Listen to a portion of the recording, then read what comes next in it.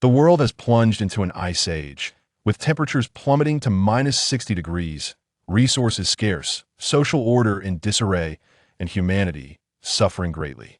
In his previous life, Ji Hao struggled to survive, only to be slain by his enemies, leaving behind a legacy of regret. However, in this life, Ji Hao is reborn and has awakened extraordinary abilities, allowing him to amass a fortune in supplies worth billions. While others are embroiled in fierce competition over a single packet of instant noodles or a crumb of biscuit, Ji Hao finds solace in his safe house, surrounded by beautiful women, sipping champagne and red wine, indulging in a sumptuous seafood feast, leaving onlookers envious. The apocalypse is indeed splendid. Ji Hao muses as he gazes at the lovely ladies beside him. Chapter 1. Clinging to the wealthy sister. In a luxurious presidential suite, a noble beauty clad in a purple lace miniskirt gazes seductively at the young male attendant before her, a faint smile gracing her lips as if she holds all the cards. Meanwhile, the attendant Ji Hao is taken aback, his face a portrait of astonishment. Didn't I die in the frigid apocalypse, stabbed to death by that scoundrel Du Feng? How could this be? Ji Hao looks out the window, where the sun shines brightly. This is no frigid apocalypse. Suddenly, he realizes something and hastily checks the date on his phone. Indeed, he has been reborn, returning to 2 months prior to the outbreak of the apocalypse.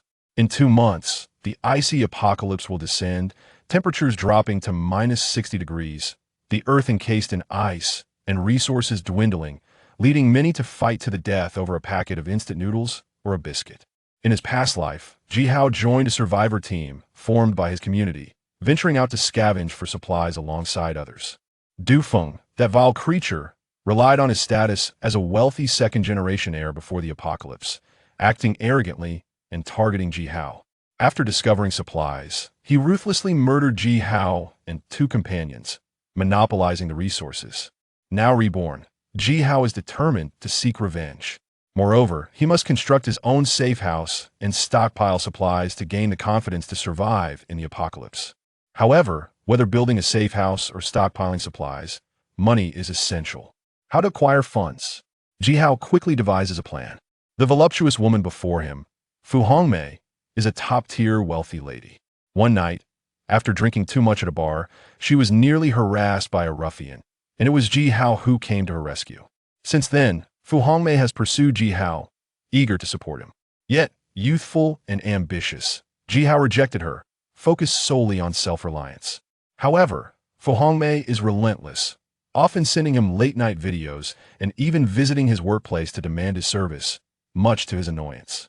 Reflecting on it now, he realizes he was a fool, an utter fool. Fortunately, fate has granted him a second chance. If he serves this wealthy woman well, he need not worry about funds for stockpiling. With this clarity, Ji Hao feels invigorated, scrutinizing the noble beauty before him. Fu Hongmei possesses exquisite features, her skin fair and smooth, her hair elegantly styled, with lips like dancing flames, particularly her enchanting peach blossom eyes that seem to captivate the soul. Her figure is equally remarkable, voluptuous and curvaceous, with a petite waist and long legs.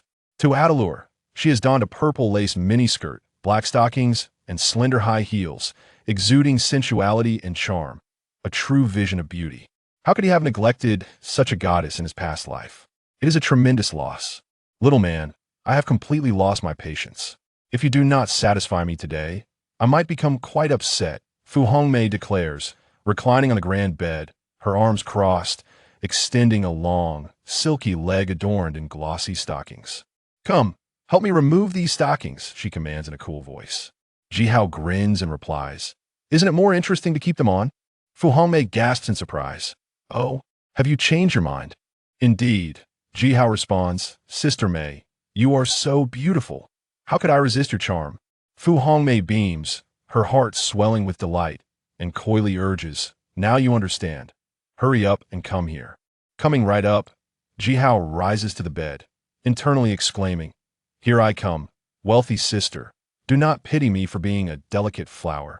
As Ji Hao departed from the hotel, Fu Hongmei remained sprawled on the bed, her face flushed with satisfaction, thoroughly pleased with him. Of course, it was not only Fu Hongmei who felt this way. Ji Hao was equally content. This mature woman was indeed a rare and alluring enchantress. Moreover, before he left, Fu Hongmei had insisted that he cease working and offered to support him financially, handing him a bank card containing 200 million. Truly, being with a wealthy woman has its advantages. Now he had the funds to stockpile supplies. Just as Ji Hao was contemplating a trip to the wholesale market, he suddenly stumbled, nearly losing his balance. Turning back, he realized that he had inadvertently tripped over a small stone. Ji Hao cursed inwardly, lamenting how misfortune could even befall one through the smallest of obstacles. In the midst of his irritation, a surge of electricity erupted from within him, striking the stone and splitting it in two with a resounding crack. What? Ji Hao was left dumbfounded, his face a mask of disbelief. Could this be an electrical ability? After a series of tests, Ji Hao finally confirmed that he had indeed awakened an electrical ability. Additionally, within him resided a squarely which contained an alternate space of approximately 1 trillion cubic meters. When he wished to collect supplies, he could open a 4 by 5 meter portal before him. This portal connected to the Titar, allowing him to effortlessly transport items into it with merely a thought. Although he could only store inanimate objects and not living ones, the items placed inside would never expire, making it a miraculous tool for stockpiling supplies. Following the awakening of his ability, Ji Hao's physical capabilities were significantly enhanced. A single punch against a tree left a profound imprint. One could say that with his current strength, even without utilizing his electrical powers, he could easily handle several adults. What a thrill! Ji Hao felt tears of joy welling in his eyes as he secretly vowed, Du Feng, I shall see how you contend with me. In this life, I will ensure you pay for your blood debts. Clenching his fists, Ji Hao reveled in the power coursing through him, feeling invincible. I, Ji Hao, am unbeatable. I, Ji Hao, shall defy the heavens. I, Ji Hao, will crush everything in my path. Ha ha ha. After calming his emotions, Ji Hao contemplated his next plans. With an alternate space at his disposal, he could amass even more supplies and construct a larger safe house. The 200 million he held seemed substantial, yet in reality, it was wholly insufficient. He needed to devise a means to acquire more funds. Soon, Ji Hao had an idea. He recalled that on this very day in his past life, a master calligrapher had discovered an authentic piece by Yin Jinxing at a nearby antique street stall, selling it for 230 million, which had caused quite a stir. If he could intercept that authentic piece, wouldn't the money flow in? Without hesitation, Ji Hao hailed a vehicle and made his way to the nearby antique street. After a thorough search, he finally spotted the genuine work of Yin Jinxing at a small corner stall, fortunate that it had not been purchased by someone else. The stall owner was a lecherous old man who occasionally cast lustful glances at passing women, clearly not a person of integrity. Ji Hao secretly scorned him, thinking, if not you, then who? Oh, young brother, what would you like to buy? The lecherous old man grinned, revealing a few yellowed teeth. Ji Hao pointed at several calligraphic works on the stall and casually inquired, how much for these characters? The old man patted his chest, declaring, these are genuine works by ancient masters, priced at 100,000 each, an absolute bargain. Ji Hao scoffed. Genuine pieces going for only 100,000? Are you running a charity, shopkeeper? The old man chuckled awkwardly, his expression becoming uncomfortable. Chapter 2, the enchanting mother of the rival Ji Hao remarked, my friend has recently taken up calligraphy and wishes to purchase a few pieces as a gift. Please give me a discount. I shall take them all. The lecherous old man replied, I can offer you a 40 discount. What do you think? Ji Hao scoffed. 100 kuai per piece. If that works, fine. If not, then so be it. The old man shook his head vehemently. Without hesitation, Ji Hao turned to leave, mentally counting down 3, 2, 1. Hey, wait. Just as anticipated, the old man panicked and called out to Ji Hao. All right, I will sell them to you. Consider a way to start my business. Ultimately, Ji Hao spent 500 kuai to acquire all 5 calligraphy pieces from the stall. Watching Ji Hao depart, the old man grinned broadly, thinking to himself, I managed to sell this worthless junk for 100 kuai a piece. This foolish lad is truly easy to deceive. What a profit. Once he had walked a distance, Ji Hao retained 1 genuine piece and discarded the other 4 fakes, subsequently entering a renowned calligraphy and painting store. The owner, recognizing the value, displayed a look of shock, though he quickly masked it with indifference. Young man, while this piece is a copy from a later era, it is quite aged and may hold some value. How about 800,000 directly? He said, feigning nonchalance. Ji Hao replied coldly, Owner, you are a knowledgeable person. Let us not beat around the bush. This is an authentic piece. My final offer is 5 billion. You will certainly profit. If not, I shall seek elsewhere. The shopkeeper sighed inwardly, realizing Ji Hao was not easily fooled. He ceased his attempts at persuasion and stated earnestly, How about 3 billion? Even if you take it to an auction house, there will be handling fees, so a direct transaction with me is far more advantageous. Ji Hao pondered for a moment, feigning hesitation before agreeing. After receiving the money, Ji Hao turned to leave. Not long after, a young woman, accompanied by an elderly gentleman in traditional attire, hurried into the antique street, heading directly to the lecherous old man's stall. The young woman quickly inquired, Shopkeeper, what about the calligraphy piece I was interested in? I will buy it for 100,000.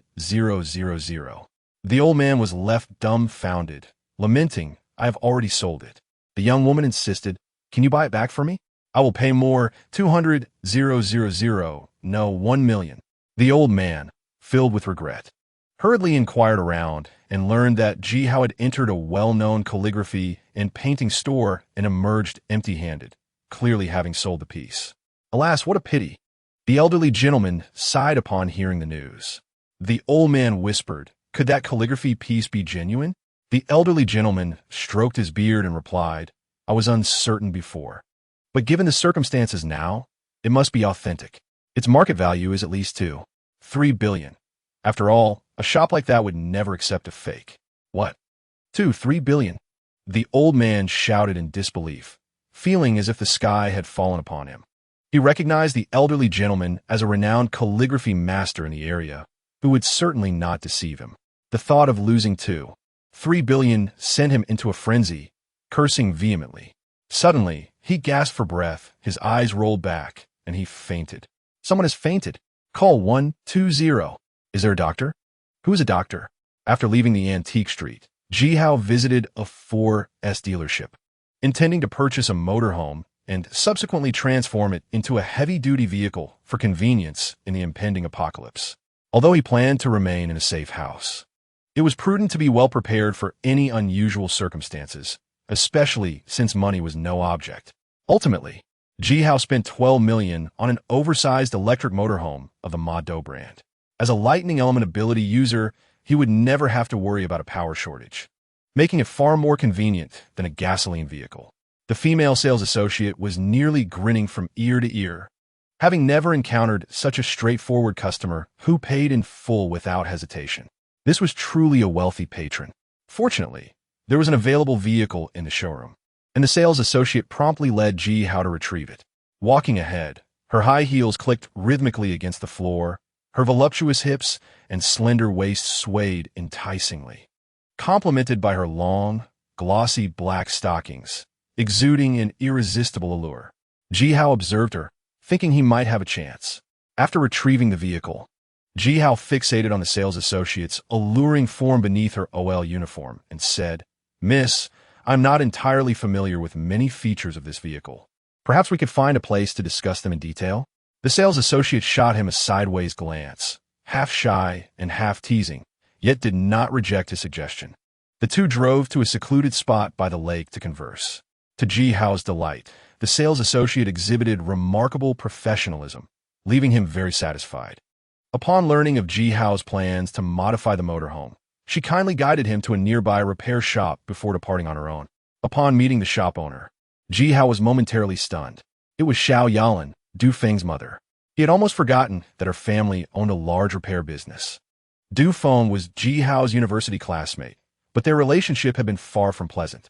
Ji Hao came from a poor background, and Du Feng had always looked down on him, often seeking opportunities to bully him. After Ji Hao's parents perished in a car accident, the responsible driver compensated them with a luxurious home, conveniently located next door to Du Feng's family. After moving in, Ji Hao inadvertently irritated Du Feng's family. They felt it was ill fortune to have a loser living next door, and they threatened to evict him. Not long after, Dufeng's father succumbed to illness, which further fueled the belief that Ji Hao had brought them misfortune, worsening their already strained relationship. Now 3 years had passed, and Dufeng's family's repair shop was in dire straits, barely scraping by, which caused Xiao Yalan considerable distress. Ji Hao sat on a nearby sofa, scrutinizing the elegant beauty before him. Xiao Yalan exuded a mature charm, her hair elegantly styled, her complexion fair and smooth, her red lips vibrant as flames, and her eyes glimmering with allure. Dressed in a professional OL ensemble, her ample bosom strained against her blouse, while her high-waisted pencil skirt hugged her curves, complemented by black stockings and high heels, giving her legs an elongated and proportionate appearance. No matter how many times he had seen her, Ji Hao was always captivated. This mature woman was voluptuous and stunning, her figure a perfect embodiment of beauty, especially her well-rounded hips, rivaling even Fu Hongmei. To share a moment of intimacy with her would be worth sacrificing a decade of life. Xiao Yalan, sensing Ji Hao's heated gaze, felt a mix of embarrassment and anger, and coldly commanded, "This is not a place for you. Disappear from my sight within 3 seconds, or face the consequences." Yihao chuckled. "Is this how you treat your guests?" Xiao Yalan distanced herself from Ji Hao, disdainfully retorting, "What kind of guest are you? Scram, lest you bring your bad luck upon me. Without a significant order, your shop is unlikely to last much longer, isn't it? Coincidentally, I came here today to offer you financial support. It's up to you to accept it." Ji Hao remained unfazed by her mockery. He had nothing to lose. If he could successfully win over this enchanting woman, it would all be worth it. "Everyone knows you are a loser. What? Do you actually have a big order?" Xiao Yalan scoffed. Ji Hao replied, "I just purchased a new Mado brand motorhome and intend to modify it into an apocalyptic battle vehicle. I wonder if you might be interested?" Xiao Yalan scoffed dismissively. "A Mado motorhome costs at least several million. If you can afford it, I will sleep with you on the spot." Just then, a worker rushed in, breathless, and excitedly informed Xiao Yalan that a Mado motorhome was parked outside, presumably for modifications, which could be a substantial order that might save the shop. Xiao Yalan stared at Ji Hao in shock. "Is the vehicle outside yours?" Ji Hao grinned widely. "Congratulations, you got it right." Chapter 3. I have long admired. The Madame Ji Hao gazed directly into Xiao's eyes and inquired, "You need not concern yourself with this matter. I simply ask you, will you undertake this business?" Xiao Yalan remained silent, neither rejecting nor agreeing. Given the current state of her auto repair shop, which could barely afford to pay its workers, a substantial order was indeed imperative. However, the thought of yielding to Ji Hao left her feeling quite conflicted. Ji Hao, unfazed, relaxed in his seat with his legs crossed, patiently awaited Xiao's decision. Ultimately, after a moment's hesitation, she bit her silver teeth in resignation and softened her expression, saying, "Fine, I shall take on your business. Now, how do you wish to modify it?" Without haste, Ji Hao's gaze lingered upon Xiao's alluring figure, and with a smile, he remarked, "Earlier, you mentioned that if I were to purchase a Madopo RV, you would accompany me to bed. Surely, you would not go back on your word?" Xiao's eyes turned cold, shooting a fierce glare at Ji Hao, yet she remained silent. Realizing he had overstepped, Ji Hao shifted the conversation to the RV modifications. As per his specifications, the RV required an additional layer of thick steel plating for enhanced protection. Furthermore, it needed tracks installed, for traversing snowy terrains solely on wheels proved challenging. Tracks offered much-needed convenience. Inside the RV, the most advanced heating systems were to be implemented to ensure a warm environment even in frigid conditions of -60 degrees outside. Ji Hao meticulously outlined his requests. Xiao Yalan listened, somewhat perplexed. Yet since Ji Hao had a clear need, she refrained from questioning further. As long as the payment was satisfactory, she felt all could be resolved. "Based on your requirements, the modification costs will be somewhat steep, approximately 10 million. We could even purchase another RV with that amount," Xiao Yalan stated candidly. With a sweeping gesture, Ji Hao responded cheerfully, "Money is no object. I shall grant you 2 months. Can you manage it?" After pondering briefly, Xiao Yalan nodded. "It may be tight, but I can offer the workers double pay to ensure they put in extra hours. I guarantee the task will be completed within 2 months." Agreed, it's a deal. Ji Hao extended his hand, saying, "May our collaboration be fruitful." Xiaolan hesitated momentarily before shaking his hand. Truly, her delicate hand was as smooth and fair as exquisite jade. And Ji Hao found himself reluctant to release it. A blush crept onto Xiaolan's cheeks as she shot him a sharp glance, forcibly withdrawing her hand. "Now that we have come to an agreement, let us sign the contract and arrange for the deposit." Ji Hao replied, "No deposit is necessary. I will pay the full amount up front. You may include this in the contract." Xiaolan was taken aback, questioning whether she had misheard. After years in business, this was her first encounter with such a straightforward client. However, a flicker of concern crossed her mind, fearing that Ji Hao might be deceiving her. With a heart full of trepidation, she drafted the contract. Upon reviewing it, Ji Hao found no issues and signed his name, thus activating the agreement. A sigh of relief escaped Xiaolan. The 10 million would surely save a repair shop. "Please proceed with the payment, so I may prepare the materials for the modifications," she urged. Ji Hao replied nonchalantly, "What is the rush? Come to my residence tonight. I shall give you the money. It is merely a few steps away." "You?" Xiaolan's chest heaved with indignation, her emotions surging as she coldly retorted, "Are you toying with me?" Ji Hao maintained his calm demeanor. "The contract is signed. What do you have to fear? If worst comes to worst, you may simply sue me." Contemplating this, Xiaolan huffed, "Very well. I hope you do not play tricks, or I shall ensure you regret ever coming into this world." Leaving the RV keys behind, Ji Hao turned to exit the repair shop. Just as he was about to depart, he suddenly recalled that without the RV, he would lack transportation. Thus, he returned inside to seek out Xiaolan once more. "What brings you back?" Xiaolan crossed her arms, her figure strikingly alluring. Ji Hao stated plainly, "I am in need of a vehicle. If I recall correctly, your car is a BMW 7 Series. May I borrow it for 2 months? I shall return it to you afterward." Xiaolan frowned, ready to unleash her anger, but then remembered the 10 million in modification fees and swallowed her frustration. "Drive carefully," she warned, tossing in the car keys while threatening, "If you damage it, you shall pay." "Fear not. I am an experienced driver. Moreover, should any issues arise, I could always offset them with my RV, so you would not suffer," Ji Hao jested. "If you remain reluctant, we could always explore alternative arrangements, such as me being your companion, to soothe your lonely spirit." He chuckled. "Get lost." Xiaolan stamped her foot, her face flushed with anger. Upon reaching the parking lot, Ji Hao located Xiaolan's BMW.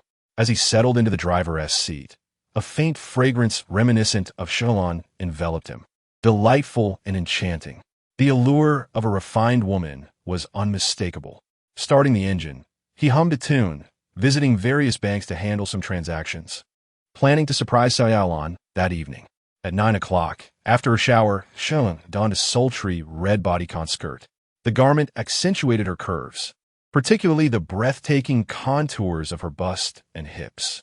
As she stepped into the corridor, ready to knock on the door of Ji Hao's apartment, 3 men suddenly emerged from the stairwell, each carrying paint buckets and exuding a sinister demeanor. "What a coincidence! We were just looking for you," the leader, a middle-aged man named Awakens, announced. He was known for his ruthless reputation and was a notorious bully in the neighborhood. "You must be aware of my reason for seeking you. Your son lost 8 million in my casino a while ago, and despite numerous reminders, you have chosen to ignore me. Very well. If you refuse to pay, I shall simply vandalize your home." Xiaolan's expression faltered. Ever since her husband passed away, her son Du Feng had succumbed to the vice of gambling, and despite her admonitions, he had failed to amend his ways. Now, burdened with an 8 million debt, she felt utterly helpless. The 10 million promised by Iha had yet to materialize, and even if it did, she dared not use it. If the modifications did not meet the requirements, she would face exorbitant penalties, compounding her troubles. "Leuge, could you grant me an additional 2 months? I assure you, the money will be repaid," Xiaolan pleaded. "Clearly, you have chosen to ignore my generosity. A lesson must be imparted," Levin barked angrily, signaling his 2 henchmen. "Come, douse her." The 2 men, one with bleached hair and the other with green, approached with their paint buckets ready to unleash chaos. In desperation, Xiaolan stepped in front of them, imploring Liu Batan, "Leuge, I genuinely have difficulties. Please understand. I will repay the money. Just grant me a little more time. Liu Bao's gaze lingered on her, and he smirked. Actually, there might be a way. A glimmer of hope sparked in Xiaoyan's eyes as she quickly asked, "What is it? Please tell me." With a mischievous grin, Liu Bao's eyes roamed over her alluring figure. "I have long admired you, my lady. If you would grant me a taste of your charms, not only would I extend your deadline by 2 months, but I could even offer you 2 years." You. Xiaoyan's face flushed crimson with fury. Beside her, the bleached-haired thug sneered, "Boss, this beautiful woman is stunning. After you're done, let us have our turn." Indeed, the green-haired one chimed in, "My videography skills are top-notch. Allow me to capture this moment. I guarantee your satisfaction." "Monsters, do you possess no humanity?" Xiaoyan's rage boiled over, her body trembling with indignation. "Since you cannot repay your debts, it is only reasonable to offer your body as collateral. Today, you will acquiesce, whether you desire to or not," Liu Batian declared. Losing his patience, he commanded his henchmen, "Come, restrain her. I shall show her my power." The 2 men advanced menacingly toward Xiaoyan. "Please no." Tears of humiliation streamed down her face, her heart breaking. When a woman says no, she often means yes. "Fear not. I shall ensure you enjoy this," Liu Batian taunted. Liu Batian was filled with excitement. He had coveted Xiaoyan for an extended period, and now his desires were finally within reach, leaving him utterly elated. "Help! Help!" Xiaoyan cried out as she retreated, but soon found herself at the end of the corridor, with nowhere else to flee, her heart sinking to the depths of despair. Was she destined to be defiled by this beast? The mere thought of such a fate filled her with profound sorrow. Suddenly, the door swung open, and Ji Hao poked his head out, inquiring, "Who is calling for help?" Upon seeing Xiaoyan and Liu Batian, Ji Hao was momentarily taken aback. He recalled that in his previous life, Xiaoyan had been away conducting business, while Liu Batian had recklessly splashed paint, resulting in widespread notoriety. Merely a day later, Xiaoyan had sold her auto repair shop and mortgaged her house to raise $8 million to settle her debts. In the apocalypse, her plight had been even worse. She had been sold to Liu Batian by Du Feng, disguised as a box of instant noodles. Yet, she had resolutely refused, leaping from the 17th floor and dying on the spot. Upon encountering Liu Batian again, Ji Hao's anger surged. If Du Feng was the person Ji Hao hated the most, Liu Batian was a close second. In his previous life, this villain had formed a resource-gathering team, ruthlessly oppressing its members, causing Ji Hao to endure immense suffering. Now that he had been granted a second chance, he was determined not to let this scoundrel escape unscathed. He would ensure he paid dearly for his transgressions. "Oh, please save me," Xiaoyan shouted desperately. Liu Batian shot a disdainful glance at Ji Hao, sneering, "Kid, you wish to be the hero?" Ji Hao retorted, "Why not?" Liu Batian and his accomplices erupted into derisive laughter, their faces contorted with contempt. "With your scrawny frame, you should head home and wash up for bed. There are plenty of fools around, but today it seems especially abundant. Kid, if you want to keep your life, I can offer you a task. When the 3 of us are busy, you can use my phone to help record our exploits. Who knows if we finish in good spirits? I might even let you indulge a little." Hearing their crude remarks, Xiaoyan felt an overwhelming sense of anxiety. Liu Batian was notorious for his ruthlessness, and she genuinely feared Ji Hao might relent. If that happened, an abyss of darkness awaited her. Yet, Ji Hao maintained a relaxed demeanor, defiantly replying, "If you enjoy being recorded so much, why not summon your mothers, so I can record them instead?" "You're courting death," Liu Batian bellowed, directing his ire at the green-haired thug beside him. "Go take him out." The green-haired thug charged forward, swinging his fist at Ji Hao. However, in an instant, Ji Hao sent him sprawling with a single kick, leaving him utterly defenseless. The yellow-haired thug, undeterred, also rushed in, only to meet the same fate and fell lifelessly to the ground.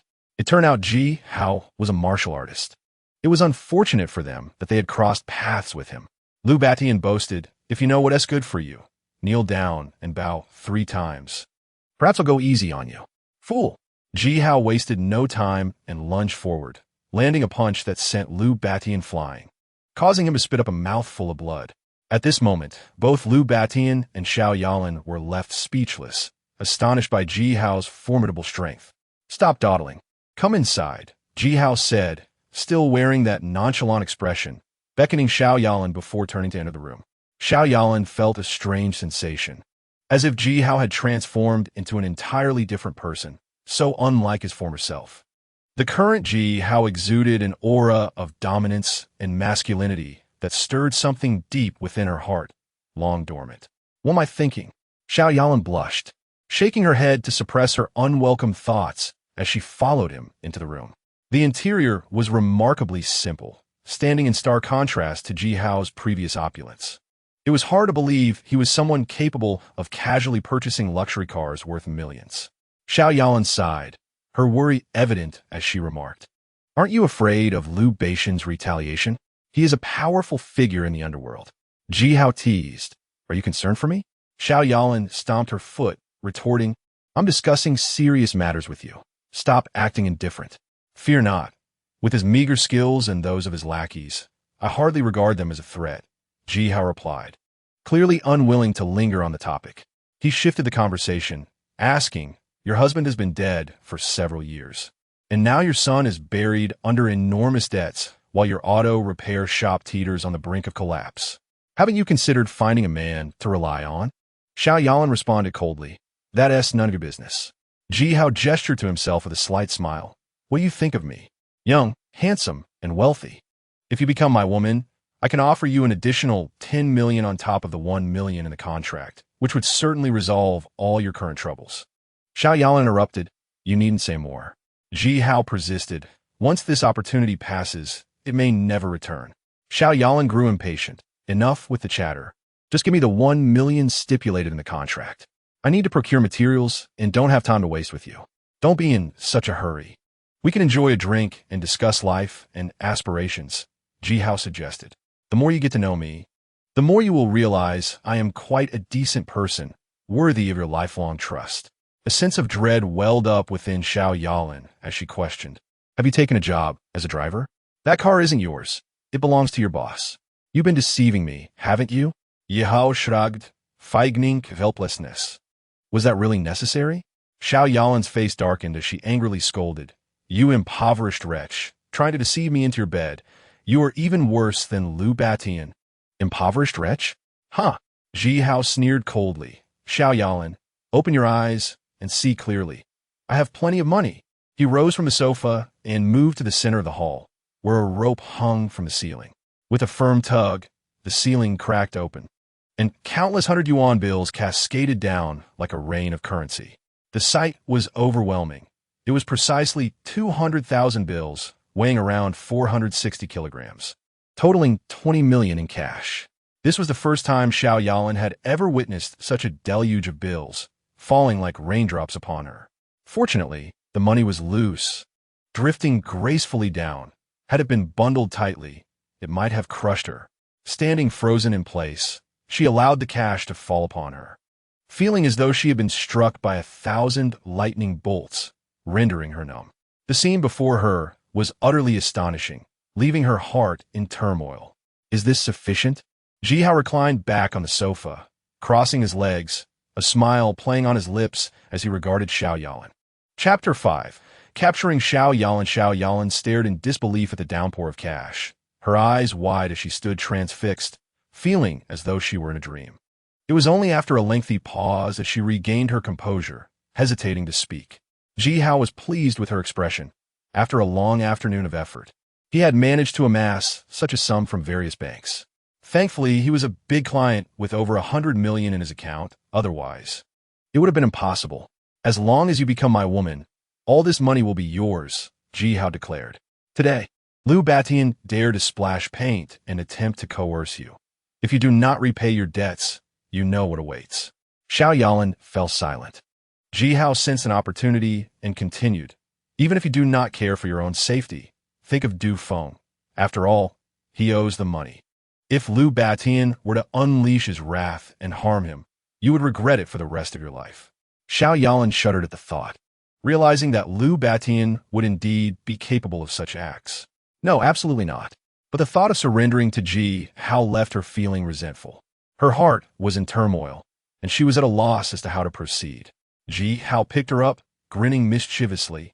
I still prefer how you look in that bright red floral qipao. Today is the weekend. Du Feng is surely out having fun. Cool me. Let us go to your home so you can change into the qipao for me. Late at night, as Ji Hao was preparing to return, he approached the bedroom door only to see it swing open, revealing a swaying figure entering. Ji Hao reacted swiftly. Before the other party could notice him, he immediately returned to Xiao Yalin's bedroom and promptly locked the door. Why are you back again? Xiao Yalin exclaimed, filled with annoyance, wondering if this fellow intended to bully her once more. Du Feng is outside, Ji Hao whispered. What? Xiao Yalin's eyes widened in alarm. This evening, Du Feng had indulged in excessive drinking and originally planned to stay out for the night, but due to recent events, he returned home, feeling rather despondent. Du Feng knocked on the bedroom door and called out, Mom, I'm back. Xiao Yalin felt a wave of shame. If Du Feng discovered Ji Hao was there, who could predict the outcome? You must hide. Don't let Xiao Feng find you, she urged Ji Hao in a hushed tone. Why don't you just not open the door? Ji Hao replied indifferently. Listen to his voice. He must be quite drunk. I need to take care of him. After all, he is my beloved son, and I cannot neglect him. All right, I promise I will. Ji Hao glanced around, but where should I hide? This left Xiao Yalin in a difficult position. Outside, Du Feng spoke again, Mom. Are you asleep? Why aren't you saying anything? I'm here. Just a moment. I will open the door, Xiao Yalin responded. She pointed to under the bed and said to Ji Hao, You hide there. Once tonight is over, I will comply with any request of yours. You must keep your word. Do not go back on it, Ji Hao said, suddenly excited and quickly hiding under the bed. Xiao Yalin opened the door, and indeed, Du Feng stumbled in, heavily intoxicated, swaying as if he might fall at any moment. Why did you drink so much again? Xiao Yalin lamented. Du Feng frowned and said, Mom, why are you still awake? Are you having trouble sleeping alone? Isn't it fortunate that Liu Batian has been pursuing you? If you become his mistress, I want to have to repay the 8 million I owe him. It's a win-win. He continued excitedly. You are my biological mother. Sacrificing a little for me is quite reasonable, isn't it? What did you say? Xiao Yalin felt utterly powerless, tears welling up at her eyes. Could this truly be her son, uttering such outrageous words? Under the bed, Ji Hao was taken aback. It was no wonder that Du Feng could commit such vile acts against Xiao Yalin in the apocalypse. He was nothing less than a beast. Du Feng attempted to speak further, but the effects of alcohol overwhelmed him, making him dizzy and causing him to collapse onto the floor, falling asleep. Xiao Feng, the floor is cold. You should sleep on the bed, Xiao Yalin called, but Du Feng lay still, only emitting soft snores. Ji Hao crawled out from under the bed, approached Xiao Yalin, and gently patted her shoulder, comforting her. Don't cry. Having such a rebellious son is merely your misfortune. Go wash your face. I will help carry him to bed.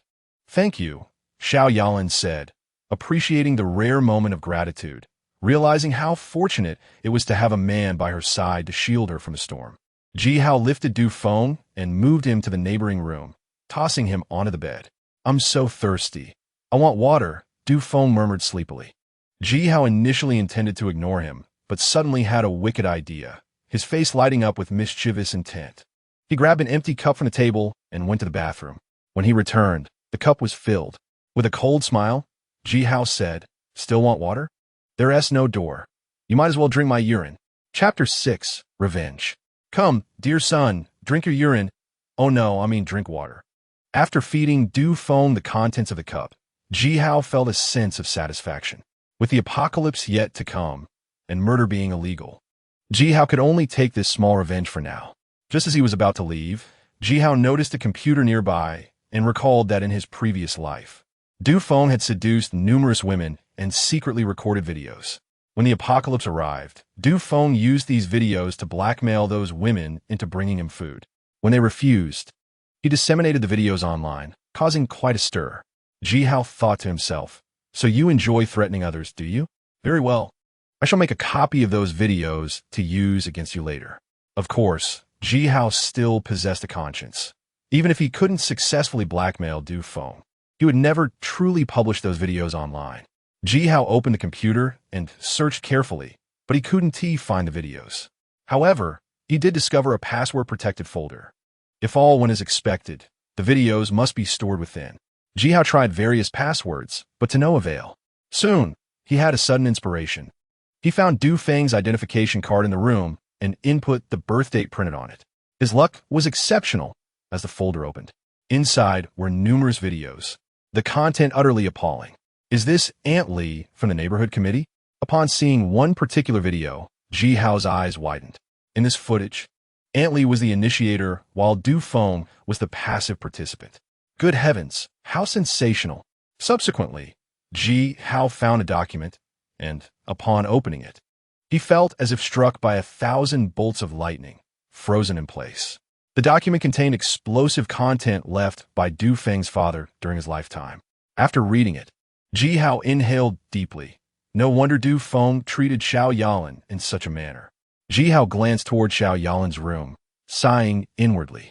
It was truly pitiable for her to remain oblivious for so many years. After a moment of silence, Ji Hao uploaded all the videos and documents to a cloud drive, deleted his browsing history, and then shut down the computer. Remembering the content he had just seen ignited a fire of anger within him, prompting him to teach Du Feng a lesson. He utilized his abilities to release a small bolt of lightning that slowly approached Du Feng. From now on, you shall live like a eunuch. Ji Hao then went to Xiao Yalan's room. Xiao Yalan's eyes were still red and puffy, and she said softly, "You cannot stay here overnight. If Xiao Feng finds out, I will lose all face. Just this once. Once we're done, I will leave immediately," Ji Hao assured her. "Don't overstep," Xiao Yalan admonished. Ji Hao extended his arms, pulling her into an embrace, whispering seductively in her ear, "Dear lady, you wouldn't want your son to discover our secret, would you?" Xiao Yalan shivered at his words. The next morning, Du Feng awoke, feeling a slight discomfort in a certain area of his body. He paid little mind to it, opening his computer to view the videos he had previously recorded. However, after a while, he realized something terrifying. His body had lost all sensation. What the hell? Du Feng panicked, breaking into a cold sweat, fearing that his excessive indulgence had rendered him incapable. Recently, the proud dance major from university had finally agreed to date him, and he had planned to take her to a hotel to seal the deal. Now, with this predicament, he was utterly frantic. The young woman, after graduating, had not pursued a career in dance, but had become a flight attendant instead. Standing at 174 centimeters tall, she possessed exceptionally long legs. When donned in her uniform, her bosom was accentuated, paired with a snug pencil skirt, black stockings, high heels, and her hair elegantly styled. She exuded an air of sophistication, undeniably a gem among gems.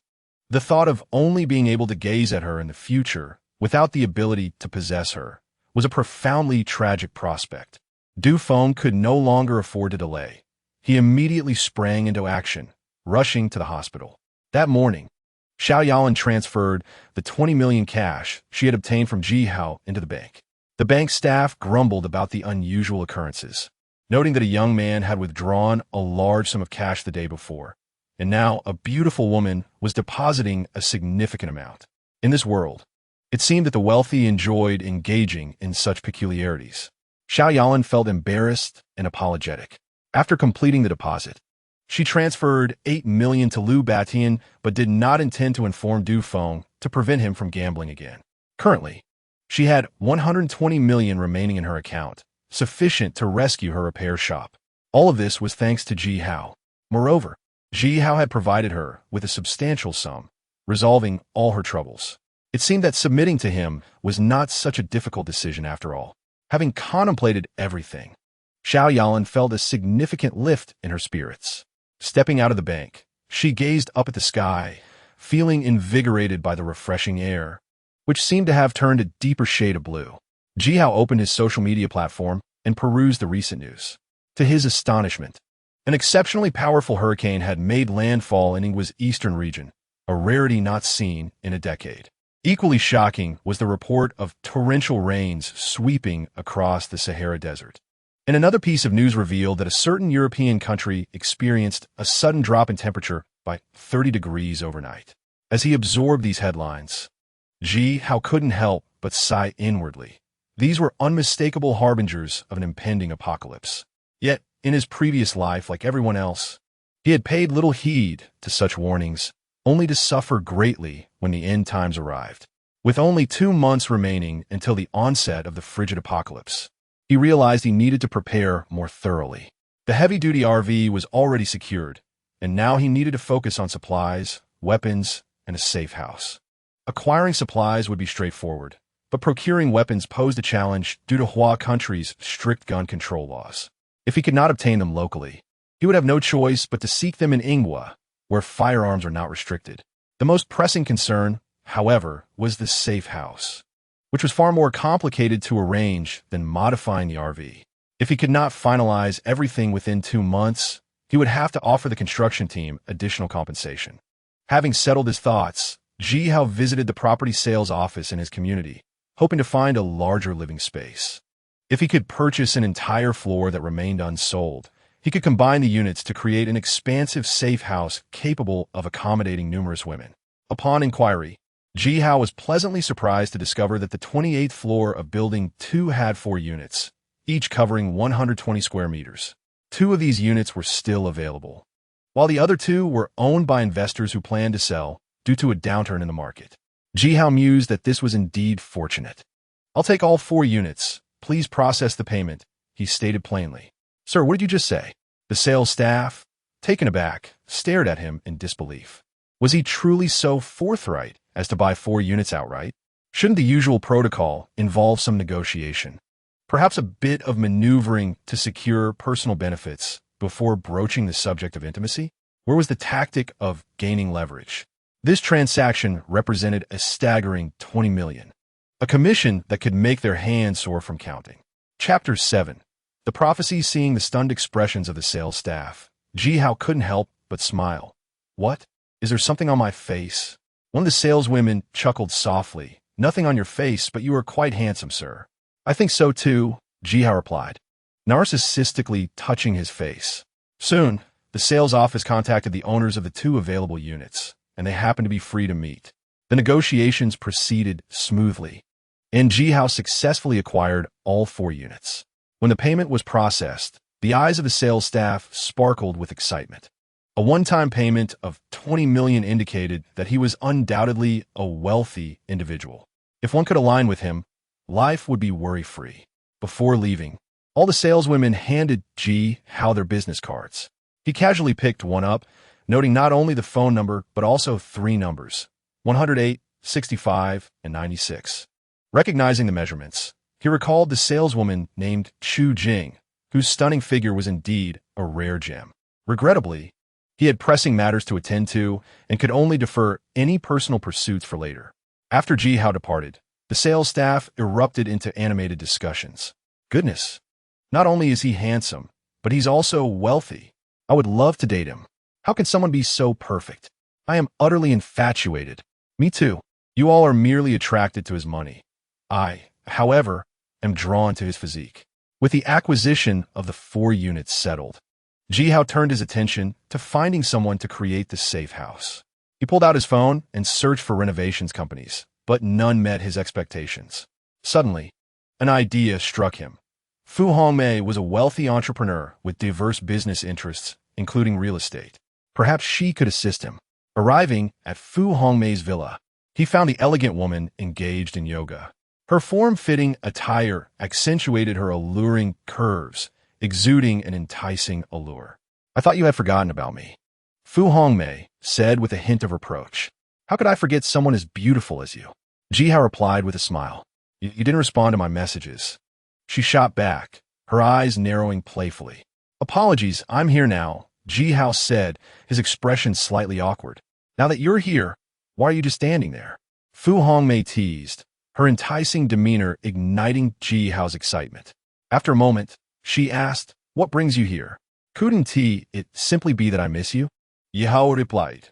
"Get lost," Fu Hongmei retorted, though her tone was lighthearted. Ji Hao then candidly explained his desire to create a safe house. Fu Hongmei listened intently, then touched his forehead, frowning slightly. "You're not feverish, are you?" In this peaceful era, you believe in the end of the world? That is sheer nonsense.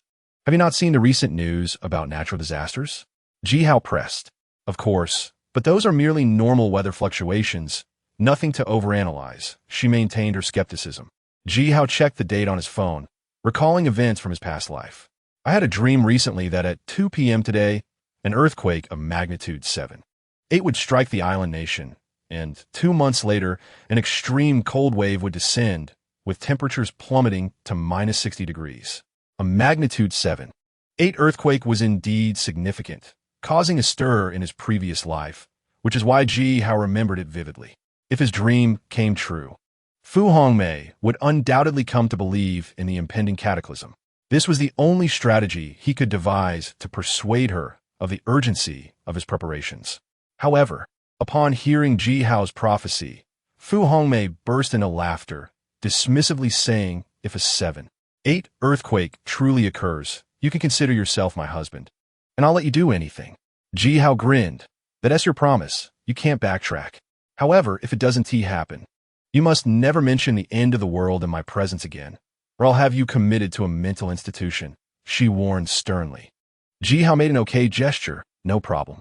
As the time approached noon, Fu Hongmei personally took to the kitchen, preparing an array of delectable dishes. Despite being a wealthy woman, her culinary skills rivaled those of professional chefs. It was fortunate she had devoted herself to her career and remained single. Otherwise, Hao might have missed this opportunity. It was indeed comical.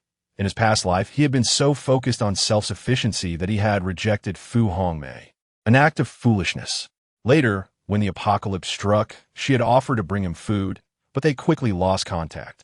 One day, while scavenging for supplies, Hao stumbled upon Fu Hongmei's frozen body in the snow near his community, clutching his photograph tightly.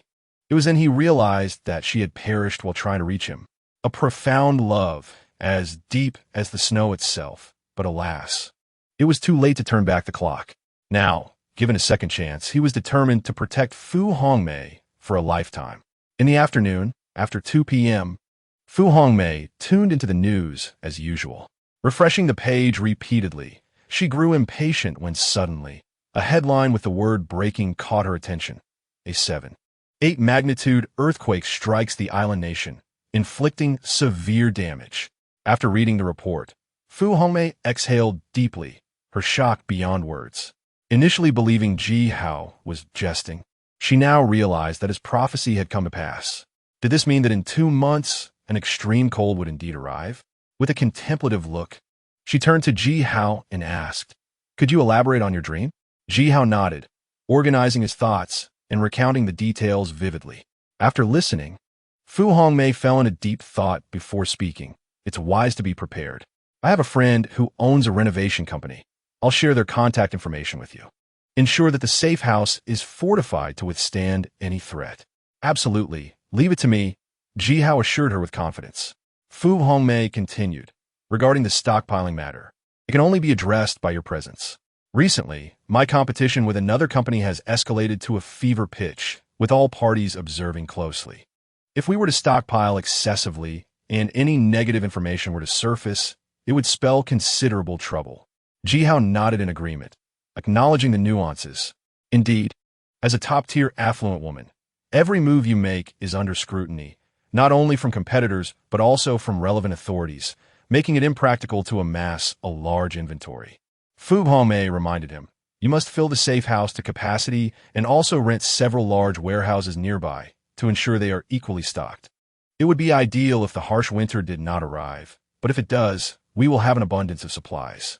Hao reassured her, "Rest assured, I have everything under control." He thought to himself that rather than merely filling the safe house and warehouses, it would be more beneficial to fill her heart first. Chapter 8. Stockpiling Shenanigans. Suddenly, Fu Hongmei recalled something and spoke again. "By the way, do not stockpile too much grain and oil. I have a close friend who owns a large grain and oil store, but she is currently transitioning to an entertainment company with another friend. However, she still has a significant amount of grain and oil left unsold, which we can purchase at a low price later on, enough to last us for years."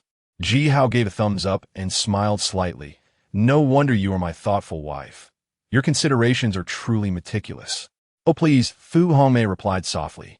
If the apocalypse truly arrives, who knows, your devoted wife may multiply into several, or even dozens. You must not abandon me then. Ji Hao felt a surge of emotion and took Fu Hongmei's hand. Rest assured, I am not that kind of person.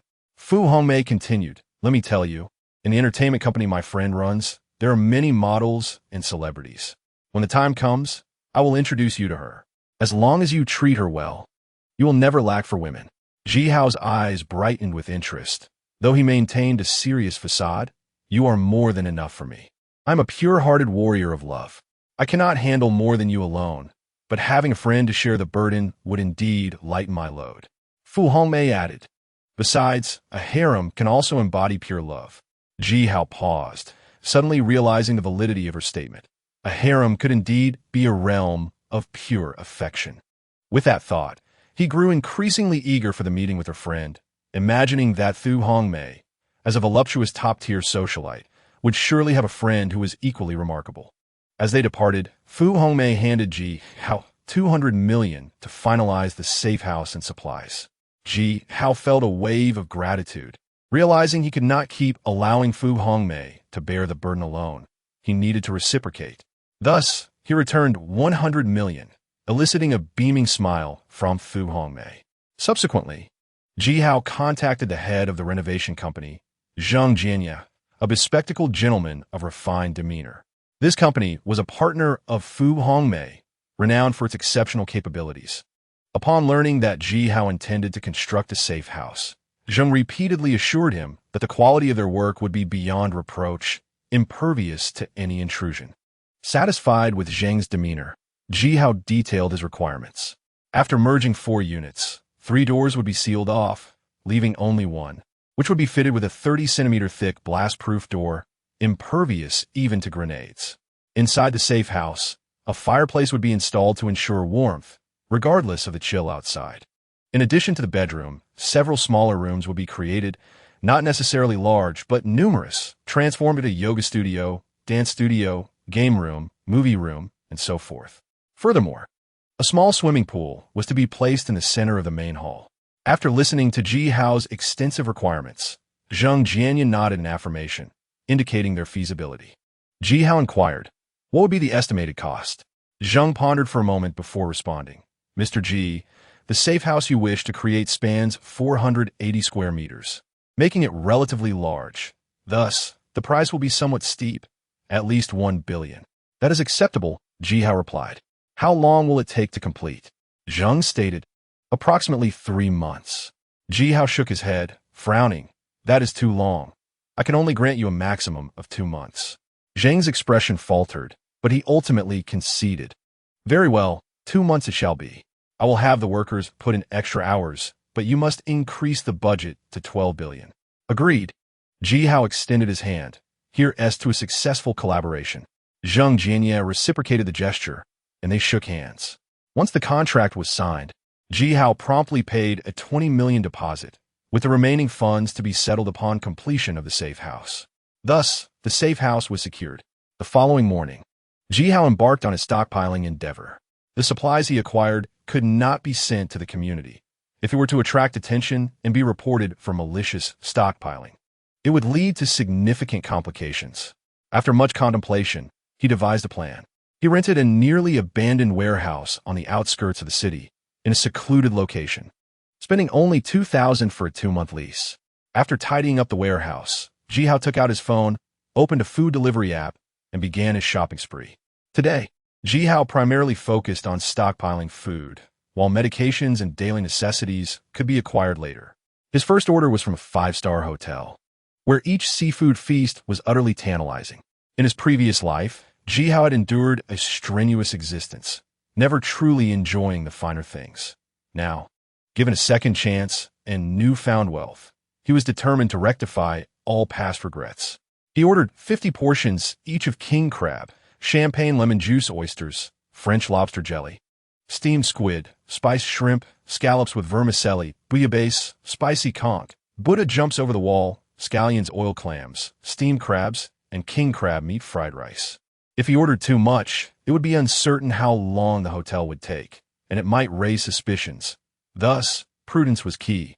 There were still 2 months before the apocalypse, and as they would not perish in the warehouse, he could afford to stockpile gradually. Next, Jihao explored various snack shops, placing orders for a plethora of delicacies. He ordered 50 portions each of spicy chicken, oden, hot dry noodles, pan-fried buns, scallion pancakes, rice rolls, char siu buns, spicy soup, meat-filled flatbread, cold noodles, stinky tofu, steamed dumplings, chicken biscuits, wife cakes, sautéed noodles, Gillen rice noodles, oyster omelets, and lawsafan. As he reviewed the myriad of snacks he had ordered, a single word resonated within him: exhilarating. Once the apocalypse struck, he would revel in the safe house, indulging in lavish feasts. This was the life a man deserved. Continuing, Jihao visited a pizza and burger joint, sweeping through their entire menu. He ordered 50 portions each of durian pizza, chicken wraps, classic cheeseburgers, crispy chicken sandwiches, French fries, onion rings, chicken nuggets, and fried chicken wings. As he planned to enjoy pizza and burgers, he realized he needed beverages to accompany them. Otherwise, he would be parched.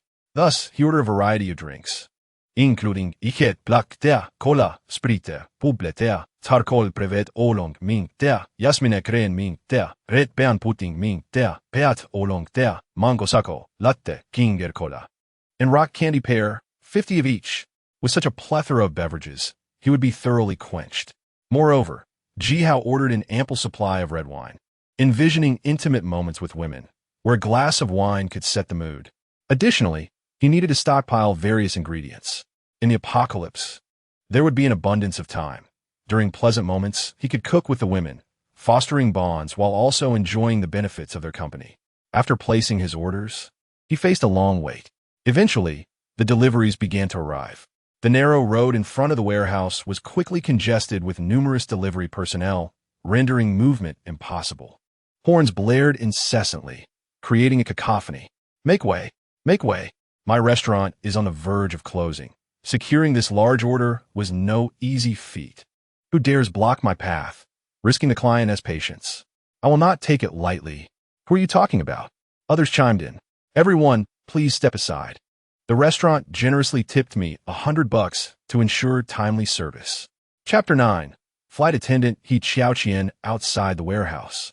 The narrow pathway was crowded with people, overwhelmed by an abundance of delivery personnel. Among them were also store owners personally delivering goods in vans, as Jihao had ordered an extensive quantity, 50 portions of each item, far too much for an ordinary delivery person to manage. As they jostled for space, friction inevitably arose. Honking incessantly, a van driver grew impatient, inciting a furious response from a nearby delivery worker. Damn it, your honking is deafening. What makes that old van so special? If the front is blocked, why don't you just fly past? The tattooed man inside the van, incensed by the insults, grabbed a steel pipe and charged out. I'm a force to be reckoned with on the streets. Anyone who dares to cross me will face dire consequences. With a fierce demeanor, he glared at the delivery workers, roaring in defiance. So you think you're a big shot? I dare you to try me. Let's see whose fist is stronger. The delivery workers, not to be underestimated, quickly retorted. The tattooed man, realizing that reason had failed, declared, if you won't listen to reason, then I'll make you regret it. He charged into the fray, chaos erupting instantly. After a scuffle, the tattooed man emerged victorious, having subdued the delivery workers despite sustaining injuries himself.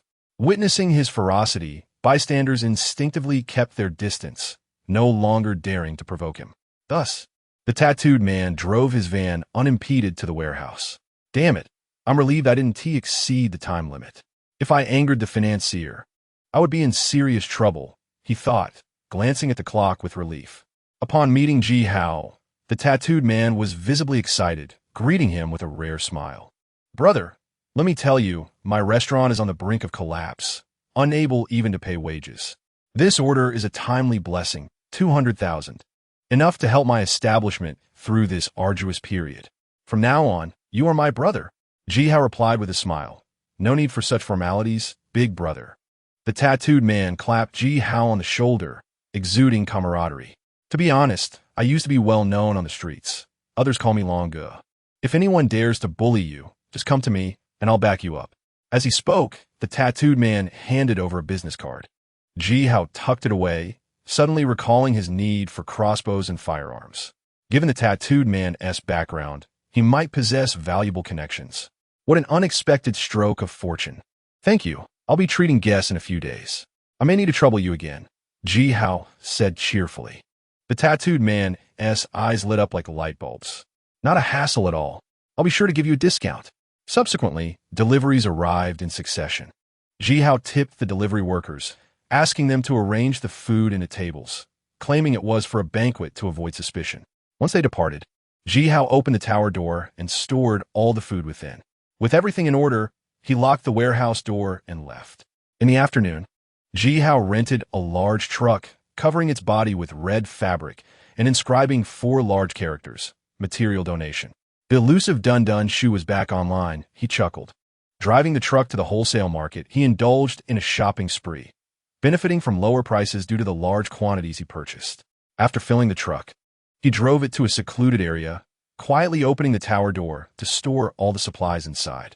This process continued until nightfall, and by the end of the day, Ji Hao had amassed an astonishing stockpile of resources, enough to last for decades. Exhausted from the day's labor, he stepped into a 5-star hotel, intending to indulge in a lavish feast. Although he had a substantial amount of ready-made food in his latest space, dining in a 5-star establishment offered a unique atmosphere and was far more enjoyable. Ji Hao ordered an extravagant array of delicacies, including king crab, steamed lobster, spicy drunken clams, French seafood casserole, grilled eel, and salt-roasted yellow croaker. Additionally, he procured a bottle of 1982 Lafite, which alone cost several tens of thousands. Altogether, his feast would easily exceed 100,000. Ji Hao mused, having endured such hardship in my past life, I shall lavishly enjoy this one. The waitress, surprised by the sheer volume of food ordered by a single patron, perceived him as a wealthy heir and resolved to engage him further. Adjusting her collar to reveal an alluring neckline, she became even more attentive. While she was indeed attractive, her allure paled in comparison to Fu Hongmei and Xiao Yalan, leaving Ji Hao disinterested. While waiting for his meal, he glanced at his bank balance and realized that his morning spending spree and the afternoon's acquisitions had nearly drained $1 billion. He couldn't help but chuckle bitterly. Money truly vanished quickly. Despite having several billion remaining, if he continued at this pace, it would be gone within days, necessitating a means to earn more. With the food yet to arrive, Ji Hao downloaded various loan apps and began applying for loans. After some time, he managed to secure 800,000. If only I could use my assets as collateral, he sighed inwardly. When his meal finally arrived, Ji Hao savored the exquisite dishes. Sipping the Lafite, he relished the lobster, finding immense satisfaction. Why did I ever refuse Fu Hongmei, that wealthy woman, in my past life? It was utterly foolish, he lamented, reflecting on his past decisions. Just as he was enjoying his meal, a man and woman entered the establishment. The man, clad simply and possessing an unattractive visage, exuded an air of arrogance, none other than Du Feng.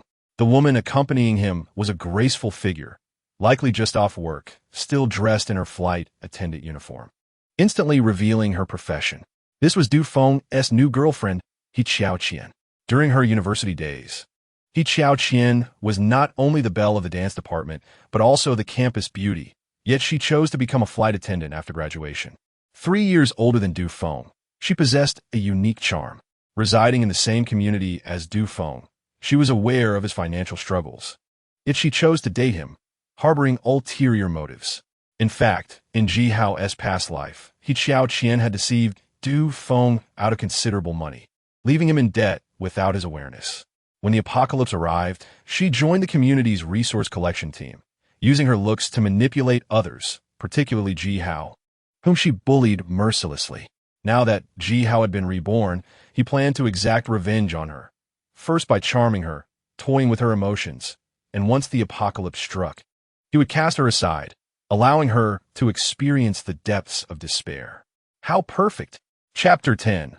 Seduction with each step. He Qiaoqian approached, her high heels clicking against the ground, producing a crisp sound that resonated in the hearts of all the men present. Her features were exquisitely beautiful, her hair elegantly styled, adorned with a silk scarf, and her makeup was subtly applied, exuding a fresh and graceful aura. Standing at 174 centimeters, her height was striking, and with the added elevation of her heels, she stood out distinctly, even taller than Du Feng beside her. Under the carefully tailored attire of a flight attendant, her figure was exquisitely delineated, with her bosom prominently elevated, undulating like waves with each step she took. Her hips, round as a full moon, filled the form-fitting skirt to perfection, broadening her silhouette beyond that of her shoulders, unmistakably a rare beauty. Below, a pair of extraordinarily long legs. The most captivating aspect of her physique were enveloped in sheer black stockings, appearing remarkably elongated and well-proportioned. During her university years, He Qian was lauded as the goddess of long legs, a title she rightfully earned. Whenever she donned black stockings and high heels, she invariably drove the men into a frenzy.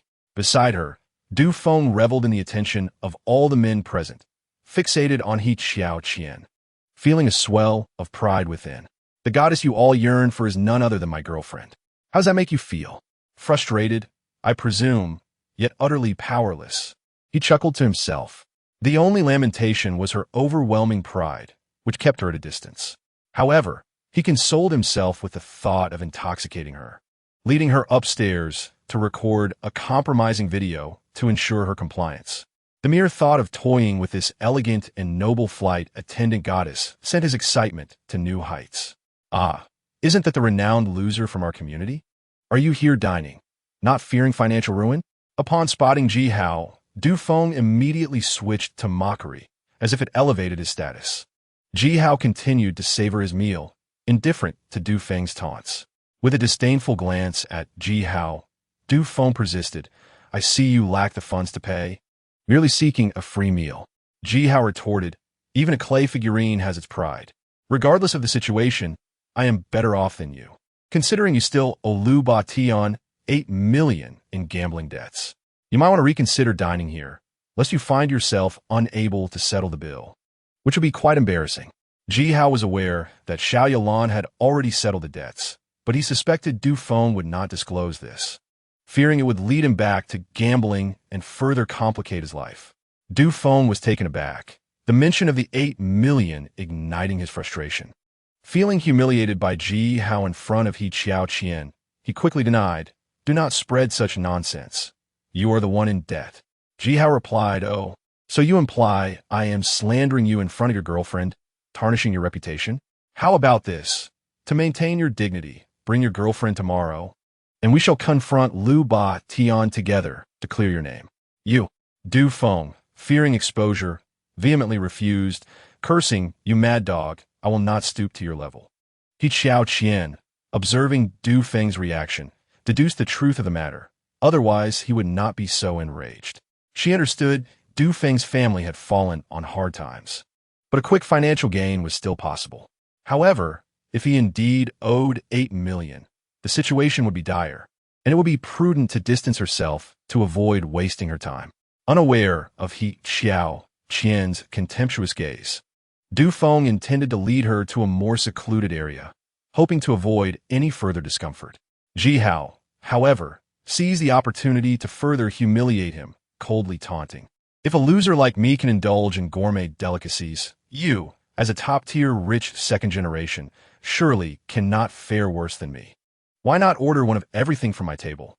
And do not forget a bottle of 82 Lafite. As he spoke, Ji Hao lifted his glass, savoring the wine with a look of pure delight. The taste is exquisite, truly a renowned vintage. This table's total does not exceed a mere 100,000, which you surely can afford, correct?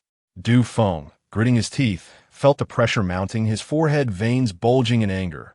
What I order is not for you to dictate. It was evident that Du Feng was unraveling. Ever since his family's decline, Xiao Yalan had provided him with scant pocket money. While he could endure a few thousand for seafood, a 10,000 expenditure was beyond his means. Ji Hao's eyes gleamed with disdain. So you are indeed broke. Very well. Allow me to assist you. He then summoned a waitress, instructing, please arrange a seat for these two friends next to me and prepare a portion of each dish and wine from my table for them. The waitress, adjusting her neckline to reveal her enticing figure, bowed respectfully to Ji Hao. Certainly, sir. Ji Hao mused internally about the exceptional service. Du feng que les questions. What right do you have to make decisions for me? Ji Hao turned to the stunning flight attendant. He Xiao Qian, advising Miss He, you see, he owes 8 million in gambling debts and cannot afford the meal. You should swiftly reconsider your relationship with him to avoid being deceived. Pausing, he added with a teasing smile, in fact, I am quite a decent person. Perhaps you should consider me instead. He Xiao Qian remained silent. Yet her enchanting eyes sparkled even more alluringly. Du Feng's face turned an ashen hue. He never imagined Ji Hao would dare to undermine him in front of her. It was utterly infuriating. His patience was wearing thin. With no other recourse, he declared, "Who says I cannot afford this? Today, I shall show you what a true tycoon is." Ji Hao chuckled. "I look forward to it." Du Feng huffed, instructing the waitress, "Proceed," as he said, "and bring me one of each dish." The waitress replied simply, "Understood." Her demeanor was in stark contrast to her previous service to Ji Hao. While they awaited their meals, Du Feng excused himself to the restroom, seething with anger. Seated on the toilet, his frustration boiled over, his eyes reddening with rage. 10,000 was indeed beyond his means. To save face, he reluctantly pulled out his phone, beginning to explore online loans. Meanwhile, Ji Hao flirted with He Xiao Qian. Missy, as a fellow resident of our happy community, you are surely aware of Du Feng's character and family situation. Do not fall into a trap. He Xiao Qian replied with a smile. I am actually more curious. You are a loser, yet now seem affluent enough to dine at fine establishments. Her voice was melodious, akin to pearls cascading on a jade plate, evoking a refreshing aura reminiscent of spring. Truly, as a top flight attendant, she was exceptional in every aspect. Chapter 11. The Misfortunes of Du Feng. Ji Hao asked, "Would you prefer the truth or a fabrication?" He Xiao Qian responded playfully, "Of course the truth, but do not deceive me, otherwise I shall be upset." Ji Hao fabricated a tale. "You see, my parents were in a car accident, but they are not my biological parents." He Xiao Qian's eyes widened in surprise. "Then who are your real parents?" Ji Hao smiled mysteriously, lowering his voice. "I cannot disclose too much, but they hail from one of the most prestigious families in Yanjing, possessing significant influence." "Wow, you have prospered. You must take good care of me." He Xiao Qian giggled, her laughter resonating like silver bells, utterly delightful. Yet, internally, she harbored doubts. If it were false, that would be one thing, but if true, she would not mind developing a closer relationship with Ji Hao. After all, in a woman's youth, securing a strong ally would spare her from being bullied. Noticing the shift in He Xiao Qian's attitude, Ji Hao sensed an opportunity and continued his flirtation. "Xiao Qian, you smell divine." She coyly replied, "Thank you." Ji Hao proposed, "Would you like me to perform a magic trick?" "Sure," she replied, intrigued. "I am curious to see what you can conjure." "Then pay close attention," Ji Hao said, extending his hand and, with a flourish, produced a beautifully packaged box of perfume seemingly out of thin air, clearly of considerable value. He Xiao Qian gasped. "How did you do that?" "That is a secret of men," Ji Hao replied, not revealing the existence of Leda. He gently handed the perfume to He Xiao Qian, his voice soft. "This is for you. I hope you like it." Upon inspecting it, He Xiao Qian exclaimed with delight, "Oh my! It is the limited edition Chanel perfume I have always adored, worth several thousand." "Thank you, I truly love it." Ji Hao responded, "I am glad you like it."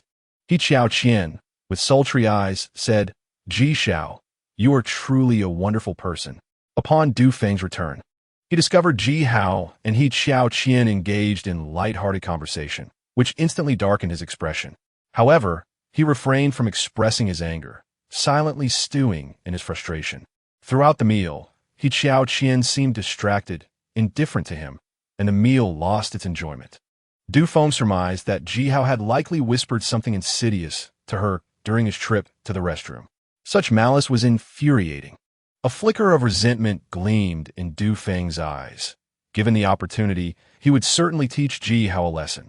After finishing the meal, Du Feng approached the cashier, his heart bleeding at the total of 100,000 yuan. If it weren't for Ji Hao, such a financial loss would have been unimaginable. Consequently, His animosity towards Ji Hao intensified. At that moment, Ji Hao summoned a female server, stating, "I require arrangements for 100 banquet tables tomorrow. Approximately 10,000 yuan per table. Please assist me." The server beamed like a blooming flower, responding affirmatively.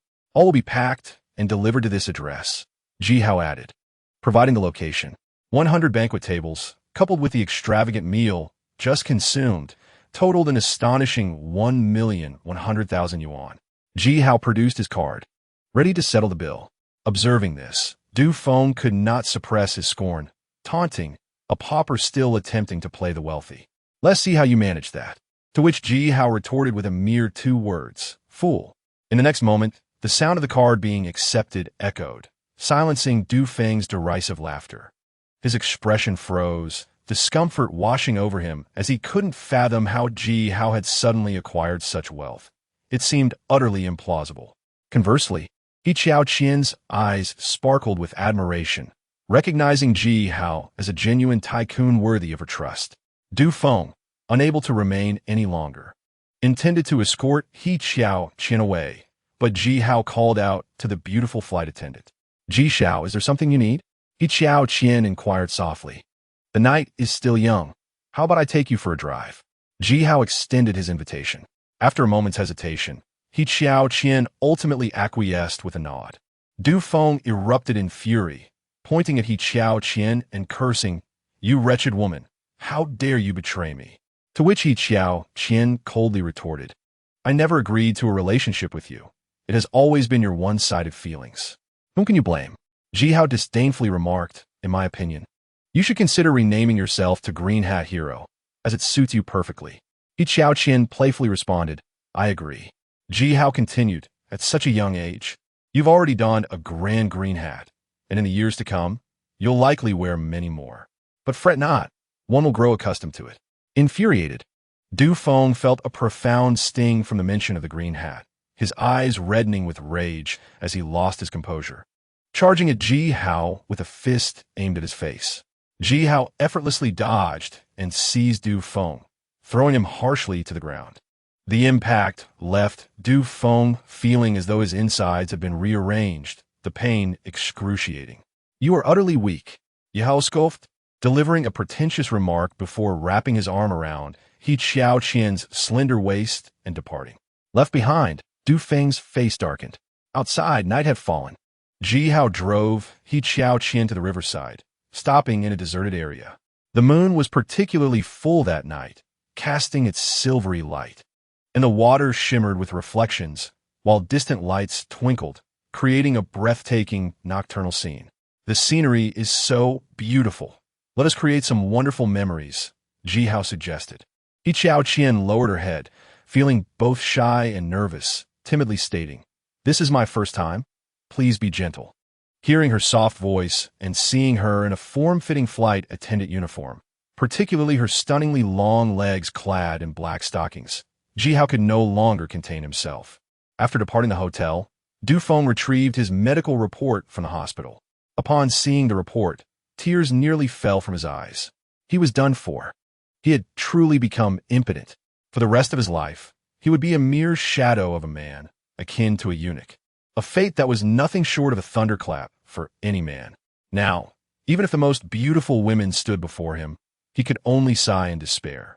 Du Feng felt as if the sky had collapsed, his spirit seemingly lost as he staggered. After his departure, several attractive nurses observed his retreating figure, whispering amongst themselves, "My goodness, he has become a eunuch. He was already unattractive, and now he can't even be a man. If I were him, I would rather die." Indeed, he might as well undergo surgery to become a woman. Exiting the hospital, Du Feng wandered aimlessly down the street, eventually arriving at the riverside, where he spotted a BMW swaying in the distance. A wave of melancholy washed over him. Even with wealth and women, he felt utterly powerless, left with nothing but sorrow. Speaking of which, his mother owned a BMW 7 Series, but if the gambling debts weren't settled, it would likely have to be sold off. Sighing deeply, Du Feng tore the report into shreds and turned to leave. Yet, inexplicably, he felt a heaviness in his head, as though something weighed upon him, creating an uncomfortable sensation. Unbeknownst to him, it was a large green hat. Chapter 12. The ambush after the event. He Xiao Qian's face flushed crimson. Yet her heart bore a hint of melancholy, feeling that her first time had been too casual. Jihao discerned her thoughts and gently offered comfort. After a considerable period of reassurance, she finally eased her mind. Jihao started the car, intending to take He Xiao Qian back to her residence for further flirtation. Upon returning to the community and parking, Jihao held He Xiao Qian's hand as they walked back together. Suddenly, 5 burly men wielding steel pipes emerged from a nearby building, encircling Jihao and He Xiao Qian. The leader was none other than Lu Batian. "Kid, we finally caught up with you," Lu Batian sneered, revealing a menacing grin. "You don't expect to escape unscathed after offending me, do you?" Jihao maintained a relaxed demeanor, but He Xiao Qian was terrified. Lu Batian's notorious reputation was widely recognized in the community. Anyone who dared to cross him would undoubtedly face dire consequences. Jihao tightened his grip on He Xiao Qian's hand and chuckled. "Don't be anxious. Watch how I'll handle him." An adjacent bald man shouted angrily, "Kid, our boss is talking to you. Are you deaf?" Jihao stepped forward, boldly declaring, "What are you? How dare you point fingers at me?" "Very well," the bald man said with a twisted smile. "Having been in this line of work for years, I rarely see such brave youngsters. Let us see if you won't be begging for mercy shortly." Jihao replied, "I could say the same to you." Lu Batian instructed his men, "All of you go ahead and break his legs. I'll take responsibility if anything goes wrong." The bald man was the fastest, raising the steel pipe to strike Jihao's head. Jihao seized the pipe, twisting it with force until it snapped effortlessly. Everyone present was stunned. What kind of strength was this? With such trivial skills, he dared to attack me, seeking death. Jihao charged forward, each strike sending a thug crashing to the ground. In an instant, only Lu Batian remained standing. "I warned you last time not to trouble me, or you would surely regret it. Since you chose to ignore my warning, I shall deliver a lesson that you won't soon forget," Jihao declared, advancing towards Lu Batian with deliberate steps. A powerful aura radiated from him, making him appear like an unparalleled killing machine emanating terror. Although Jihao's pace was slow, Lu Batian felt as though each step resonated with his heart, causing him to struggle for breath, overwhelmed by an indescribable pressure. "What is happening to me?" Lu Batian realized. Despite having long navigated the underworld, he had never experienced such fear before. This was something he had never felt in the past. It wasn't just him. He Xiao Qian, from a distance, also felt a sense of unexplainable dread. Unbeknownst to them, this was the unique oppressive force possessed by those with extraordinary abilities, which ordinary individuals found nearly unbearable. "Don't come any closer," Lu Batian retreated step by step, regretting provoking Jihao, this harbinger of doom. "Fear not, it will be quick, just a moment, and it will be over." Jihao stared coldly at Lu Batian's crotch and smirked. Sensing impending danger, Lu Batian immediately bolted in the opposite direction, attempting to escape. However, at his speed, it was futile against Jihao. Jihao seized him from behind, slamming him to the ground, and delivered a fierce kick to his groin. A heart-wrenching scream echoed far and wide, resonating through the air. Jihao then turned away, ignoring Lu Batian, and took He Xiao Qian's hand gently, saying, "Let's go to my home and discuss our life aspirations this evening." At that moment, He Xiao Qian remained in shock, unable to regain her composure. The scene of Jihao's overwhelming display of strength had left an indelible mark on her heart, making it hard to forget. Once a mere nobody, Jihao had transformed into a true man, exuding an irresistible charisma that captivated her. At that moment, He Xiao Qian realized that she had developed a fondness for Jihao. "What are you dazed about? Let us go," Jihao chuckled. "Oh," He Xiao Qian replied, still in a daze before suggesting, "Let's south go to my place instead. I have plenty of uniforms and various colored stockings that you would surely adore." Intrigued, Jihao agreed. "All right, I shall heed my lovely wife's suggestion." He Xiao Qian lowered her head, blushing, and teased, "Get lost, you're so unserious." He Xiao Qian's rented apartment was modest, but neatly organized. Having been a dance major in university, she had not abandoned her passion even after becoming a flight attendant. She had transformed one of her rooms into a dance studio for practice. Ji-hao encouraged her to don her dance attire, pairing it with white stockings and soft dance shoes, finally tying her hair into a bun. The ensemble was indeed alluring. The fitted dancewear accentuated He Xiao Qian's enchanting figure. Her slender, flexible waist, voluptuous hips, and particularly her stunningly long legs were a sight to behold, earning her the title of the most beautiful legs in university. As soft music played, He Xiao Qian began to dance gracefully like a butterfly. Ji-hao marveled at her poise, realizing that as a dancer and a flight attendant, her charm was simply unparalleled. After He Xiao Qian fell asleep, Ji-hao rose dressed and prepared to undertake a significant task. In his previous life, Liu Batian had caused him considerable suffering, and he could not let him off easily.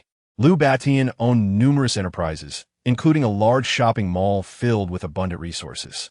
Now, those resources were to become Ji-hao's.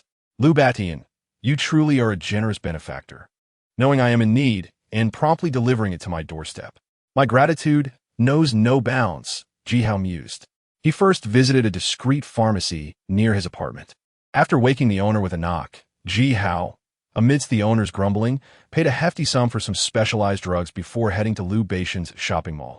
Upon arriving at the mall, Ji-hao found a secluded spot and retrieved a sexy camisole dress, a wig, black stockings, high heels, and a mask from his dimensional space. Once clad in women's attire, Ji-hao found himself exuding a hint of feminine charm. Although he could not be deemed a great beauty, he certainly qualified as an attractive one. Yet, he felt something was amiss. After some contemplation, he stuffed 2 apples into his clothing. Perfect now, he chuckled to himself. Reaching the mall surveillance room, he found a security guard dozing at the computer. Suddenly, the sound of high heels echoed crisply through the quiet night.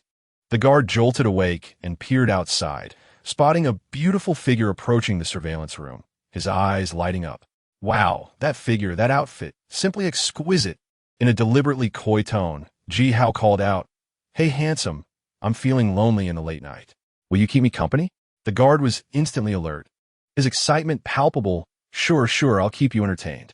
You chase me, and if you catch me, I'll reward you," Ji-hao said suggestively before turning and sprinting away. The guard, licking his lips, dashed out of the surveillance room. Ji-hao ran in another direction, encountering 3 more guards overseeing them all. "Hey guys, I'm lonely tonight. Would you like to play with me?" he called out in a teasing tone. The 3 guards exchanged glances, revealing lewd expressions. "You chase me, and if you catch me, I'll reward you." Ji-hao winked at them before sprinting towards a grove, glancing back to say, "Come on, boys." Yet, as the 4 guards entered the grove, they found no trace of Ji-hao in women's clothing. "Where did she go?" one exclaimed. "Isn't this more fun?" Another mused. Suddenly, Ji-hao descended upon them from behind, swiftly rendering all 4 guards unconscious. "Disgusting, thinking they could play with me," he scoffed. After securing the guards with hallucinogenic and potent aphrodisiac drugs, Ji-hao watched as they, despite being unconscious, emitted lewd laughter and conjured inappropriate images in their minds. "Come here, little sister, let us have some fun," they murmured in their stupor. "Tonight, you'll experience my power." With that, Ji-hao took the guards' keys and proceeded to fulfill his agenda. Upon awakening, the guards would undoubtedly refrain from disclosing the truth, for their negligence in monitoring the mall while indulging in their desires would place the blame upon them. Thus, they would only have the option to concoct tales of supernatural occurrences. Consequently, neither Liu Batian nor the authorities would suspect Ji-hao. Perfectly executed. Ji-hao accessed the surveillance room, deleted portions of the footage, and disabled the cameras before swaggering into the mall. The expansive shopping center boasted 6 floors, each dedicated to diverse merchandise. The first floor housed a large supermarket, the second toys, the third various delicacies, the fourth electronics, the fifth clothing, and the sixth electronic products. Ji-hao leisurely strolled through, utterly satisfied with the abundance of useful items. Particularly on the 5th floor, he found many enticing lingerie pieces and stockings that he could later present to women, which would undoubtedly be delightful. So many resources. Thank you, Liu Batian. You truly are a benevolent soul. Ji-hao silently expressed gratitude as he summoned his dimensional portal, hastily collecting the goods.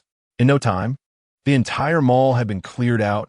Even the shelves were left bare, resembling a locust invasion. What a thrill! After gathering the resources, Jihao contemplated his next move. Suddenly struck by the thought that it would be rude to leave without reciprocating Liu Beixian's generous gift of an entire shopping mall, Jihao decided to wreak some havoc. Windows were shattered, floor tiles cracked, walls peeled, water pipes severed, and toilets clogged. When Liu Beixian discovered the aftermath the next day, he would certainly be enraged. As he made his way back, Jihao chuckled as he dismantled the entrance door, stowing it away in his dimensional space. After restoring the surveillance footage, he returned to the grove, placed the keys back on the guards, and tore the stockings and camisole he had worn earlier, tossing them onto their unconscious bodies before making his escape. Upon returning to He Xiaoqian's residence, Jihao resumed discussing life aspirations with her. This time, she donned a sultry flight attendant uniform, igniting excitement within Jihao, just as he was about to display his dominating presence. He Xiaoqian insisted on preparing him a cup of coffee first. Although puzzled, Jihao did not refuse. Before long, He Xiaoqian approached him, elegantly carrying a steaming cup of coffee. The sound of high heels striking the ground echoed with a rhythmic thud, perfectly complemented by the sheer, luxurious black stockings adorning her legs, rendering them strikingly elongated. The immaculate flight attendant uniform accentuated her alluring figure, and with a captivating, sultry gaze, she embodied the essence of a mesmerizing enchantress. "Sir, your coffee." He Xiaoqian presented the beverage before Jihao, her voice a tantalizing whisper that sent shivers down the spine. Jihao, perplexed by He Xiaoqian's antics, reached for the cup, only for her to suddenly fumble, spilling the coffee and dampening his trousers. "I'm terribly sorry, sir. It was unintentional. Please, I implore you, do not lodge a complaint against me," He Xiaoqian exclaimed, her face a portrait of panic as she hurriedly grabbed a tissue to dab at Jihao's pants. Subsequently, she bowed deeply, her eyes shimmering with unshed tears, pleading, "Sir, if you would only forgive me, I would do anything you ask." Jihao, momentarily taken aback by her dramatic performance, mused that such talent deserved an Oscar. Realizing the gravity of the situation, he cleared his throat and coldly remarked, "Miss, your service attitude is quite disheartening." He Xiaoqian immediately reiterated her apologies. "Sir, I sincerely apologize. I can compensate for your loss." Jihao shot her a steely glance, asserting, "You may compensate for the loss. Yet I will still file a complaint to ensure you face appropriate consequences." He Xiaoqian sank to her knees, tears streaming like pearls from a broken necklace. Her voice trembling with desperation, "Sir, please, spare me. This job is crucial for me. My parents are gravely ill and require 200,000 yuan for surgery. And my sister is still in school, unable to afford her tuition. I'm truly pitiable." Jihao's gaze lingered on her curvaceous form, a mischievous grin playing on his lips. "If you wish for me to pardon you, it is not an impossible request." Hope flickered in He Xiaoqian's eyes as she eagerly responded, "Sir, whatever you desire, I will fulfill." Leaning closer to her ear, Jihao whispered a simple condition. Upon hearing it, He Xiaoqian vehemently shook her head, humiliation flooding her expression as she protested, "No, sir, I cannot. I'm not that kind of person." Jihao smirked. "Ah, miss, you wouldn't want to lose this job due to my complaint, would you?" He Xiaoqian trembled, collapsing onto the floor, silently weeping, utterly humiliated. Observing her state, Jihao felt a surge of primal desire ignite within him, transforming into a wolf, fiercely emboldened. As dawn approached, for security guard awoke, nostalgic for the previous night's escapades. Their excitement heightened upon spotting the remnants of shredded stockings and a torn dress nearby. "You know, this little lady had quite the skills," one remarked. "Indeed, we struck gold without spending a dime." Unbeknownst to them, under the influence of hallucinogenic substances, they remained oblivious to the fact that their experiences had been mere illusions. As they groggily rose and exited the thicket, they returned to the shopping mall, only to be met with an astonishing sight. What the hell is going on? Where are the goods? The shelves? The wall coverings? The floor tiles? Panic set in as they realized the magnitude of the situation, their faces draining of color. Boss, we must call the police and notify the owner immediately, one urged. No, we can't. We were out chasing women, and now everything is gone. We'll be held accountable. We need a plan. The others quickly concurred, prioritizing their own safety above all else. How about we just lay on the ground and feign unconsciousness? When the police and the boss arrive, we'll claim we were scared unconscious by a ghostly woman, and then we'll remember nothing. Good idea. With all the goods vanished overnight and the mall in ruins. Who would believe otherwise? What about the surveillance footage? Just delete it. I'll take care of that. Upon reaching the surveillance room and reviewing the footage, he discovered the segment of the disappearance was absent. This revelation convinced him that supernatural events had indeed transpired, leading him to wonder if the woman from last night had been a ghost. Damn, I actually had relations with a ghost. But thinking back, it was a bit thrilling. At 8 in the morning, Lou Batian still lay in his hospital bed, drowsily disturbed by the incessant ringing of his phone. Annoyed, he hung up, only for the calls to resume.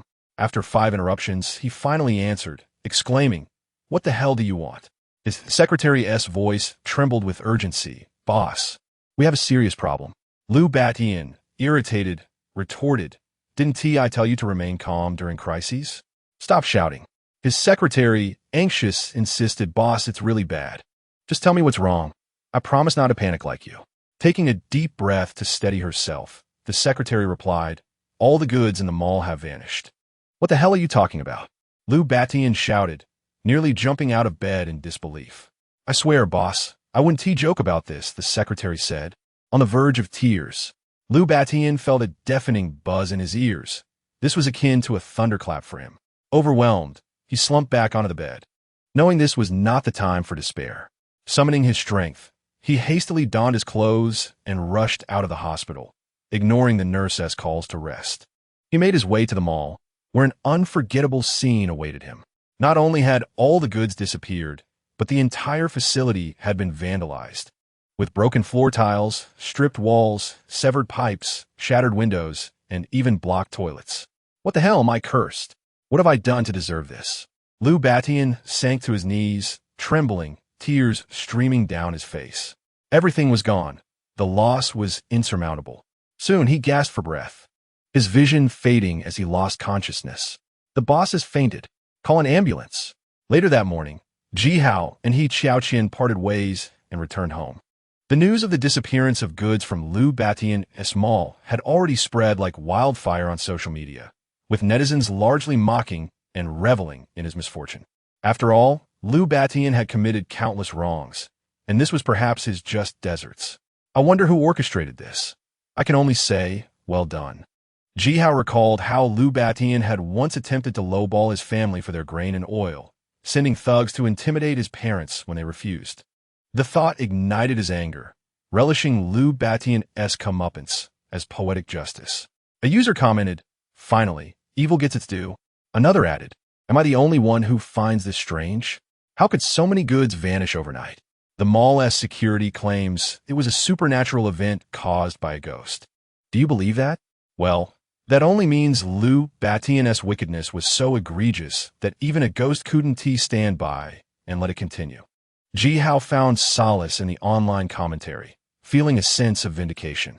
Though the apocalypse had yet to arrive, he had managed to deliver a small measure of retribution against Lou Batian. When the time came, he would ensure Lou Batian understood true cruelty. Xiao Yalan messaged him. "Have you heard about Lou Batian?" Ji Hao replied, "Of course." Xiao Yalan appeared excited, typing rapidly. "That scoundrel deserves this." Ji Hao responded, "Indeed, even the heavens couldn't overlook it, taking matters into their own hands to punish him." Xiao Yalan, "Stop pretending. I know what you're doing." "Thank you." Ji Hao, "Why thank me? It has nothing to do with me." Xiao Yalan, "I owe you an apology for many past grievances." Ji Hao, "There's no need for apologies. I have long since reclaimed what is mine from you. Hee hee." Xiao Yalan sent a shy emoji and replied with 2 words, "Annoying." Ji Hao felt inexplicably elated, reflecting on how this seemingly dignified and noble mature woman could exhibit such girlish expressions, creating a striking contrast. Ji Hao, "Call me good older brother and let me hear it." Xiao Yalan hesitated for a moment before sending a voice message. Upon listening, Ji Hao was enveloped by a wave of warmth and excitement. Ji Hao, I will come to see you this afternoon. Xiao Yalan felt a flutter of panic and quickly responded. No, if my son or the workers at the repair shop find out, I will have no face to see anyone. Ji Hao, what are you thinking? I merely wish to check on the progress of the RV modifications. Xiao Yalan understood that this was merely Ji Hao's excuse. Should she agree? She felt torn, fearing discovery, yet longing for the feelings Ji Hao evoked in her. The shame of this secret affair took root in her heart, gradually growing into a towering tree. Ultimately, Xiao Yalan offered no response, neither agreeing nor refusing, leaving everything to fate. Yet, her actions clearly indicated a choice had been made. Chapter 15. Office Games in the Morning.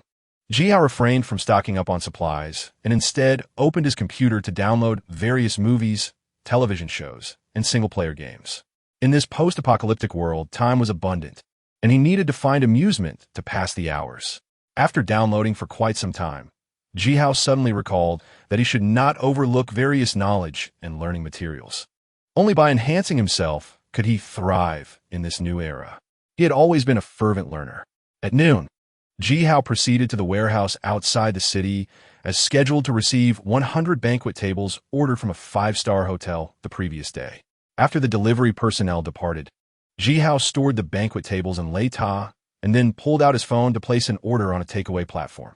This time, instead of food, he decided to stock up on daily necessities: toothbrushes, toothpaste, towels, wash basins, sanitary pads, dishwashing liquid, body wash, shampoo, trash bins, toilet paper, and wet wipes. In addition, he ordered kitchen utensils: bowls, chopsticks, knives, cutting boards, frying pans, rice cookers, plates, spoons, cups, kettles, cloths, and cling film. With more women around, bedding was also essential to deepen their intimacy: sheets, pillows, and duvet covers in abundance. The safe house was spacious, and things would inevitably wear out, necessitating various tools: screwdrivers, hammers, wrenches, tape measures, small batteries, tape, strong adhesive, and lighters. Ji Hao ordered everything he could think of. Naturally, the most crucial items were medications. Falling ill in a post-apocalyptic world could be troublesome, so he stocked up on as many medicines as possible: ibuprofen, 999 cold medicine, Yunnan Baiyao, compound licorice tablets, omeprazole, domperidone, erythromycin ointment, levofloxacin eye drops, loratadine, watermelon frost lozenges, iodine, band-aids, medical gauze, and medical tape. After placing his orders, the deliveries began to arrive, and the small road outside the warehouse became congested once again. This time, Ji Hao, having gained experience, stood on the road acting as a traffic director to prevent conflicts among the delivery personnel. Remarkably, the atmosphere was much calmer than the last time. After receiving the supplies, Ji Hao drove his BMW to Xiao Yalan's repair shop. Upon learning of Liu Baishan's misfortune, Xiao Yalan was in high spirits, her already alluring face radiating even more charm. Today, she wore a well-tailored OL uniform, a white blouse that seemed to strain against her ample figure, paired with a tight-fitting pencil skirt, black stockings, and high heels, embodying the essence of a voluptuous and mature woman. The allure she exuded was akin to a ripe pomegranate, perpetually radiating seduction and temptation. Ji Hao winked at Xiao Yalan, implying her beauty. However, she felt anxious with many workers around, concerned about being discovered. After all, Ji Hao was of an age similar to her son, making their relationship appear scandalous. Fortunately, Ji Hao did not linger on the matter and maintained a serious demeanor. Inquiring about the RV modifications, the person in charge promptly stepped forward to provide a detailed explanation. After inspecting the work, Ji Hao nodded approvingly. The materials were of high quality, befitting a professional repair shop. Xiao Yalan smiled and asked, "Mr. Ji, are you satisfied?"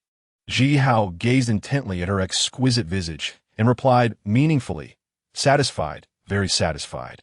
I have another business proposition to discuss with you, General Manager Xiao. I wonder if it is convenient?" Xiao Yalan understood his implication, but could not refuse in front of the workers, forcing a surprised expression. "Really? That's wonderful. Please follow me." Following the enchanting woman, Ji Hao admired her curvaceous figure, thinking that today he would finally unlock a certain achievement. Upon entering Xiao Yalan's office, Ji Hao immediately locked the door. Xiao Yalan nervously protested, "Please don't do this. This is an office." Ji Hao smiled broadly. "If this were just an office, how would tea have come?" Xiao Yalan was at a loss for words, her heart racing with an inexplicable thrill, slightly annoyed. "If you want to, then hurry up. We must not be discovered." After a while, Xiao Yalan gradually composed herself and shot Ji Hao a fierce glare. "This method is not sustainable." Ji Hao excitedly asked, "Are you suggesting we should make our relationship public?" Xiao Yalan playfully punched his chest, exclaiming, "Get lost. It was fine not to go public. But surely her son Du Feng should be informed." Ji Hao proposed, "How about this? I'll visit your home tonight and have a proper talk with Du Feng. Perhaps he will accept me and call me dad." Xiao Yalan blushed deeply. "You must be dreaming." Ji Hao replied, "Just tell him that I helped him pay off his gambling debts, and he won to argue further." "No, let us keep it a secret for now," Xiao Yalan urged. Agreeing, Ji Hao concluded, "It's settled then, my dear wife." He kissed Xiao Yalan on the cheek and turned to leave. As he opened the office door, a beautiful female sales representative arrived to report on her work. Upon seeing a handsome young man emerge from Xiao Yalan's office, she was momentarily stunned. Upon entering, she noticed the usually aloof and proud boss with a slight blush on her cheeks. It was evident something had transpired. General Manager Xiao, should I come back later?" The sales representative asked awkwardly, internally exclaiming, "Oh my, this is big news." Xiao Yalan, feeling the heat on her face, was at a loss. She couldn't let the representative in or ask her to leave. Finally, she adopted a stern expression and declared, "I hope this is the first and last time. Next time you dare not knock, you'll find yourself working elsewhere." Yes, I understand." The sales representative hastily apologized and exited the office, closing the door behind her. Xiao Yalan covered her face, mentally cursing Ji Hao 1,000 times. All this trouble was his fault. Chapter 16, Calling Dad that evening. Xiao Yalan was uncertain if Ji Hao would indeed come, yet she prepared a sumptuous feast. Additionally, whether intentional or not, she applied light makeup and donned a seductive chi pao, accentuating her already stunning figure. Du Feng looked at the table laden with delicious dishes, puzzled. "Mom, why did you prepare so much food? It's just the two of us. Can we finish it?" Xiao Yalan gently replied, "A guest might arrive soon." Du Feng inquired, "Who?" Taking a deep breath, Xiao Yalan said, "You will know when they come." Just then, the doorbell rang. Ji Hao had arrived. Xiao Yalan took the initiative to open the door. Upon seeing Ji Hao enter, Du Feng immediately erupted in fury. He could not forget that yesterday Ji Hao had flirted with He Qiao Qian, placing a monumental green hat upon his head. This enmity was one that could not be overlooked. "You wretched beast, what brings you here? You are not welcome. Leave at once." Du Feng bellowed. Xiao Yalan sighed inwardly, foreseeing this reaction, yet she stepped forward and said, "Xiao Feng, calm down. He is my guest." Du Feng glanced at Ji Hao, then at Xiao Yalan, suddenly realizing something. His eyes widened as he exclaimed, "Mom, you and him. Are you involved?" Xiao Yalan lowered her head, her expression one of shyness, remaining silent, a tacit acknowledgement. Ji Hao wrapped his arm around Xiao Yalan's slender waist with a grin, declaring, "Indeed, your mother and I are together now.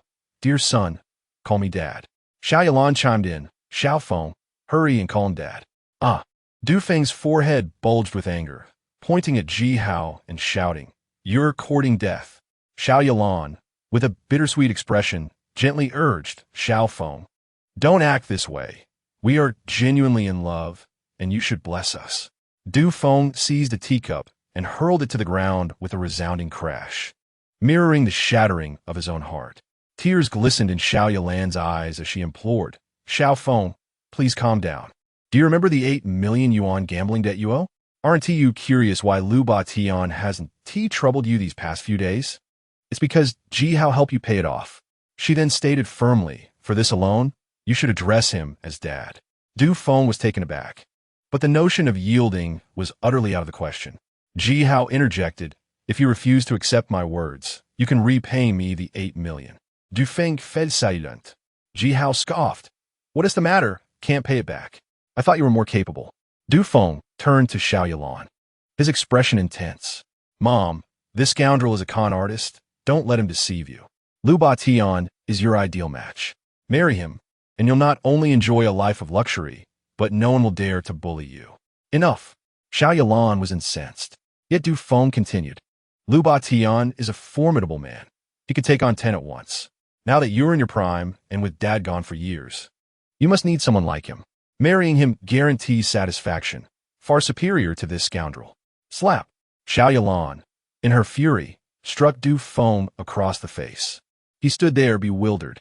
Throughout his life, Xiao Yalan had always treated him with kindness, never once raising a hand against him.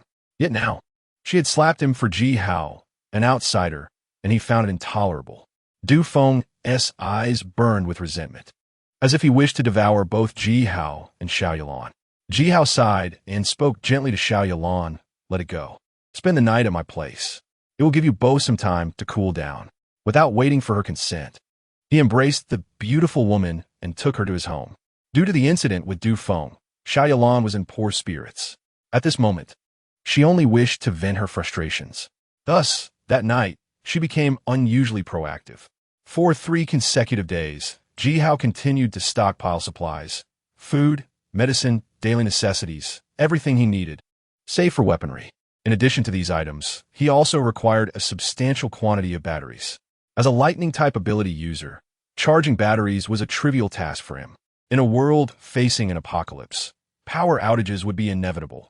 Should he need to venture out or establish his own base, batteries would prove invaluable.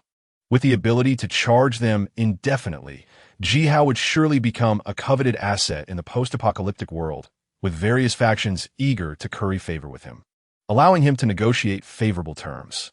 During these 3 days, Ji Hao not only hoarded a vast array of resources, but also gathered detailed information on nearby hospitals, shopping malls, and major power plants, even drafting a route map.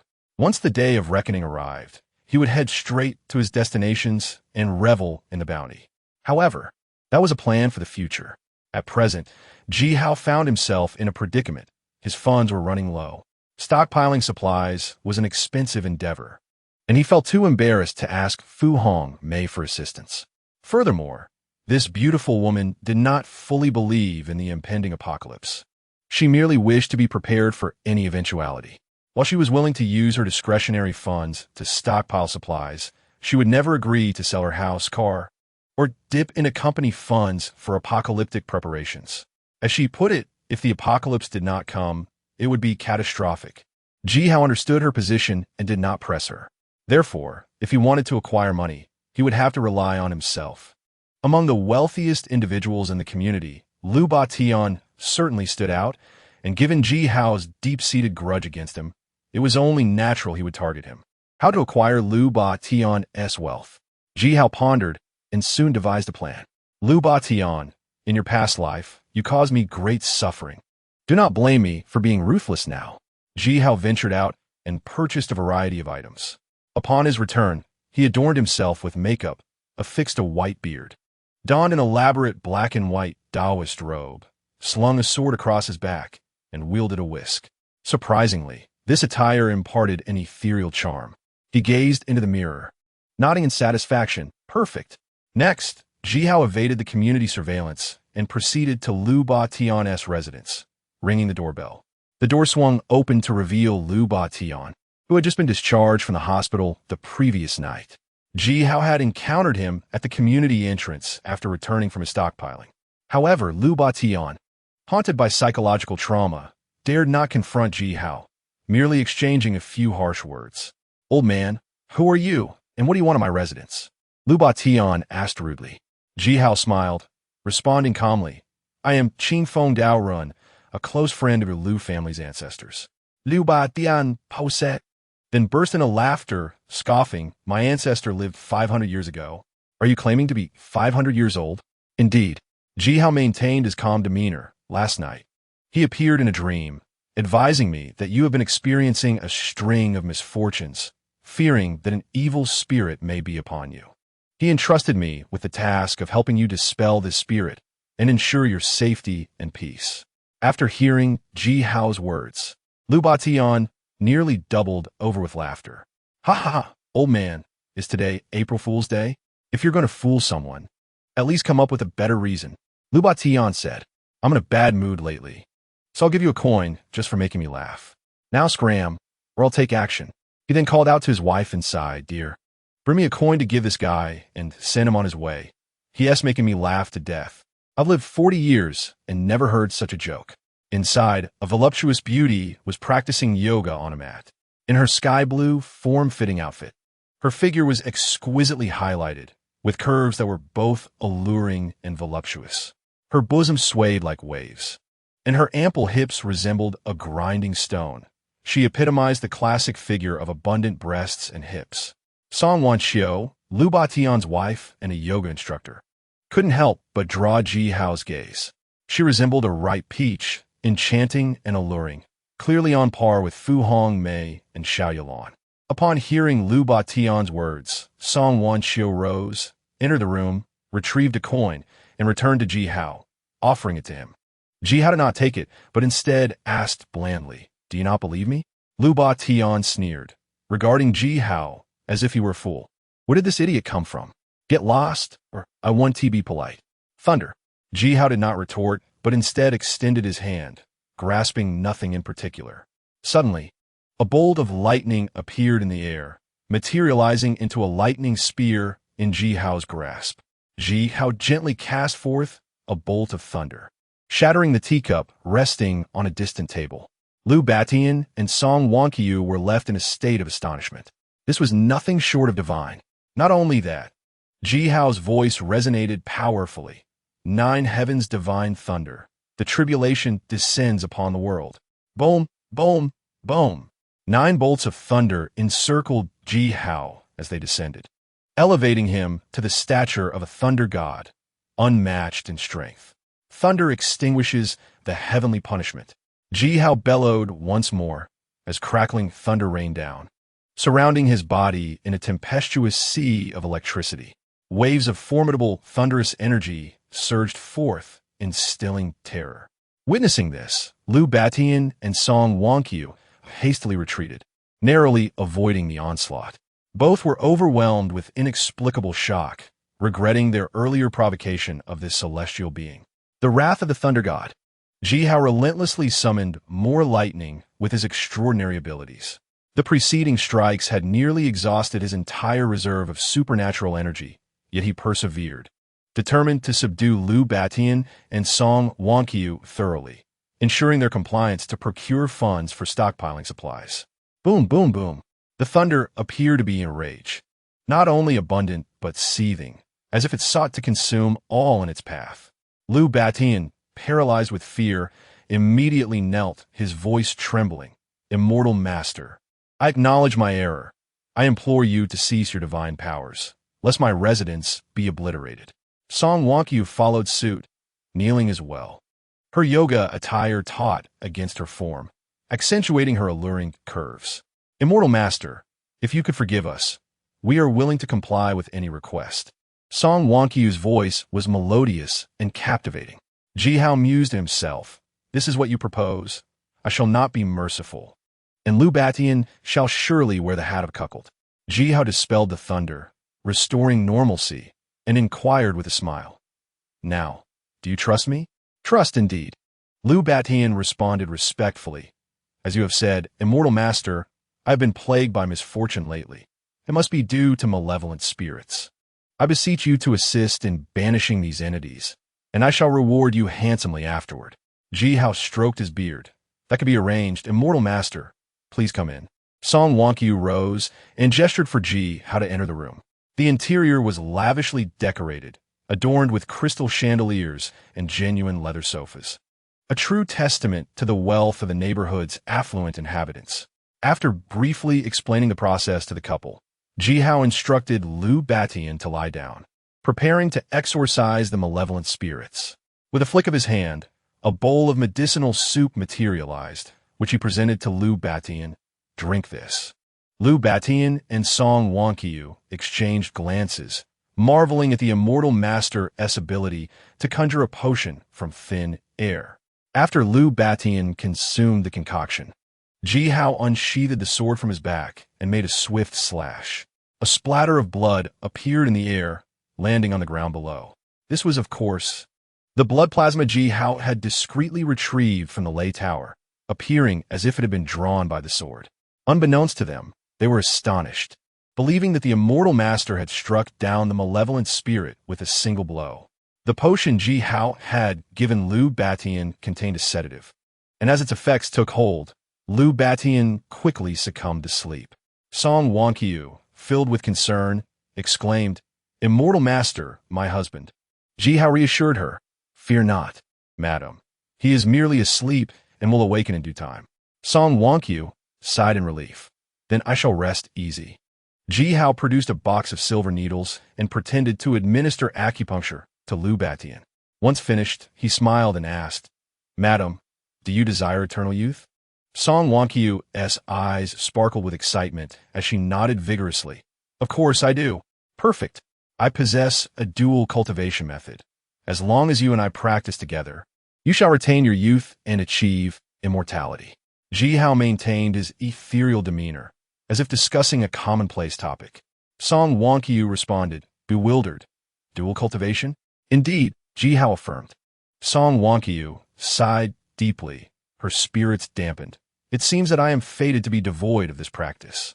While she longed for eternal youth, the prospect of compromising her integrity was inconceivable. She was a traditional woman, particularly conservative in such matters. Ji Hao lamented inwardly. Lu Batian was indeed a vile individual. Yet his wife was admirable.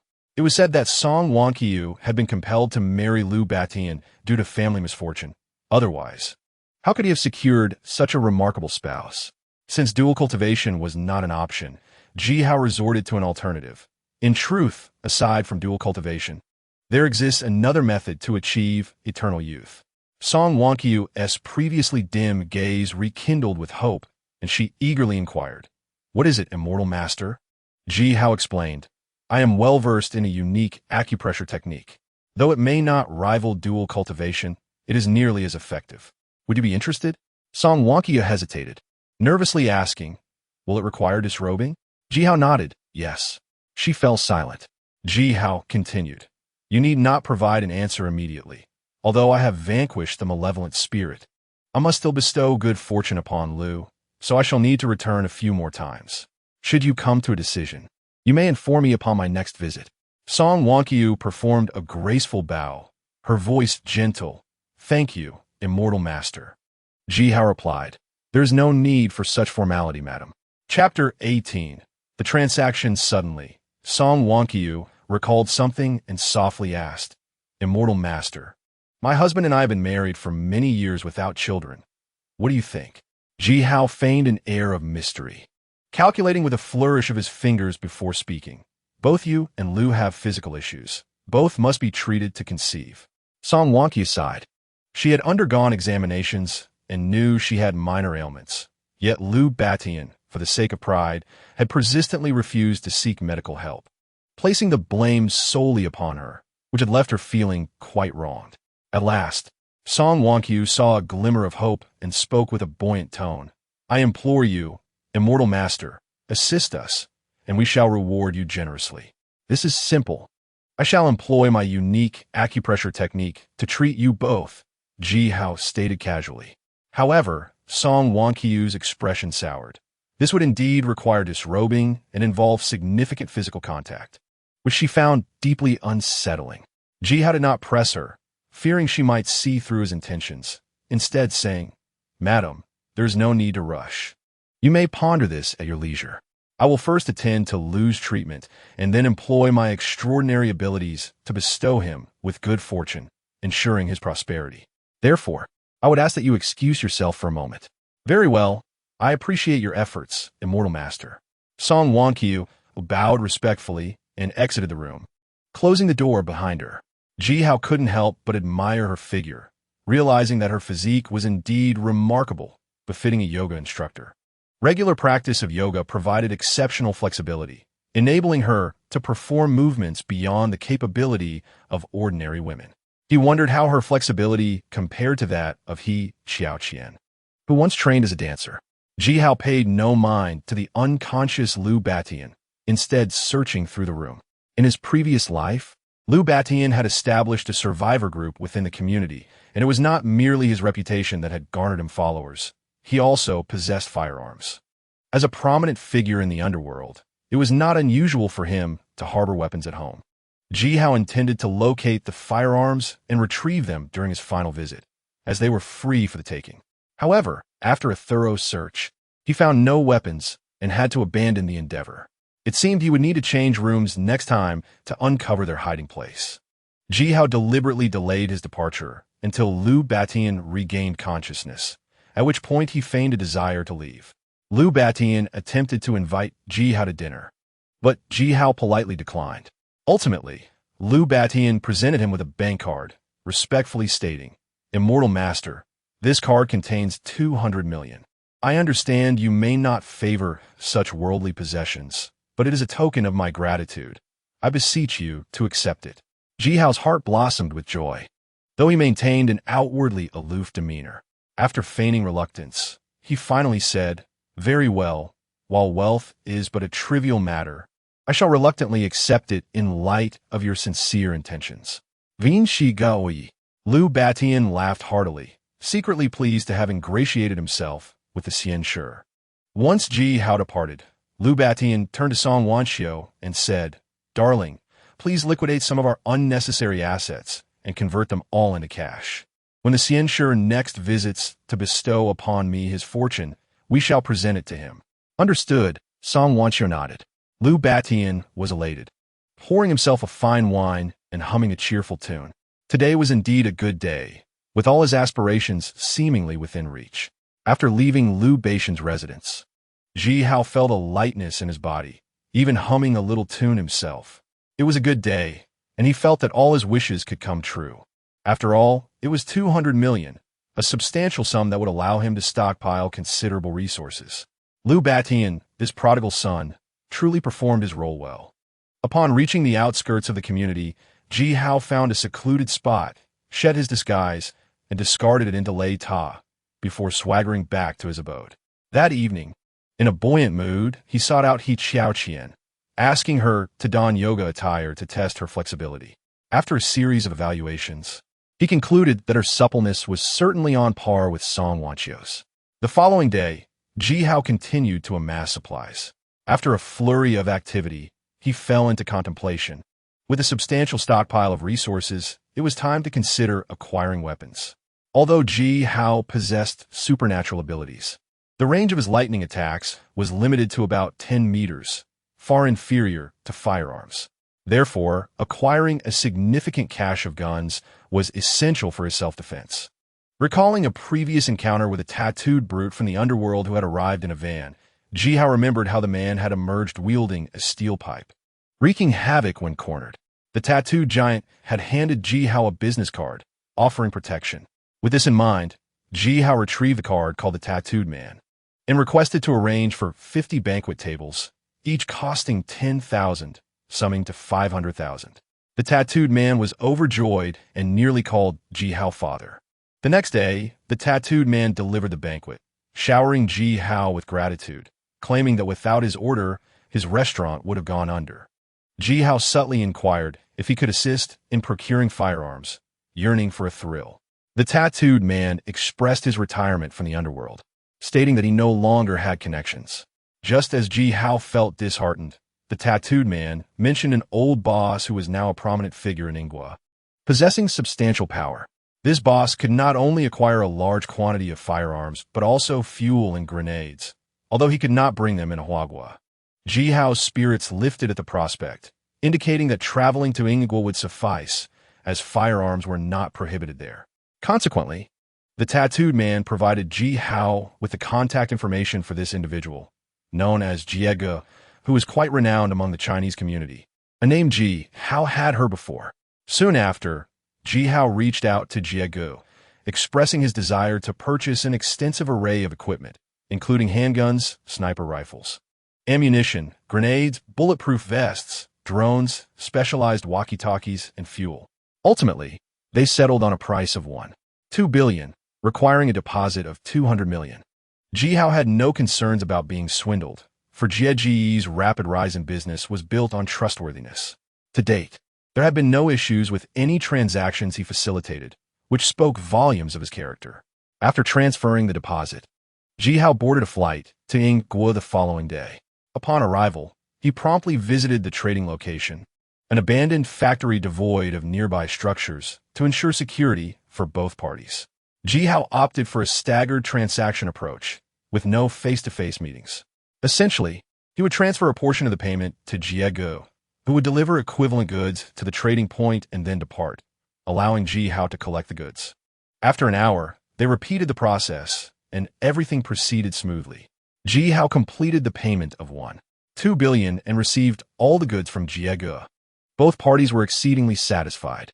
Ji Hao couldn't help but marvel at Jieji's ability to expand his business. His credibility was indeed impressive. Chapter 19. The conflicted Ji Hao. Ji Hao did not immediately leave Yingguo, as he had come such a long way and intended to enjoy himself. Otherwise, when the apocalypse arrived, he would have no opportunity for leisure. Additionally, he needed to scout the locations of nearby supermarkets, shopping malls, bottled water companies, and docks to plan his routes in advance. That evening, he intended to visit these places for various acquisitions. After finishing, he would promptly board a flight back home, ensuring that if the police sought him, they would be chasing shadows. In the dead of night, Ji Hao received a call from Jiegu, who informed him that as a valued client, he had arranged for a stunning model. Intrigued, Ji Hao requested for the model to come to his residence. Upon meeting her, he was taken aback. This model, whom he had seen on television, stood at an impressive height of 189 centimeters, with exceptionally long legs, and was clad in 10-centimeter heels, towering over Ji Hao, instilling a sense of awe. Yet, this very intimidation thrilled him. That night, Ji Hao experienced the exhilarating sensation of a petite figure dominating a larger one. Over the next 2 days, he not only indulged in sightseeing, but also meticulously mapped out his plans. In the middle of the night, he checked out of his accommodations and commenced his operation. Ji Hao donned a black outfit and mask, following his planned route to a bottled water company. Using his powers, he incapacitated 4 security guards, disabled the surveillance, and seized all the bottled water. He then proceeded to pharmacies, large supermarkets, and shopping centers, gathering supplies with relative ease and encountering minimal resistance. Ultimately, Ji Hao arrived at a dock brimming with containers, with numerous oil tankers moored nearby, filled with either crude oil or refined products. He opened the door of Leita and extracted all the containers. When the apocalypse struck, he could retrieve the containers from Leita and, along with the women, dismantle them as if unveiling blind boxes, which would surely be entertaining. After emptying the containers, Ji Hao boarded an oil tanker filled with refined oil to siphon its contents. He was unable to store the entire tanker in Leita due to size constraints. Thus, he could only extract the oil. Having prepared his tools beforehand, he worked efficiently, quickly draining 3 tankers. Just as he was about to siphon from the 4th, alarms blared throughout the dock, and a group of patrol officers rushed towards him. Cursing his luck, Ji Hao retrieved his diving gear from Leita, donned it, and plunged into the sea. As the patrol officers approached, they found all the containers missing, their eyes wide in disbelief, utterly bewildered. What on earth is happening? Even if robbed, it is impossible to have cleared all the containers in such a short time. They muttered, astounded. Ji Hao found a secluded spot to surface, changed his clothes, and hailed a cab to the airport. As he passed by the large shopping centers and supermarkets he had raided, he noticed police cars lined outside, officers wearing serious expressions, indicating that the situation was dire. Ji Hao breathed a sigh of relief, grateful for his quick escape. Had he been caught, even as an ability user, he would have faced dire consequences. Upon reaching the airport and waiting for his flight, Ji Hao finally exhaled deeply once the plane touched down. Though his trip to Yingguo had its minor surprises, it ultimately concluded successfully. All the weapons and equipment were in place. Pistols, sniper rifles, ammunition, specially designed walkie-talkies, drones, fuel, grenades, and more, everything one could possibly need, sufficiently enabling him to assert dominance in the post-apocalyptic world. Ji Hao was in high spirits. He called He Qiao Qian and learned that she was at home, so he decided to visit her residence. Upon seeing He Qiao Qian, Ji Hao felt a rush of admiration. She was stunning. Her hair was styled into a bun, and she wore a sky blue, form-fitting dance outfit paired with white stockings and soft ballet shoes, exuding a unique charm. Ji Xiao, please wait a moment. I need to change my clothes as I was just practicing dance, He Xiao Qian said sweetly. Ji Hao winked at her, playfully suggesting, don't you think you look quite alluring in your dance attire? Oh, stop it. I was devastated when you tore my custom dance outfit last time. He Xiao Qian pouted, shaking Ji Hao's arm in a playful manner. Don't worry, I'll buy you a new one, Ji Hao said as he took out his phone and instantly transferred 100,000 to her. He Xiao Qian's eyes sparkled with joy as she flirtatiously replied, Ji Xiao, you are so kind to me. I will listen to you. A 1T change. You could do whatever you want, even if you wish to tear it. Much later, Ji Hao held He Xiao Qian close and fell into a deep slumber. He slept soundly until the afternoon. Upon awakening, he couldn't help but marvel at her flexibility. Truly, she was the former belle of the dance department. Thankfully, as an extraordinary individual, his physical condition was exceptional, or he might not have been able to withstand it. He Xiao Qian wrapped her arms around Ji Hao's neck and planted a kiss on his cheek, mysteriously saying, I asked my friend to bring back a gift from the island nation. I'm sure you will love it. Oh, now I am intrigued, Ji Hao replied with interest. He Xiao Qian got up and retrieved a box of medication from the drawer, handing it to Ji Hao with a face full of shyness. Upon seeing the box, Ji Hao was utterly stunned. Goodness, you truly know how to play, you vixen. It was a lactation stimulant.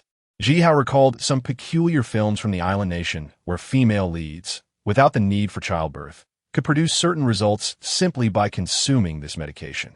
Ji Hao hadn't anticipated that He Xiao Qian would go to such lengths to please him, even at the expense of her own health. To be honest, he was now somewhat conflicted. In his previous life, He Xiao Qian had bullied him in various ways, and he had originally planned to pursue her for fun, only to abandon her to suffer when the apocalypse arrived. However, over the past few days, he found himself increasingly enamored with the moments spent with her. Among the women Ji Hao had encountered, He Xiao Qian was undoubtedly the most adventurous and daring, consistently surprising him. If he were to cast her aside, he would lose the joy she brought, which would be a significant loss. Sai, how should he choose? Ji Hao felt quite lost. Well, one step at a time. The news of the theft of supplies from several shopping malls and centers in the Eagle Nation eventually reached the homeland, leading to a wave of mockery online. The owners of those establishments were all anti-China elements with a strong hatred for Huagua. Ji Hao had deliberately targeted them to teach them a lesson, but the lesson had proven to be profoundly impactful. The police desperately searched for the culprit, but found nothing, as Ji Hao had already returned home. Ultimately, they could only classify the incident as a supernatural occurrence, with no expected resolution. Upon learning this, Lu Ba Tian felt somewhat comforted. Finally, someone else was as unfortunate as he was. That evening, Fu Hong Mei called Ji Hao, inviting him to dinner and introducing him to two of her friends.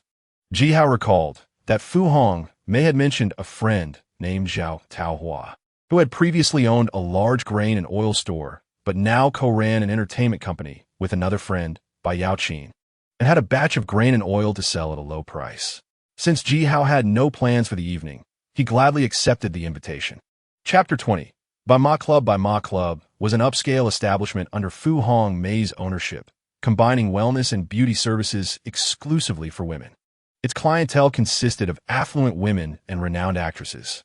At that moment, Fu Hong Mei was playing mahjong with two voluptuous beauties, Zhao Taohua and Bai Yaoqin, who co-owned the entertainment company. Zhao Taohua's hair cascaded like clouds. Her enchanting eyes seemed to spark with electricity, and her fiery red lips danced with allure.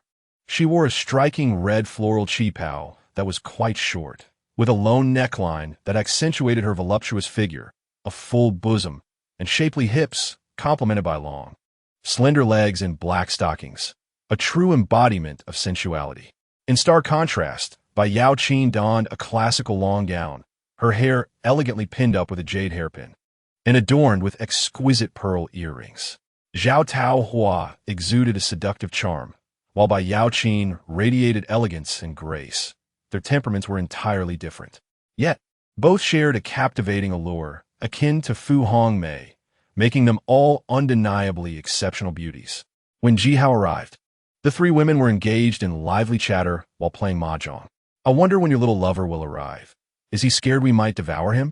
Zhao Taohua teased with a sultry smile, her voice as enticing as her attire, open and bold. Fu Hongmei, recalling her experiences with Ji Hao, couldn't resist cautioning. I must warn you, do not provoke him. You may regret it later, and I won't come to your aid. Haha, Zhao Taohua dismissed her concern. When he arrives, I want to see if he possesses the strength to enchant you, little minx. Fu Hongmei took a sip of tea, lightly saying, you are correct. He indeed possesses remarkable abilities. Zhao Taohua scoffed. What is there to fear? Even if I am inadequate, our company has hundreds of sisters. No matter how fierce he may be, he will ultimately submit. Bai Yao Qin frowned slightly. Although she had grown accustomed to Zhao Taohua's words, she still found them unsettling. Zhao Taohua glanced at Bai Yao Qin and sighed. It's a pity Yao Qin is too serious and uptight. If only she could loosen up, we three sisters would have so much more fun. Just then, Ji Hao approached. Upon seeing Zhao Taohua and Bai Yao Qin, he was momentarily taken aback, thinking how beautiful. Had he known Fu Hongmei would introduce such exquisite women, he would have raced over in his BMW at the speed of light. The three beauties sat together, exuding charm and grace, their figures and appearances remarkable enough to excite any man who might wish to engage with them deeply. Ah, you've arrived, Zhao Taohua scrutinized Ji Hao, even reaching out to touch his chest before nodding in satisfaction. Young and handsome, a fine physique, it's no wonder you bewitched Hongmei. Fu Hongmei playfully retorted, you're the one who is bewitched. Then, she pulled Ji Hao closer, smiling. Come, let me introduce you to these two lovely ladies. This is Taohua and Yao Qin. Ji Hao beamed, hello, sisters. I must say, upon entering, I thought 2 stars had come to receive treatments. I was genuinely captivated. What sweet talker, Zhao Taohua said with delight. Ji Hao teased. How did you know, Sister Taohua? Have you tasted it? Zhao Taohua burst into laughter. Her movements graceful. I would love to, but I fear Hongmei might disapprove. Fu Hongmei smirked. Who said I wouldn't approve? I'm very much in favor. Zhao Taohua playfully pinched Fu Hongmei's waist, her voice dripping with seduction. Then I absolutely won just to tease you. Ji Hao felt a twinge of disappointment. Next, he and Zhao Taohua discussed business. Zhao Taohua revealed that her batch of grain and oil was valued at 50 million, but she claimed to feel a connection with Ji Hao and offered it to him for a mere 30 million. Ji Hao naturally had no objections, for he had stumbled upon an incredible bargain. Just as he was about to finalize the transaction, he could not help but remind Zhao Taohua, Sister Taohua, have you not seen the recent news? Disasters are rampant everywhere. I think it would be wise to keep some supplies, in case of unforeseen circumstances. The rice and instant noodles would sustain you and Sister Yao Qin for quite some time. Zhao Taohua replied, are you referring to those apocalyptic rumors circulating online? Ji Hao nodded in affirmation. Zhao Taohua dismissed it lightly, saying, they are merely rumors. Anyone who believes them is a fool. Ji Hao hesitated for a moment before speaking candidly. To be honest, I've been having frequent dreams lately, foretelling that in a month and a half, a severe cold snap will descend, with temperatures plummeting to -60 degrees. Zhao Taohua interrupted him with a wry smile. I truly do not believe in such things. Ji Hao then recounted his dream of an earthquake occurring in an island nation, which subsequently came true. Both Zhao Taohua and Bai Yao Qin shook their heads, looking at Ji Hao as if he were foolish. Fu Hongmei, with a serious expression, interjected, this is indeed true. He told me about it before the earthquake, and I did not believe him either, but the timing and magnitude were precisely as he predicted. I was utterly astonished. The 2 beautiful women were momentarily taken aback. They understood that Fu Hongmei would never jest about such matters. It appeared that in a month and a half, perhaps the extreme cold would indeed arrive. In truth, Ji Hao's revelation of this secret carried certain risks, yet he felt that Zhao Taohua and Bai Yao Qin were decent individuals who had cared for him. Thus he decided to assist them. Ultimately, after Ji Hao and Fu Hongmei persuaded her, Zhao Taohua agreed to retain a portion of the food supplies, including rice, instant noodles, corn, and wheat. The original price of 30 million was reduced to 20 million. Ji Hao signed the procurement contract with Zhao Taohua and made the payment on the spot. He would personally retrieve the supplies when time allowed. Thus, the transaction was completed. Zhao Taohua stretched languidly, revealing her alluring curves, and said in a relaxed tone, "You two continue your conversation. I am off to get a massage. Lately, I have been so busy with a new company that my back aches terribly." Ji Hao quietly recognized this as an opportunity and quickly suggested, "What a coincidence. I have just learned some massage techniques. Why not let me give it a try?" Zhao Taohua smiled charmingly. "All right, good brother, make sure to serve me well. Your sister Taohua has over 100 supermodels and stars under her wing, including a few glamorous blondes. If you satisfy me, I will surely reward you handsomely." Bai Yaoqin, rarely speaking, chimed in with a melodious voice akin to a mountain spring, making one feel as if they were enveloped in a gentle breeze. Ji Hao's interest was immediately piqued. Stars, supermodels, and glamorous figures did not concern him. His primary motivation was to be of service. Zhao Taohua continued, "This Bai Club is a joint investment by the three of us sisters. If you satisfy me, I will make you the top technician of the club. Conquering the affluent ladies of Donghai City will be within reach." Ji Hao was left speechless. Zhao Taohua lay face down on the sofa, showcasing her voluptuous figure, captivating in its curves. Ji Hao could not help but sigh inwardly, marveling at her extraordinary beauty. He steadied his mind and began to massage Zhao Taohua. "Good brother, your technique is quite impressive," Zhao Taohua remarked with a smile. "Indeed, I must claim second place." "No one dares to claim the first," Ji Hao boasted, his fingertips crackling with a hint of electricity. After all, who else could offer such a massage with extraordinary abilities? As he continued, Zhao Taohua emitted soft moans, drifting in and out of slumber. Upon leaving the Bai Club, Ji Hao once again urged Zhao Taohua and Bai Yaoqin to stock up on supplies and suggested they establish a safe house. Uncertain if the two women truly took his words to heart. Returning to the community, Ji Hao fortuitously encountered Xiao Yalan, who had just returned from a repair shop. During this period, she had been bustling about, and although she should have appeared exhausted, Ji Hao's presence seemed to invigorate her, making her radiate with a youthful glow. Friends inquired about her beauty regimen, but she could only smile enigmatically, keeping her little secret to herself. "Sister Lan, what a coincidence to run into you on my way home. Come to my place tonight, and let us indulge in some romantic conversation." As Ji Hao's relationship with Xiao Yalan grew closer, he changed how he addressed her, no longer calling her Sister Xiao, but Sister Lan. Xiao Yalan blushed, shooting Ji Hao an annoyed glare. Glancing around to ensure no one was watching, she felt a bit more at ease. Seeing her alluring demeanor, Ji Hao's excitement surged, and he instinctively reached for her hand. However, Xiao Yalan stepped back slightly, her eyes filled with concern. "What if someone sees us? What will I do about my reputation?" Ji Hao replied with conviction, "Our affection is mutual. What is there to fear?" Xiao Yalan remained hesitant, softly saying, "Please don't do that. At most, after my shower, I can come to your place, and you can do whatever you want." Ji Hao chuckled mischievously, his gaze lingering on Xiao Yalan's sumptuous figure. "Wouldn't it be better if we showered together at my place?" "You're incorrigible." Xiao Yalan rolled her eyes, a mix of shyness and irritation coloring her expression. Just as they were playfully bantering, a ferocious yellow dog suddenly charged out from the nearby bushes, lunging at Xiao Yalan. She attempted to retreat, but it was too late. Panic setting in. In a critical moment, Ji Hao stepped forward, delivering a powerful punch that sent the yellow dog flying, crashing to the ground while howling in distress. "Sister Lan, are you all right?" Ji Hao rushed to Xiao Yalan's side, concern etched on his face. "I'm fine, thank you," she replied, patting her heaving chest, still shaken. Ji Hao gazed into her eyes with determination. "No matter what happens, I will protect you." Xiao Yalan was momentarily taken aback, deeply touched. Reflecting en du feng. She suddenly felt that he was nothing more than a beast. Initially worried about hurting Du Feng, she had been contemplating whether to continue this relationship. But now her resolve was solidified.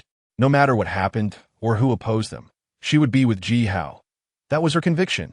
At that moment, a plump, scowling woman rushed over, her face contorted with rage upon seeing the yellow dog lying on the ground, emitting pitiful whines. "My dog, you poor thing. How could you die so tragically?" Aunt Lee wailed, cradling the dog in her arms, her exaggerated sorrow evoking incredulity. "It's you. You are the dog killers. You must compensate for my dog, or this matter will not end well." Aun Libaluba. Upon seeing her, Jihao suddenly recalled that in his previous life, this malicious woman had abused her position in the neighborhood committee, committing numerous wrongs that engendered widespread resentment. In the aftermath of the apocalypse, she claimed the ability to contact the authorities and lead everyone to a refuge, but insisted on collecting food first to distribute herself, resulting in many starving to death.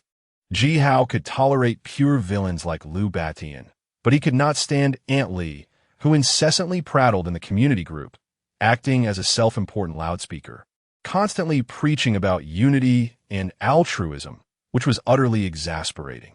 Thus, Jihao resolved to address Aunt Lee before the apocalypse, as he had no desire to endure her incessant chatter during those dire times. Xiao Yalan stepped forward, her face flushed with anger. "Aunt Lee, one must be reasonable. Clearly, it was you who walked your dog without a leash, and it nearly bit me. Jihao and I were merely defending ourselves." Jihao added, "Moreover, walking a dog without a leash is illegal. You could face detention and fines. Aunt Lee, I'm sure you wouldn't want this incident to become widely known, would you?" Aunt Lee shouted, "I don't care. You killed my dog. It's your fault, and you must pay 50,000, if it's even a penny less. You want TB leaving tonight. 50,000? Jihao nearly laughed in disbelief. "Why don't you just rob a bank?" Aunt Lee resorted to playing the victim, lying on the ground and shouting toward the distance, "Help! Help! Young people are bullying an old lady." Her cries attracted the attention of many evening strollers, who began to gather around. Li Dama, in front of a crowd, exaggeratedly accused Jihao and Xiao Yalan of not only killing her dog, but also physically assaulting her, immediately inciting outrage among the onlookers who pointed fingers at the two. An elderly woman cast a glance at Jihao, her indignation evident as she exclaimed, "The youth of today have no respect for their elders or care for the young. Just the other day, I went to buy vegetables, and I had to stand in line at the checkout. Where is the so-called priority for the elderly? It would have been tolerable if not for the young man with a limp in front of me. I asked him to let me go first, but he stubbornly refused. Thinking back, it infuriates me. He may have lost a leg, but I lost precious time waiting in line." Another old man chimed in, "If you kill someone else's dog, you must compensate them, for a dog is a life too." Support for Li Dama surged as the crowd united, declaring that if they stood by and allowed the elderly to be bullied, they would only become more vulnerable in the future. Faced with the crowd's accusations, Jihao remained unfazed, while Xiao Yalan was seething with anger. "Li Dama, if you continue this unreasonable commotion, I will call the police," Xiao Yalan declared coldly. Reaching for her phone, Li Dama, undeterred, pointed at Xiao Yalan and shouted, "You little vixen, walking with this young man at night. Have you already been seducing him? Just look at how you're dressed, clearly trying to attract men. What is it about this young man that makes you so infatuated? You hussy." Xiao Yalan's face flushed with embarrassment and rage. "Do not slander me," she retorted. Li Dama persisted, "Your man has been dead for years, and at your age, if you claim you have no thoughts of romance, who would believe you?" Xiao Yalan was left speechless with anger. "Forget it, Lan Jia. Let us just leave and not stoop to her level," Jihao suggested, already devising a plan to deal with Li Dama that would surely make her regret her actions. "Yes, let us go. I'm tired of her nonsense. If she has the guts, let her call the police and see who is truly at fault." Xiao Yalan glared at Li Dama before turning to leave with Jihao. "You are not allowed to leave," Li Dama shouted angrily and in a fit of panic. She tripped Jihao with her foot.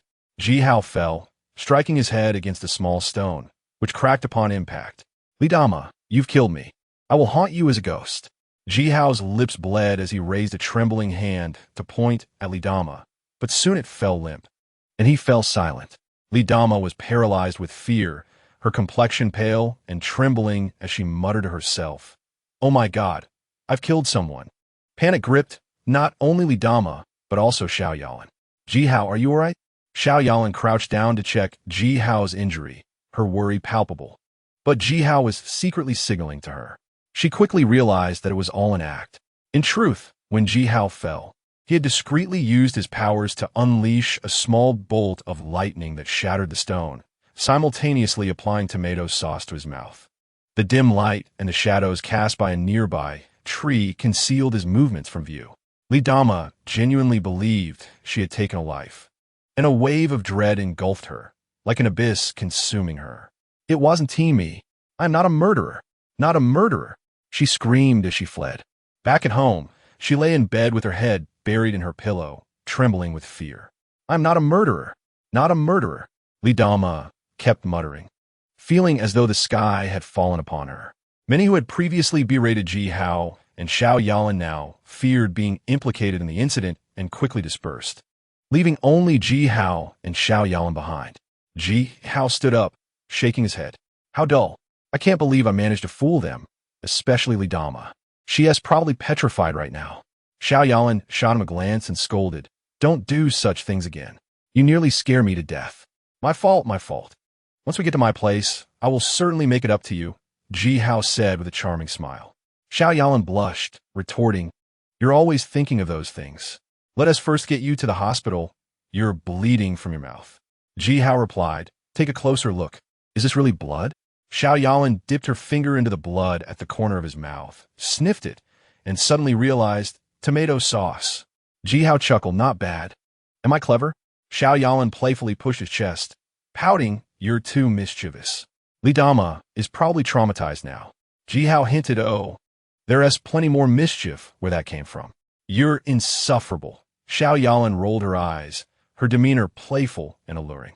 That evening at the Bai Ma Club, Ji Hao was captivated by Zhao Taohua's striking red floral qipao, and upon returning home, he retrieved a similar qipao from his space for Xiao Yalan to wear. The two women, both voluptuous and alluring, exuded an irresistible charm. The following morning, instead of gathering supplies, Ji Hao turned his attention to dealing with Li Dama. He could not allow her to continue her incessant nagging in this post-apocalyptic world. He had devised a plan to tarnish her reputation and send her abroad, never to return. He recalled the last time he was at Xiao Yalan's house, where he had copied numerous videos from Du Feng's computer, including footage of Du Feng's passionate encounters with Li Dama. Ji Hao anonymously uploaded the videos online, confident they would soon cause a stir. Then he visited a well-known travel agency specializing in trips to northern Myanmar. Although it appeared to be a legitimate travel service, it was notorious for sending people to a perilous fate. Ji Hao remembered that this agency would implode in 2 weeks, causing nationwide outrage, which left a deep impression on him. At the travel agency, a provocatively dressed woman greeted Ji Hao, and he promptly requested 5 premium travel tickets.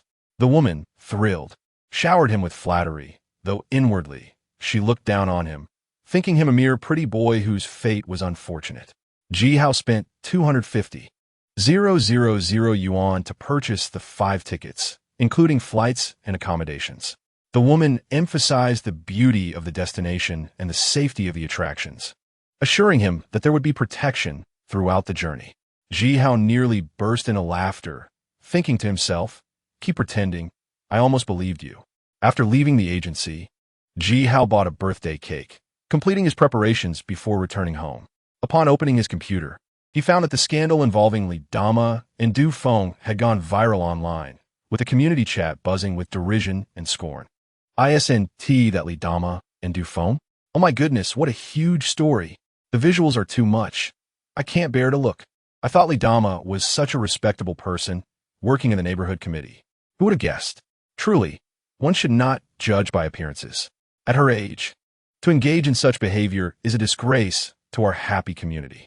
And who would have thought Du Feng, a rich second generation, would be involved with her? I can't understand it." Li Dama, who once wielded her position at the committee to bully others, had drawn ire from many. When Du Feng's father was alive, he acted like a spoiled rich kid, even picking on children. Hence, both had poor reputations in the community, and, with this scandal, they would undoubtedly become the subject of ridicule. Chapter 23. A windfall. Upon learning the news, Xiao Yalan was overwhelmed with tears. She was aware that her son was not a paragon of virtue, but she never anticipated he would engage in such despicable behavior. If he sought amusement, It should have been with young and beautiful women of his own age, not Aunt Lee. Alas, Xiao Yalan found it incomprehensible. Meanwhile, Dufeng was reveling outside with friends, drinking and feasting utterly carefree. Having lost his virility, he could only watch his friends indulge in relationships with women, feeling envious. Suddenly, a young man with an earring shouted while holding his phone, "Du Xiao, is this you?" A crowd gathered, and when they beheld the contents of the video, they were left astounded. Goodness, this is absolutely explosive. Dufeng felt as though he had been struck by a bolt of lightning, his body numb. How could this video have been leaked? A girl in a revealing dress, her beauty striking, derided him. "Oh, Du Xiao, you boast so much. It turns out you are nothing but a golden needle mushroom. Ha ha ha." With his most humiliating secret exposed before the crowd, Dufeng turned pale, drowning in shame. If only he could find a crack in the ground to hide in. "Don't be disheartened, Du Xiao. I'll bring you some medicine another day. I guarantee you will develop again. After all, if a man cannot even conquer women, can he truly be called a man?" The young man with the earring patted Dufeng's shoulder, his eyes filled with mockery and pity. Dufeng remained silent, knowing that the moniker Golden Needle Mushroom would haunt him for life, and he would never be able to hold his head high in front of his friends again. How infuriating. If I find out who leaked that video online, I will make them pay dearly. Dufeng lost all desire to continue the festivities, citing illness as an excuse and taking a taxi home. After his departure, several friends could no longer contain themselves and burst into laughter, even raising their middle fingers at his retreating figure. Truth be told, they had never held anyone in such disdain before. In the happy community, Aunt Lee observed the derisive comments in the owners' group, her hand trembling as she held her phone. The hurtful words were unbearable, causing her, who had always valued her reputation, immense distress and shame. It was over. Everything was lost. How could Dufeng, that scoundrel, allow the video to be leaked? Or was it intentional? Just as she contemplated confronting Dufeng, a sharp slap struck her face. Slap! Aunt Lee felt a stinging pain on her cheek. The perpetrator was her husband, Uncle Wu. Uncle Wu was known as the community's foremost turtle man. Initially, he had accepted Aunt Lee, despite her past relationships with several black men and having undergone 3 abortions. On their wedding day, he presented her with a dowry of 1 million and added her name to the property deed. After marriage, he worked 3 jobs, laboring like a mule, yet he did so without complaints, finding joy in his sacrifices. In his view, a man should give everything, even his life, for a woman. If he was unwilling, it indicated a lack of love. Regardless of how other men regarded him, he never argued back, focusing solely on providing Aunt Lee with the best living conditions. In essence, Uncle Wu cherished Aunt Lee as if she were a precious gem. However, upon discovering that he had become the subject of ridicule, a surge of blood rushed to his head, and for the first time, he struck Aunt Lee. Afterward, he regretted his actions, but it was too late. Just as he was about to apologize, Aunt Lee retaliated with 2 resounding slaps across his face.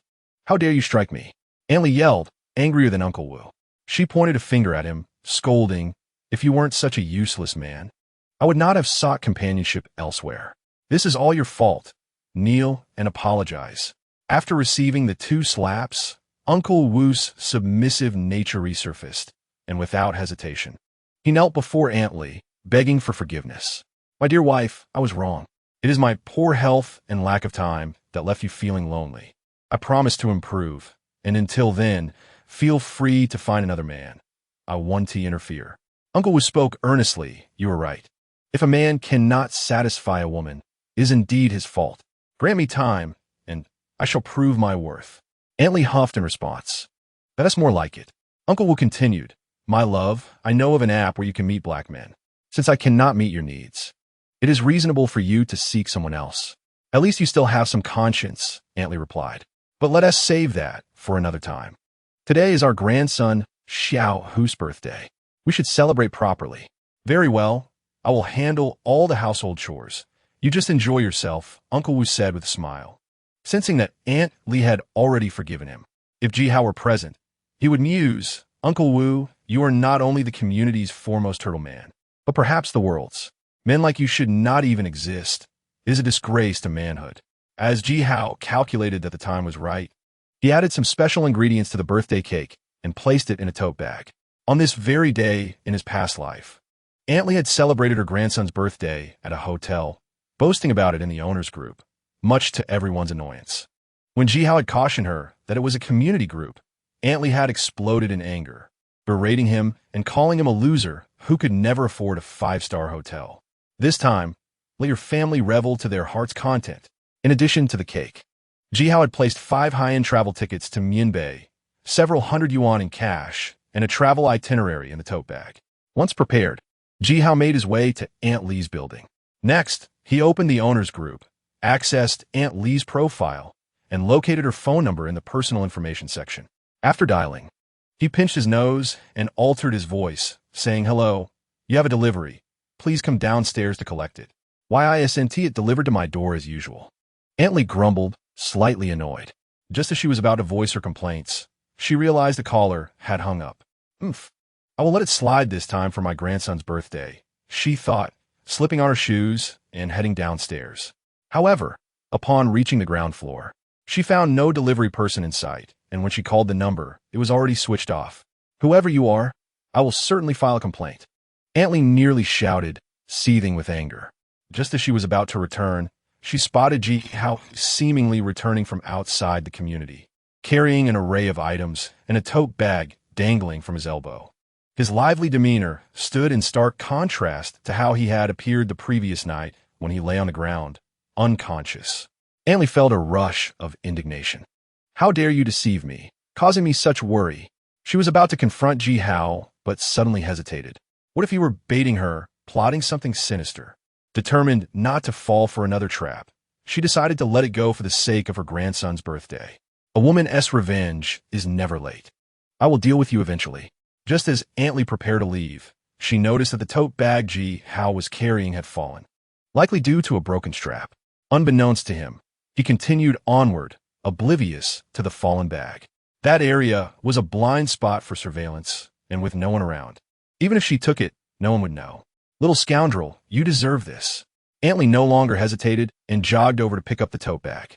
Upon peering inside, her excitement surged, her eyes sparkling like light bulbs. What windfall! Chapter 24. The misfortune of Aunt Lee. The tote bag contained several hundred yuan in cash, 5 luxury travel tickets, a travel itinerary, and a birthday cake.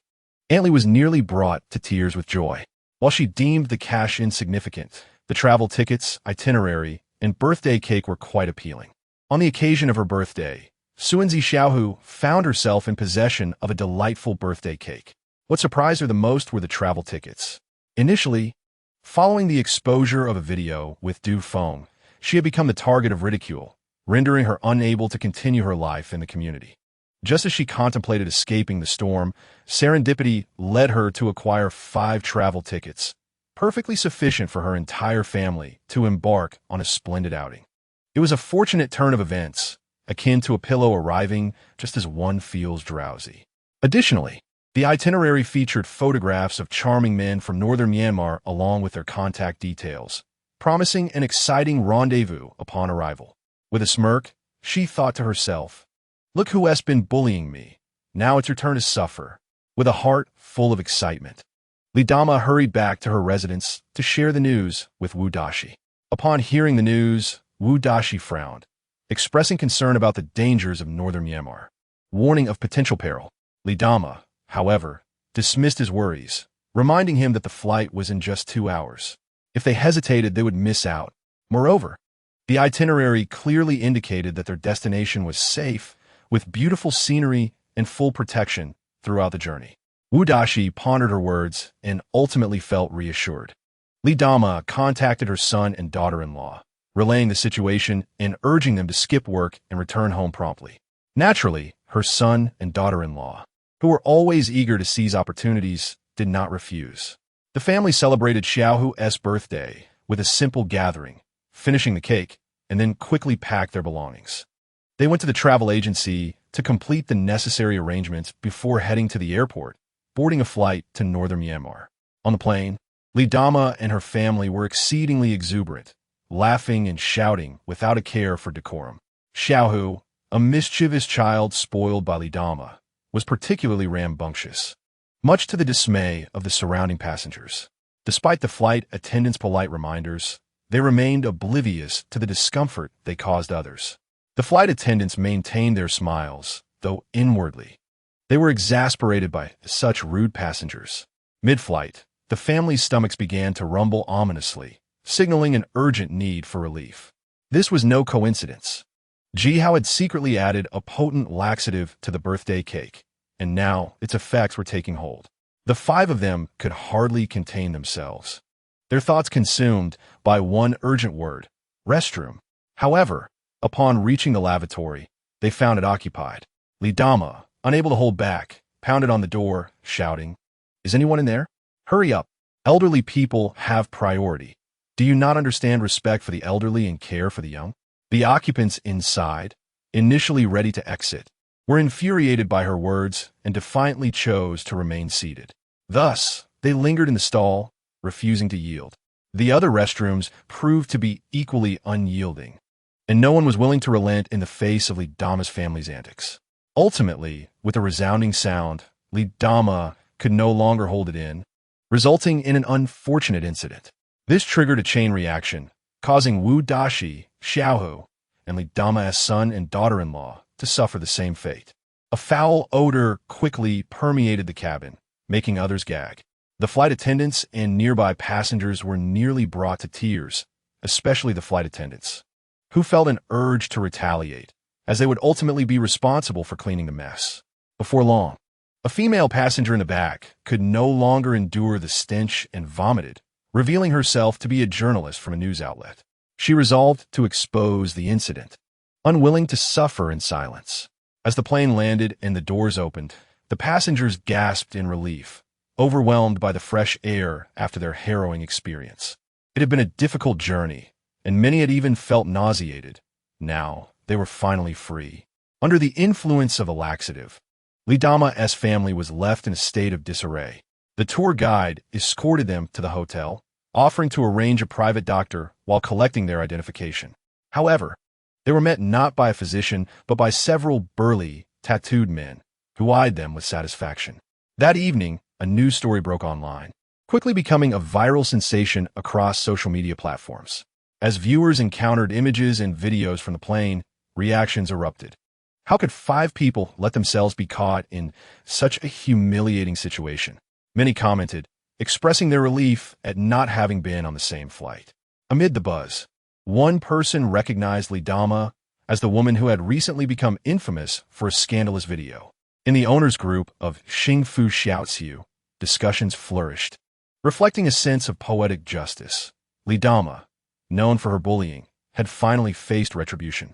Jihao, upon seeing the news, couldn't help but chuckle, realizing his plan had succeeded. While others saw only embarrassment for Lidama, Jihao knew she would likely face dire consequences. In the time that followed, Jihao continued to stockpile supplies, ensuring he was prepared for the impending apocalypse. Meanwhile, natural disasters escalated around the globe, prompting widespread concern and panic. As rumors of an impending catastrophe spread, many began hoarding supplies, driving prices up. The authorities intervened, arresting those spreading doomsday rumors and penalizing individuals and businesses hoarding resources to stabilize the situation. Amidst this chaos, Jihao remained focused on his final preparations. When Fu Hongmei, Zhao Taohua, and Bai Yaoqin encountered the apocalyptic discussions online, they finally took notice and regretted not having heeded Jihao's warnings earlier. Fortunately, it was not too late. Fu Hongmei discreetly procured a large quantity of medicine and shared half with Jihao, advising him to transport them separately for safety. Jihao could only smile wryly, knowing that no precaution could rival the power of his Lei Ta. However, he could not expose Lei Ta's secret, as any unforeseen mishap could lead to regret. He decided to wait until the apocalypse arrived before revealing anything. Having spent nearly all of the 2 billion he had acquired from Lu Batian, Jihao donned an old man's disguise, complete with a robe and sword, to visit Lu Batian once more. Lu Batian greeted him with joy, and Jihao pretended to exorcise evil spirits and bestow fortune upon him. When Lu Batian fell into a stupor, Ji Hao once again searched the room, but, as before, found no firearms, leaving him puzzled about Liu Beixian's secret hiding place. Upon awakening, Liu Batian hesitated, prompting Ji Hao to urge him to speak freely. Liu Batian finally asked, "Master, I have heard others say that the apocalypse is approaching. What do you think?" Ji Hao dismissed the notion, stating, "It is merely a rumor, unworthy of belief." Liu Batian finally felt at ease, bursting into laughter. "I told you, how can we take online rumors seriously? I originally planned to stock up on supplies. But since the immortal master has spoken, I shall naturally refrain." Ji Hao smiled silently, thinking to himself that he would not let Liu Batian off the hook. Liu Batian glanced at Song Wanqiu and pulled Ji Hao aside, whispering, "Immortal master, I have been married to my wife for many years but have yet to have children. She's like a hen that cannot lay eggs. Surely, there must be something wrong with her health. If you could take a look, I will be immensely grateful."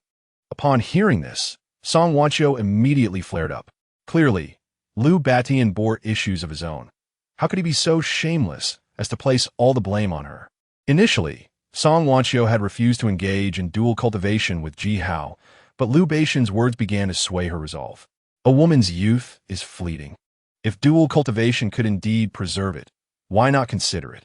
Moreover, even if she wished to remain chaste for Liu Batian, would it not cast her aside for a younger, more beautiful woman once she aged? At that moment, she would be the one at a loss. Their union had been an accident from the start, devoid of genuine affection.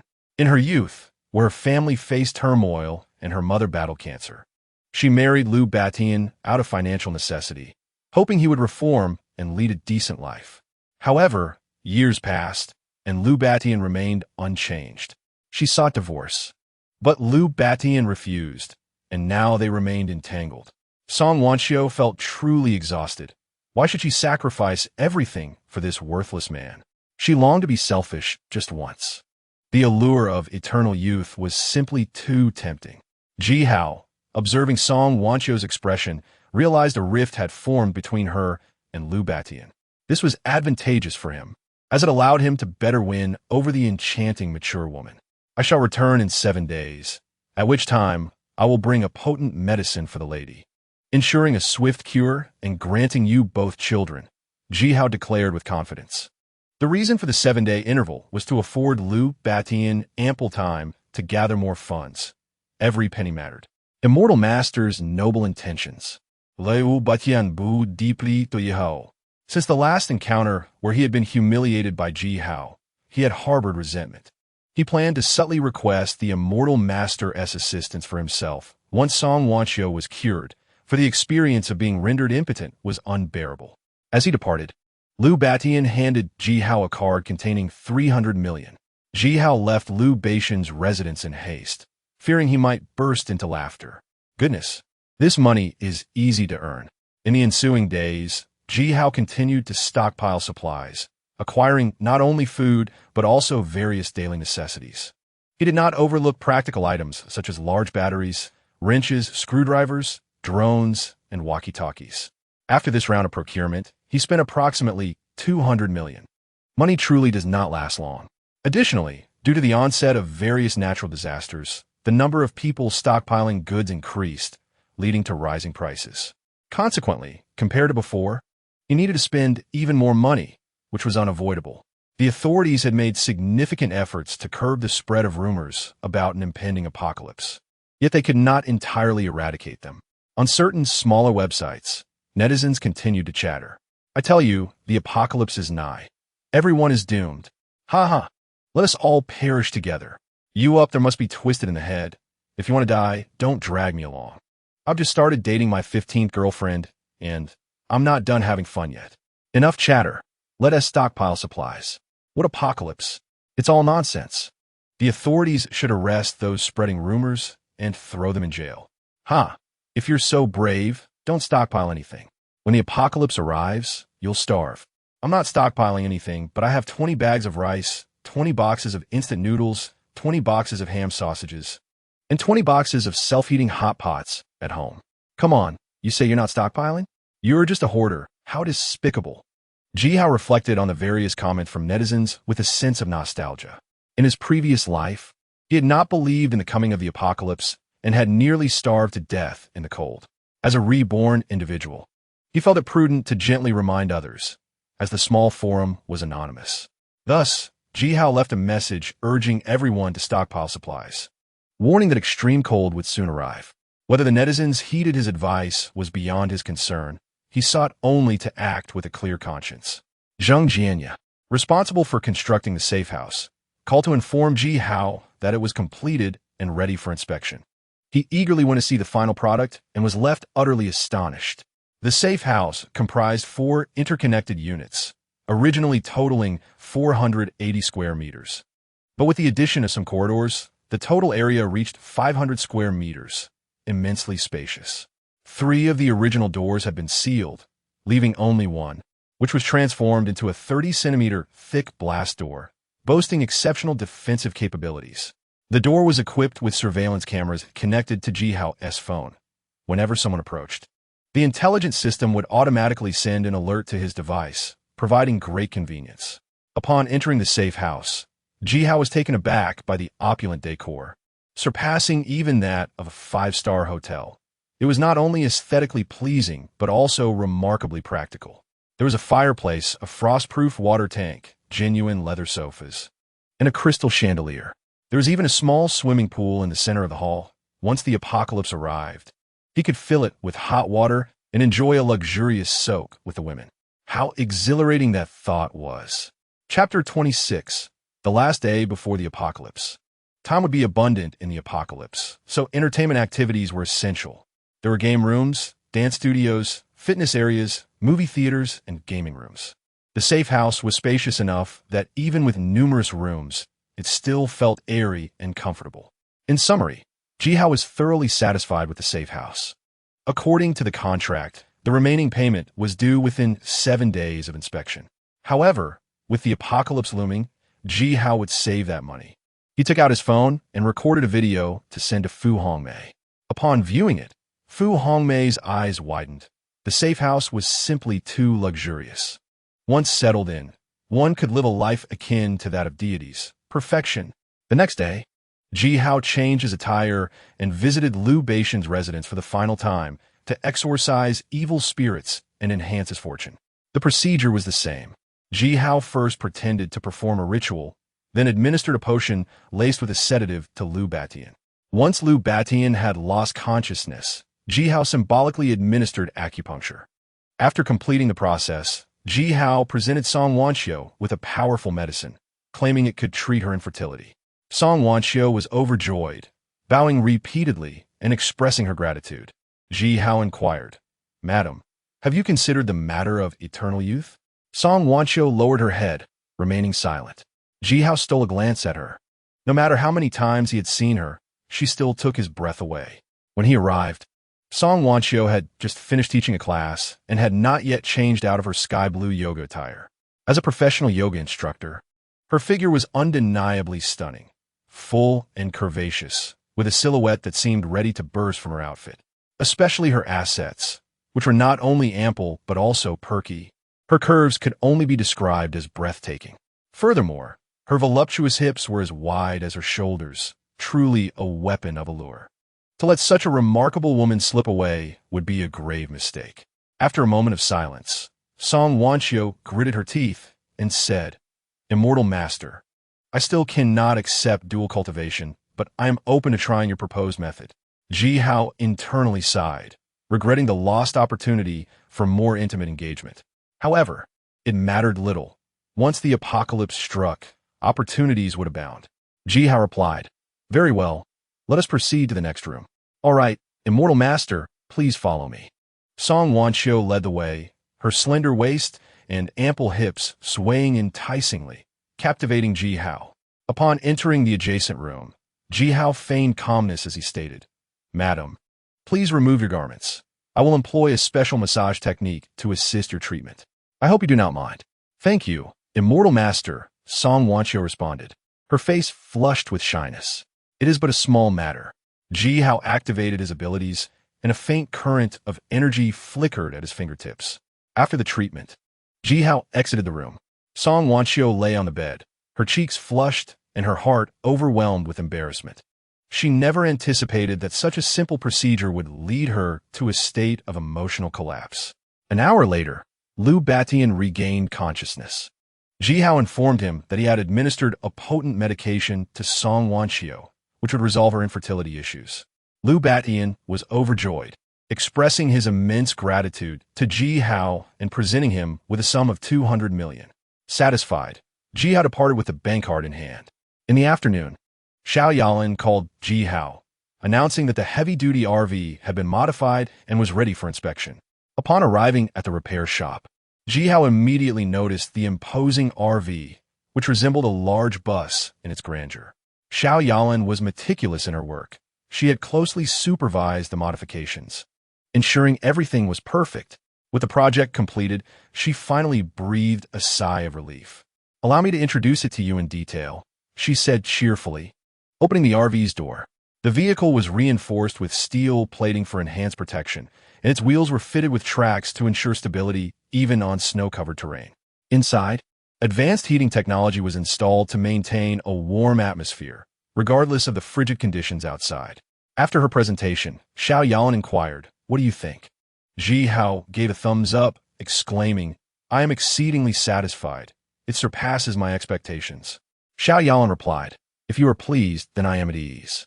Jihao's gaze lingered on Xiao Yalan's alluring figure beneath her qipao, and with a mischievous smile, he said, "I have a business proposition worth 100 million to discuss with you. Let us proceed to your office." Xiao Yalan paused for a moment, then playfully rolled her eyes at him, exuding charm. Earlier, he had been stirred by the alluring yoga instructor, yet it was merely a fleeting encounter. Now, faced with Xiao Yalan in her enticing attire, Jihao found it impossible to restrain himself. As he drove the RV out of the repair shop, they drew attention everywhere they went. The vehicle's awe-inspiring presence was undeniable, akin to a grand bus, making it impossible to go unnoticed. At a small intersection devoid of traffic lights, 3 flight attendants in their uniforms exclaimed in delight, "My goodness, look at that vehicle! How magnificent and imposing!" One remarked, "I've never seen such an impressive heavy-duty RV. The visual impact is astounding." Another speculated, "I bet the owner is a young, handsome heir. I would love to date him." The third teased, "You're only after his looks and wealth. How shameless." To which the second replied, "Aren't you the same? Why don't we flag him down and see if he can give us a ride?" Great idea. Jihao was aware that the RV would attract attention, yet he underestimated its impact. The 3 flight attendants stopped him, requesting a ride. Their eyes sparkled with excitement, and they subtly adjusted their uniforms, revealing their enticing figures. The implication was unmistakable. Noticing their striking beauty, Jihao had no reason to refuse and invited them aboard. He couldn't help but reflect that despite their seemingly aloof demeanor, when faced with genuine wealth, they were just like bees drawn to honey, eager to get closer. Jihao drove to the lakeside and began discussing business with the flight attendants. Ultimately, both parties were satisfied and exchanged contact information. Jihao also reminded them to stock up on supplies, fulfilling his small obligation. Afterward, he stored the heavy-duty RV inside the Leta and switched to a regular sedan for convenience, knowing that returning to the community in such an eye-catching vehicle would invite unnecessary complications. The following morning, Jihao rose early, aware that it was the last day before the impending apocalypse, and he had much to prepare. With over 100 million remaining, he frantically stocked up, finally exhausting his funds by around 5 in the afternoon. Feeling exhausted, he sensed the temperature dropping and the cold wind biting, recognizing it as a sign of the approaching end times. In Chapter 27, Jihao drove his BMW to pick up Fu Hongmei from her company. Having been forewarned, Fu Hongmei climbed into Jihao's car without hesitation. Jihao cheerfully remarked, "Mei Jia, didn't you stock up supplies elsewhere?" "Let us go," Fu Hongmei replied. "It's safer to keep supplies in separate locations. If our safe house is compromised, we can simply relocate. We must not store everything together." She added, "Besides, how much can your small car carry?" Jihao confidently asserted, "You may not believe me, but no matter how much you have, I can transport it all safely. No one can take anything from me." Fu Hongmei was skeptical, rolling her eyes. "You're just boasting." Jihao extended his hand, electric currents dancing at his fingertips, dazzlingly bright. With his mastery of his abilities improving, he could now control the lightning, which danced like obedient kittens at his command, crackling with energy. Fu Hongmei was left speechless, stammering, "How did you do that?" As the apocalypse loomed, Ji Hao decided to reveal the truth, admitting, "I am an ability user who has awakened lightning powers. This is why I am certain the apocalypse is imminent."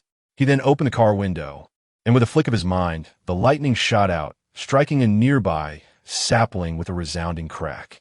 "Oh my goodness, that's incredible!" Fu Hongmei gasped now. "That's just the beginning. There's even more impressive," Ji Hao said, producing a bouquet of flowers from thin air and presenting it to her. Fu Hongmei inquired, "Where did you get those?" Without hesitation, Ji Hao revealed the secret of Lei Ta, knowing that it would eventually be exposed when they moved into the safe house. After all, Fu Hongmei had sacrificed everything for him in a past life, so he trusted her completely. Fu Hongmei listened in astonishment, struggling to believe his tale. Ji Hao drove to a secluded area and summoned the heavy-duty RV from Lei Ta. Finally convinced, Fu Hongmei exclaimed, "No wonder you are so certain the apocalypse will arrive. It all makes sense now."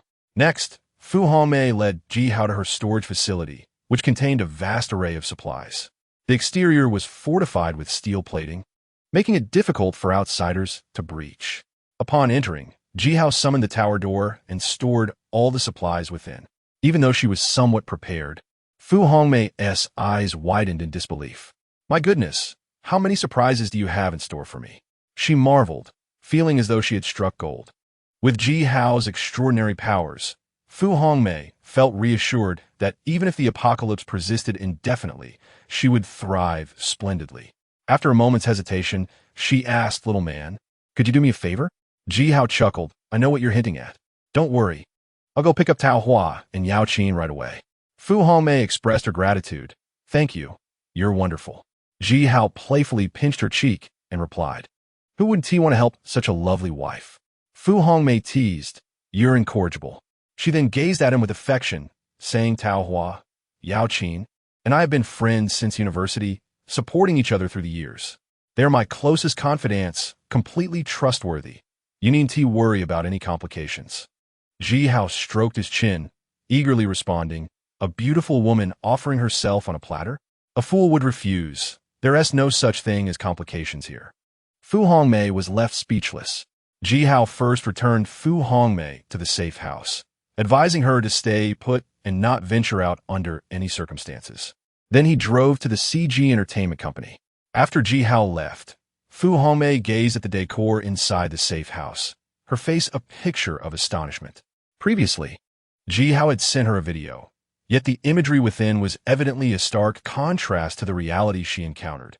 It was only after moving in that she truly grasped the magnificence of this sanctuary.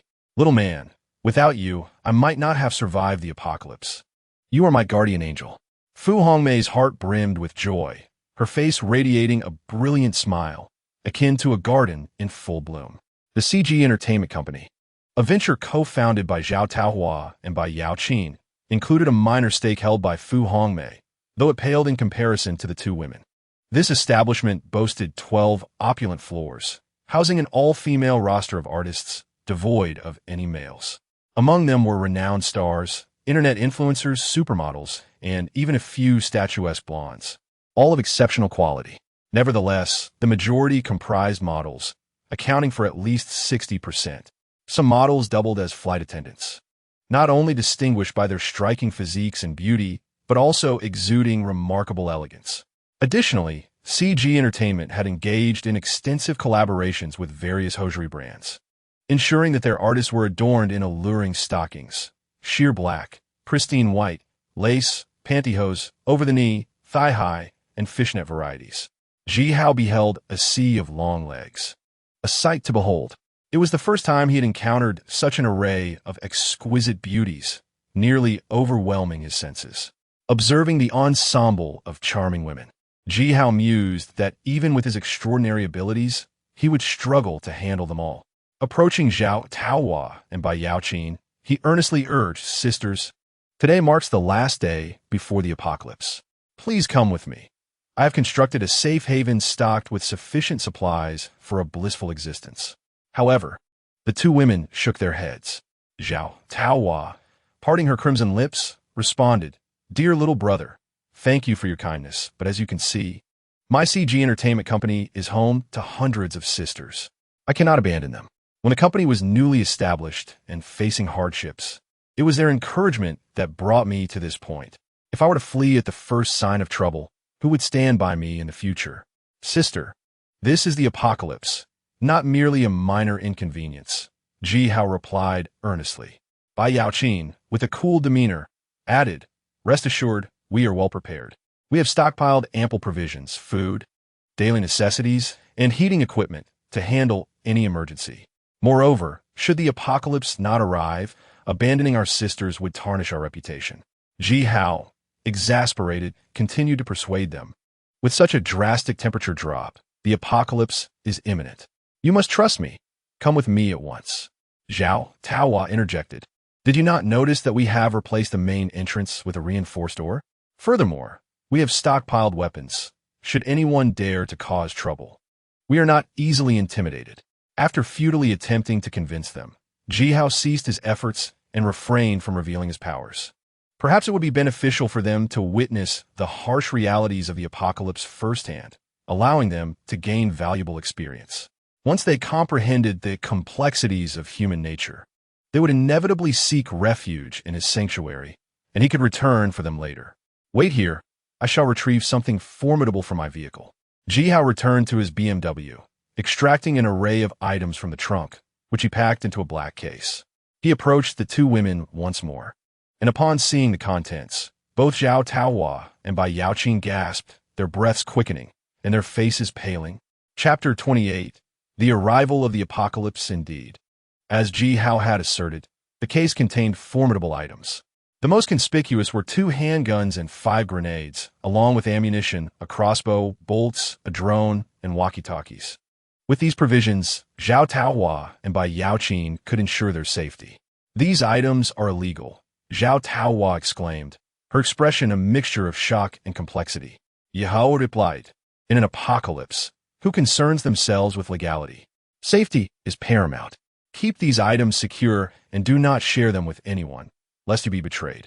Zhao Taohua took a deep breath and, with utmost seriousness, stated, "Thank you, my dear brother.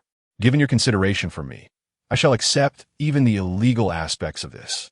Bai Yaoqin added, "Now I find myself hoping the apocalypse truly arrives. Otherwise, I would have to pay a hefty price to rescue you from jail. What a hassle." Ji Hao chuckled, feeling a swell of emotion. He had decided that these two sisters were worth his trust. "Very well. Make the most of the remaining time to gather more supplies. The apocalypse will officially commence at 2 o'clock in the morning, and temperatures will plummet. Do not remain outside. It could be fatal." Ji Hao emphasized, "If anything arises, call me.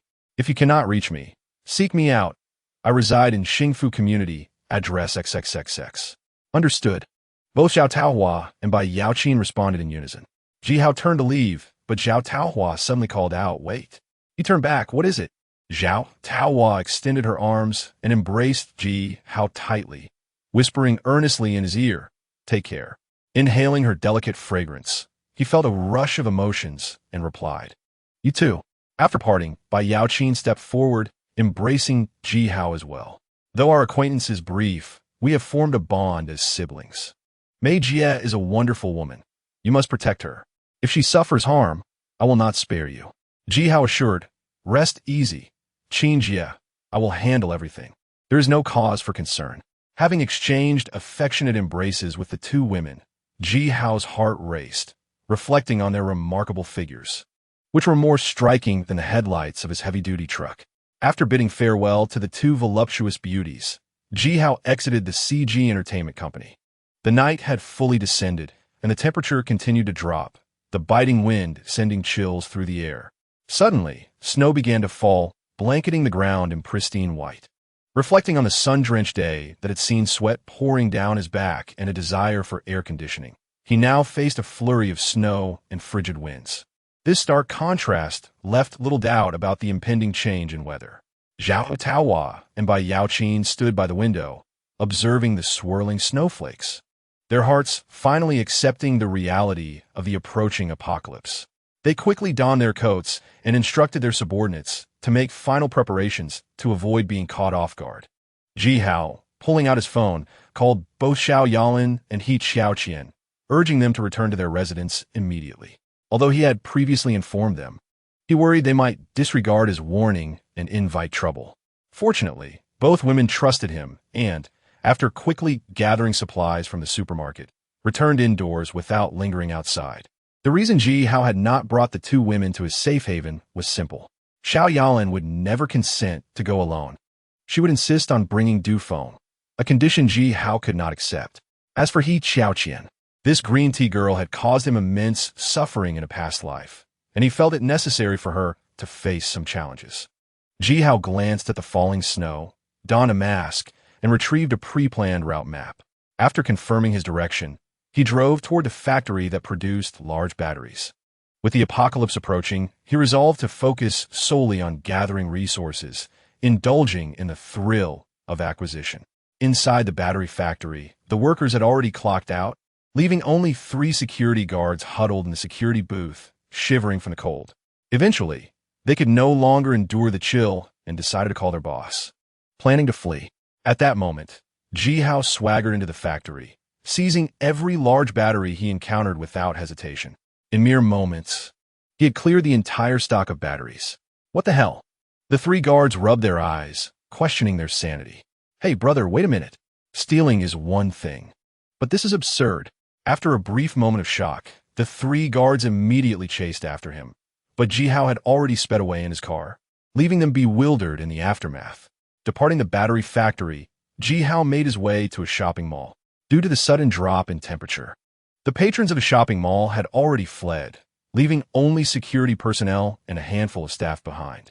Ji Hao burst into the shopping center, unfurling the tower gates, and without uttering a word, commenced his sweeping spree. With swift movements, goods vanished as if devoured by a swarm of locusts, leaving nothing but barren shelves in their wake. Quick, apprehend the thief. Do not let him escape. Someone shouted. Why the fuss? This person is clearly a magician employing sleight of hand to astonish us. Just wait. When the time comes, the goods will undoubtedly reappear before our eyes. This made sense. You nearly scared me to death. However, a crowd waited anxiously. Yet the goods did not materialize again. Cough, where are the supplies? Perhaps we should call the police. Let us wait a bit longer. So many supplies have vanished into thin air. An ordinary person could not possibly achieve this. It must be the magician's trickery.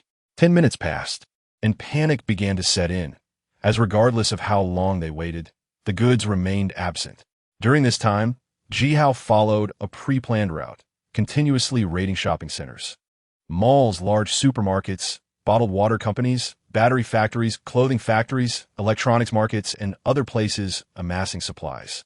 Concurrently, the temperature plummeted again, reaching a chilling -20 degrees, causing people to shiver uncontrollably.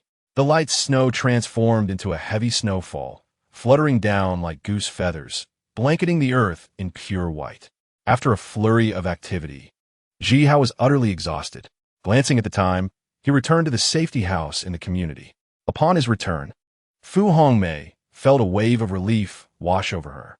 Ji Hao informed her of Zhao Taohua and Bai Yaoqin's situation, to which Fu Hongmei expressed deep regret, but said little more, understanding the nature of the two. Mei Jia, there are 10 minutes until the apocalypse descends.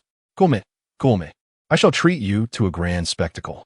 Ji Hao moved the table to the window, retrieving a seafood feast and red wine from the Leita, inviting Fu Hongmei to indulge in the delicacies.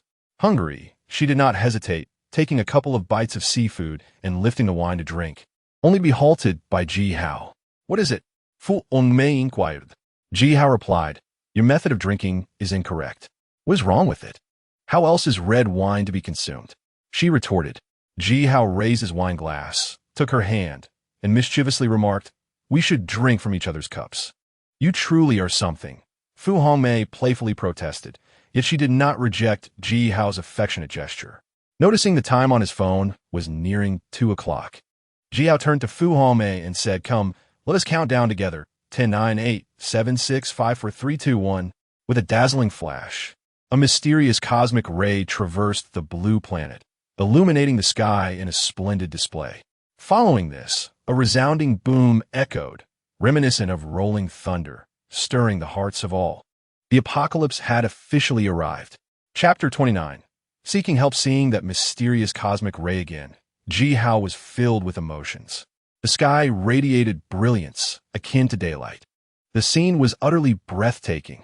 The reverberating sound waves spread far and wide, awakening countless individuals from their slumber, their expressions dazed and confused as they pondered what had transpired. Before long, the white light and sound waves dissipated, yet the snowfall intensified, blanketing the world in white.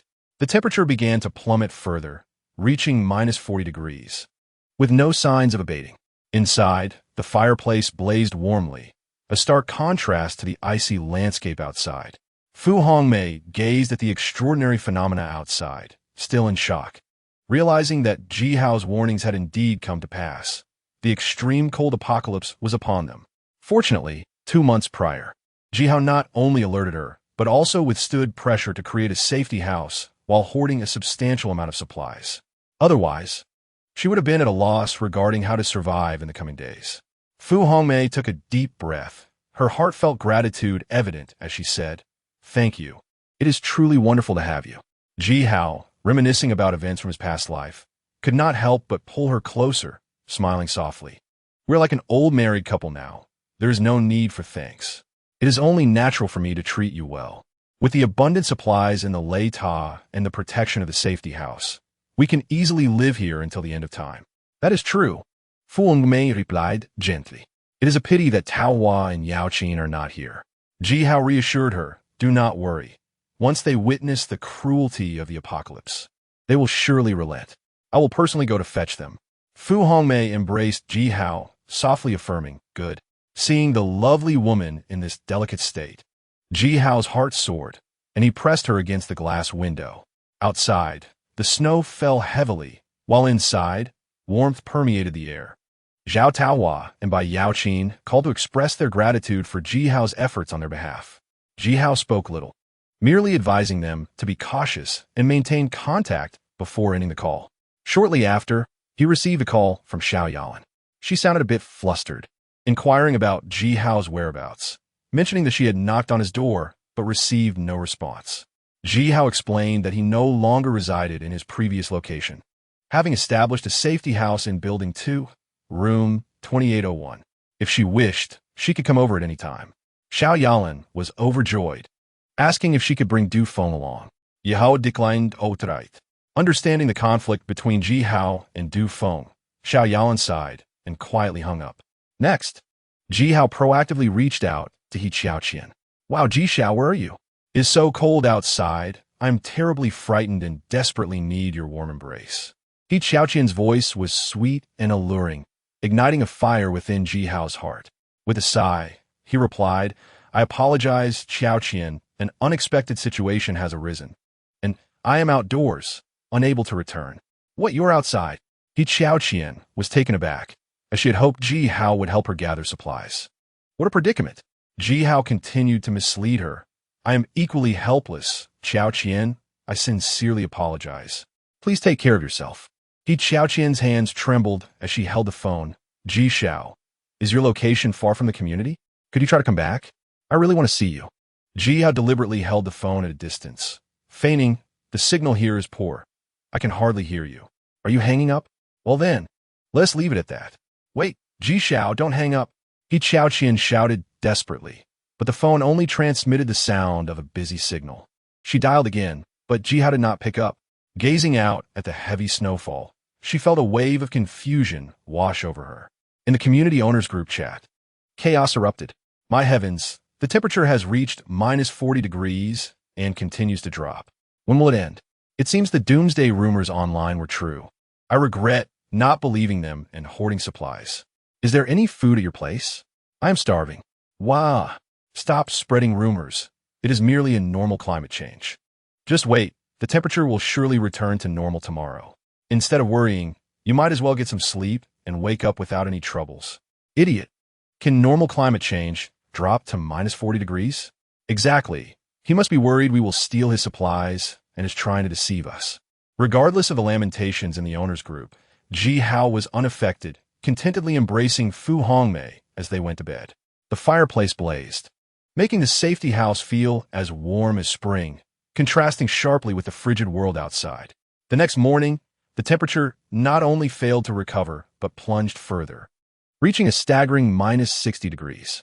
People could hardly endure the outdoors for long. The cold wind sliced like knives against their skin, causing immense discomfort. Some residents, lacking stored food, attempted to venture out to buy provisions, but upon stepping outside, they were met with such frigid temperatures that they quickly retreated indoors. Too fearful to emerge again, Ji Hao retrieved rose lychee muffins, French caramel creme brulee toast, and lavender honey yogurt from the l'étang, sharing a delightful breakfast with Fu Hongmei. If others were aware that they were enjoying such luxurious meals while starving, one could only imagine their feelings of envy. After resting for a while, Fu Hongmei, feeling bored, changed into a sky blue yoga outfit and began practicing yoga. She usually practices yoga, but due to her busy work schedule, her sessions have been infrequent. Now that she has ample time, she intends to engage in more exercise to maintain her figure. Ji Hao, observing from the side, gazed at her with eyes as bright as lanterns. Dressed in yoga attire, Fu Hongmei's curves were accentuated, her ample figure seemingly straining against the fabric, exuding a mature allure that was both enchanting and captivating. It was utterly tempting, and even when compared to Song Wanxiu, the professional yoga instructor, she was not at all inferior, perhaps even surpassing her. Despite having worked tirelessly through the night, Ji Hao felt invigorated and reached out to embrace Fu Hongmei from behind. She turned to glare at him, her voice cold as she said, "Stop fooling around. I have my period. You should take care of yourself." "What?"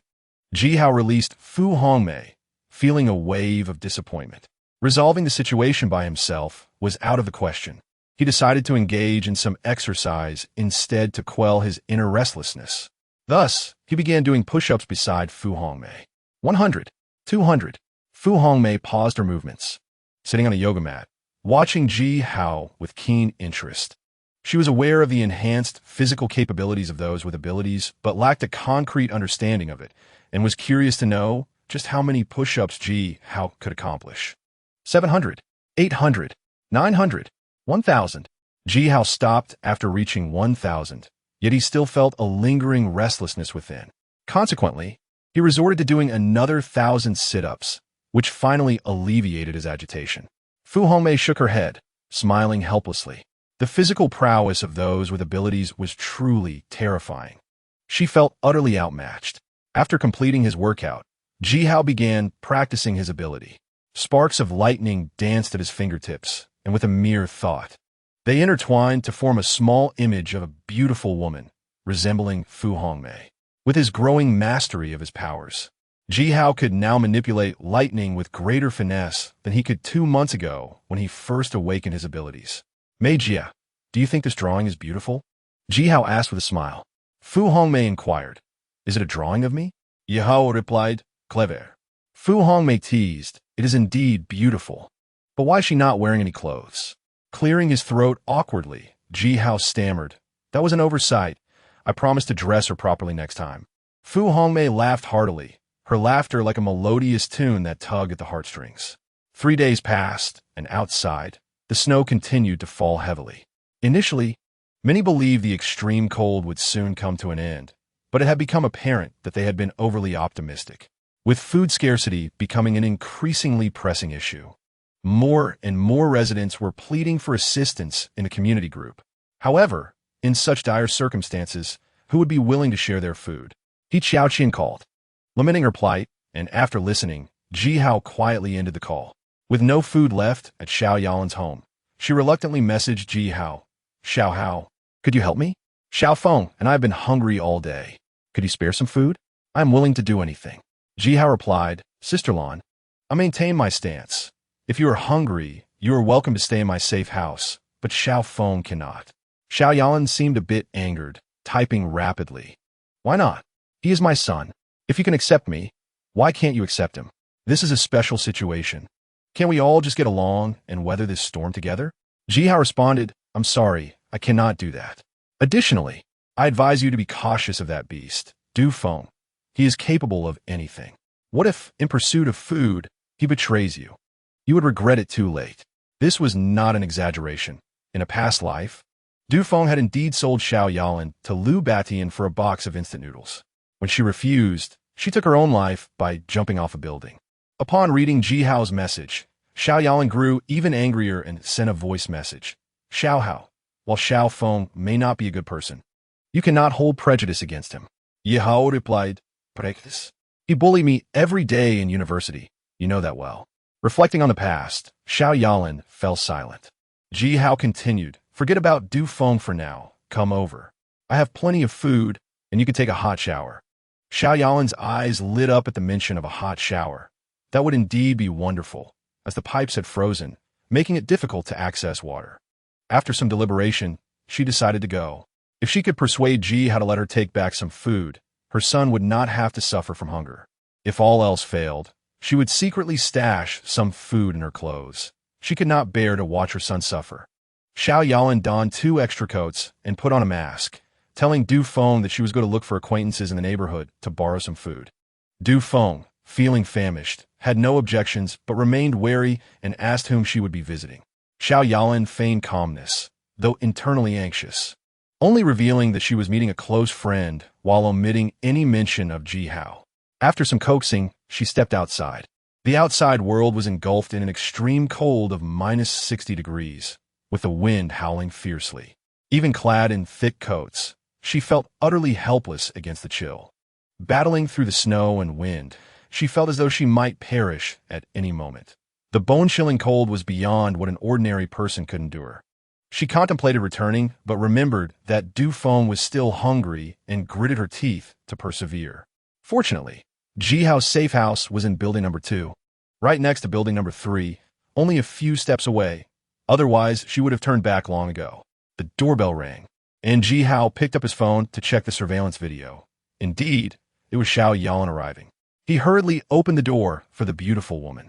Sister Lan, welcome to the new world. Jihao took her hand and ushered her inside. Upon seeing the luxurious interior, Xiao Yalan was left speechless. My goodness, is this real?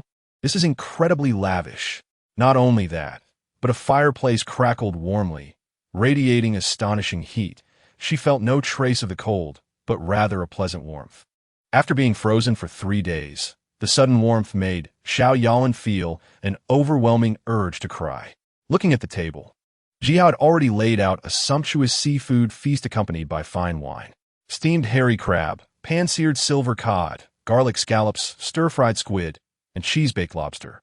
Xiao Yalan was further astonished. She could barely afford a meal, yet Jihao was indulging in a seafood banquet. The disparity was infuriating. Sister Lan, what do you think of my safe house? Jihao asked with a smile. Xiao Yalan remained silent, unsure of how to express her feelings.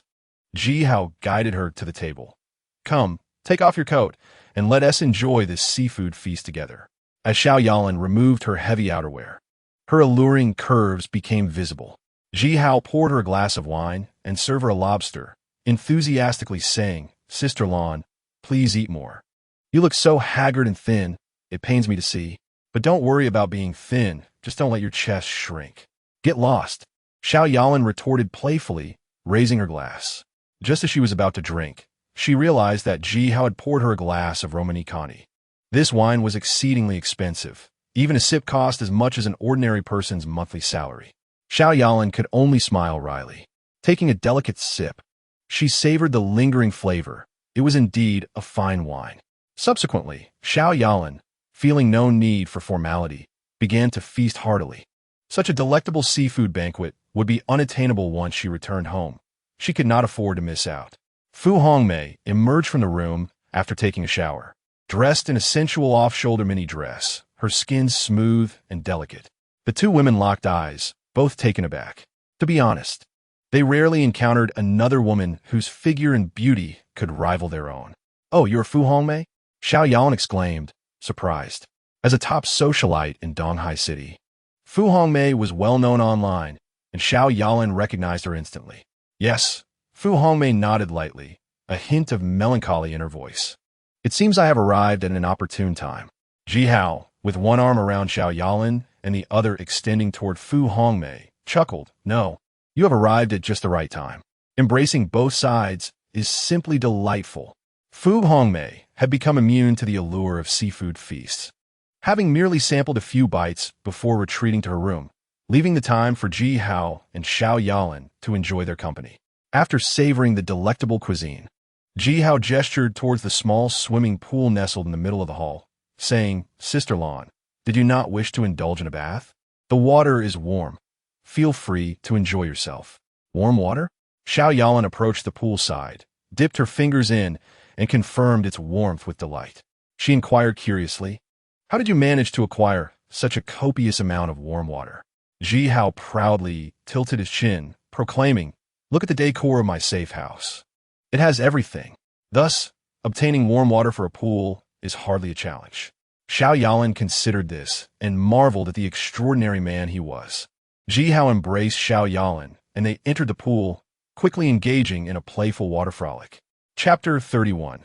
The argument when Xiao Yalan departed the safe house. 2 hours had already elapsed. Upon stepping back into the icy wilderness, she felt a bone-chilling cold and hastily tightened her coat. Alas, it proved futile.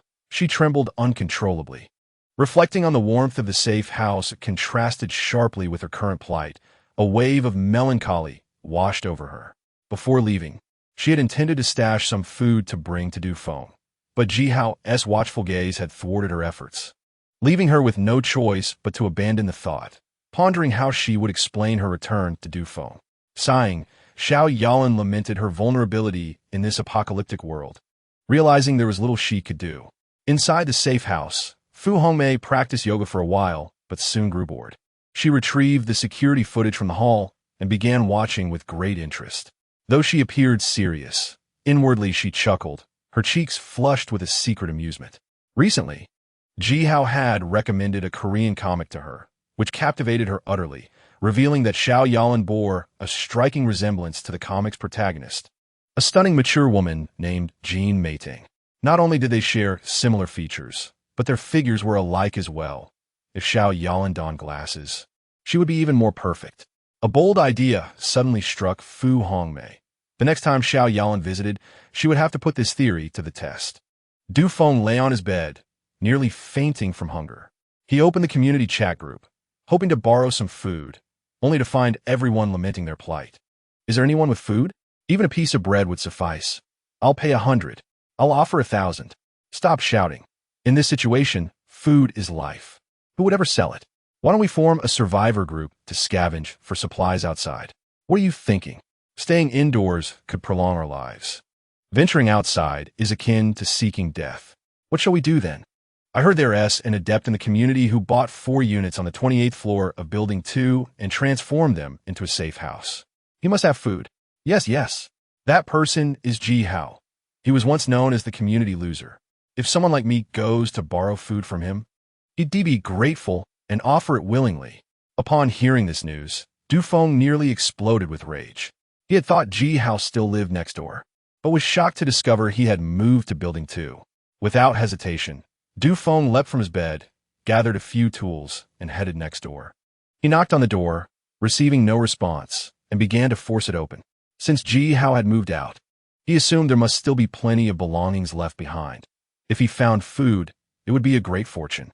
When Ji Hao first acquired the apartment, he had been too poor to install anything but a basic door, not even a security door. Thus, after a vigorous assault, Dufeng indeed managed to break the door down. Just a simple door, you thought you could stop me. However, when he beheld the state of the room, he was nearly rendered speechless. The room was barren. Furniture was gone, walls stripped bare, tiles missing, water pipes severed, and even the windows shattered, rendering it uninhabitable. The only visible item was a large sheet of white paper affixed to the wall, emblazoned with 4 large characters. Foolish Dufeng. Ji Hao, I curse you. Dufeng's face twisted with fury as he raised his fist to strike the paper. In the next moment, a heart-wrenching scream escaped his lips. It turned out that beneath the paper were several thumbtacks, and Dufeng's fist had struck them directly, causing him excruciating pain. Before he could catch his breath, a cold gust from the shattered window swept in, nearly freezing him on the spot. Damn it, just wait. With no options left, Du Feng spat out a threat and hurried back inside, hastily bandaging his wound with the medicine and gauze he kept at home. At that moment, Xiao Yalan returned home. Observing the stark emptiness of the room, she felt a pang of loss. The safe house was far superior, but to reside there, she would have to abandon her son Du Feng. Sighing, she pondered this dilemma when Du Feng emerged from the room, urgently asking, "Mom, did you manage to borrow food?" Xiao Yalan shook her head, unable to meet Du Feng's gaze. Du Feng noticed the flush on Xiao Yalan's cheeks, her hair freshly washed, and a faint scent of fragrance emanating from her, leaving him astonished. He quickly connected the dots and demanded, "Did you go to that scoundrel Ji Hao's safe house?" Xiao Yalan found herself at a loss for words. Du Feng, now furious, shouted, "How could you? I starve and freeze at home while you indulge yourself there. Are you still my mother, you wicked woman?" Xiao Yalan was taken aback, questioning whether she had misheard, her voice trembling. "Xiao Feng, what did you just say?" Du Feng glared at her, venomously stating, "I said, you wicked woman." The term wicked woman pierced Xiao Yalan's heart deeply, tears streaming down her face in despair. Yet Du Feng continued mercilessly, "If you truly cared for my well-being, you would plead with Liu Batian to take advantage of you, hoping to become his woman. He is the community's tyrant and could provide us with a better life." After a pause, he added, "Don't be fooled by Ji Hao's so-called safe house. Liu Batian could easily seize it.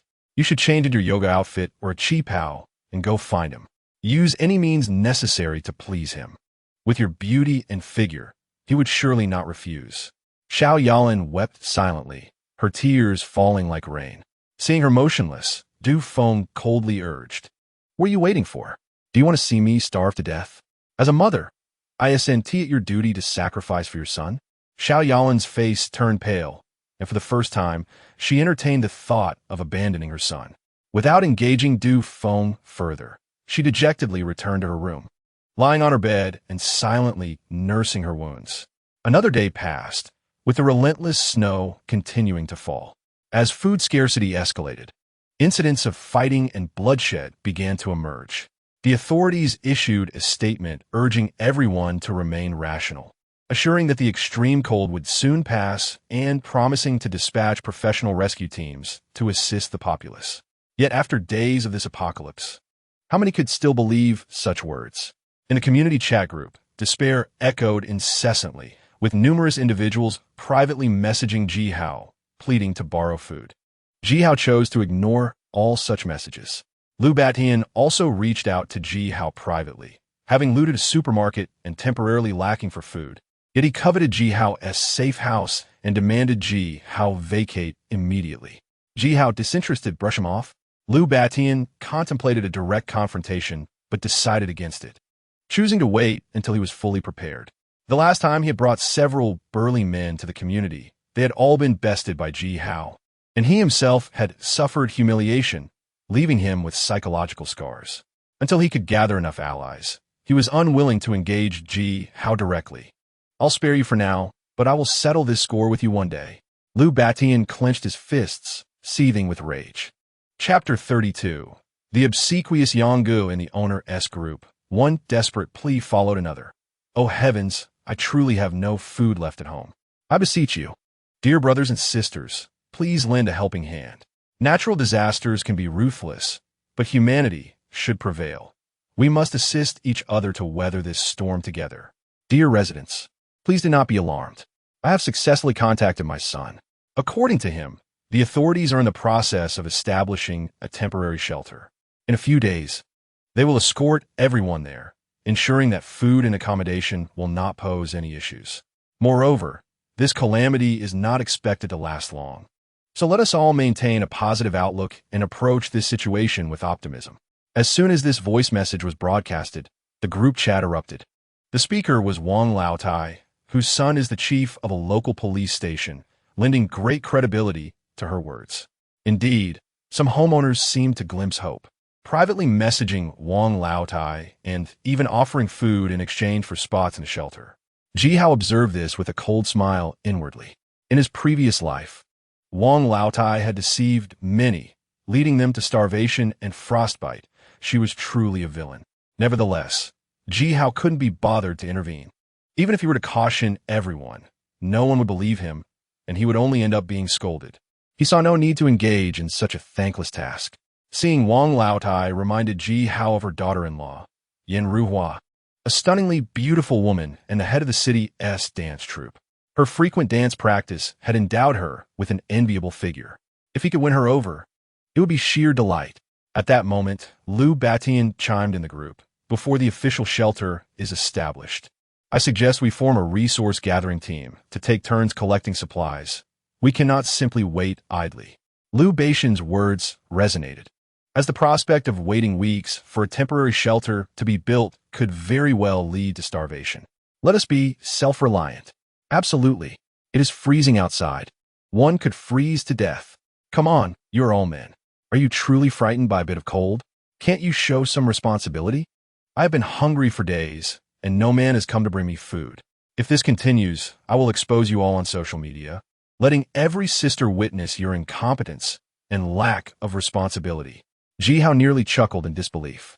The speaker, a so-called little fairy named Feng Shan, was notorious in the community for her extravagant spending, always blaming men while living off her father's earnings, yet constantly preaching independence and self-sufficiency. It was quite laughable. Feng Shan continued her tirade. Friends, who understands? In this great calamity, not a single one of these useless men has stepped up to bring me food.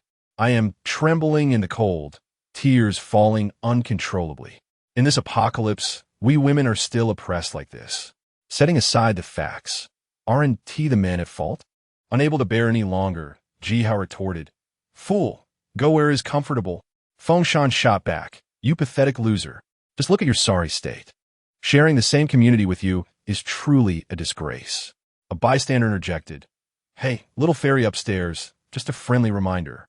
Ji Hao has purchased 4 apartments and transformed them into a safe haven. He is not lacking in food or clothing, living a life 100 times better than yours. Feng Shan was momentarily taken aback, feeling a pang of envy upon realizing Ji Hao's comfort. The sensation was more unbearable than death itself.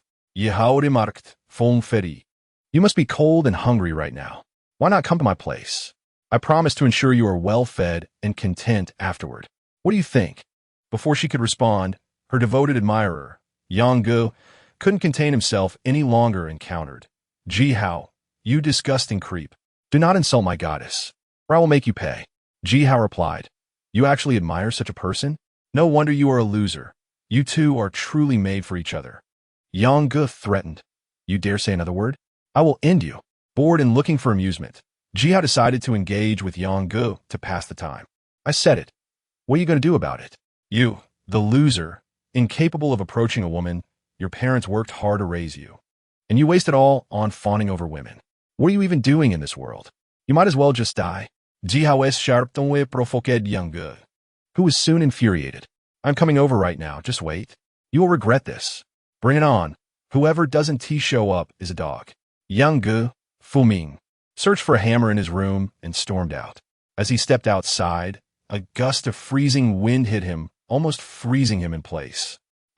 Yang Gu sped, realizing he could no longer afford to hesitate. He sprinted back inside, and once tucked under a thick blanket, he felt somewhat better.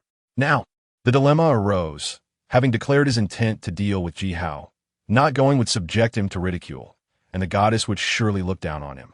Yet if he ventured out again, he dreaded experiencing that bone-chilling cold once more. Just then, Feng Shan messaged, Yang Gu, I am so furious. That scoundrel is bullying me. You must help me take revenge. Yang Ji's spirits lifted, and he quickly replied, Do not worry, leave everything to me. Once I break into his safe haven, I will ensure all the food inside goes to you. You are too kind. I will make you my 17th boyfriend, Feng Shan responded.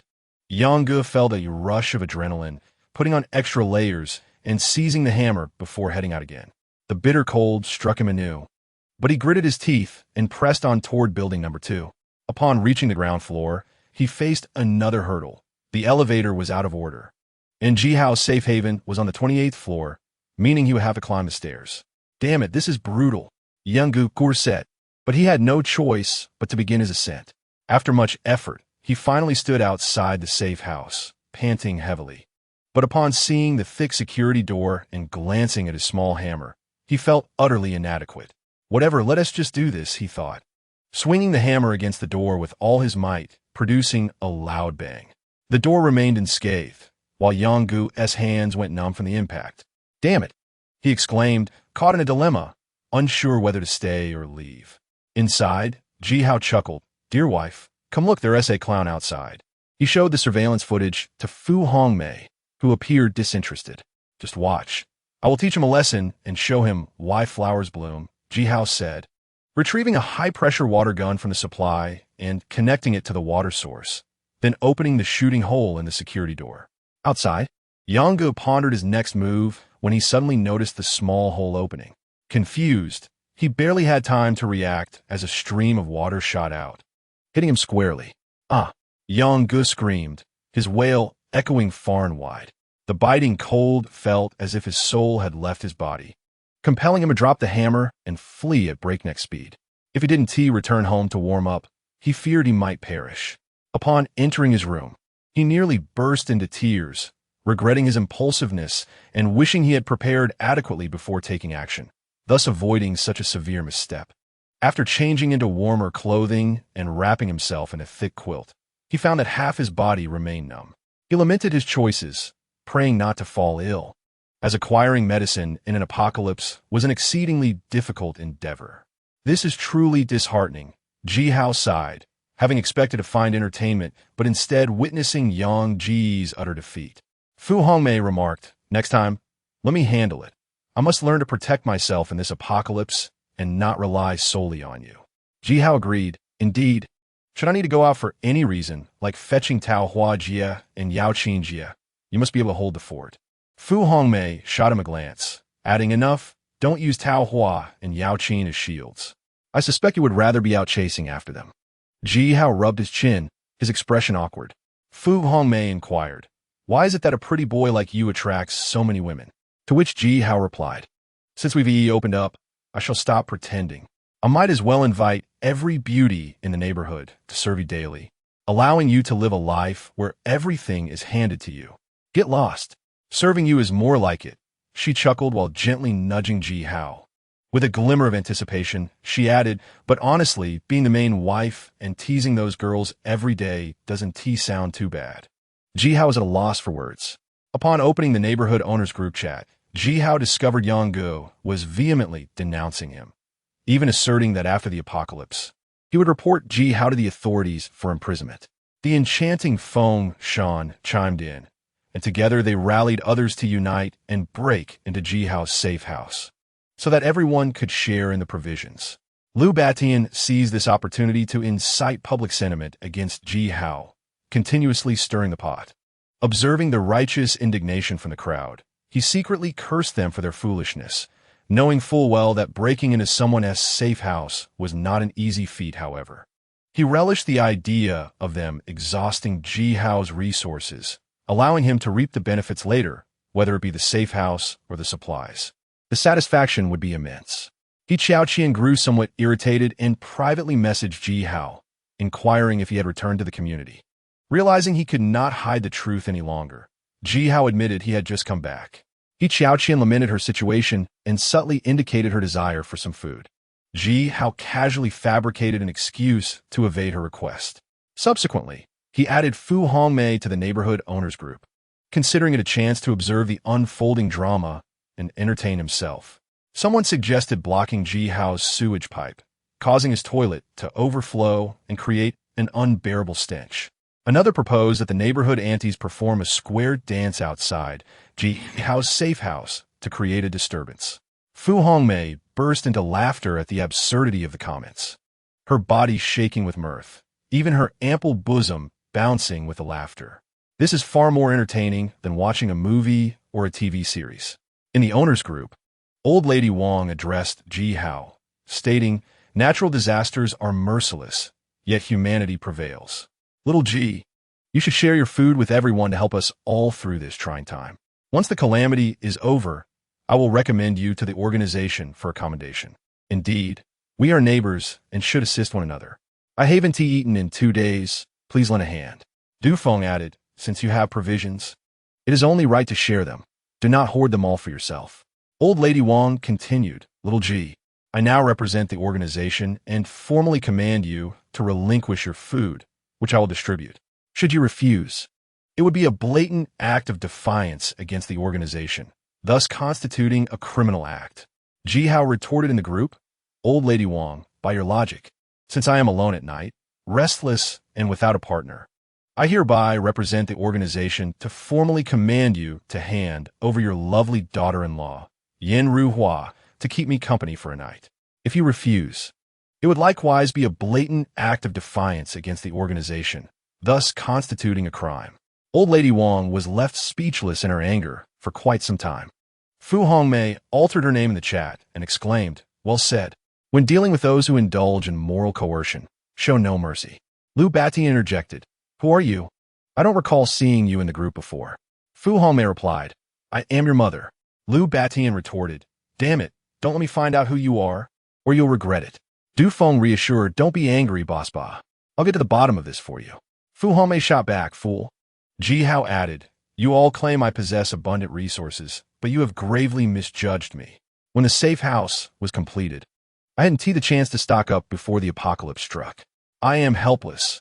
If you do not believe me, I can record a video for you. Ji Hao stored the contents of his safe house into Leita and subsequently recorded a video to share in the group. The interior appeared utterly barren, devoid of any supplies. To further assure them of his honesty, Ji Hao also pointed the camera at himself as a form of testimony. The video was continuous, showcasing every room, thus eliminating any suspicion of having moved the supplies elsewhere. Upon viewing the video, disappointment filled the group. Even He Xiaoqian was left disheartened.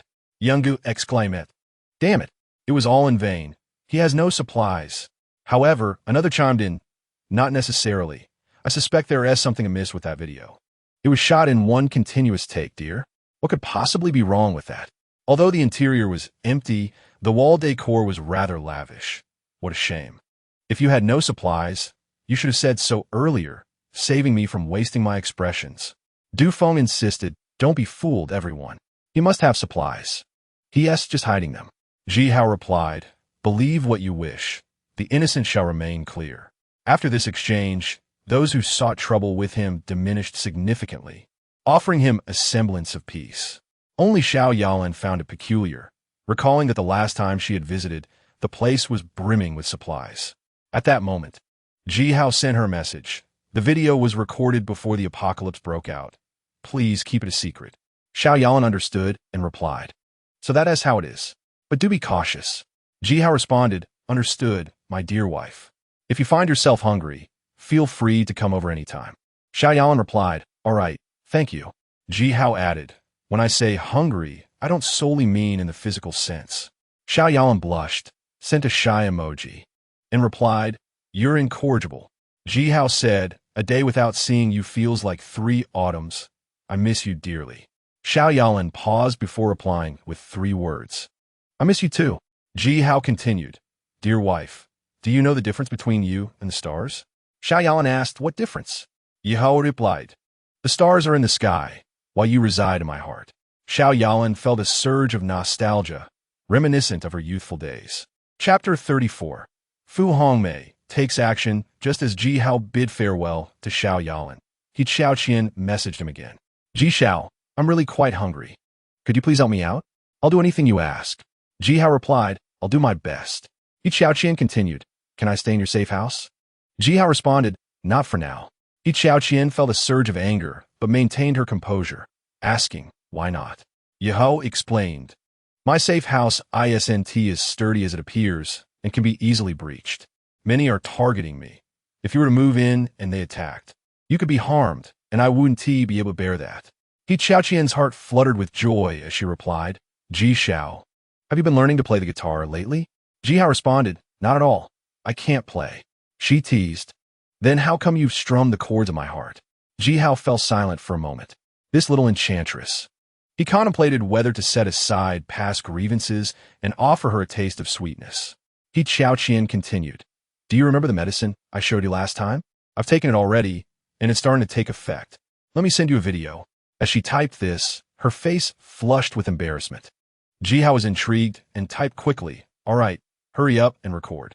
After some time, she sent the video, and upon opening it, Jihao was taken aback. Wow. His eyes widened in astonishment, feeling an inexplicable thrill. Wait, I'll go outside to get you some food. I can't let you go hungry. He Qian responded. Thank you for your hard work. Jihao deliberately waited for half an hour, gathering some food along with various outfits, including an air hostess uniform, yoga attire, OL uniforms, a cheap how, and an assortment of glossy stockings, all packed into a black bag before heading to He Qiaoqian's place. Before leaving, he specifically instructed Fu Hongmei to keep a close watch over the safe house and to not hesitate to use weapons should any ill-intentioned individuals approach. Fu Hongmei, aware of his intentions to flirt, merely rolled her eyes in response. Upon arriving at He Qiaoqian's residence, she immediately leaped into Jihao's arms, a blend of melancholy and joy.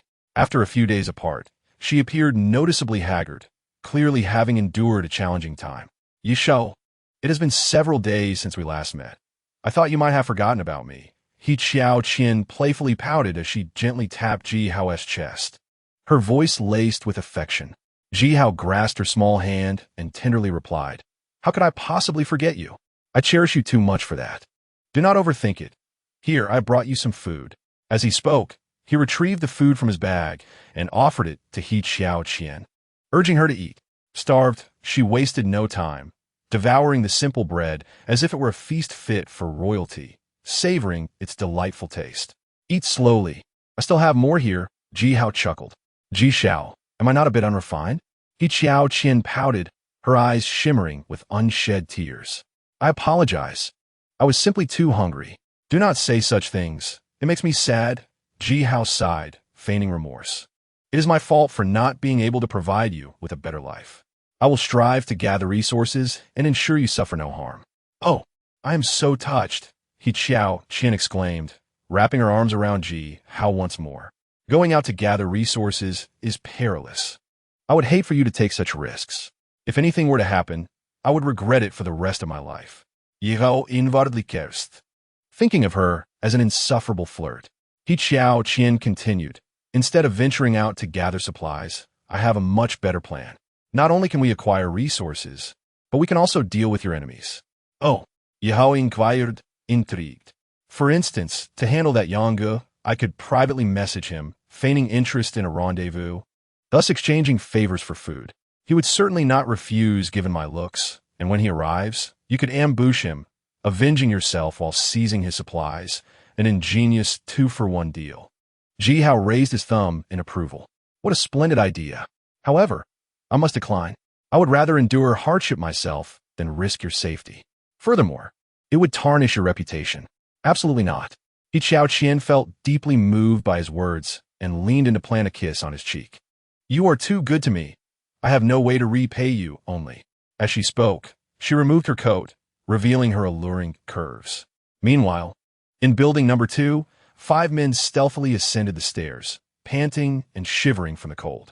They were security guards, robust in stature, yet filled with an innate sense of inferiority in the presence of the affluent residents.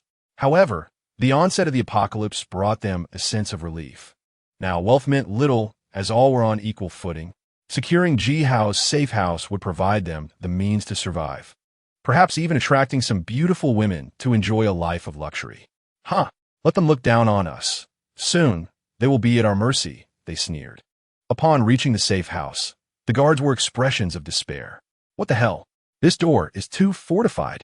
They glanced at their meager tools, feeling helpless. One of them said, What should we do, boss? The leader replied, Since we're here, we cannot leave empty-handed. Smash it. They struck the door with wrenches and crowbars, but failed to leave a mark, their arms numb from the recoil. Inside, Fu Hongmei shook her head. With such unskilled fools, they dream of breaching my safe house. Did they not check the homeowners group? Yangge warned that the opposition possesses high-pressure water guns, and they come unprepared, seeking their own demise. In truth, as security guards, they had no access to the homeowners group and were unaware of the water gun's existence. A large bucket of water sat by the door, intentionally left by Ji Hao, kept warm by the fire within. Fu Hongmei connected the high-pressure water gun to the bucket, her eyes sparkling with excitement as she pressed the button. Whoosh! The guards outside screamed in terror, quickly fleeing in panic. Fu Hongmei laughed coldly. Fools. My first strike felt exhilarating. Upon returning to the safe house, Ji Hao listened as Fu Hongmei animatedly recounted the incident, her eyes sparkling with delight. It was evident she was thrilled, having successfully defended herself. Ji Hao could not help but commend her, appreciating her strength and courage. A strong woman is truly remarkable. Having the ability to protect oneself is a significant asset in this apocalypse. Suddenly, Fu Hongmei remarked, "Why do I detect a peculiar scent on you, like that of milk?" Ji Hao felt a twinge of embarrassment and shook his head, insisting, "You must be mistaken." Fu Hongmei furrowed her brow, rolling her eyes dramatically. "How absurd. You are even targeting nursing mothers." Ji Hao's face turned slightly red as he repeated, "I said you are mistaken." Leaning closer to Ji Hao, Fu Hongmei's curiosity piqued. "I have never given birth. Could you describe that scent to me?" Ji Hao made a hasty retreat, prompting her to giggle uncontrollably, her laughter ringing through the air. "Little man, when will we have a child?" she called after him. In the afternoon, Xiao Yalan arrived discreetly, and Ji Hao ensured she had a hearty meal. After her departure, he found himself bored and decided to check the homeowners group for any amusing updates. Feng Shan, the little fairy, was still chastising the men. And whenever someone dared to retort, Yang Gu, the ultimate sycophant, would rush in to showcase his argumentative skills. At times, Ji Hao could not comprehend why a perfectly capable man would choose to act so submissively. Liu Batian was busy organizing a resource-gathering team, and others were already choosing to ally with him, including Du Feng. Wang Laotai continued to nag, imploring everyone to exercise restraint and demanding that all resources be surrendered to her for distribution. Ji Hao could only think one word: scram. Yungu Sunli exclaimed, "By the way, isn't there a goddess named Yu Shifu in the community? She seems to own a cake shop.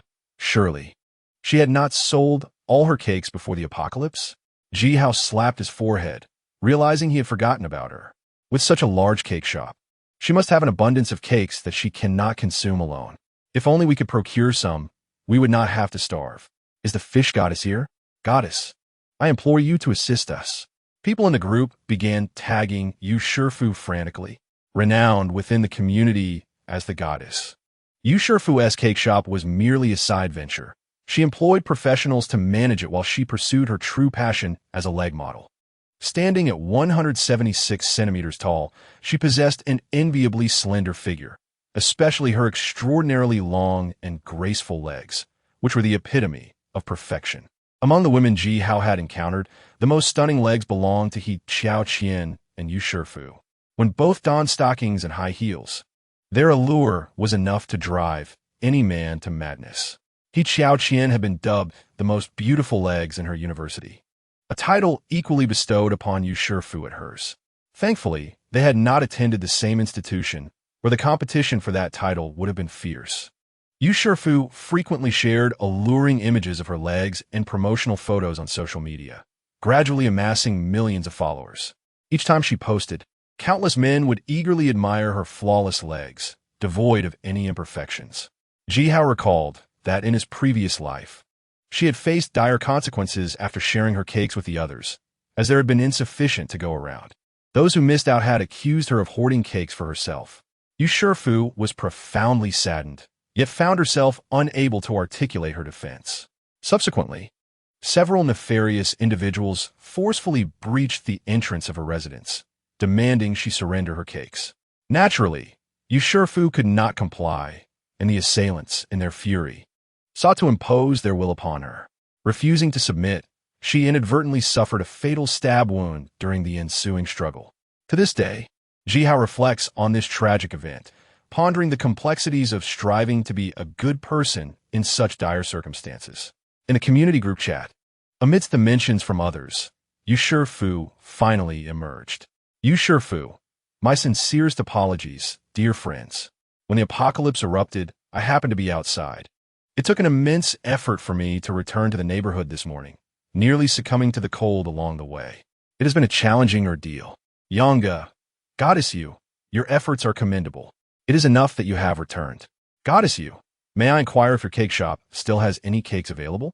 I am utterly famished. Goddess you, I implore you. I have been starving for 2 days and would gladly pay 1,000 yuan for just a slice of cake. Ji Hao, contemplating the potential for history to repeat itself, hastened to privately message Yu Shifu. Ji Hao, miss you, in this apocalyptic world, human nature has become increasingly intricate. You must think carefully. The limited cakes in your shop will not suffice for everyone, and those left wanting will undoubtedly blame you. How will you navigate that predicament? Yu Shifu, incensed, retorted, how can you think like this? It is precisely in times like these that we must support one another and endure together. If everyone were as selfish as you, this world would descend into chaos. Ji Hao, we are in the midst of an apocalypse. Humanity's essence is fading. Bloodshed and conflict are rampant. You cannot save everyone, and in your efforts, you may inadvertently place yourself in jeopardy. Protecting yourself is paramount. Yu Shifu, the cake shop is mine, and I shall distribute my cakes as I see fit. It is not your place to dictate. Ji Hao, very well. I shall refrain from interference. However, should issues arise and you seek assistance later, I hope you will not turn to me. Yu Shifu, I will take responsibility for my actions and would rather perish than beg for help from someone as selfish as you. Ji Hao, when words do not resonate, it is best to part ways. I wish you good fortune. In the group chat, Yanga, Goddess you, why are you silent? Do you still have cakes available? Yu Shifu, yes, there are some, though they are few and have long since expired. Consuming them may lead to stomach troubles. Yongji, having something to eat is better than nothing. What does it matter if they are expired? If we do not eat, we shall starve. Du Feng, indeed, I concur. Feng Shan, dear friend, you have the kindest heart. Could you share some cakes with us? Yu Shifu, very well, in 15 minutes, please queue outside my shop.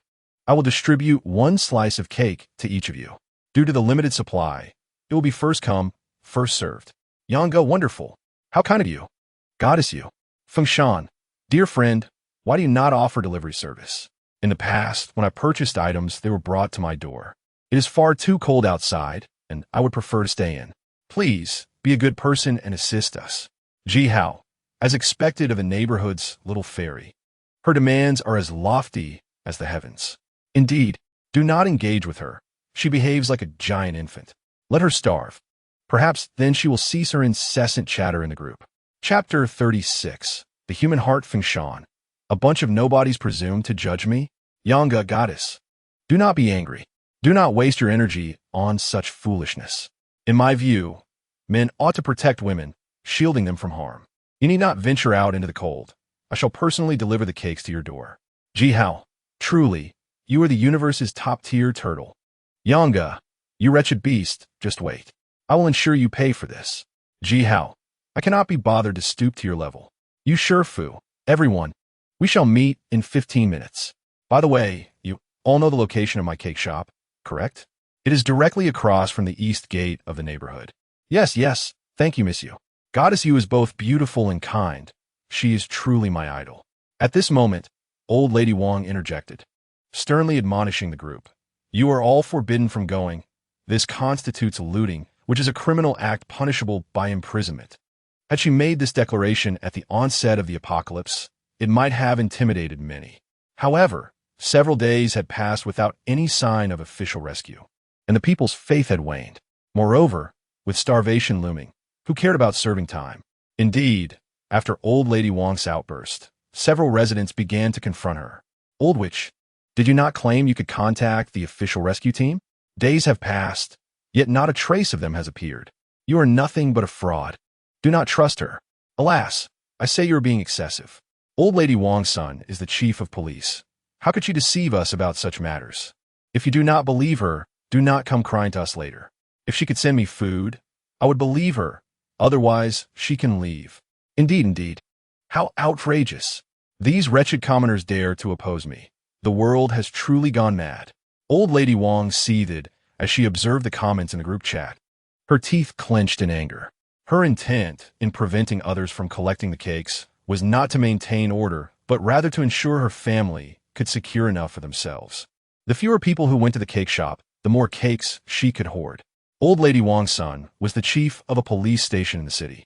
But after several days without any word, he had vanished without a trace, leaving her to fend for herself. In her household of 4, aside from herself and her son Xu Liji, there was her husband Xu Dai and her daughter-in-law Yan Ruhua. Yan Ruhua was unwell and resting in bed, while Old Lady Wang, due to her status, was reluctant to venture to the cake shop. After all, she was a well-known figure in the neighborhood, and despite dressing warmly, she was easily recognizable. Thus, the task of retrieving the cakes naturally fell to Xu Dai. Old Lady Wang provided him with instructions, urging him to bring back as many cakes as possible. If it came to it, he could resort to stealing, as long as he dressed warmly and masked his face. It was unlikely anyone would recognize him, for he was often invisible in the neighborhood. The time Yu Shifu had designated for the cake distribution was set for 15 minutes hence. Yet even before that, a long line had already formed outside the cake shop. Such matters required promptness. Tardiness could mean missing out on cake, leaving one with no avenue for lamentation. The biting cold wind cut through the air like a knife, causing the crowd to shiver uncontrollably. It was not that they wished to remain outside, but the shop was already filled to capacity, leaving no room for anyone else. He Xiaoqian, Du Feng, and Yanga were among the throng, each with a differing mindset. He Xiaoqian scanned her surroundings, failing to spot Ji Hao and wondering where he had gone. Oh well, I shall see if I can collect a cake for him. If not, I shall give him my portion. As she reminisced about the moment spent with Ji Hao, her heart brimmed with sweetness. She could not fathom how her priorities had shifted. Once solely focused on courting wealthy heirs to improve her own circumstances. After all, she rented her home and indulged in expensive handbags and cosmetics. Now her thoughts were consumed with the desire to share her life with Ji Hao, to engage in a genuine romance. It was this newfound love that caused Ji Hao great inner turmoil, torn between avenging past grievances and cherishing his long-legged goddess, leaving him in a state of profound conflict. Within the cake shop, Yu Shifu had commenced distributing the cakes. One individual sought to secure a slice for a family member, but was rebuffed by Yu Shifu. Her rationale was that she could not discern the truth of their claims.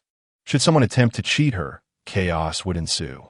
Miss Yu, cannot you be a bit more reasonable? My mother is 80 years old. Do you mean to say she must brave the severe cold just to queue for a cake? If something were to happen, would you take responsibility? Indeed, what is your true intention? A middle-aged woman pointed at Yu Shifu and shouted vehemently, "You may appear quite charming, but your heart is as dark as night. It's one thing not to deliver to our doors, but expecting us to collect it ourselves is absurd. And when we arrive, you dawdle. If you cannot afford to give, then do not bother at all. Is it amusing to toy with others? What nonsense is this?" Another elderly man, aggressive in demeanor, interjected. "Do you understand the concept of respecting the elderly? We braved this harsh snowstorm to come here, only to be made to wait in line. And to top it off, you refuse to let me collect for my companion? You must provide an explanation to us all, or this will not end well." Yu Shifu felt deeply wronged, tears brimming in her eyes. She was merely trying to do a good deed. Why were they blaming her instead? Could this world not be any kinder? Just as despair enveloped her, a hefty young man, weighing around 200 pounds, spoke up, "Miss Yu, do not cry. I will always support you, and I will help you overcome any difficulties." Yu Shifu was touched. Indeed, there are still many good people in this world. The young man vehemently chastised those who had insulted Yu Shifu, standing up for her. She felt a wave of relief wash over her. At that moment, the young man leaned closer and whispered, "Miss Yu, since I've just helped you, shouldn't you share a few extra pieces of cake with me?" Yu Shifu's expression froze. The young man leered, "You surely don't have a boyfriend, do you? Look at me, strong and robust. If you accompany me to bed and let me have my fun, I will protect you from any harm. What do you say?" Yu Shifu felt as if a heavy stone had settled in her heart, rendering her breathless with pain. Tears streamed down her face, glistening like pearls, quickly freezing into icy crystals in the bitter cold. She chose to ignore her detractors, quietly distributing the cakes. However, as time passed, the cakes began to dwindle. Those at the back of the line grew anxious and started to cut in, causing a commotion. What is wrong with you youngsters? Do you not understand that the elderly have priority? Get to the back of the line, exclaimed Shude, pushing past several young people to the front. Dressed in heavy clothing and wearing a mask, he deliberately altered his voice to avoid recognition. Nevertheless, his line-cutting behavior naturally drew ire. Damn it, I'll punch the kindergarten kids and kick the nursing homes, and I'm not afraid of an old man like you. A burly young man stepped forward, ready to strike Shude. Infuriated, Shude retaliated, and a scuffle ensued. In the fray, his mask was accidentally torn off, revealing his identity. Someone in the crowd recognized him. Goodness, it's Shude, the husband of that old witch. The crowd erupted in chaos. Oh, so the old witch told us not to come because she wanted to hoard the cake for herself. How despicable. She pretended to be all benevolent, but behind the scenes, she's just a beast. Realizing the situation was turning against him, Shude rushed to a nearby counter, snatched several pieces of cake, and bolted. Others, fearing they would miss out, followed suit, and soon the scene devolved into pandemonium. Stop! Don't snatch! What if they're SA stampede? Fu cried out, but her words fell on deaf ears. Just as she feared, an elderly woman was knocked to the ground, triggering a chain reaction as others trampled over her. Screams echoing throughout the chaos. Despite the turmoil, the allure of the food proved irresistible, and soon the cakes were snatched away completely. Fu, witnessing the carnage on the floor, could hardly believe her eyes. She was merely trying to do a good deed. She should have been receiving praise, not witnessing this mayhem. The ground was stained with blood, many injured, and some even dead. Given the current medical conditions, there was little hope for treatment. How would she face their families if they came seeking answers? The thought was overwhelming, and for the first time, regret gnawed at her. She should have listened to Ji Hao. Perhaps this chaos could have been avoided. Those arriving late, seeing the cakes gone, cursed their luck but refused to leave empty-handed, turning their sights on those who had secured the cakes. Hey, you old man over there, stop. Hand over the cake.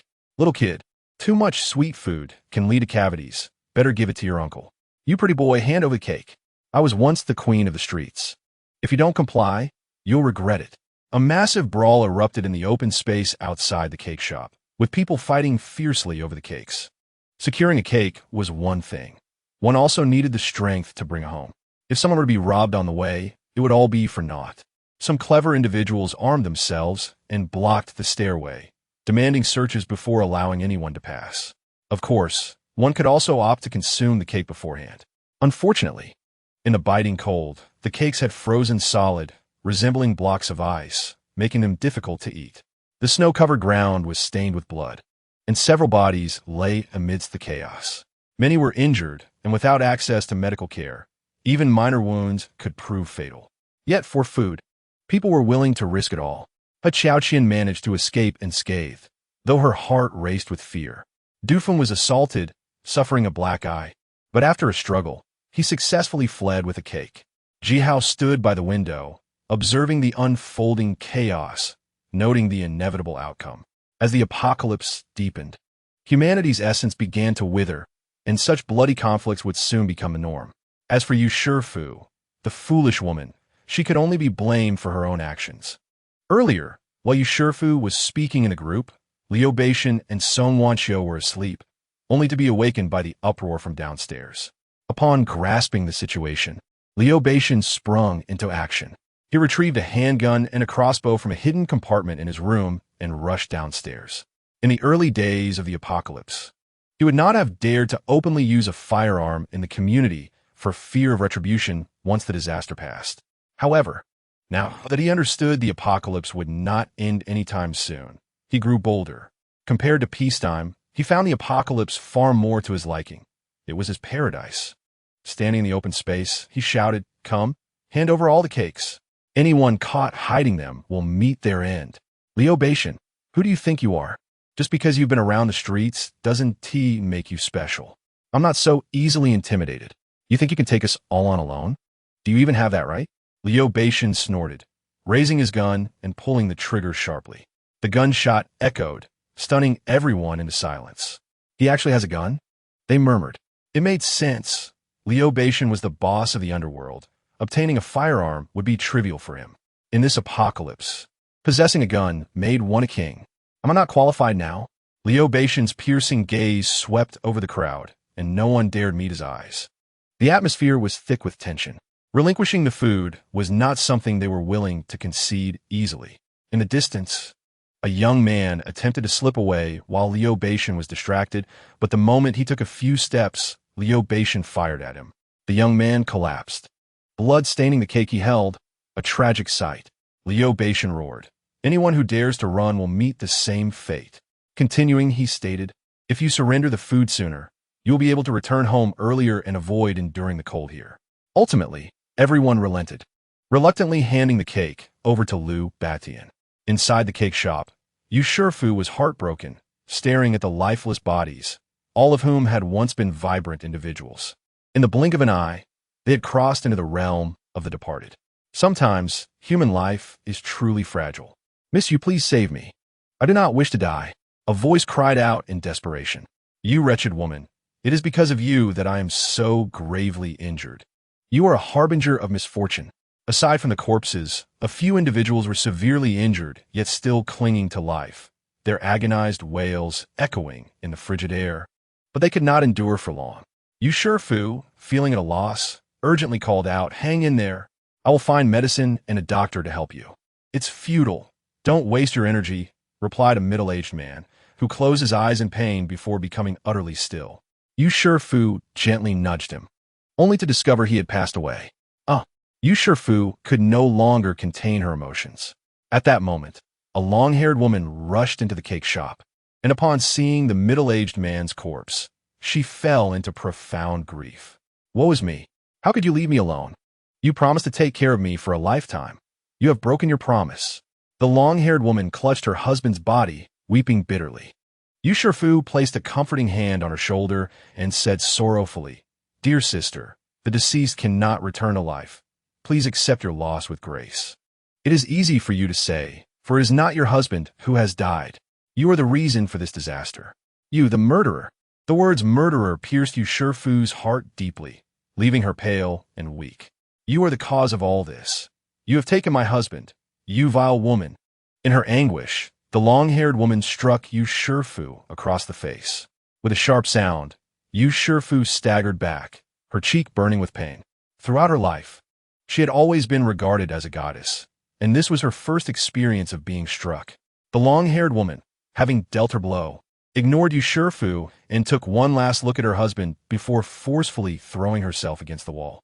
Yu Shifu tried to intervene, but it was too late. With a loud crash, the long-haired woman's head struck the wall, blood flowing as she fell.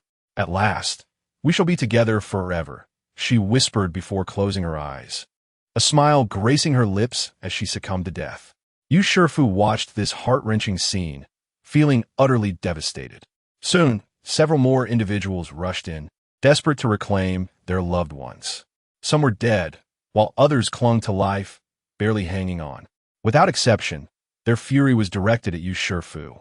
You bring misfortune. Since you cannot ensure everyone's safety, why distribute food? This is an act of cruelty. Wretched woman, whoever encounters you is doomed to misfortune. After they departed, Yu Shifu sank to the ground, feeling as though her heart had been pierced by 1,000 arrows, engulfed in despair. At that moment, a kindly elderly lady entered, gently addressing Yu Shifu. My dear, why are you crying so sorrowfully? If you wish, you may speak to me. Let me console you. Yu Shifu lifted her gaze, feeling a warmth in her heart. Indeed, there are still good people in this world. It is very cold outside. You should return home lest your family worry. Yu Shifu urged with concern. It is of no consequence. The elderly lady waved her hand dismissively and approached Yu Shifu directly. Just as Yu Shifu intended to offer further words of comfort, she noticed a glint of malice in the elderly lady's eyes. Without warning, the lady seized the exquisite pearl necklace from Yu Shifu's neck. That was not all. She forcefully grasped Yu Shifu's coat, yanking it off her body with surprising strength. Subsequently, the elderly lady dashed away with the coat and necklace, her speed astonishingly swift devoid of any signs of aging. Such a high-quality necklace will fetch a considerable sum once the calamity passes. What a fortune! The elderly lady exclaimed joyfully before disappearing from sight. Yu Shifu could no longer hold back her tears, sobbing uncontrollably. After weeping for a while, she began to shiver from the cold. A wave of sorrow washing over her heart as she contemplated ending her life like the long-haired woman. Yet ultimately, she lacked the courage to take such a step and resolved to continue living. Stepping outside the cake shop, night had fallen, the fierce wind howled, and heavy snow fell. After taking a few steps, she turned back. With such a strong wind and without her coat, she would surely freeze to death on her way back to the community. Fortunately, the second floor of the cake shop had a simple resting room in addition to the storage room, containing a bed and blankets, sufficient for her to endure the night until dawn when she could return home. Sigh. Yu Shifu gazed out the window, sighing repeatedly, filled with regret for not heeding Ji Hao's advice to disregard everything. Yet, she had insisted on playing the role of a good person, leading to this dismal outcome. It could be said that it was entirely of her own making. Meanwhile, half an hour earlier, Du Feng had broken through the encirclement and returned to his residence. As for the cake, he had long hidden it in his coat. When Xiao Yalan saw his panda-like eyes, swollen from being struck, her heart ached for him. Those people are truly brutal. Du Feng responded indignantly, "They are nothing but beasts. Next time, I must carry a knife when I go out." Xiao Yalan casually inquired, "Did you manage to get the cake?"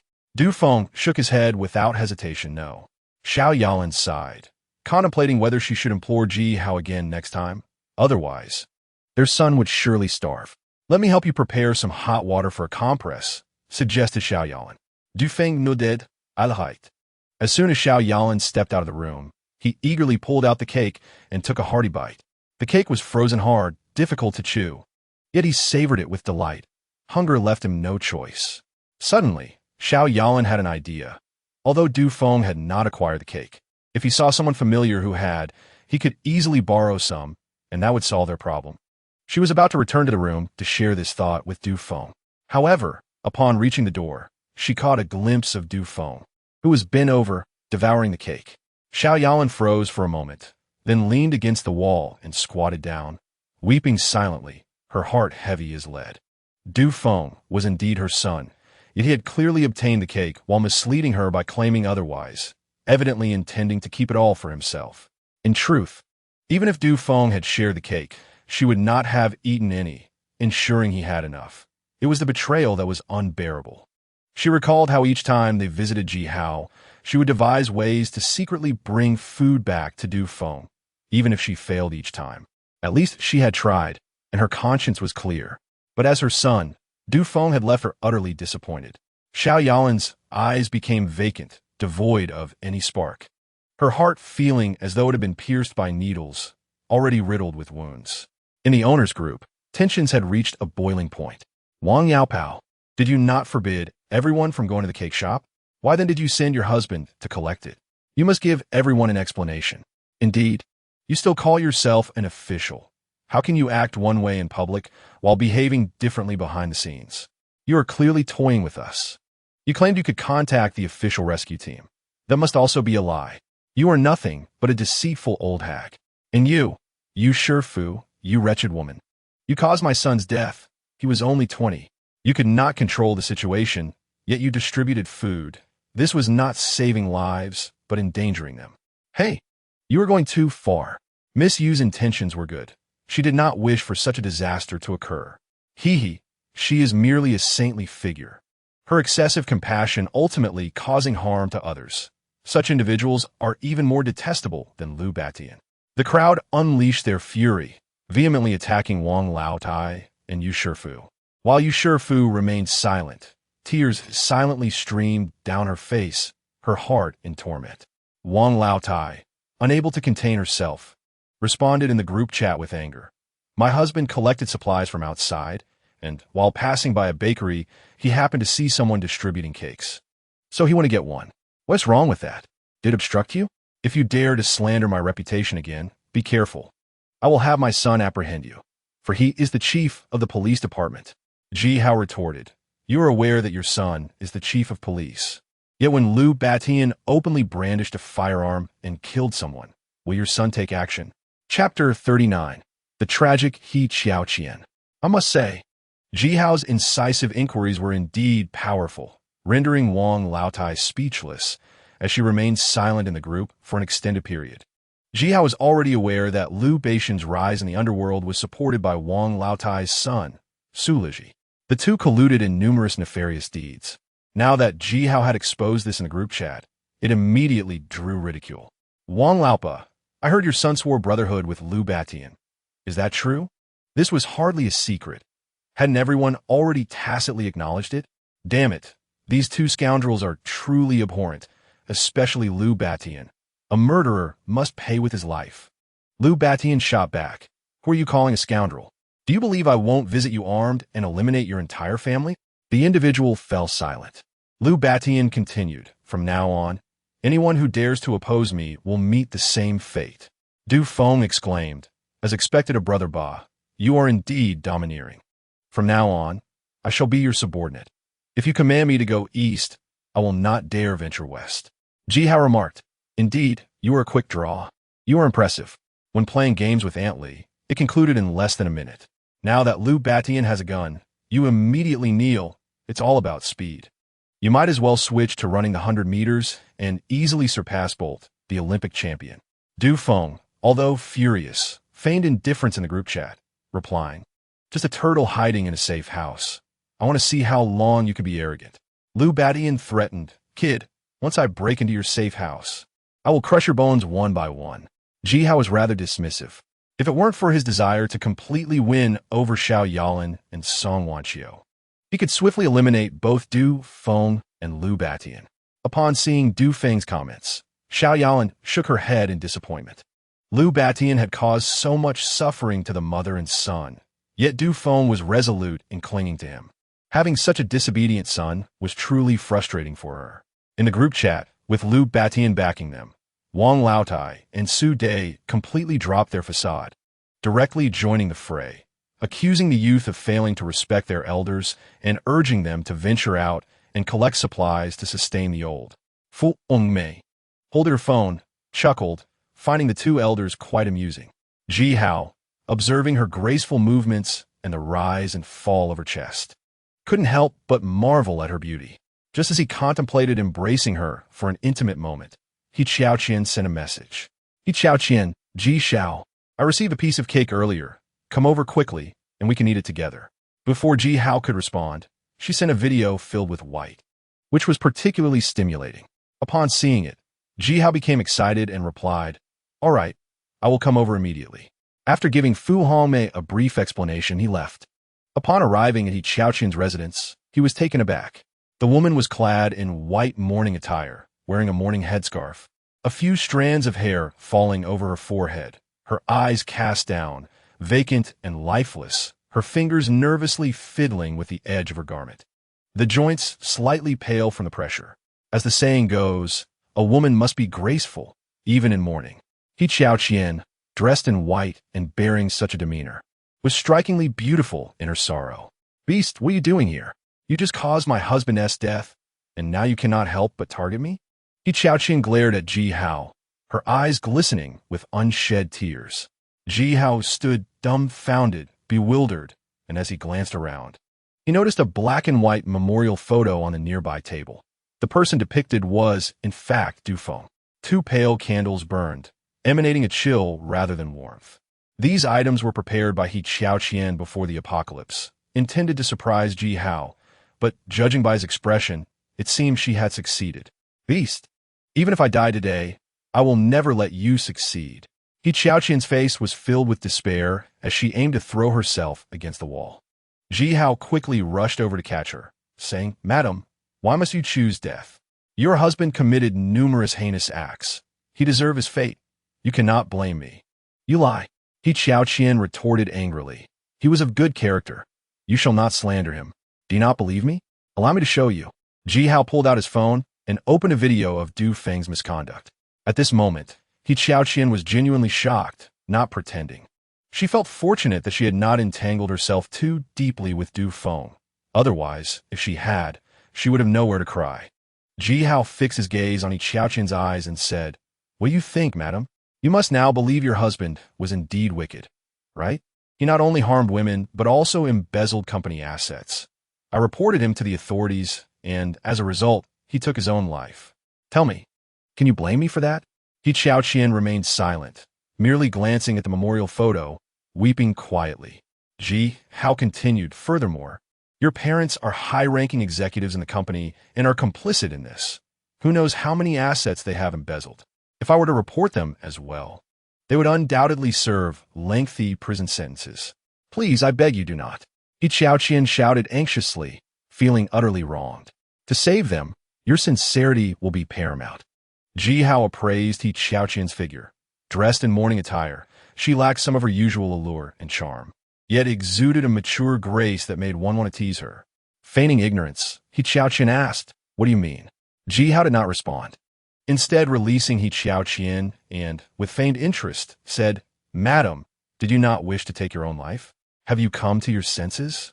Yi Xiaoqian lowered her head, her voice soft and melancholic. "What if you spare my parents? I will give you anything you desire." Ji Hao replied, "You said it yourself. Then I want you." "That is impossible, absolutely not." Yi Xiaoqian shook her head vehemently, her tears streaming down her face as she cried out, "I cannot betray my husband." "Oh, so you intend to betray your parents instead?" Ji Hao's lips curled into a smug smile as he continued to threaten her. "My life is so bitter," Yi Xiaoqian lamented, her sorrowful demeanor evoking a desire to embrace and cherish her. Ji Hao smirked wickedly. "Madam, you would not wish to watch your parents languish in prison, would you?" Yi Xiaoqian trembled, as if all strength had left her, collapsing onto the table, her gaze vacant as she stared at the photo, then closing her eyes as tears streamed down her face. Ji Hao took a deep breath, inwardly cursing, "Damn it, little enchantress. The Oscars should have awarded you a little golden statuette. That would have been their loss."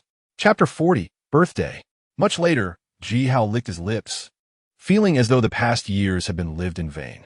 The wooden table had a broken leg that needed fixing, otherwise Yi Xiaoqian would not be able to exert her full strength next time, which would be a shame. "Little enchantress, I adore you." Ji Hao embraced Yi Xiaoqian, pondering where she had learned such remarkable skills. Yi Xiaoqian's cheeks remained flushed as her captivating eyes fixated on Ji Hao, whispering sweetly, "I love you too." On the bed, the two held each other tightly. After a while, Yi Xiaoqian spoke, "By the way, I received a piece of cake earlier, but it was frozen too hard. I'll steam it for a bit. It will be ready soon, so wait for me." Ji Hao opened his mouth, intending to say something, but ultimately chose silence, allowing Yi Xiaoqian to rise and head to the kitchen. Shortly after, she returned with a slice of cake, breaking it in half and presenting one piece to him with a bright smile, saying, "You choose first." "All right." He casually selected a piece, and they began to enjoy the cake together. "Wow, this tastes delightful, but it's a pity that all cakes will be discontinued, and we won't be able to enjoy them again," Yi Xiaoqian lamented. With a smile, Ji Hao thought to himself that he had an abundance of delicacies waiting for him in the future, enough to last several lifetimes. "Little enchantress, may I perform a magic trick for you?" Ji Hao asked. Yi Xiaoqian nodded eagerly, "Yes, yes." Ji Hao extended his hand, gently moving it in front of her. "Now watch closely. I have nothing in my hand." "Indeed, nothing at all," she replied, with a flick of his wrist. A birthday cake appeared in his palm, inscribed with the words, "Happy birthday to my lovely Xiaoqian. May you grow younger and more beautiful." Yi Xiaoqian was taken aback, tears welling in her eyes, overwhelmed with emotion. In this apocalyptic world, Ji Hao still remembered her birthday. This thoughtfulness was worth more than 1,000 pieces of gold. "Oh my, what a wonderful husband. How did you do that?" In her excitement, she changed how she addressed him, no longer calling him Ji Xiao, but instead referring to him as her beloved husband. Ji Hao winked. "I won't tell you." Yi Xiaoqian joyfully exclaimed, "Husband, you are so mysterious and romantic." Then, with a hint of sorrow, she added, "But I'm 3 years older than you. You won't mind my age, will you?" "Of course not. I admire that mature aura you possess." Ji Hao was serious. Each time Yi Xiaoqian donned her flight attendant uniform or office attire, he felt a particular impulse. After lighting the candles, Yi Xiaoqian closed her eyes to make a wish, and then they began to indulge in the birthday cake. Jihao suddenly gazed at her chest, smiling softly. If only we had some milk to go with the cake. Qian's cheeks flushed, her head lowering in shyness. Leaving her home, Jihao walked through the snowstorm, but felt no chill. Since becoming an ability user, his physical constitution had significantly enhanced, rendering such low temperatures inconsequential. He couldn't help but wonder if there were other ability users like him in this world. He had never encountered or heard of any in his previous life. Of course, it was also possible that he had lived less than a month in his past life, thus had limited experiences. If there were indeed another fortunate individual who awakened their abilities in this life, what kind of sparks would fly upon their meeting? Shaking his head, Jihao dismissed such thoughts and headed straight back to the safe house. Fu Hongmei was engrossed in a Korean comic Jihao had recommended, growing increasingly fond of the mature female lead, gene mating. Then, she recalled Xiao Yalan, noting how strikingly similar the two women were in both figure and demeanor. The next time Xiao Yalan visited, she would definitely arrange for her to perform a little something with Jihao. Jihao chose not to disturb Fu Hongmei. Instead, he removed his clothing and jumped into the small swimming pool in the hall. After soaking for a while, he took out his phone and messaged Yu Shifu privately. Jihao, miss you. How has your day been? Yu Shifu, are you feeling quite pleased with yourself? Jihao, what makes you say that?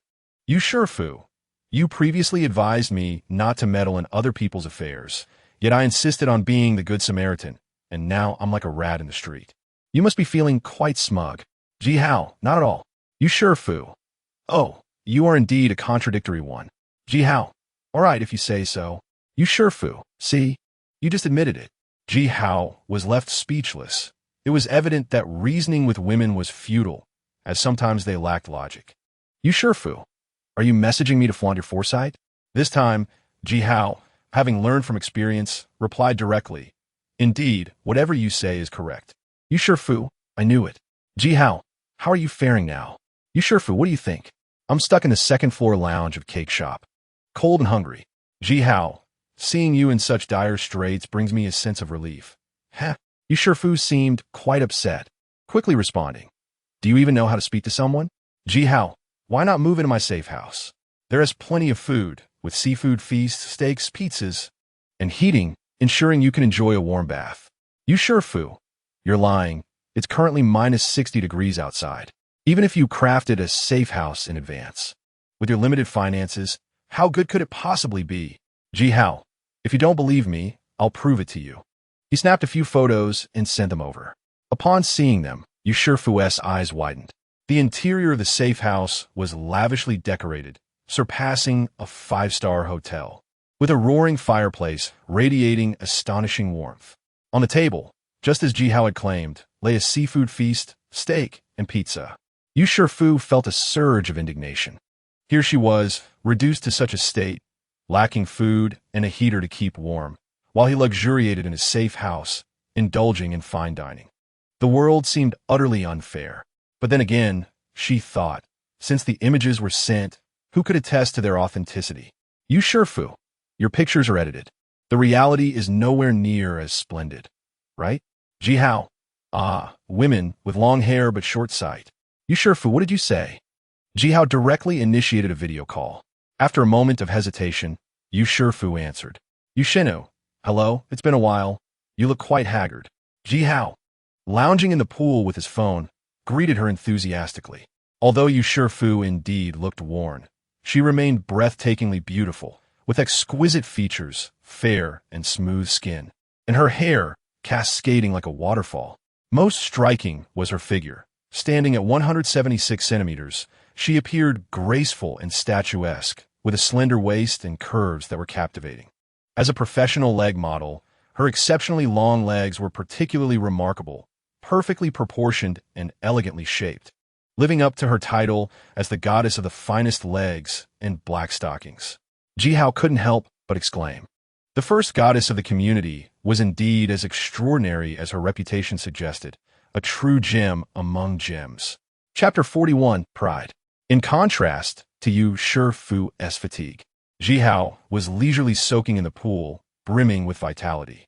The steam rising from a pool indicated the warmth of the water. At that moment, Yu Shifu finally believed that the pictures Ji Hao had sent her were all genuine. It was simply unbelievable how impressive this safe house was. Satisfied with Yu Shifu's reaction, Ji Hao smiled and said, "See, I wasn't lying to you." Yu Shifu took a deep breath and candidly stated, "What must I do to live here?" Straightforward. Ji Hao gazed at Yu Shifu's stunning face and replied, "Simply become my woman." Yu Shifu shook her head firmly, declaring, "That's impossible."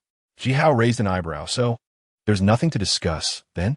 Yu Shifu responded, "I don't know how you acquired this safe house, but I distinctly remember that you were somewhat of a celebrity in the community. Your parents died in a car accident, and the driver compensated you with a flat in Building 3. I've also heard that you worked as a server in a hotel, earning only 3,000 a month." Ji Hao interjected, "Only 3,000? Exactly." Yu Shifu raised her chin, speaking haughtily, "As the only loser in this upscale community, do you think you are worthy of me?" Ji Hao grinned. "Is such a question even necessary? Of course I am worthy." Yu Shifu scoffed, expressing her discontent. "One must have self-awareness."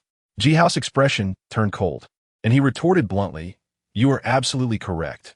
One must possess self-awareness. We are in an apocalyptic world now, so don't think I will be like other men. A sycophant at your feet. Look at yourself. Aside from your good looks, what do you have? Do you have food? Weapons? A safe house? Do you believe I could storm into your residence right now and take you by force, leaving you helpless?" Yu Shifu trembled with rage, exclaiming, "You are utterly unreasonable." Ji Hao casually rested a hand on the edge of the pool, leisurely inquiring, "You want to move in, so tell me, what can you bring to the table?" "I can offer you money, 10,000 a day."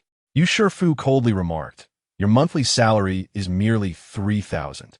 Now, in a single day, you can earn what you would otherwise take 3 months to accumulate. You ought to feel grateful." "Huh, it's the end of the world.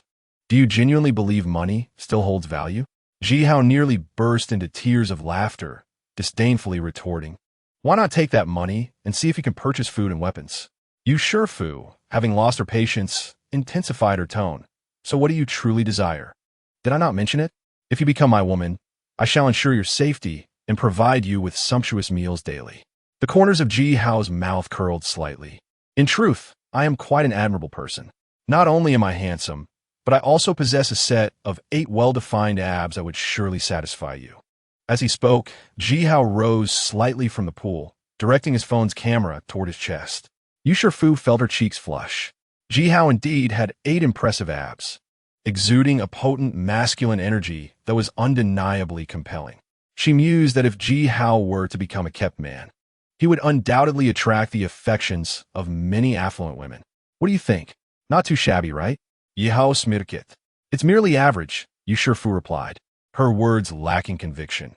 In truth, it was the most exquisite set of abs she had ever encountered, flawless in every way. She was genuinely taken aback by Ji Hao's unexpectedly remarkable physique, which left her, typically one to hold lofty standards, at a loss for words. Ji Hao, half joking and half serious, said, "Having seen my chest, it is only fair that I see yours as well. After all, we advocate for gender equality." Yu Shifu rolled her eyes dramatically. Suddenly, Ji Hao exclaimed, "Allow me to show you a treasure. Do not be too shocked." Curiosity piqued, Yu Shifu inquired what treasure. As he spoke, Ji Hao stood up from the pool, completely unclothed. Yu Shifu let out a piercing scream, nearly dropping her phone in shock. How outrageous! This fellow was utterly intolerable.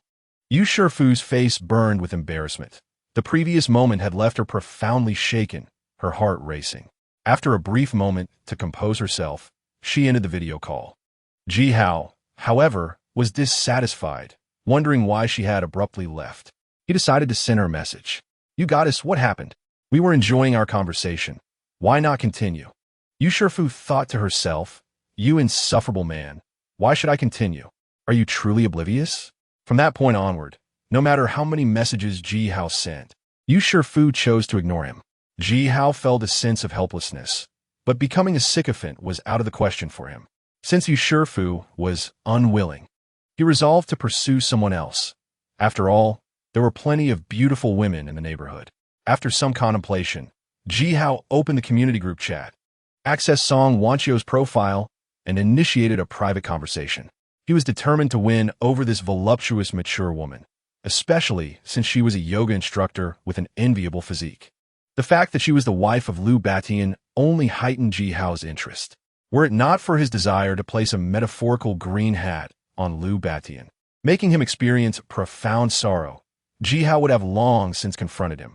According to Ji Hao's plan, if he did not want Song Wanxiu to harbor feelings of resentment towards him for Lu Batian's demise, he needed to sow discord between them first. This way, he could ultimately win over this mature woman and unlock new experiences. Once he had formulated his thoughts, Ji Hao sent Song Wanxiu a message. "Madam, are you asleep? I find myself unable to rest, as thoughts of you flood my mind. By the way, do you possess magical abilities? I seem to be growing fonder of you." Lying in bed and tossing and turning, Song Wanxiu was perplexed by Ji Hao's message. "Why are you messaging me privately? Aren't you afraid my husband will cause you trouble?" Ji Hao replied, "If I could win your heart, even being beaten to death by your husband would be worth it. You young people love sweet talk. Few of your words hold any truth," she retorted. Ji Hao countered, "But, madam, are you not still a young person? At 30, you are in the prime of your life." Song Wanxiu felt a surge of happiness at his words, but feigned indignation. "Who says I am only 30? I am clearly 38. Wow, you look fantastic. Madam, your self-care is impeccable. Coupled with your regular yoga practice, you possess a curvaceous figure. Lu Batian is indeed fortunate to have married you." Mentioning Lu Batian caused Song Wanxiu to feel a twinge of sadness, and she took a moment to respond. "Madam, what troubles you? Is Lu Batian mistreating you? How about I teach him a lesson?" Ji Hao offered. "With your frail physique, you dare to confront him? What could you possibly do?" Ji Hao sent a smiling emoji and quickly replied, "There are many ways to teach a lesson. For example, if you were to spend a night with me, donning a green hat for Lu Batian and recording a video to send him, he would surely be driven to madness." Song Wanxiu found herself laughing in disbelief. Chapter 42. Flotation. Song Wanxiu said, "Humph, after all this talk, you merely wish to possess me, you lecher." Ji Hao responded, "Mesdames, you are a rare beauty, exuding charm. Any man who gazes upon you would find it impossible to resist your allure. If I were to force myself upon you, does that not imply that all men are lecherous by your logic?" Song Wanxiu's heart raced, feeling a thrill from his words. Though his language was crude, it offered her an experience unlike the dullness of Lu Batian, who lacked any romantic understanding. "I am a married woman. If you continue this way, I shall become angry. I bet Lu Batian has not shared a bed with you lately, has he?" Ji Hao asked, catching her off guard. She typed quickly, "How do you know that?" Ji Hao explained, "I am a man, and I understand the male ego. The last time in the neighborhood, he attempted to confront me, only to be soundly beaten and rendered powerless. If he cannot satisfy you, it is more convenient for him to find an excuse to sleep apart. Am I correct?" Song Wanxiu was momentarily stunned, realizing the implications of Ji Hao's words. No wonder Lu Batian had been acting strangely. He had become impotent. "Madam, you are still in your prime. Why waste your days with Lu Batian? Why not embrace me instead? I can offer you endless food, warmth, hot water for baths, ensuring your life remains unchanged from the pre-apocalyptic days. Consider this option." After sending the message, Ji Hao also shared several images and a video with Song Wanxiu. Upon viewing them, she was utterly astonished. This lifestyle was simply too extravagant. "Lu Batian is a coward, unlike me. Come, let me show you what a real man is like." Ji Hao stood from the pool and sent a shirtless selfie. Song Wanxiu's face flushed, her heart racing as she beheld his 8-pack abs. "Oh my heavens!" Ji Hao quipped, "Madam, what do you think? Surely I surpass Lu Batian in every regard. I would not even glance at that useless man. Though he is my husband, you must not speak of him in such a manner," she replied. Ji Hao insisted, "Leave Lu Batian. He is not your true husband. I am the one who has shared intimate moments with you." Song Wanxiu felt a wave of anger rise within her, her chest heaving as she recorded a voice message, angrily declaring, "Get lost. Who has shared such moments with you? Do not speak nonsense, or I shall sue you for defamation." Ji Hao retorted, "Have you forgotten? Before the apocalypse, I used a special acupressure technique to help you maintain your youth. We had quite a bit of contact, which surely counts as intimacy." Song Wanxiu felt as though struck by lightning. her mind racing with a chilling realization. Her hand trembled as she spoke into the microphone. "Are you a celestial master?" Jihao laughed heartily indeed. Receiving this confirmation, Song Wanqiu felt a blend of anger and frustration.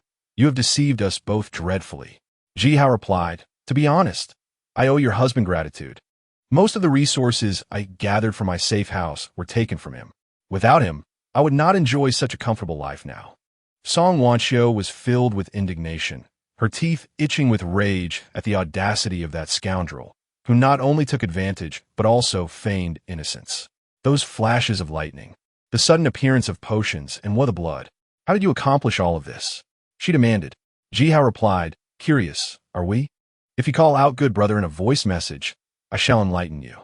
"Get lost," Song Wanqiu retorted, exiting the private chat and ignoring him. Yet, an insatiable curiosity gnawed at her, leaving her restless in bed. After a moment's hesitation, she reopened the chat window, suppressing her embarrassment, and called out, "Good brother," sending a voice message to Jihao. Upon hearing her soft, tingling voice, Jihao nearly lost his composure. "Wow, this is simply incredible." Song Wanqiu insisted, "I've called out. Now tell me, how is it done?" Jihao responded, "It's quite simple. I learned a few tricks of magic online. It's not my fault you and Lu Batian were not observant enough to see through my ruse." Song Wanqiu felt a surge of frustration. A few tricks had ensnared both her and Lu Batian, costing them billions. Now, Jihao had transformed their resources into a safe haven, stockpiling a plethora of supplies. A grievous loss indeed.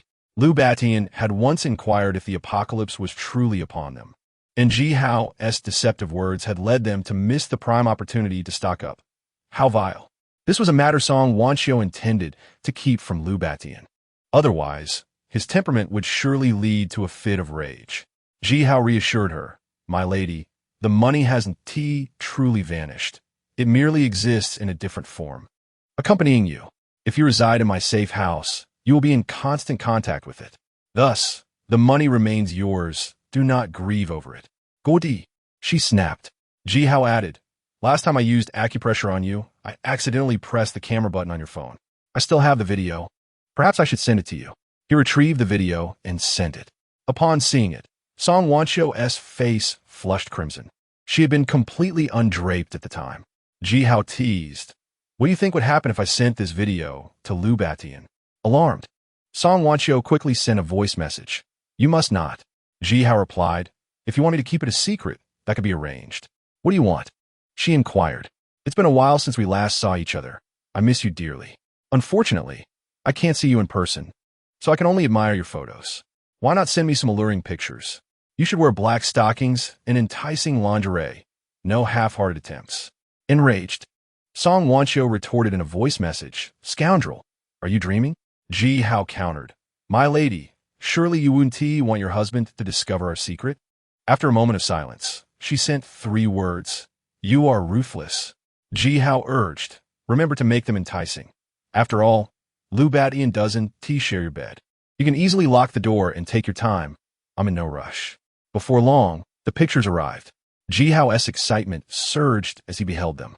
Song Wanqiu wore a sheer purple lace nightgown paired with a black lace bra and luxurious black stockings, her devilish figure on full display, voluptuous and alluring. Although the photos were hastily taken due to the cold weather, they were nonetheless captivating.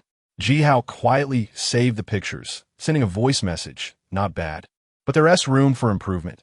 Perhaps pull the outfit down a bit and adjust the angle." You understand what I mean, right?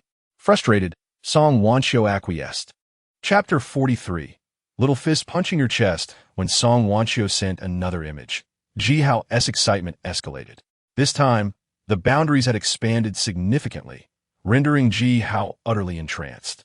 Indeed, a woman who practices yoga possesses an extraordinary physique, her curves perfectly sculpted. If he could engage in a deeper connection with her, it would be worth sacrificing a decade of his life. Jihao saved the images. Such encounters are either non-existent or boundless. Having secured Song Wanqiu's compliance this time, he could leverage this for future demands, compelling her to share even bolder images, ultimately ensuring that Lu Batian would wear a grand green hat. The thought alone was exhilarating. In the depths of night, unable to sleep, Ji Hao picked up his phone, curious if there was any entertainment within the residence group. Compared to daytime, fewer people were active at night, but there were still some, vocally condemning Yu Shifu with harsh words. Damn it, the cake she provided was insufficient. Only a single piece that vanished in a few bites. You're fortunate to have taken one home. Those at the back were robbed by Lu Batian. It's all that wretched Yu Shifu's fault. Had she not given out cake, my wife wouldn't have perished. Do you think she hoarded some cake for herself? I recall their SA lounge on the second floor of the bakery that no one has ventured into. Perhaps she stashed some there. Exactly. If she was willing to share, there must be more. Come on, brother, let us check it out. All right, I'll accompany you. Yu Shifu, still awake, was monitoring the group chat when she learned that someone intended to confront her. She was infuriated. You've gone too far. I was merely trying to assist you, and this is how you repay me. You self-righteous saint, you've caused countless deaths, and you dare speak of help? You are merely committing sins. Indeed, women like you, who have never faced society's harsh realities, take everything for granted. Now that the apocalypse is upon us, you will learn the depths of human malice. Yu Shifu seethed, unable to comprehend how her good intentions had led to such chaos. Ji Hao sent a message. Miss you. My previous offer still stands. If you become my woman, I will protect you and provide for you. The others are already on their way. I can only hope you are in the apartment, not in the lounge on the second floor of the convenience store. Otherwise, the consequences will be dire. Consider it carefully. Yu Shifu was panicked, but replied defiantly, You are just a scoundrel taking advantage of the situation. No different from them. Ji Hao responded, You may say whatever you wish. A moment later, two young men braved the snow and arrived outside the store, rushing upstairs to begin pounding on the door. Bang, bang, bang. The lounge door held firm, resisting their immediate attempts to break in. One of the men, adorned with earrings, shouted, Miss you, if you hand over the food, we promise not to harm you. Yu Shifu, her voice icy, retorted, Get lost. The earring-clad man laughed heartily. I wasn't sure she was inside, but with that response, she's clearly here. What a fool. The other, with red hair, sneered, She is the most beautiful woman in the complex. We've hit the jackpot. Food and a good time. Haha. As they continued to hammer at the door with increasing force, Yu Shifu braced herself against it, her heart sinking. With no other options, she reluctantly contacted Ji Hao. Help me this once, and I will pay you 100,000. Ji Hao replied, I've already said it. In this apocalypse, money is worthless like garbage. Yu Shifu pressed, Then what do you want? Ji Hao proposed, the same condition as before. Let me have my way with your long legs and black stockings. Enraged and embarrassed, she realized the incessant banging would soon yield to the intruders. Rather than face that hellish fate, she decided to acquiesce to Ji Hao. Quickly, she typed, Fine, I agree. Hurry to the bakery. I'm on the second floor. Ji Hao responded, All right, I'm on my way. He dressed quickly and headed straight for the bakery. With a loud crash, the door burst open. The earring-clad man and the red-haired one entered, their eyes lecherously surveying Yu Shifu.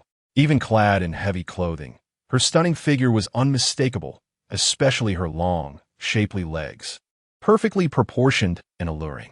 The young man with earrings fixated on Yu Shifu's long legs, his eyes gleaming with desire. Don't worry, beautiful. I shall be gentle, he proclaimed. Yu Shifu, visibly distressed, turned pale, retreating while tremblingly asserting, Go away, do not approach me. The red-haired man exhibited a lewd expression, responding with excitement. Go ahead and scream. Even if you shout until your throat is raw, no one will come to your aid. The young man with earrings pointed to his chest, intrigued, saying, Come now. Strike my chest with your little fists. One punch, and blood will gush forth. Ha. Come, do it. I wish to feel your little fists. Suddenly, before he could finish his taunt, a fist struck him from the side, crushing his chest and sending blood spurting forth. You like having your chest struck, do you? Consider it fulfilled, Ji Hao remarked, shaking his head at the young man with earrings before turning to Yu Shifu with a reassuring smile. Rest assured, with me here, no one shall bully you. An inexplicable sense of security washed over Yu Shifu. The red-haired man tightened his grip on the fruit knife, furious. Kid, what kind of skill is it to ambush someone? Come, face me head on. Foolish. Ji Hao kicked the red-haired man to the ground, seizing the fruit knife and plunging it into his heart. Thus, both adversaries were dealt with by Ji Hao. Yu Shifu was taken aback by Ji Hao's seemingly gentle demeanor, astonished by his remarkable prowess. "Thank you. Consider it a personal favor owed to you," she expressed, rare gratitude in her tone. Ji Hao waved his hand dismissively. "No need for thanks. Simply remember your promise." Yu Shifu hesitated. "Can I compensate you in another way? Are you implying you wish to go back on your word?" Ji Hao shot her a cold glance, exuding a formidable aura. Yu Shifu took a step back, shaken by the depth of his gaze that felt like a plunge into an abyss, her very soul trembling. She could not fathom how someone who appeared so ordinary could possess such intensity. Ultimately, she said nothing, tacitly agreeing to uphold her prior commitment. Ji Hao escorted Yu Shifu back to her residence, gazing at her exquisitely long legs. "Come, change into the black stockings." Yu Shifu suppressed her embarrassment and donned a pair of high-end, lace-trimmed, glossy black stockings. Due to the chill, she covered her legs with a blanket. "Remember, only touching is permitted. No other actions, or I will not spare you." She glared at Ji Hao, wishing she could disappear into the ground. "Fear not, I understand," Ji Hao replied, extending his hand with a sinister chuckle. Chapter 44. Joy after Ji Hao departed. Yu Shifu's face flushed crimson as she berated him silently 1,000 times in her mind. That shameless man. She buried her face in the blanket, feeling utterly mortified. Back at the safe house, Ji Hao embraced Fu Hongmei and enjoyed a restful slumber. The following morning, Yu Shifu felt ravenous and searched her home for food, finding none. Suddenly, an idea struck her. Ji Hao's safe house was filled with delicacies. Perhaps she could borrow some from him. Yet, as she picked up her phone, hesitation crept in. After much internal conflict, and with her hunger growing unbearable, she resolved to contact Ji Hao. "I am hungry. Please bring me some food," she texted. Ji Hao nearly laughed in disbelief, replying, "I am not your servant. I have no such obligation. You took advantage of me last night. You should compensate me," she retorted. "That was merely my reward for saving you," Ji Hao replied.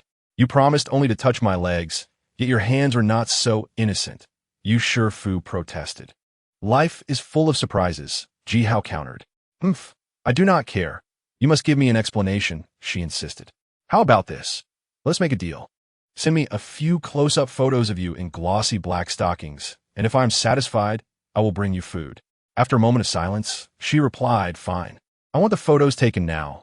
Do not try to use old ones to fool me," he added. "Understood," she confirmed. Once the images were sent, Ji Hao's eyes sparkled with delight. Yu Shifu was a professional leg model, well-versed in capturing stunning images of her legs and stockings for various photo shoots.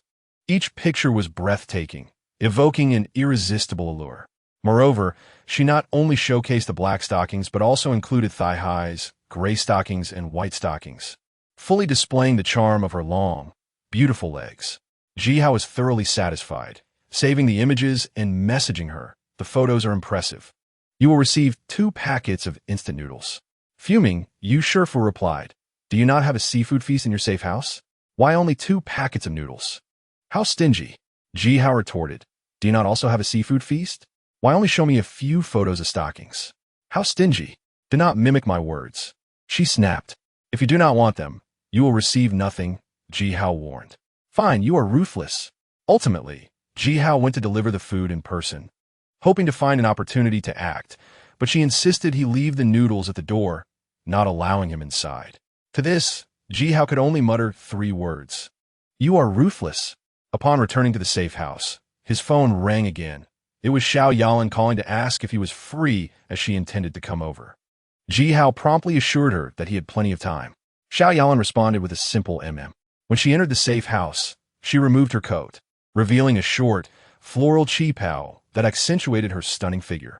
Fu Hongmei sat nearby, scrutinizing Xiao Yalan, thinking she resembled Jean Mei-Ing from a Korean comic with her flowing hair, exquisite features, and voluptuous curves, exuding a mature charm akin to a ripe pomegranate, seductive and enchanting. If she did not make a move on Xiao Yalan, it would be a wasted opportunity to indulge in the fantasy inspired by that comic.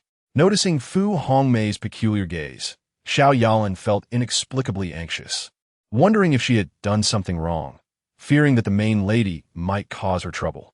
Shaking her head, she dismissed the thought and approached Ji Hao, sharing a simple meal before directly stating, "Xiao Hao, I wish to ask you a favor." Ji Hao inquired, "Is it regarding Du Feng?" Xiao Yalan nodded, "Yes." Ji Hao continued, "Let me guess, you want him to move in, correct?" Her gaze turned sorrowful as she sighed. "I have mentioned it to you 3 times. Yet you have always refused. He is my son. I cannot simply abandon him. If you allow him to stay, I can ensure he rectifies his flaws, even calling you father if necessary." Ji Hao snorted, scoffing. "Have you considered this? Du Feng is currently mixed up with Liu Batian. If he were to come in and secretly open the safety door for Liu Batian, we would all be captured. Are you prepared to face the consequences?" Xiao Yalan shuddered, her eyes brimming with tears as she fervently shook her head. "He would never do that." Ji Hao interjected, "You know your son better than anyone. I advise you to give up on him and stay in my safe house to avoid unnecessary suffering outside." With her head lowered, Xiao Yalan felt dejected. Ji Hao pressed on, "You must be cautious with your son. He is capable of anything. If anything happens, contact me immediately, understood?" Xiao Yalan sighed, feeling helpless. "You two have a long-standing feud. If only you could resolve your differences." She decided to change the topic, suggesting, "Let us go for a swim in the pool to relax." Ji Hao smiled brightly. Xiao Yalan agreed, feeling the weight of her recent stress and realizing she needed to unwind. Fu Hongmei approached, intertwining her arm with Xiao Yalan's, her voice gentle as she said, "Yalan, come to my room. I have several sets of sexy lingerie, all new and never worn. They would suit you perfectly." Having spent time together, their relationship had blossomed, and Xiao Yalan had no reason to refuse. Upon entering Fu Hongmei's room, a unique and pleasant fragrance enveloped her senses. She was unaware that it was called Mi Xiang, specifically requested by Fu Hongmei from Ji Hao. Fu Hongmei took several sets of lingerie from the wardrobe, urging Xiao Yalan to try them on. Gazing at the sheer fabric, almost as if it were non-existent, Xiao Yalan felt her cheeks flush and her heart race. As she reached for the lingerie, intending to head to the bathroom, Fu Hongmei stopped her, saying, "We are both women. What is there to be embarrassed about? Change right here." With a playful smile in her eyes, Fu Hongmei encouraged her. Although shy, Xiao Yalan did not refuse. She removed her clothing and casually donned a set of purple lace lingerie adorned with floral trim. The warmth of the room, heated like spring, alleviated any fear of the cold, which was quite pleasant. After changing, she glanced at herself in the mirror, revealing an exquisite mature woman with striking features and an astonishing figure. Xiao Yalan felt an overwhelming joy, despite her age. Possessing such a physique and beauty was undoubtedly a source of pride. "Truly beautiful," Fu Hongmei praised from the side. "Thank you," Xiao Yalan replied, her cheeks flushing inexplicably after uttering those words. Fu Hongmei embraced her, blowing warm breath on her face, and sweetly said, "Yalan, I want to introduce you to a comic that you will absolutely adore." Chapter 45. Worse than beasts. An hour later, Xiao Yalan fled in disarray. She had initially pondered whether she could find an opportune moment to secretly bring some food back to Dufeng, but now she could not think of anything else. Upon returning to her residence, as soon as she opened the door, Dufeng rushed towards her, impatiently asking, "So, did he agree?" Xiao Yalan shook her head. Dufeng's frustration boiled over. He pointed an accusatory finger at her and exclaimed, "You must be worried that I would disturb your little world together, which is why you wouldn't let me move in. How cruel of you." Xiao Yalan hurriedly defended herself. "No, that's not it." "Enough. I do not wish to hear it," Dufeng interrupted, resentment flickering his eyes as he pressed further. "What about the food? Don't tell me you didn't manage to bring any." Xiao Yalan hesitated, words caught in her throat. "Well, you've gone so many times, always well fed. Yet you can't spare any food for me. Do you even consider me your son, or have you been incited by that beast to renounce me as your son?" Heartbroken, Xiao Yalan's tears began to flow as she fervently shook her head. "I truly tried. You know our relationship isn't good. If you could just speak a few good words to him, apologize, I could help you persuade him. You would definitely be able to move in." Dufeng clenched his fists, seething with rage as he spat. You want me to grovel before him? Not a chance. He continued. Liu Beishan is the one we can rely on. He has a gun and is the true ruler of the community. If you become his woman and deepen that relationship, you will surely lead a good life. As for that beast Ji Hao, once Liu Beishan's team is formed, the first thing he will do is break into his safe house and crush his bones, so you don't need me to elaborate on your choices. Xiao Yalan felt despondent, her expression bitter as she declared, I would rather die than share a bed with Liu Beishan. Besai, zu epnava. Please do not get involved with Liu Beishan. It will only bring you harm. Dufeng countered, then tell me how to obtain food? Xiao Yalan lowered her head, falling into silence. Suddenly, Dufeng had a thought, excitement surging as he exclaimed, since you are unwilling to sleep with Liu Beishan, you could sell yourself. There are many men in the community who covet your body. You would surely be able to exchange for food. After all, you are my mother. Isn't it only natural for you to make sacrifices for me? As he spoke, Dufeng pulled out his phone and continued. I will help you contact a man right away. Rest assured, he will be strong and robust and will not disappoint you. Your father has been dead for many years. You must feel quite lonely. Xiao Yalan felt weak all over, nearly collapsing. She was rendered speechless, her brow furrowed with sorrow. She could never have imagined that her son would turn out this way. In her despair, she slapped Dufeng across the face. It was the first time she had ever struck him. To her astonishment, Dufeng retaliated with a slap of his own, striking her face with such force that her vision blurred and she was left utterly dazed. Xiao Fengyu. Xiao Yalan wept, covering her face in disbelief. How could this be her son, who would resort to violence against her? You venomous woman, daring to strike my face. Dufeng glared at her, furiously cursing. I will sell you to every man in the community, reducing you to the lowest of prostitutes. Dufeng lunged forward, snatching Xiao Yalan's phone away and locking her in the room. He would not release her until he had contacted the first buyer. Xiao Yalan felt like a lifeless shell, offering no resistance or words, as if her soul had departed, remaining motionless, tears silently streaming from her eyes. Dufeng opened the owner-s group chat, preparing to contact buyers, but suddenly realized that if he proceeded with this plan, how would he explain it to Liu Beishan? He was aware that Liu Beishan had long coveted Xiao Yalan. Perhaps it would be better to offer Xiao Yalan to Liu Beishan. Not only would he gain food, but also Liu Beishan's favor. Since this woman was so stubborn and unwilling, she had no say in the matter.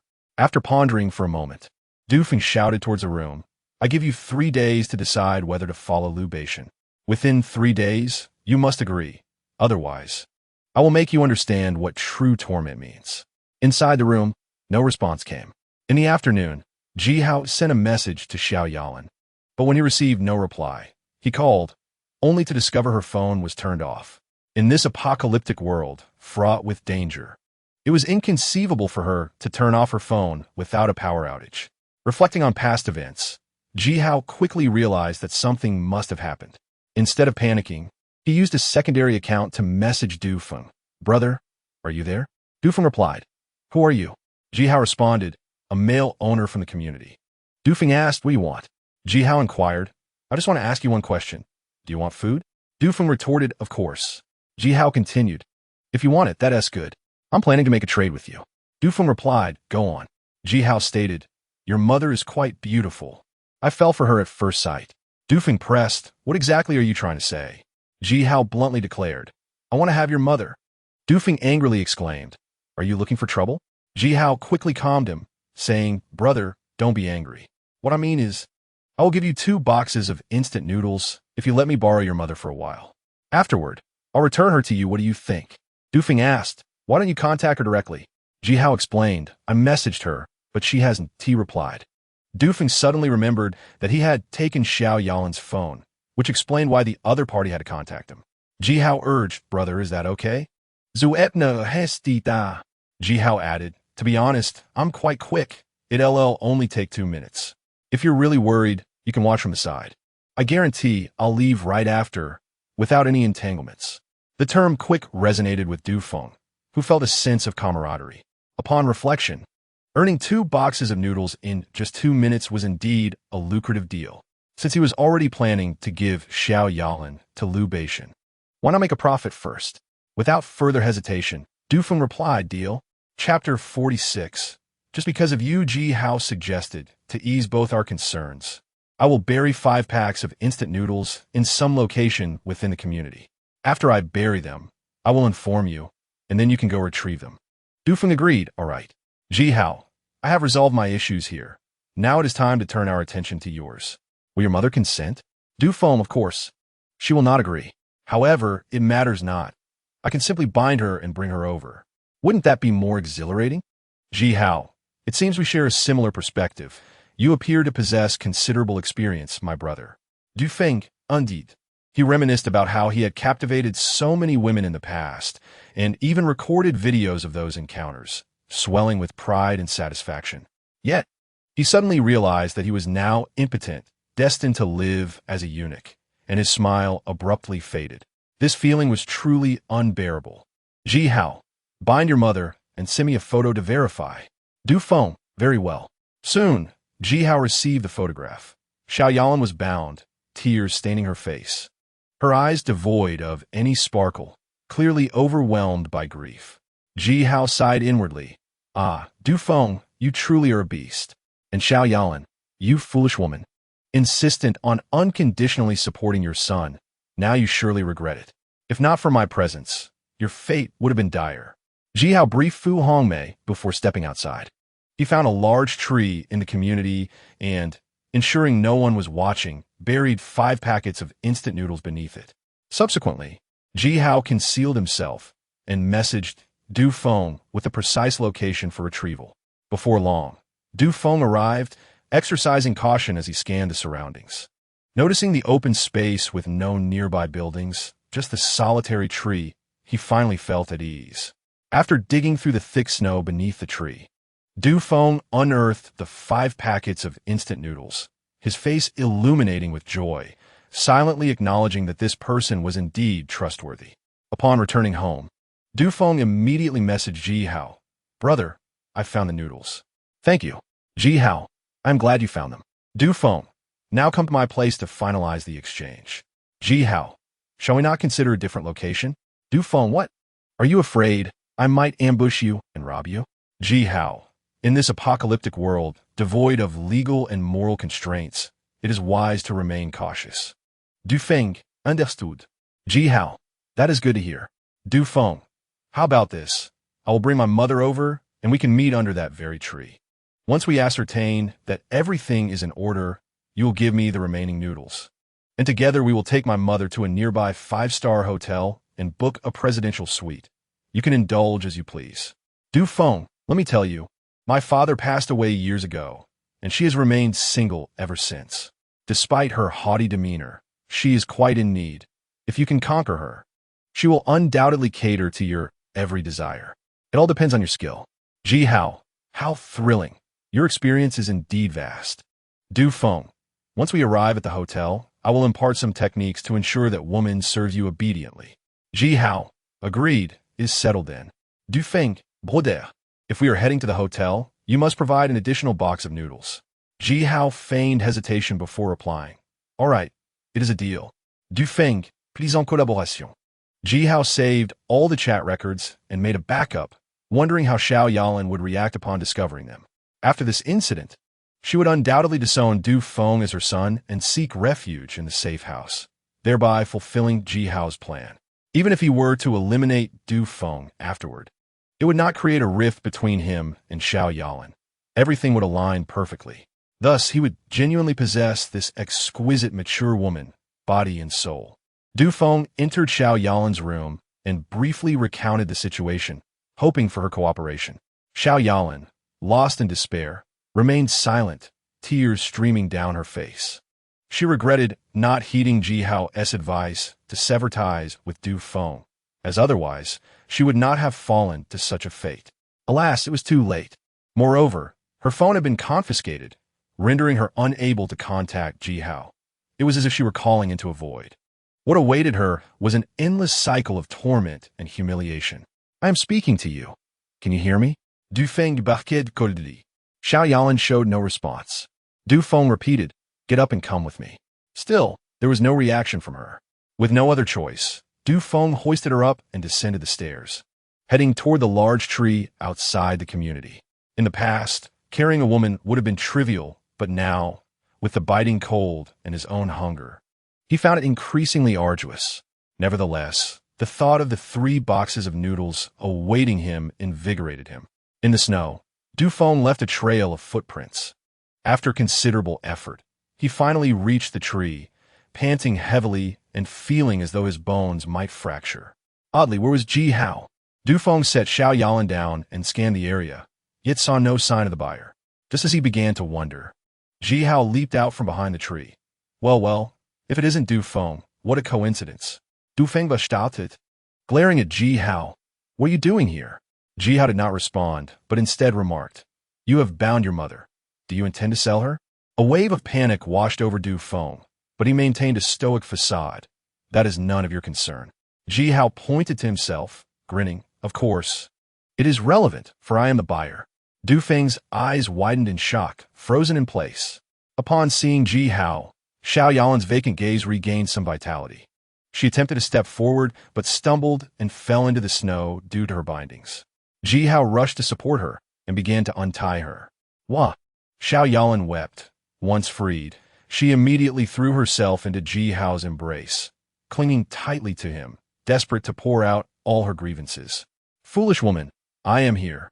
Do not worry, I will not allow anyone to bully you, Ji Hao comforted, wrapping his arms around Xiao Yalan. Do not weep. Shedding tears for such a scoundrel is not worth it. Xiao Yalan's crying intensified. Ji Hao retrieved the chat records with Du Feng and displayed them to Xiao Yalan, saying, You should now recognize what kind of beast he truly is. After reading, Xiao Yalan was heartbroken, having devoted herself to raising her son, only to find she had nurtured a treacherous wolf. Du Feng regained his composure and pulled out a folding knife, snarling, This is an apocalyptic world, free from legal constraints. If I were to kill you, no one would punish me. Since we have crossed paths, you might as well die. Ji Hao raised his middle finger at Du Feng, sneering. Is that all you've got? Chapter 47.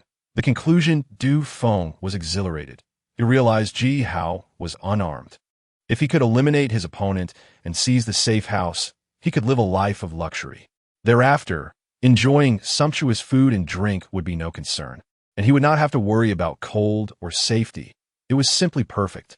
Du Feng charged forward, the folding knife aimed at Ji Hao's throat, intending to deliver a fatal blow. Too weak, your entire body is riddled with openings. Ji Hao remained relaxed, swiftly seizing the folding knife and twisting it forcefully until it snapped in two, discarding the pieces carelessly. Du Feng was left in astonishment. What kind of strength was this? It dawned on him why Liu Batian, despite possessing a gun, had refrained from attacking Ji Hao before gathering enough people. It turned out this guy was not so easily dealt with. Xiao Yalan sighed with relief. Regardless of which man was injured, she would suffer greatly in the middle. Come on then, do the eunuch, show me what other tricks you have up your sleeve, Ji Hao taunted mockingly. Du Feng's eyes darkened as he suddenly lunged toward Xiao Yalan, intending to use her as a hostage. Truly a beast among beasts, impressive. Ji Hao was quick to react, positioning himself in front of Du Feng and delivering a kick that sent him sprawling. Du Feng fell into the snow, racked with pain. Xiao Yalan hesitated for a moment, then finally spoke. Xiao Hao, why not let him go? Ji Hao interrupted. What? Have you not learned your lesson? Xiao Yalan lowered her head, unsure of what to say. Ji Hao coldly remarked, You have no idea of the heinous acts this scoundrel has committed. He has seduced over a dozen women and recorded videos to threaten them, warning that if they dared to report him, he would release the footage online. Xiao Yalan was taken aback, her body trembling as she clutched Ji Hao's arm, exclaiming, This can't be true. Although he may be a bit of a wastrel, he wouldn't dare commit such crimes during peacetime. There must be some misunderstanding, right? Huh? You doubt me, do you? Allow me to prove it, Ji Hao said as he opened the video stored on his phone, showing it to Xiao Yalan. Her face turned ashen, struck by a thunderbolt. She had thought her son was already a beast, but she had grossly underestimated him. Xiao Yalan turned to Du Feng, questioning. Xiao Feng, are these videos genuine? Just a bunch of playthings. Even if I don't bed them, they'll end up with other men anyway. Why not let it be me? Du Feng replied dismissively, showing no signs of remorse. However, he was perplexed by how Ji Hao had obtained videos. It seemed almost unfathomable. Xiao Yalan closed her eyes in despair, completely hopeless. Ji Hao glanced at Du Feng, mocking, "What you said does hold some truth. So, the goddess you so desperately pursue, Yi Qiaoqian, has slept with me. You must not care at all, right? Ji Hao, you bastard." Du Feng's forehead throbbed with veins, consumed by rage. He had spent a fortune pursuing Yi Qiaoqian, only to find out she had been with Ji Hao. Who could he turn to for justice?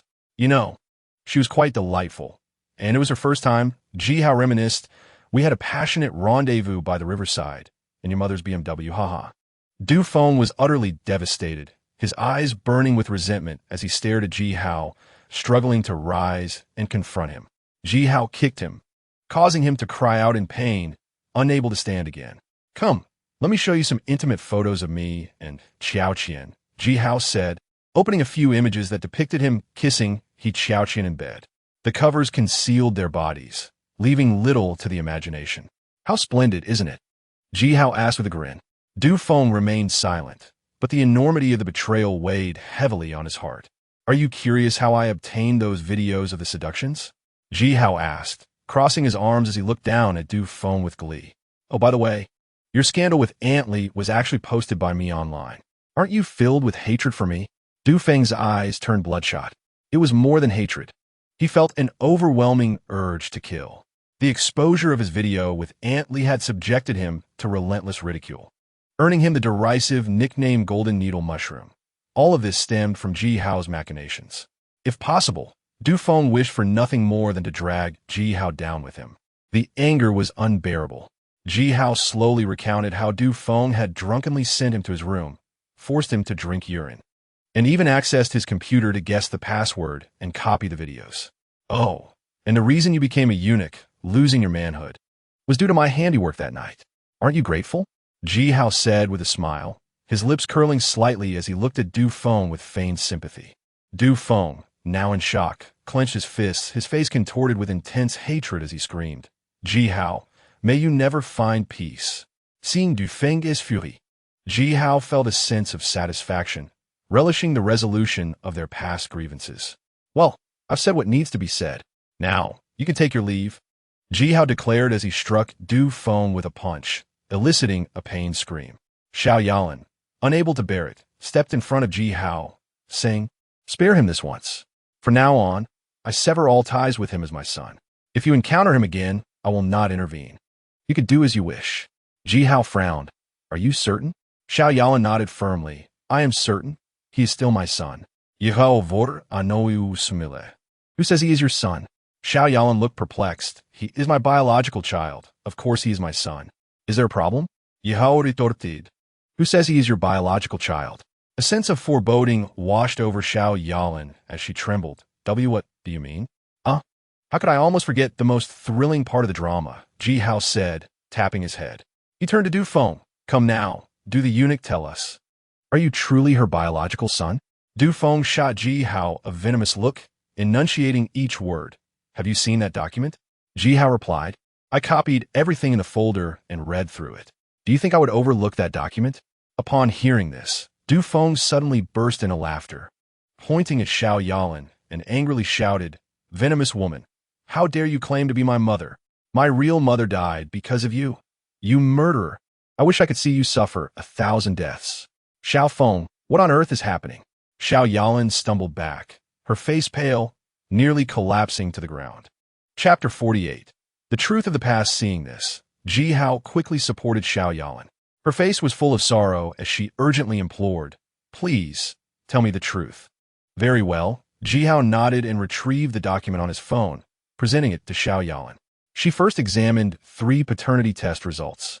Du Feng was confirmed to be the biological son of Xiao Yalan's husband, Du Lianghan. Du Feng was also confirmed to be the biological son of Du Lianghan's mistress, Liang Danhong. The last document revealed that there was no biological relationship between Du Feng and Xiao Yalan.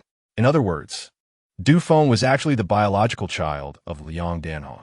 Upon realizing this, Xiao Yalan felt darkness envelop her vision, as if struck by an unprecedented blow. The son she had painstakingly raised was, in fact, someone else's child. Overcome with sorrow, she summoned the courage to finish reading the materials, and the truth gradually emerged. It turned out that Du Feng's father, Du Lianghan, fell in love with another woman, Liang Danhong, after marrying Xiao Yalan. They engaged in a secret affair, deeply infatuated with one another. Although Xiao Yalan was aware, she chose to forgive him out of love for Du Lianghan. However, this only emboldened their audacity, as they brazenly indulged in their escapades at home while Xiao Yalan was away. To secure her position, Liang Danhong repeatedly provoked Xiao Yalan, even going to her company to hang banners, spreading rumors, and accusing Xiao Yalan of being the third party. Heartbroken, Xiao Yalan contemplated divorce, but upon discovering she was pregnant, she had no choice but to forgive Du Lianghan once again. Coincidentally, Liang Danhong was also pregnant during that time. Later, both women gave birth around the same time. Du Lianghan, well connected with the director of a private hospital, covertly arranged for both women to be accommodated in the hospital, albeit in separate rooms, to keep them unaware of each other's presence. Eventually, Xiao Yalan faced complications during childbirth and fell unconscious, unaware that her child was stillborn. In contrast, Liang Danhong's child was perfectly healthy. Du Lianghan and Liang Danhong conspired to have her child replace Xiao Yalan's, allowing them to enter the Du family openly and enjoy all the benefits. Given that the hospital director was on good terms with Du Lianghan, they believed they could easily cover up the scheme. When the child grew older, they planned to reveal the truth while simultaneously divorcing Xiao Yalan to marry Liang Danhong. However, in the following years, Liang Danhong, unable to see her child, fell into a deep depression and desperately pleaded with Du Lianghan to divorce Xiao Yalan, disclose the truth to Du Feng, and marry her. But Xiao Yalan was a strong woman, effectively managing several auto repair shops. If Du Lianghan divorced her, he would not only lose half his assets, but also lose a powerful ally, jeopardizing his career. Naturally, he was reluctant and chose to prolong the situation. Liang Danhong had a fierce quarrel with him, and not long after, she took her own life. During his time at Du Feng University, Du Lianghan fell gravely ill and, on the brink of death, entrusted a document to Du Feng, which unveiled the truth of his origins. Du Feng attributed all his misfortunes to Xiao Yalan, believing she had taken everything from his biological mother, Liang Danhong, ultimately leading to her demise. This deep-seated animosity toward Xiao Yalan was thus born. At that moment, Xiao Yalan's hand trembled as she held her phone, silently reading the material until tears blurred her vision. This revelation struck her like a thunderclap. Yet, facing reality, which promised to be painful, could also be seen as a form of liberation. If Du Feng were indeed her biological son, the heinous deeds he had committed would leave her in a moral quandary, unsure of how to respond. Now, however, nothing posed a problem. Jihao enveloped Xiao Yalan in an embrace, softly whispering words of comfort. Poor woman, deceived for so many years. Now that you know the truth and have witnessed Du Feng's atrocities, you surely cannot continue to regard him as your son. Xiao Yalan remained silent, lost in despair. Her voice caught in her throat. Du Feng, with a shadowed gaze, roared at her. Vile woman, do you not feel anguish? Huh, were it not for you, my mother would never have died. All these years, you have basked in a splendid life, regarded as a high and mighty career woman, while my mother had no status. Why? Why is this world so unjust? Why is it not you who perished? I would relish the thought of plunging a knife into you. Xiao Yalan did not respond, rendered mute by the cruel truth, having devoted herself to raising Du Feng, only to discover he was not her biological son, made the entirety of her efforts seem like a farce. Jihao released her and stepped forward, his voice cold as ice. Du Feng, it is time we settled our scores. Speak, how do you wish to die? Humph. We live in apocalyptic times, where resources are scarce. If you kill me, I would be liberated and into it all. But what about you? How much longer can you survive? Once your refuge is breached, your fate will be tenfold, 100-fold worse than mine. Relish the agony of the apocalypse. I shall await you in hell. Ha ha ha. Du fengis maniacal, l'auteur échoué. As he seemed to find clarity in his impending doom. What will become of me is of no concern to you. It is certainly better than your existence in hell. Ji Hao reached out, gripping Du Feng's neck, lifting him from the ground. Du Feng gasped for breath, his face turning crimson from the immense suffering. Ji Hao gradually intensified his grip. Xiao, wait. Xiao Yalan wiped her tears and turned to Ji Hao. What is it? Ji Hao inquired, furrowing his brow. Xiao Yalan took a deep breath and stated earnestly, I stand by my previous decision. He is, after all, the son of my husband, and I have raised him for over 20 years. There is some semblance of affection. Let us grant him a reprieve this time. If he dies before me, my conscience will be troubled. You do not regret this? Ji Hao shook his head in resignation, knowing Xiao Yalan would soften, though he understood her reasoning. No, she replied firmly. If you encounter him again, whether to kill or to punish, that is your affair and not mine. With a look of relief gracing her face, she addressed Du Feng coldly. Du Feng, from this moment forward, our ties are severed. You are no longer my son, and I am no longer your mother. We are merely two unrelated strangers. Mind your conduct, and should you dare to harm my husband, I will not spare you. Mark my words. Previously, she had referred to Ji Hao as Xiao, but now, in Du Feng's presence, she explicitly called him husband, signifying her complete letting go of the past. Now solely belonging to Ji Hao. Ji Hao embraced her tightly, exhaling a sigh. Silly woman. Xiao Yalan smiled radiantly. If I were not foolish, how could I have fallen for you, my dear husband?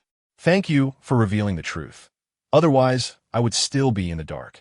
Chapter 49. Complete Conquest. In a previous life, Du Feng had cruelly murdered Ji Hao. Simply allowing him an easy end would be too merciful. Without Xiao Yalan's interference, Ji Hao had ample means to ensure Du Feng experienced tenfold, 100-fold, or even 1,000-fold suffering. There was no need for haste. Du Feng, since Sister Lan has interceded for you, I shall spare your life. However, you must pay a price, Ji Hao said, eyeing Du Feng's groin with a wicked grin. What do you intend to do? A foreboding sensation crept over Du Feng as he braced himself against the ground, attempting to rise and flee. But Ji Hao blocked his escape without granting him chance. Since you have once assumed the role of a eunuch, let us have you play it once more. With a swift kick, Du Feng emitted a gut-wrenching scream, akin to that of a slaughtered pig. Following this, Ji Hao delivered a thorough beating before finally relenting. Du Feng emerged with a swollen face, especially around his eyes, now resembling a raccoon, a ludicrous sight. Ji Hao felt a laugh bubbling within him. But upon seeing Xiao Yalan beside him, he stifled it. Come, my wife, let us return home to gather your belongings and move into my safe house. Ji Hao wrapped his arm around Xiao Yalan's slender waist, feeling somewhat euphoric as he had finally won over this enchanting woman, body and soul. All right, I will follow your lead. Xiao Yalan nodded gently, her voice sweet and soothing. She gazed at the snowflakes cascading from the sky, leaving all her troubles behind. Her mood gradually lifting. From this moment onward, she would live solely for herself. Upon arriving at Xiao Yalan's residence, she was about to pack her belongings when Ji Hao smiled and opened the portal, gathering all her things within. Xiao Yalan was taken aback, glancing around in astonishment. What happened to everything in the house? What did you just do? Ji Hao smirked slightly, giving her a brief explanation while demonstrating his lightning powers. At last, Xiao Yalan believed him. My heavens, this is absolutely unbelievable. Even after learning the truth, she remained astonished. I possess great strength, and within my lightning tower lies an abundance of resources, enough to sustain you for a lifetime. Now do you see how fortunate you are to follow me? Ji Hao grinned at Xiao Yalan. Xiao Yalan sighed deeply. The most unfortunate thing was encountering that beast, Du Feng, while the most fortunate was meeting you. Ji Hao chuckled. What a coincidence. I feel the same way. Xiao Yalan laughed softly. You are quite the smooth talker. It is truly annoying. Ji Hao leaned closer to her ear, gently blowing warm air, wickedly saying, Once we live together, I shall show you what true smooth talking entails. Xiao Yalan was momentarily taken aback before her face flushed crimson, playfully glaring at Ji Hao with alluring charm. You rascal. Her voice was soft, enveloping them both in an air of intimacy. Ji Hao kissed her cheek, unable to contain his eagerness to engage in thrilling endeavors with her.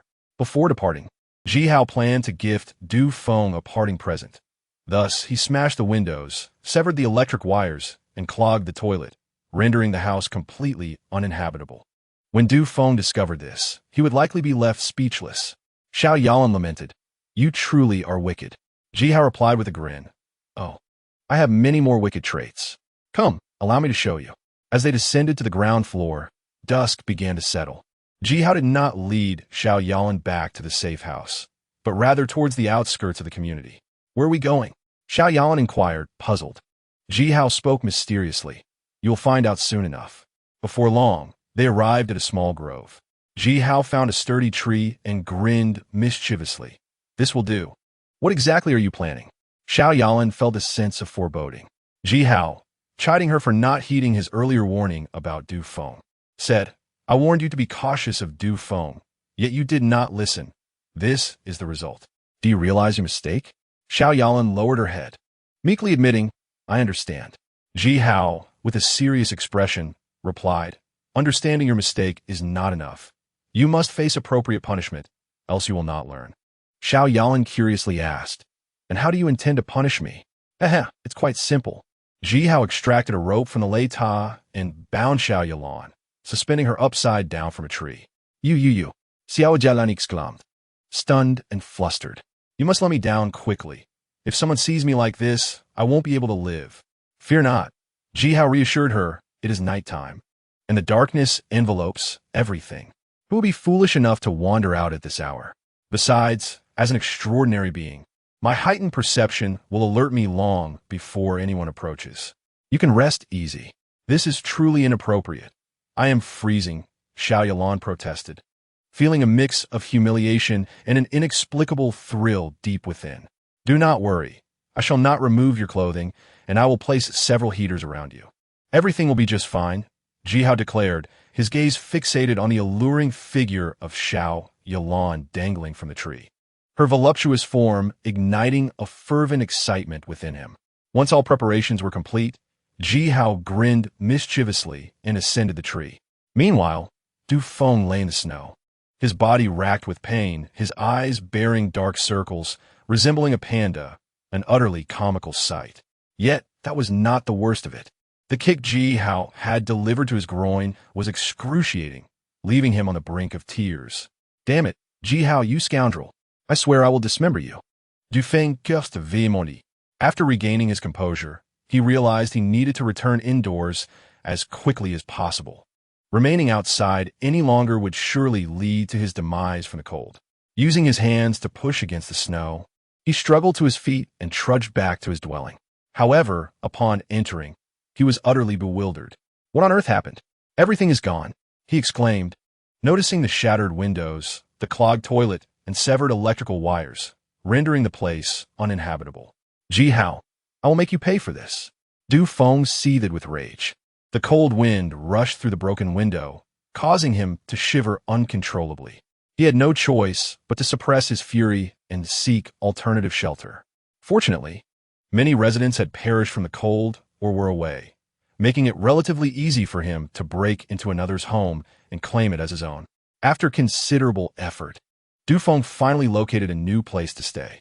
He retrieved his phone and contacted Lu Ba Tian, intending to discuss how to deal with Ji Hao. During this time, Du Feng had allied himself with Lu Ba Tian, becoming a loyal subordinate, eagerly participating in tasks.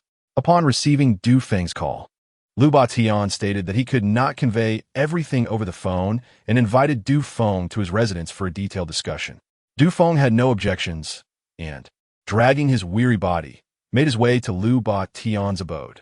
As soon as he entered, Lu Ba Tian erupted in laughter upon seeing Du Feng's panda eyes. Chapter 50. Conspiracy. Du Feng found Lu Ba Tian's laughter somewhat grating, but felt hesitant to voice his discomfort, as he was currently in need of assistance. After a hearty chuckle, Lu Ba Tian curiously inquired, "What happened to you?" Clenching his fists, Du Feng replied bitterly, "I accidentally fell into Ji Hao's trap." Lu Ba Tian cautioned, "That individual is cunning. We must exercise great caution." Du Feng implored, "Brother, we have prepared for so long. I can no longer endure this. Please send a few brothers with me. I am willing to take the lead." He then enticed, "That beast's safe house is filled with abundant food and women. If we eliminate him, everything will belong to us. We will live in luxury from then on. How delightful would that be? Lu Batian pondered for a moment before nodding. All right, you, Zhou Yang, and 2 other brothers shall go. Zhou Yang, also known as Yang Ge, had joined Lu Batian's ranks, intending to confront Ji Hao together. Du Feng's spirits soared upon hearing this, and he eagerly affirmed, this is certain to succeed. Lu Batian contacted Yang Ge and the other 2 brothers, summoning them to discuss the plan. The 3 arrived with enthusiasm, but upon seeing Du Feng's panda eyes, they burst into laughter. Du Feng's face turned dark, and he felt an urge to retaliate. After a prolonged bout of laughter, they began to strategize. Yang Ge warned, that scoundrel possesses a high-pressure water gun, which caused me significant trouble last time. This time, we must wear raincoats and hold umbrellas in front of us for double protection. As the discussion of the high-pressure water gun continued, the 2 brothers who had come with Yang Ge, known as Wu De and Wu Er, expressed their indignation. They both worked as security guards in the neighborhood. The last time Ji Hao visited He Xiao Qian, several security guards had arrived, only to be drenched miserably by Fu Hong Mei's high-pressure water gun. One of their companions even fell ill, bedridden and barely clinging to life. Wu De stomped his foot, malice flickering in his eyes as he seethed. Damn it, if we catch that little brat, I will stab him multiple times. He is infuriating. Wu Er turned to Lu Batian and remarked, Boss, that bastard security door is quite thick. Without special tools, we may struggle to breach it. I have prepared just the tools for you, Lu Batian replied, entering the room to retrieve 2 large iron hammers. I obtained these with great difficulty. Breaking through walls will be no problem, let alone the security door. Excellent, excellent. You always think ahead, boss. Udalogid et archiri. Sudenly, du feng interjected, boss. Don't you have a gun? Could you lend it to us, for protection? I worry that once we break into the safe house, that beast may have other tricks up his sleeve. Lu Batian frowned, thinking, if I give you a gun, what if you turn it against me? Such secret weapons must remain in his control. He could not simply hand them over to others. My ammunition is limited, unless absolutely necessary. It is best not to use it. Lu Batian tactfully declined. Du Feng recognized his misstep and chose not to press the matter further. By the way, take this, Lu Batian said, producing a hand crossbow and several bolts. Though it is not comparable to a gun, it will suffice for self-defense. The 4 of them rejoiced at the hand crossbow, knowing it would make their task easier. After finalizing the details, they resolved to take action in 2 days. Lu Batian was unperturbed at the thought of the 4 seizing the safe house. If Ji Hao were that easy to deal with, he would not have waited until now. The reason for sending the 4 as the vanguard was merely to allow them to serve as cannon fodder, testing Ji Hao's capabilities. Lu Batian was always cautious. Without absolute certainty, he would never take matters into his own hands. Upon returning to his residence, Yang Ge dialed the number of the enchanting Feng Shan. Dear goddess, I have splendid news for you, Yang Ge said mysteriously. In 2 days, Du Feng Wu De, Wu Er, and I will initiate the Wolf Warriors operation. Once we breach Ji Hao's safe house, our good days will finally arrive. He proceeded to divulge the details of the plan.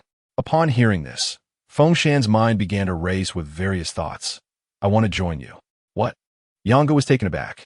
It's too dangerous, better not. Feng Shan insisted. Let me ask you one question. If you successfully capture the safe house, will it not be handed over to Lu Batian? Of course, Yang Ge replied matter-of-factly. He has a gun. I wouldn't dare oppose him. As long as I can follow behind and enjoy the spoils, I am content. Feng Shan sighed, her tone heavy with disappointment. You lack ambition, even if not for yourself. Think of me. If we can seize the safe house, wouldn't we live a good life? Yang Ge paused before asking, what plan do you have? Feng Shan replied coolly, as I mentioned, I will go with you, and, being a woman, I can't be the one swinging the hammer. I will charm Du Feng and persuade you all to break down the door, then take control of the hand crossbow. Once we breach the security door, I will immediately eliminate the 3 of them, and then the safe house and its resources will belong to us. Yang Ge's eyes widened in shock as he hastily rejected the idea. What if Lu Batian comes knocking? He is armed. Feng Shan scoffed.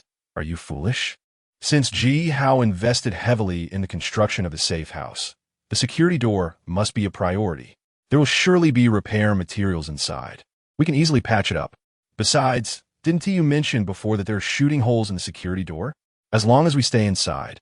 The hand crossbow is nearly as effective as a gun. If Lu Ba Tian dares to come, we can simply use the shooting holes to take him out. Upon hearing Feng Shan's words, Yang Ge felt a stirring within. There seemed to be some truth in her assertions.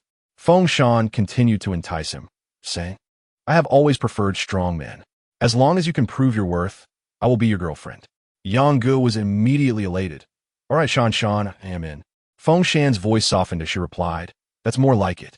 Once you secure the safe house, you shall be mine, free to indulge in any mischief you desire. Yang Ge, brimming with excitement, responded, Sure. After concluding the call, Feng Shan couldn't help but smirk, thinking him a fool. He was so easily swayed by a few words, destined to be toyed with by her. She opened the homeowners group and located Ji Hao's profile, messaging him, Ji Xiao, I've come to a realization these past few days. Men are the backbone of this world, while we women merely embellish it. I apologize for my earlier remarks. Can you forgive me?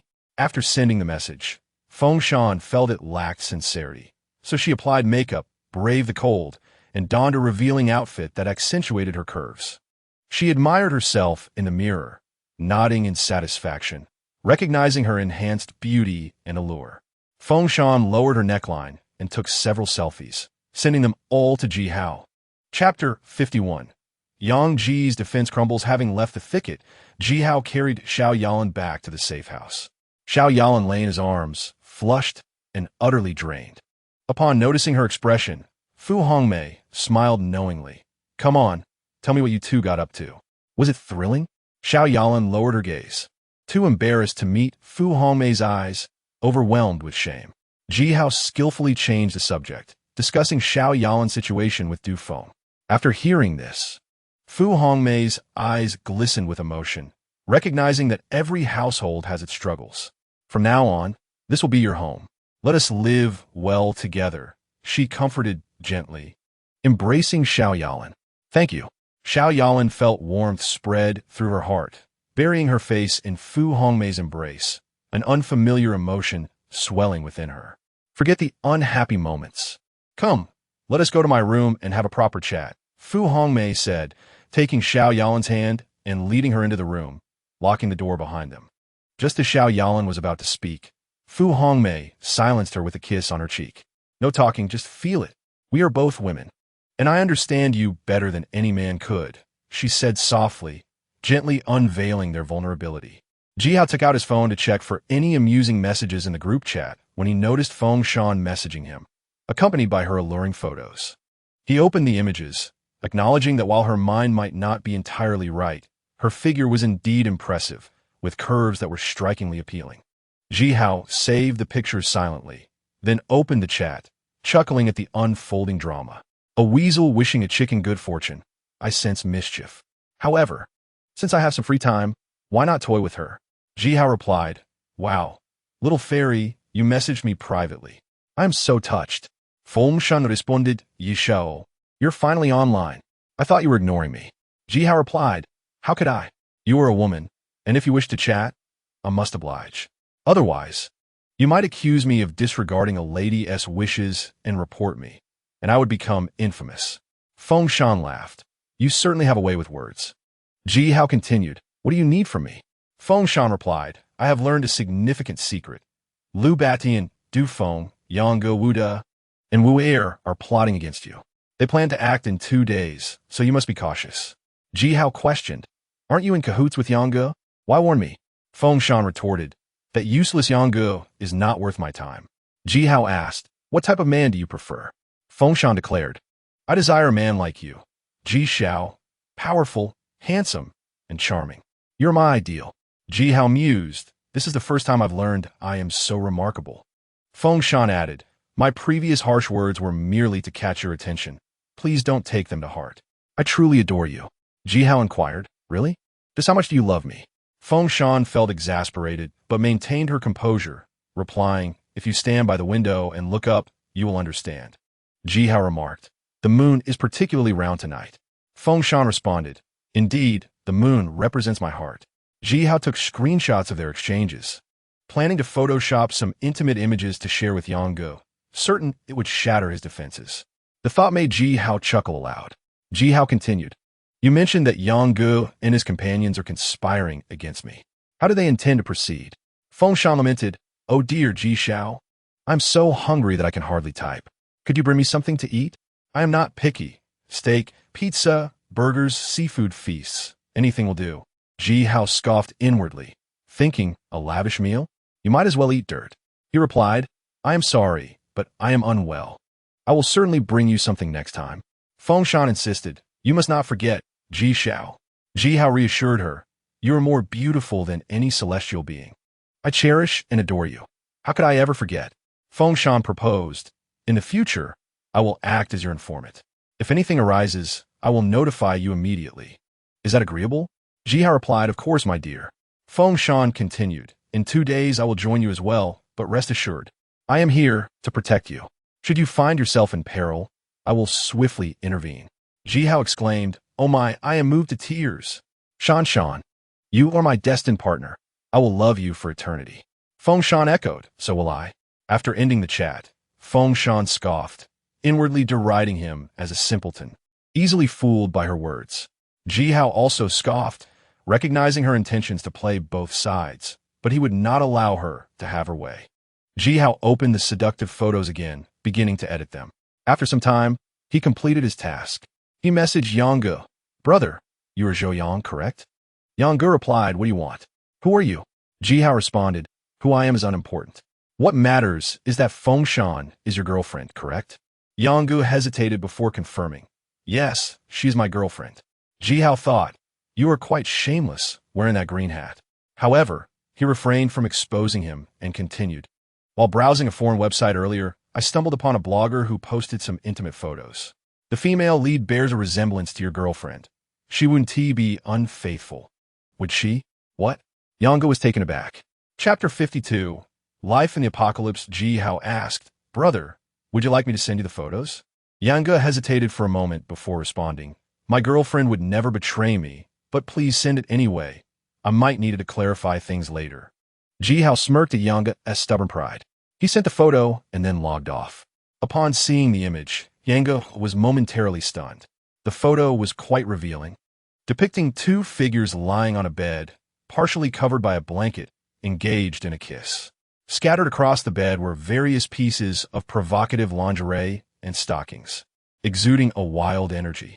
There were 6 photos in total, somewhat blurry, particularly the faces. He could only discern rough outlines. Yet the female figure bore a striking resemblance to Fengshan. Is it really her? Yang Gu's mind raced with uncertainty, unable to make a definitive judgment. He focused on the male figure's face. Though indistinct, it felt familiar. Suddenly, it dawned on him. This was none other than Ji Hao. Recalling previous chat logs from Ji Hao, Yang Gu became increasingly convinced that this was indeed Ji Hao and Fengshan. What a scandalous pair! Yang Gu was nearly beside himself with rage, but then he had an epiphany, murmuring to himself, "No, Shan loves me too much. She would never betray me. It must be Ji Hao, that beast who coerced her.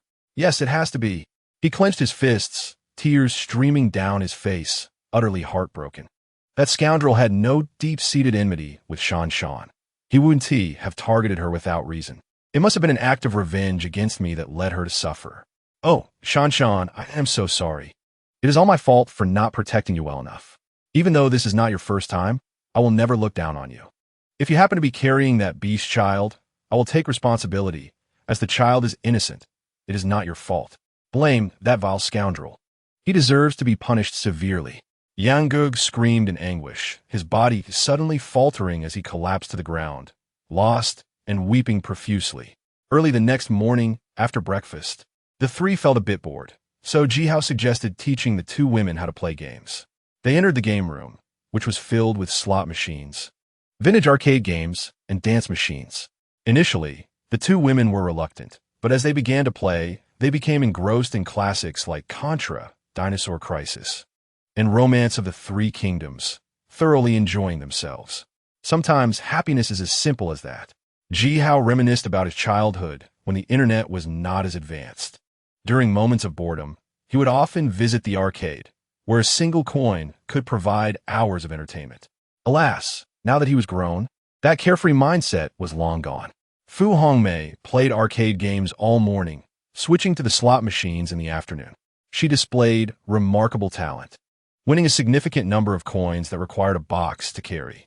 In contrast, Xiao Yalan was clumsy, losing countless coins, which frustrated her to the point of quitting. After offering some consolation, Ji Hao taught the two women how to play online games. In the world chat window, many players were pleading for food and rescue. But in a world on the brink of collapse, who could extend a helping hand? Ji Hao noticed some players disconnecting mid-game, unsure if it was due to network issues or power outages. Fu Hongmei sighed. If there's a power outage, it's fine for you since you're an electricity manipulator. But if the network goes down, many forms of entertainment will be disrupted. As modern people, we are truly unaccustomed to that. Xiao Yalan replied, it's bound to happen eventually. It's just a matter of time. Let us not worry unnecessarily. There are still plenty of entertainment options in the safe house. I'll brainstorm some more ideas in the coming days to keep us occupied. Ji Hao gently patted the heads of the two women, reassuring them, compared to others, we are already exceedingly fortunate. It's a stark contrast between heaven and hell. Fu Hongmei beamed, well said, all thanks to you. Xiao Yalan added, without you, I can't imagine how my life would be. Ji Hao wrapped one arm around Fu Hongmei and the other around Xiao Yalan, lifting his chin with pride. Indeed, given my efforts, shouldn't you call me a good husband? Go away, both women playfully retorted. In the evening, in the yoga room, Fu Hongmei and Xiao Yalan changed into form-fitting yoga outfits and began practicing on mats. Their already stunning figures were accentuated by the tight clothing, their voluptuous forms seemingly ready to burst through the fabric, particularly in certain areas that captivated Ji Hao's attention. The rounded, ample curves of their figures were undeniably alluring. As the two women moved gracefully to the music, Ji Hao felt his breath quicken. How sensual, how enchanting, how captivating. Ji Hao couldn't help but reflect on how fortunate he was to be an ability user with exceptional physical prowess. Any ordinary man would likely be reduced to a mere shadow of himself in mere days. To alleviate his inner turmoil, Ji Hao began doing push-ups. 100, 200, 300. After completing 2,000 push-ups, he finally felt a slight sense of relief. Fu Hongmei and Xiao Yalan were astonished, thinking to themselves that true ability users were remarkable. While ordinary people would struggle to do even 200, Ji Hao managed it effortlessly. This was the frightening power of an ability user. Not stopping there, Ji Hao then performed 1,000 sit-ups in front of them. After catching his breath, the restlessness within him still lingered. Damn it, I can't hold back any longer. With a smile, he addressed the two women. I've been researching yoga online recently and learned a few new poses that you surely don't know. Come, let me teach you. That evening, Ji Hao video called Zhao Taohua and Bai Yaoqin. The entertainment company had not encountered any significant issues, although some had attempted to target them. Ji Hao had provided the two women with firearms, ammunition, grenades, and crossbows before the apocalypse, effectively resolving potential problems. Furthermore, prior to the end of the world, they had followed Ji Hao's advice and stockpiled ample food, ensuring they could sustain themselves for quite some time, making their lives relatively stable. All of this was thanks to Ji Hao. Both Zhao Taohua and Bai Yaoqin expressed their gratitude, promising to repay him handsomely once the apocalypse ended, introducing him to all the beautiful women in the company. This included over 100 supermodels, flight attendants, leg models, stars, and internet celebrities. Just the thought excited him. Knowing the two women were safe, Ji Hao felt at ease. Fu Hongmei also contacted them, as they spoke daily, chattering away each time. Ji Hao could only marvel at how talkative women are. Chapter 53. Crossbow lessons. In the past few days, Ji Hao lived a life that was both ordinary and joyful. By day, he indulged in flirtations with Fu Hongmei and Xiao Yalan, while at night, he teased Xiao Qian, Yu Shifu, and Song Wanqiu. Xiao Qian was obedient to his every whim. No matter what Ji Hao asked her to wear, she suppressed her embarrassment and complied, even managing to come up with creative variations that left Ji Hao thoroughly satisfied. Yu Shifu continued to exchange sultry photos for food, But as the transactions increased, Ji Hao's demands for the photos rose as well. She was required to wear high-end, sheer stockings, stiletto heels, and outfits such as flight attendant uniforms, yoga attire, OL uniforms, and dance costumes, rotating through them all. Initially, Yu Shifu felt quite embarrassed and reluctant, but after Ji Hao starved her for a day, she complied. Indeed, one must not indulge women too much. As for Song Wanxiu, it was even simpler. Ji Hao possessed a video from when he had impersonated a master healer, using acupressure techniques on her, during which she wore nothing at all. With a little threat, she obediently complied. Thus, Ji Hao received a variety of seductive photos and short videos from Song Wanxiu. As a legitimate yoga instructor, her poses were graceful and combined with her voluptuous curves. She was utterly enticing. Were it not for his desire to fully possess this mature beauty, he might have already dealt with Liu Batian. 2 days later, Du Feng, Yang Gu, Feng Shan, Wu De, and Wu Er, a group of 5 individuals, officially set forth towards Ji Hao's residence. They armed themselves with tools, such as a heavy iron hammer and a hand crossbow, while donning raincoats and clutching umbrellas, taking every precaution for their mission. They fervently hoped for a smooth operation to confront the beast and vent their pent-up frustration. Du Feng's eyes were shrouded in darkness. The mere thought of his grudges against Ji Hao drove him to the brink of madness. Ji Hao, your end is nigh. Yang Gu was not faring much better, his features even contorted with rage. Yet, he dared not mention the scandalous photographs in front of Feng Shan, fearing it might hurt her. Should Yang Gu discover the truth later, he might very well succumb to rage. Upon arriving outside Ji Hao's safe house, Yang Gu unfurled 3 umbrellas in succession, shielding himself from high-pressure water guns. Having been drenched once, he was determined not to suffer a second soaking. Du Feng gripped his hand crossbow tightly and commanded Yang Gu, Wu De, and Wu Er, you all go break down the door while I stand guard with the crossbow. Should anything arise, I will provide immediate assistance. Feng Shan suggested. Du Xiao, why don't you help with the door as well? The hammer is quite large and heavy. It would be wise to alternate between us. As for the crossbow, leave that to me. I will take charge of the defense. Together, we can breach the safe house sooner and eliminate that beast. Blinded by hatred, Du Feng heeded her words without a second thought and relinquished the crossbow to Feng Shan. Feng Shan positioned herself at a distance, gripping the crossbow tightly, exchanging a furtive glance with Yang Gu, both wearing smiles of cunning triumph. Subsequently, Yang Gu passed the umbrella to Wu De, who, along with Wu Er, took up the task of shielding the group, while Yang Gu and Du Feng wielded the hammer against the safety door. The sound of the iron hammer striking the door echoed loudly, yet the sturdy barrier barely bore any marks and remained steadfast. Frustration surged within Du Feng and Yang Gu as they continued their futile assault, their strength waning and arms aching, with the door still unyielding.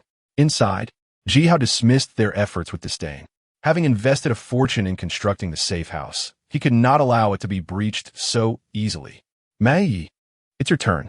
Give them a taste of their own medicine, and, in the process, learn to fend for yourself in my absence, Ji Hao instructed Fu Hongmei. All right, I was just feeling bored and could use some amusement, Fu Hongmei responded, hesitating momentarily before turning to Xiao Yalan. Du Feng is outside. If I accidentally injure or kill him, you won't blame me, will you? Xiao Yalan shook her head, her gaze resolute. I have no ties to him anymore. His fate is no longer my concern. Fu Hongmei rejoiced at her words. With that, she connected a high-pressure water gun to a nearby tank, opened the firing port, and pressed the button to unleash a torrent of water. The sound of spraying water erupted outside, as Wu De and Wu Er held the umbrellas firmly in front of their companions. These umbrellas were specially designed and of excellent quality, barely managing to shield them from the onslaught of the high-pressure water. What a fool. After suffering once, he really thought I would fall for that again. Yang Gu laughed mockingly. Du Feng growled. Such trivial tactics cannot deter us. They are merely a dream. Inside, Fu Hongmei's mirktin waradri. Knowing that the high-pressure water gun was merely a distraction to lower their guard, while the true lethal strike awaited. Drawing a handgun, she was about to fire when Ji Hao intervened. What are you doing? Fu Hongmei inquired. Now, that would be excessive. Using firearms could end them too quickly. and I hope for repeat visits to allow Lan Jie some practice. Otherwise, I would be left to bear all the burden, and I cannot allow that, Ji Hao explained. That makes sense, Fu Hongmei conceded. She set down the gun, opting for a hand crossbow instead, aiming carefully before pulling the trigger. Wu De, proudly holding the umbrella, suddenly felt a sharp whistle as a bolt flew through the firing port, piercing the umbrella and ultimately embedding itself in his heart. A scream erupted from Wu De, blood gushing forth. Unable to withstand the agony, he collapsed, death imminent.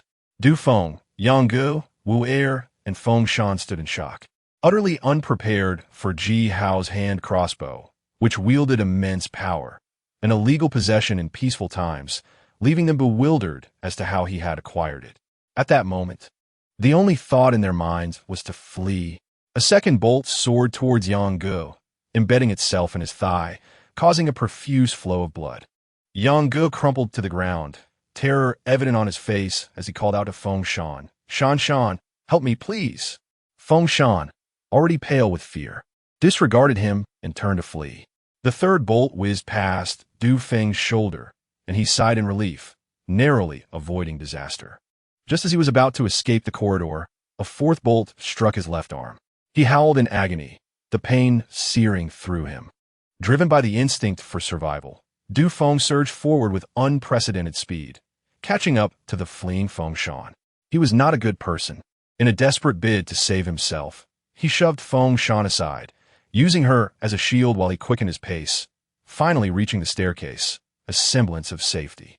Feng Shan fell to the ground, both ankles twisted, struggling in vain to rise, tears streaming down her face in desperation.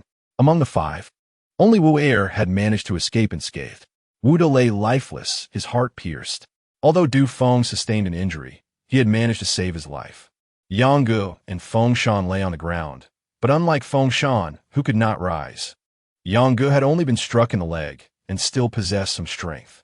Yang Gu struggled to rise, but was met with yet another bolt that penetrated his left leg.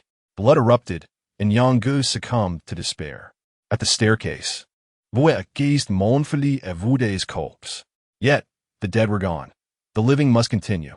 Wu Er took a deep breath, suppressing his emotions, and asked Du Feng, "How are you holding up?" Du Feng gritted his teeth, enduring the pain. "I'm not dead yet." Wu Er pointed to Yang Gu and Feng Shan on the ground, asking softly, "Should we save them?"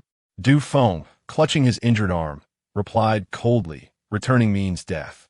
What do we use to save them?" Wu Er, displaying a pained expression, reluctantly said, "This was our miscalculation. Let us return and see if the boss has any medicine or bandages to treat your wound. In this dreadful weather, even a minor injury could prove fatal. I narrowly escaped with my life this time. Next time I return, I will ensure he pays 100-fold." Du Feng's eyes were filled with vengeful fury. He had never felt such rage throughout his life. The two turned without hesitation and departed. Feng Shan watched Du Feng's retreating figure, cursing, "Du Feng, are you even a man? To push me aside and use me as your shield? Have you no conscience? I curse you to an untimely demise." Inside the safe house, Fu Hongmei leisurely stowed away her hand crossbow. Just moments before, she had intended to eliminate Feng Shan and Yang Gu, but Ji Hao had stopped her, indicating there was more entertainment to come. Indeed, after lying on the ground for a while, Feng Shan began to chastise Yang Gu. "You useless man, it's all your fault. You couldn't even breach the safe house. Yet you had the audacity to summon me to share this torment. To know you is to suffer a lifetime of misfortune." Yang Gu felt a deep sense of grievance. However, as a quintessential Guan Nan, he took the initiative to apologize. "I am truly sorry, Shan. Every fault lies with me. You may strike or scold me as you wish, but please do not be unhappy, for that could hasten the aging process." Feng Shan, with a fierce tone, exclaimed, "Why are you still lying on the ground? Get up and help me." Yang Gu attempted to move his legs, which triggered pain at the wound, causing him to grimace in agony. "I cannot, Shan. My legs are entirely incapacitated. Just because your legs are useless, you cannot help me up? What I seek is not your ability, but your attitude. It seems you do not truly love me." Feng Shan maintained her lofty demeanor, furthermore, putting aside the facts. You have merely lost your legs, whereas I have sprained mine, which is far worse. All right, I will make another effort. I can certainly do it. Yongu tried once more to move his legs, but the pain intensified. Cold sweat streamed down his face, and he nearly fainted. He gritted his teeth, lamenting his own helplessness. Within the safe house, Ji Hao, Fu Hongmei, and Xiao Yalan watched the surveillance video, nearly brought to tears from laughter. This was far more entertaining than any film or television show they had ever seen. They could hardly believe such a quintessential Gui Nin existed in the world, and their horizons had truly been broadened. Ji Hao opened the safety door and stepped outside, smiling as he regarded Feng Shan and Yongu, mockingly saying, "What is happening here? Why are you kneeling before me? I cannot bear such a burden. Ji Hao, you wretched dog, I curse your ancestors." Yongu seethed with fury, and had his legs not been injured, he would have rushed at Ji Hao without hesitation. Suddenly, he noticed the hand crossbow in Feng Shan's hand and exclaimed in delight, Shan, quickly shoot him with the crossbow, or throw it to me." Without hesitation, Feng Shan tossed the crossbow to Ji Hao. He grasped it, played with it for a moment, and then aimed it at Yongu. Yongu was stunned, his eyes wide open. He stammered, Shan, what is this?" Feng Shan looked at Yongu as if he were a fool, her face filled with disdain. "You fool, I have long been Ji Shao's woman." "What did you say?" Yongu was incredulous. Ji Hao smiled smugly. "Did you not expect this, you clown?" Yongu stammered, "What on earth is happening?" Ji Hao looked down at Yongu, filled with pride. "Do you recall the chat records I sent you? They were all genuine. Oh, by the way, I also sent you a few intimate pictures from secondary account. At the time, you surely thought they were edited. What do you think now?" Yongu felt as though he had been struck by lightning. After a moment of silence, he suddenly exclaimed, Shan, that villain must have coerced you, right? Quickly tell me, and I will help you deal with him." "What coercion? I willingly chose to be Ji Shao's woman." Feng Shan shot him a disdainful glance. "You pathetic man, do not speak to me. Your presence nauseates me." Yongu was left speechless, his spirit crushed. As a shonan, in the end, he had gained nothing. "Gui Nan, before your demise, let me show you my safe house." With that, Ji Hao dragged Yongu and Feng Shan inside. Upon entering, they were met with a warm atmosphere, a stark contrast to the icy world outside. Looking around the lavish interior adorned with a crystal chandelier, leather sofas, a fireplace, and even a small swimming pool with steam rising from the surface, it was evident that the water was scaldingly hot. Both Feng Shan and Yongu were left speechless in astonishment. This was the true essence of life. Their previous existence paled in comparison.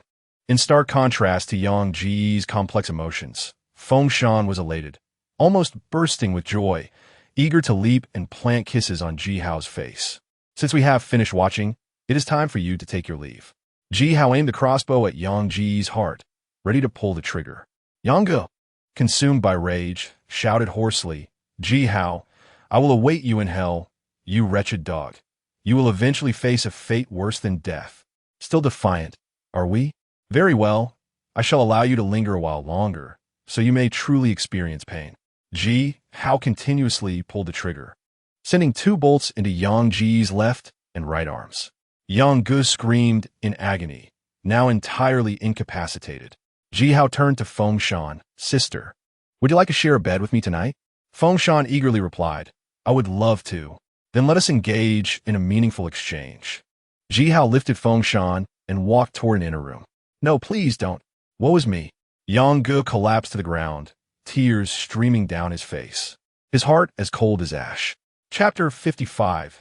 Jumped down. By the time Ji Hao emerged, Yongu was already dead, having been driven to death by rage.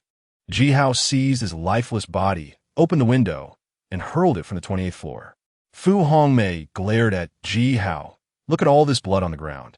In the end, it will be up to me and Yalan to clean it up. How troublesome."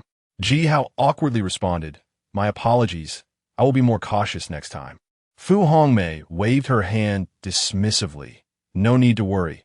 I rather enjoy the spectacle, especially such amusing events. They invigorate me." Xiao Yalan muttered quietly, "I do too." Ji Hao was at a loss for words. Upon returning to the room, Feng Shan's cheeks were flushed, her strength somewhat restored, and her spirit significantly lifted. She said, "Since you have taken my virtue, I shall henceforth be your woman. Ji Hao sneered. You think you are worthy? Noticing Ji Hao's silence, Feng Shan pressed her advantage. Now we must discuss the bride price. This is a form of security for women. Would you not agree? Ji Hao sat in a nearby chair, smiling as he regarded Feng Shan. That is only right. Feng Shan was overjoyed, thinking to herself that Ji Hao was easily manipulated. Once he had slept with her, he would grant her every whim. Truly, men are all pathetic ti gao. Feng Shan arrogantly declared, the safe house and its resources are quite decent, and I shall consider them as my bride price. Furthermore, they shall be my premarital assets. Even if the apocalypse ends, you cannot take them back. Ji Hao replied, very well, no problem. Feng Shan cast a disdainful glance at Ji Hao and continued, I notice there are 2 other women in the house. They will henceforth be my servants, responsible for attending to my daily needs. If I order them east, they must not go west. If I strike or scold them, they must not retaliate or argue. How does that sound? Ji Hao responded, very well, no problem. Feng Shan proudly stated, I will not cook, wash dishes, or clean floors. I will do no labor, for that is oppression against women. Once the supplies in the safe house are depleted, you must venture outside to gather resources. That is your duty as a man, correct? Ji Hao replied, very well, no problem. Feng Shan continued, you may only treat me well. If you engage in any flirtation with other women, should I discover it, you will be punished by kneeling for 24 hours. Do you have any objections? Very well, no problem, Ji Hao replied. Do you have any other demands? Feng Shan raised her snow-white chin, resembling a proud little peacock. For now, that is all I can think of. I will add more later. You have set forth numerous demands, and I have acquiesced. Therefore, should you not grant me a request in return? Ji Hao asked, his expression unreadable. Feng Shan considered this reasonable and nodded. Speak. Ji Hao pointed out the window. Jump down. Feng Shan questioned if she had misheard. What did you say? Are you deaf? Ji Hao suddenly stood, exuding an overwhelming presence like a sword unsheathed, sternly commanding, I want you to jump out of this window, right now, immediately. Feng Shan, startled by Ji Hao's sudden outburst, recoiled, trembling in fear. Ji Xiao, please do not be like this. I was just joking about those conditions. Do not take them seriously. Ji Hao rushed over, raised his hand, and struck Feng Shan across the face. Slap, slap, slap. After several resounding slaps, Feng Shan's face was bruised and swollen, resembling a pig's head. Yet Ji Hao showed no signs of relenting, growing more vigorous in his assault. What gives you the audacity to negotiate terms with me? Do you think you are worthy? Huh. Feng Shan's tears streamed down her face as she uttered indistinct pleas. Ji Xiao, I was wrong. I won't dare again. Please spare me. Ji Hao continued for some time, before finally ceasing his actions. He seized Feng Shan and brought her to the window. Feng Shan was genuinely terrified. Being on the 28th floor, a fall would guarantee her demise. Regret washed over her for provoking the wrath of Ji Hao, the harbinger of doom. Weeping, she pleaded, Ji Xiao, from now on, you will be my master. I will obey your every command. With that, Ji Hao opened the window and cast Feng Shan down. The chilling scream of despair was soon followed by the resounding thud of her body hitting the ground, reverberating throughout the community, before everything fell silent. Upon returning, Du Feng promptly informed Liu Batian of the situation. Liu Batian felt fortunate that Du Feng and the others had taken the lead, sparing him from a likely grim fate. Subsequently, Du Feng sought medication from Liu Batian, who regrettably had none to offer. Left with no other option, Du Feng enlisted Wu Rs, helped to pry open several unoccupied residences in search of supplies. Fortunately, he discovered some anti-inflammatory drugs and bandages. Though insufficient, it would suffice for the time being. In the afternoon, Du Feng unleashed a torrent of vitriol against Ji Hao and the owner group, even descending to capture a few photos of Feng Shan and Yang Ji's tragic fates. Both had been thrown from the 28th floor, their bodies unrecognizable. Liu Batian, Wang Laotai, and Su Dai seized the opportunity to strike at Ji Hao, fervently rallying the residents to unite and storm Ji Hao's stronghold to seize his provisions. The bloodshed was appalling. How could a man throw another from such a height? The thought of their suffering and death was unbearable. Indeed, I heard a scream. It must have been Feng Shan's. She was my dear sister, yet she met such a cruel end. Ji Hao's actions are a blatant act of misogyny. He must harbor a deep-seated disdain for women. Wang Laotai proclaimed, "We must band together to confront Ji Hao, this murderer. He is the demon of our community, and only when he faces justice can our neighborhood find peace." Su Dei added, "If he has built a safe house in advance, he must have hoarded supplies as well. While we suffer in the cold and hunger, he feasts and thrives. Is this fair? Let us charge into his lair and demand justice. Right? We are not merely seeking food, but fairness." Du Feng exclaimed. "Well said," echoed Wu Er. Lu Batian declared, "I have created a group named the Anti-G Alliance. Any residents wishing to join may message me privately to unite against this villain." Soon, many joined the group, engaging in fervent discussions and suggestions. However, someone raised a concern about how food would be divided after an assault on Ji Hao's safe house, fearing Lu Batian might hoard it for himself, especially given his possession of a firearm. It dawned on everyone that following Lu Batian into battle would render them mere cannon fodder, and even if they survived, they would likely be deprived of food. The realization of potential betrayal left the group in stunned silence. Sensing the discord, Wang Laotai quickly devised a plan. "We must not allow infighting. The person who spoke earlier is undoubtedly Ji Hao's alter ego attempting to sow division among us. It is a cunning scheme. The group leader must expel him immediately." Su Dei chimed in, "Yes, we must be vigilant against this villain's deceit." Lu Batian, now alert, swiftly removed the individual from the group. Offending one person stabilized the morale of the others, an astute move. The conversation resumed, but then someone suggested that if Ji Hao could create one alter ego, he might have others, thus potentially exposing all their plans. This left Lu Batian, Wang Laotai, and Su Dei perplexed, as they could not continue expelling people. The chatter dwindled, and the group fell silent. The trio returned to the owner group, continuing their denunciation of Ji Hao while urging more residents to join the Anti-G Alliance. Meanwhile, Ji Hao was observing, amused at the audacity of these three clowns, planning to teach them a lesson. Gulme, I am issuing a bounty. Whoever helps me beat up Wang Laotai and Su Dei and sends me photos will receive 5 packets of instant noodles.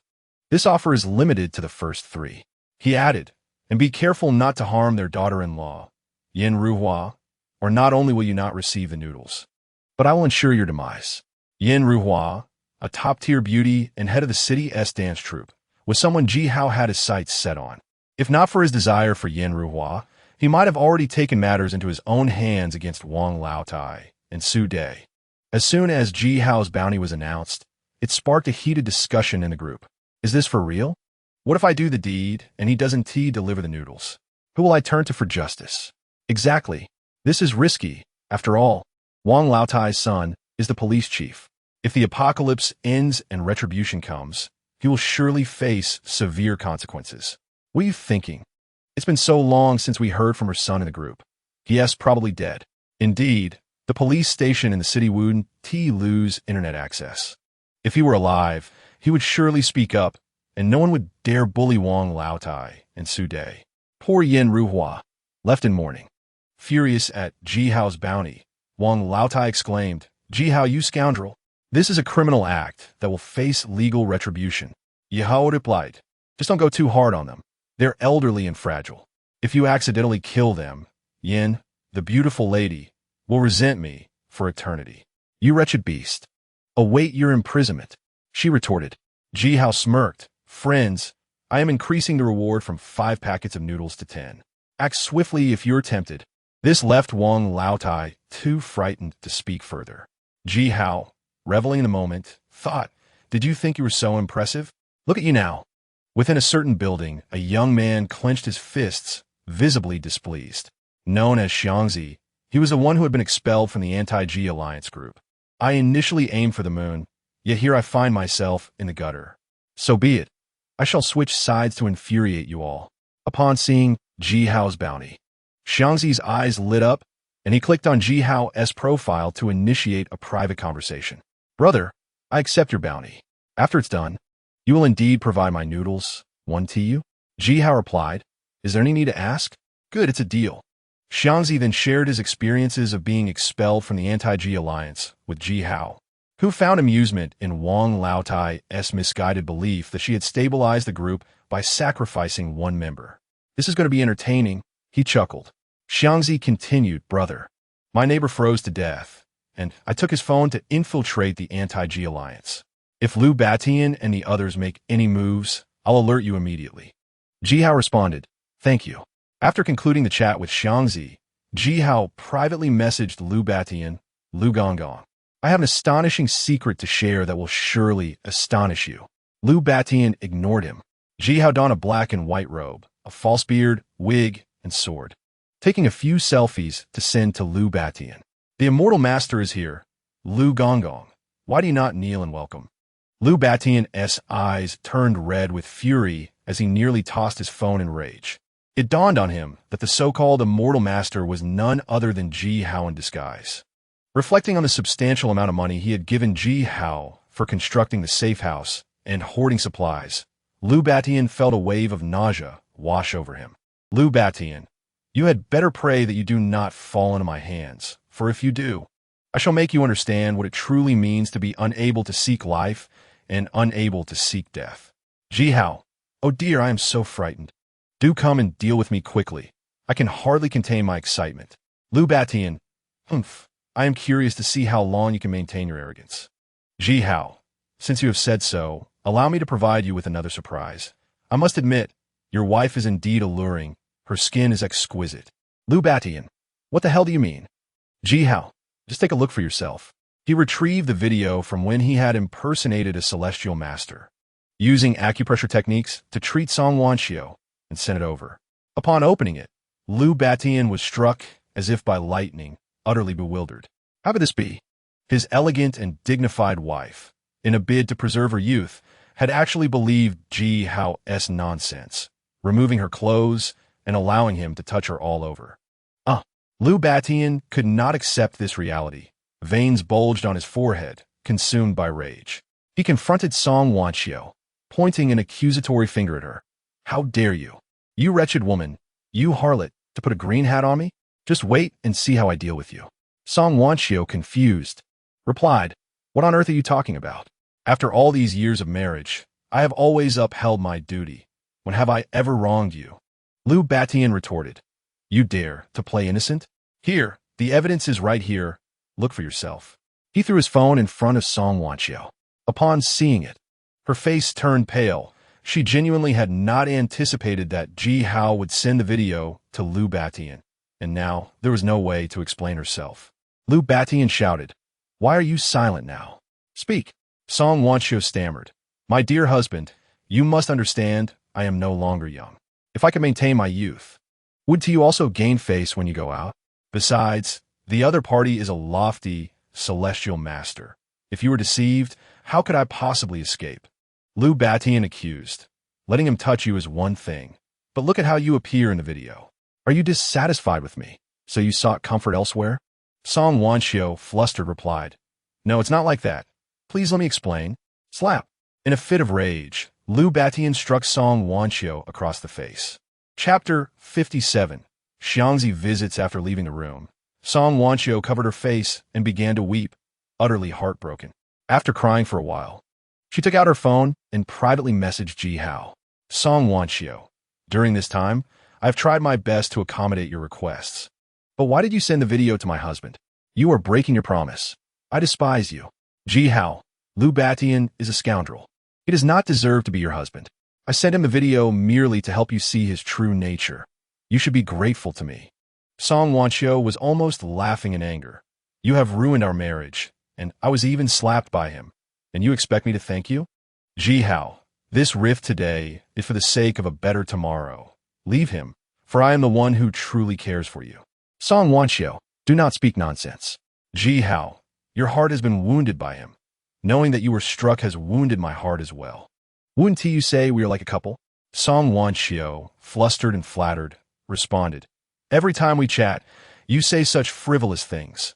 If you continue, I might just get angry. Ji Hao, then feel free to be angry. I recall how enchanting you look when you pout in anger. Please send me a selfie. I miss you dearly. Song Wanxiu, get lost. Ji Hao, to be fair, I will send you one first, and then you send one back to me. Ji Hao removed his shirt and sent a photo of his chiseled abs to Song Wanxiu. As she looked at the picture, a peculiar feeling stirred within her. Despite his annoying demeanor, he brought her a sense of excitement that Liu Batian could never provide, reminiscent of the blissful days of youth and first love. In an unexpected turn of events, she actually took a seductive photo and sent it to Ji Hao. Unintentionally or not, she even adjusted her neckline.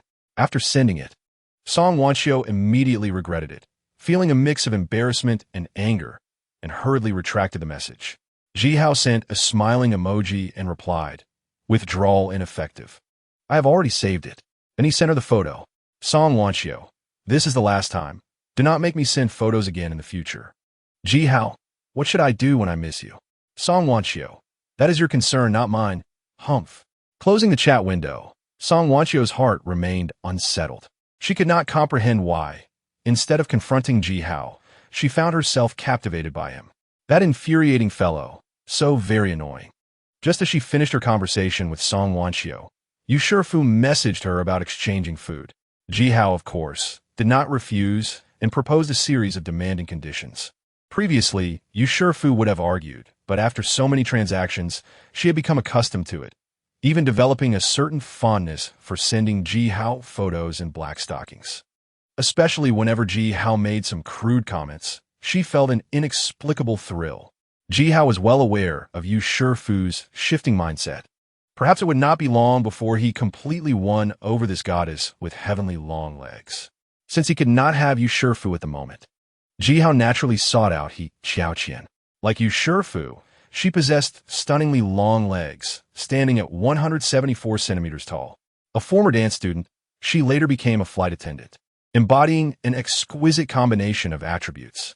After spending nearly 2 hours with He Qiaoqian, Ji Hao felt immensely satisfied. He had brought some food along to ensure she wouldn't go hungry, lest there be no opportunity for future encounters. In the afternoon, Yu Shifu sent a message stating that a lecher had tried to pry open her door downstairs, but had failed after a long struggle. This frightened her greatly, and she asked Ji Hao if he had any tools to help reinforce her security door. Ji Hao certainly had tools, but he demanded to touch Yu Shifu's legs, provided she wore black stockings. Yu Shifu angrily scolded him. Ji Hao ignored her.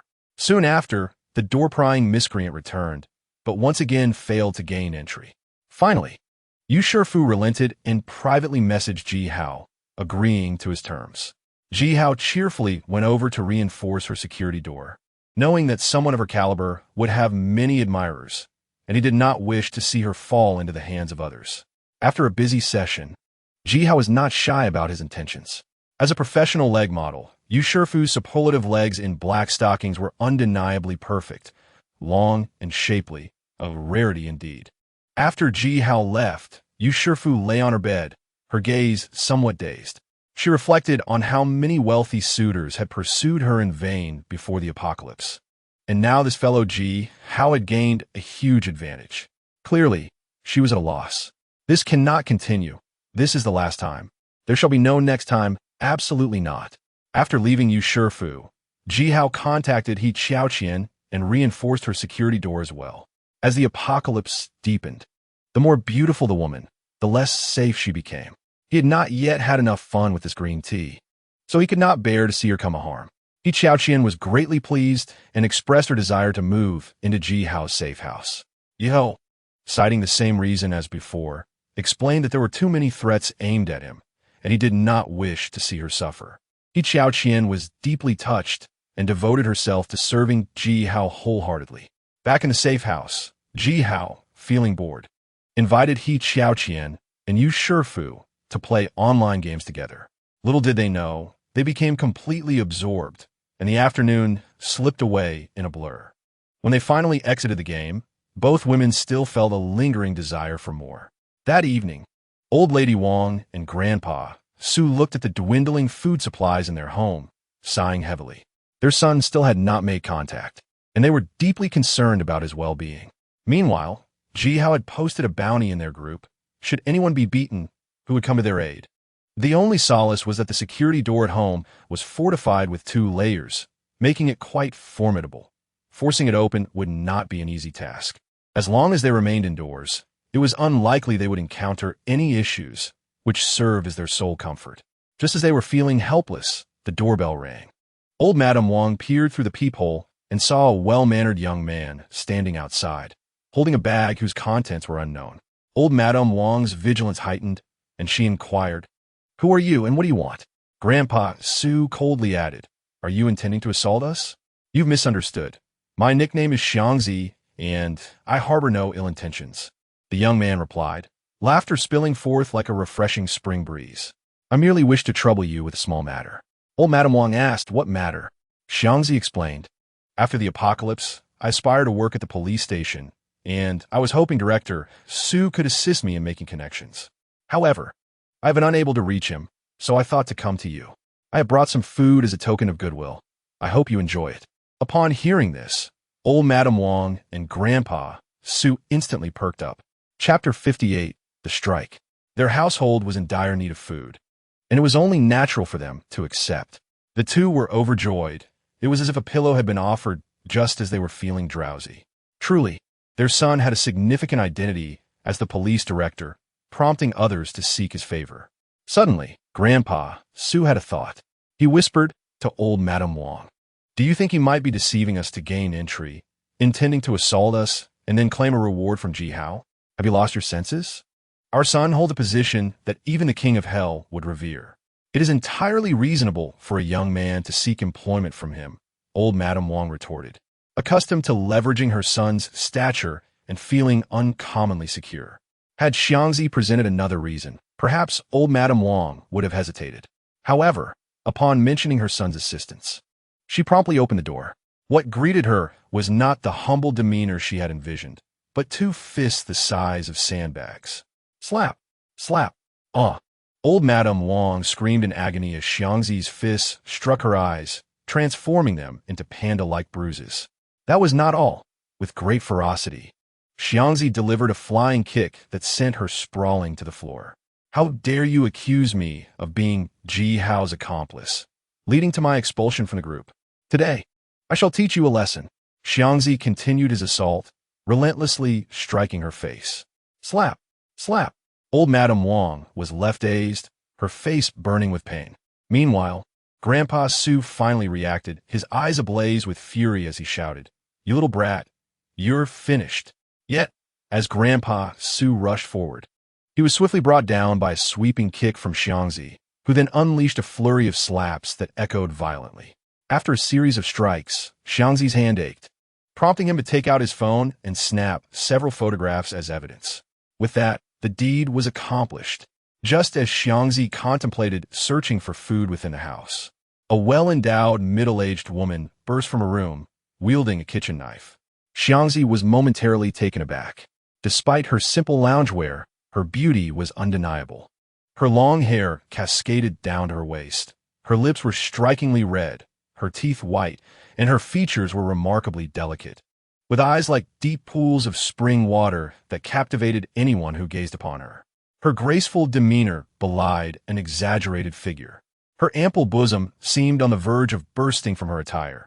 Her slim waist contrasted sharply with her rounded hips, resembling a finely sculpted masterpiece. Coupled with her long, proportionate legs, this enchanting woman could easily rank among the finest beauties in Donghai City. Yen Ruhua, Old Madame Wong's daughter-in-law and the head of the municipal dance troupe, was renowned for her exquisite beauty. At this moment, however, this stunning woman glared with fury, her usual calm demeanor replaced by wrath. With a knife in hand, she charged at Xiangzi. He recalled Ji Hao's warning. Harming Yen Ruhua would not only deprive him of his instant noodles, but also earn him Ji Hao's ire. Given the current medical conditions, being struck could be tantamount to a death sentence.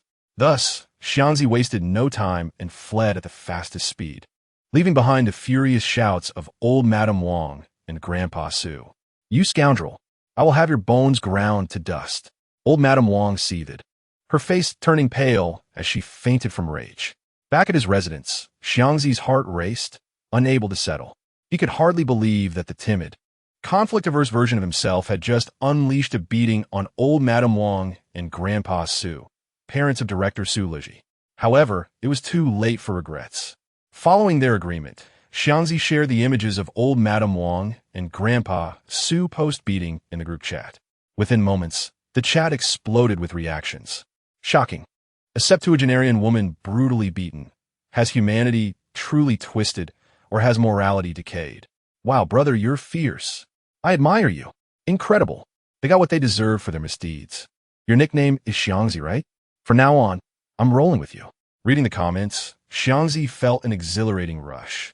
He had long been bullied and had often found life dreary, constantly caught in the cycle of being oppressed. During his school days, a notorious bully had nearly broken his leg, leading to his nickname, the punching bag. Yet now, all past grievances seemed to evaporate.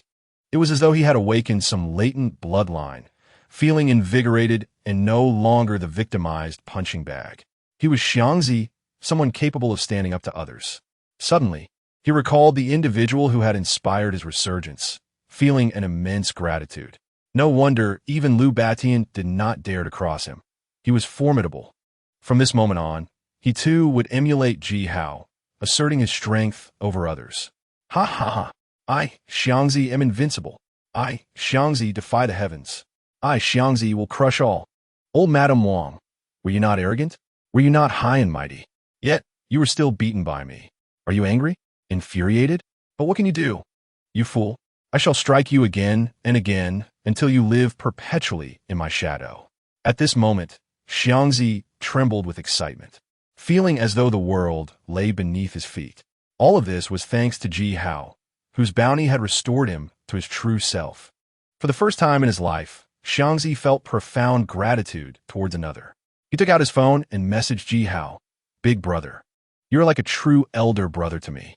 I will follow you through fire and water without hesitation." Ji Hao replied.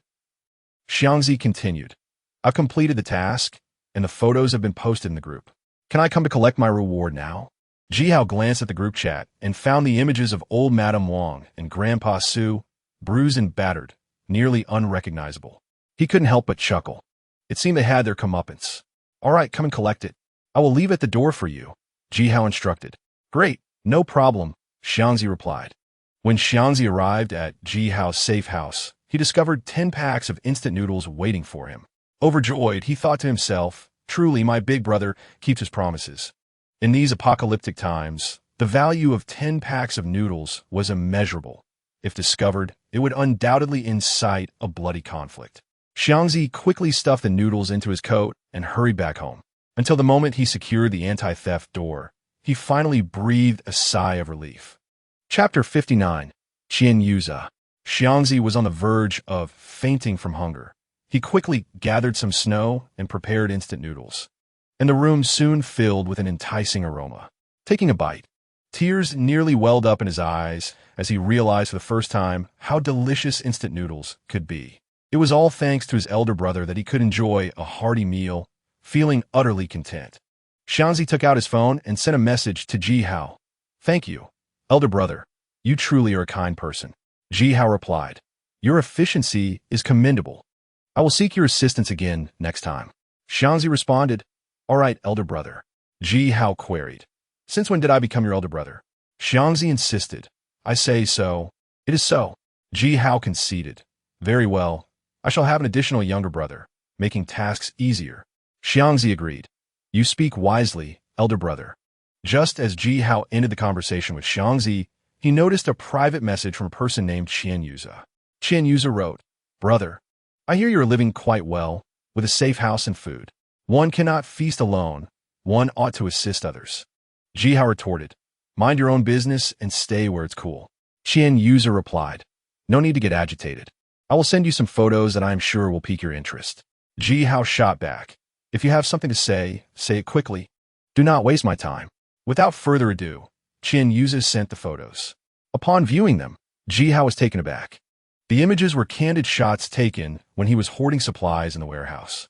The narrow path outside the warehouse was teeming with delivery personnel, making it impassable, while Ji Hao stood at the entrance receiving deliveries, surrounded by heaps of supplies. The scene was indeed astounding. Qian Yuza remarked, "Brother, last time you claimed your safe house lacked provisions, even sharing images and videos in the group to prove yourself. I knew then that those were staged, crafted before the apocalypse to mislead others. You may have deceived them, but not me. Chen Yuza added, my family operates a pig intestine business. I have no idea how many pounds I have delivered to you. Seeing the multitude of delivery people at the time was intriguing, so I snapped those photos. Therefore, do not feign innocence before me. Ji Hao inquired. What are you trying to say? Chen Yuza responded. If I were to share those photos in the group, what do you think would happen? Ji Hao replied. If you wish to post them, go ahead. Can I stop you? Chen Yuza warned. Without those photos, others might speculate about the supplies in your safe house, but it would remain limited. However, once those images are released, everyone will know you possess an abundance of resources, rendering you the target of the entire community. Chen Yuza continued. Not only that, but individuals from neighboring districts or nearby areas with influence will also view you as a thorn in their side. Just think when that time comes. Will you still have peace? To be honest, even if those people teamed up against Ji Hao, they could not truly harm him. However, he dreaded the hassle. If people came knocking every few days, how could he find rest? Ji Hao weighed the pros and cons and responded, state your terms. Chen Yuza remarked, since you are straightforward, I will be as well. I want half of all your supplies and women, and in return, I will keep your secret. Otherwise, your fate is sealed death. Ye Hao scoffed, fool. Chen Yuza shot back. I advise you not to be too arrogant. If you were wise, you would understand that I am not making unreasonable demands, for your life is worth much. Ye Hao retorted, fool. Chen Yuza cursed. Damn it. Their conversation had reached an impasse, and Ji Hao closed the chat window. Looking outside, darkness had fallen, signaling it was time for dinner, so he headed to the kitchen. Fu Hongmei and Xiao Yalan were preparing a meal, their banter creating an atmosphere of flirtation. Ji Hao approached them, smiling. Come, come, tonight we feast on pig intestines. Make the dishes exquisite and arrange them nicely. I want to take photos later.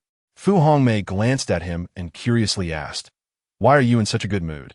Wanting pig intestines? Ji Hao recounted the matter with Chen Yuza. Fu Hongmei huffed. He certainly has the audacity.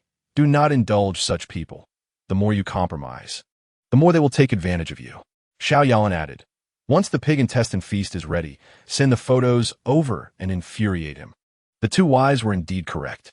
Ji Hao embraced them on either side, indulging in flirtation for a while before they began preparing dinner together. The dinner was extravagant. 9-turn intestines, braised pig intestines, dry-fried pig intestines, sour cabbage pig intestines, steamed pig intestines, vinegar stir-fried pig intestines, spicy stir-fried pig intestines, dry pot pig intestines, pepper salt pig intestines, and crispy fried pig intestines. Ji Hao snapped a few photos and sent them to Chen Yuza. Upon seeing them, Chen Yuza was utterly incensed. This was indeed a provocation. Unfortunately, he could only watch enviously, unable to partake, and his heart burned with frustration. Ji Hao teased, brother, you must admit, your pig intestines are quite exceptional. I am thoroughly enjoying them. You must be enjoying them as well, but alas, I bought out all your supplies. And now you can only go hungry. Ha! Chen Yuza gritted his teeth in anger and replied, I will share these photos in the group right now. Prepare for your demise. Ji Hao was about to respond with indifference when a brilliant idea struck him, one that would surely make Chen Yuza regret entering this world. Ji Hao replied, brother, please reconsider. Everything is negotiable. Chen Yuza taunted. Ah, so you now fear? Ji Hao countered, your demands are excessive. I cannot acquiesce. Chen Yuza replied, I will make a concession then. 1/3 will suffice. If you cannot accept that, then we have nothing further to discuss. Ji Hao suggested, allow me to ponder it. Chen Yuza insisted, do not attempt to deceive me. Ji Hao proposed, how about giving me a day to consider? And I will provide you with a response within that time. Until then, your food is on me. After a moment of silence, Chen Yuza responded, fine, but do not play tricks. I will set up an automatic message in the group, and if I run into any issues and cannot log on within a day, those photos will be sent out automatically. Ji Hao silently admired his cunning but remained unfazed, replying, all right, in an hour, come to my safe house, and I will deliver you a generous portion of 9-turn intestines, enough to last you all day. I once worked as a chef, so my skills are top-notch. Qian Yuza was elated. His favorite delicacy was indeed nine-tur intestines, especially those with a hint of foulness, which he found utterly delightful. However, he remained cautious and replied, I will not venture outside your safe house. You must bring it to me. Ji Hao agreed. Very well. I will arrange for someone to deliver it.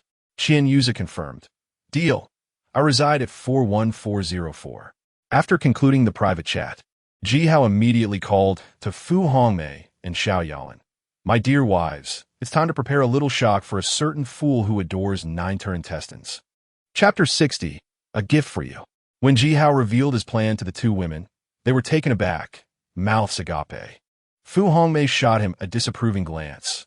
My goodness, you are quite wicked. Ji Hao chuckled. I have many more wicked ideas.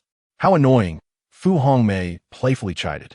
Clad in a floral lace Chong Sam, her figure was voluptuous and alluring, reminiscent of a ripe pomegranate, exuding endless charm. Beside her, Xiao Yalan wore a purple off-shoulder dress with a daringly low neckline, captivating and enchanting. Seeing the two beautiful women so bewitching, Ji Hao nearly lost control. Yet, there were matters at hand, and he reminded himself that there would be ample time later. Suddenly, Xiao Yalan awkwardly asked, according to your request, we need quite a bit of excrement. Who should we use? Naturally, mine, Ji Hao replied. Even if it meant having Qian Yuza taste a bit of yours, I would feel utterly wronged. Fu Hongmei sighed, saying, you must understand that fairies do not relieve themselves. Please do not say that, otherwise. I fear I will lose my appetite for tonight's pig intestine feast, Xiao Yalan lamented. Ji Hao pondered for a moment and then declared, I shall eat some chili first, followed by spicy soup and sesame oil, ensuring Qian Yuza regrets this for a lifetime. Two women exchanged a glance, shivering in unison, silently vowing never to offend the unscrupulous, for the consequences could be dire. Once the jiuzhuandachong was prepared, Ji Hao took a whiff and nearly retched. Goodness, that odor! He shook his head in dismay, realizing that Qian Yuza would surely refuse to eat it in this state. More spices were essential to mask the foul aroma. Upon hearing this, Fu Hongmei and Xiao Yalan were on the verge of tears. After enduring so much discomfort, it seemed they would have to continue their efforts. Ji Hao rolled up his sleeves and declared, never mind, I shall take over. The two women sighed in relief. Fu Hongmei sincerely remarked, you've worked hard. Ji Hao turned his head slightly and smiled at her, saying, you are my wife. I cannot allow you to suffer through this. Fu Hongmei lowered her head, her cheeks flushed with shyness, and said, recently, Yalan and I learned to dance. Once you finish, we would like to perform it for you. Ji Hao was intrigued, responding, I look forward to it. Subsequently, Ji Hao recooked the jiuzhuandachong, adding a generous amount of spices. Once finished, he arranged it beautifully on a plate, presenting it with the finesse of a five-star chef. The only flaw was its peculiar aroma, a strange blend of foulness and allure.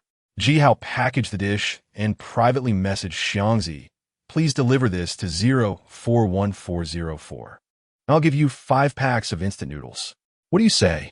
Xiangzi replied, oh my, such a delightful deal. Of course I will do it. Ji Hao cautioned, do not open the package, nor sneak a taste, or you will face the consequences.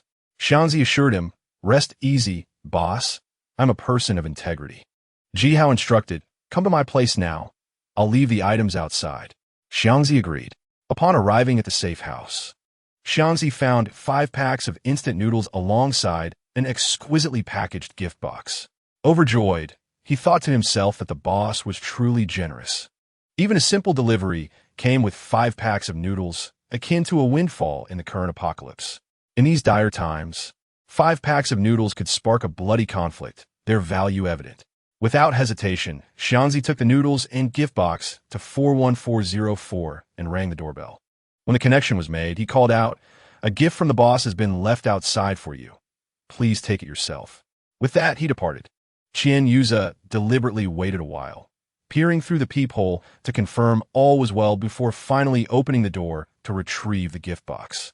He had not had a full meal since the onset of the apocalypse, and he could hardly contain himself, quickly unboxing the contents. Inside was indeed the jiuzhuandachong, both exquisite and visually appealing. Qian Yuza was instantly thrilled and prepared to indulge, but as he took a gentle sniff, he frowned. What an odd scent. Nevertheless, hunger overruled his reservations, and he scooped up a handful with no utensils, shoving it into his mouth. At that moment, it felt as though an atomic bomb had detonated within him, scattering his soul. The overpowering stench instantly overwhelmed his taste buds, sending every cell in his body into a quiver. A heart-wrenching scream erupted from Qian Yuza, echoing throughout the building. Moments later, he began to vomit uncontrollably, as if trying to expel every last remnant of his previous meal. After an intense bout of retching, he realized he needed to rinse his mouth. However, in the bitter cold, fetching water was no easy task. Frustrated, he hastily grabbed some ice to boil, but upon placing it in the pot, he could no longer endure the explosive taste in his mouth. His vision blurred, and he fainted.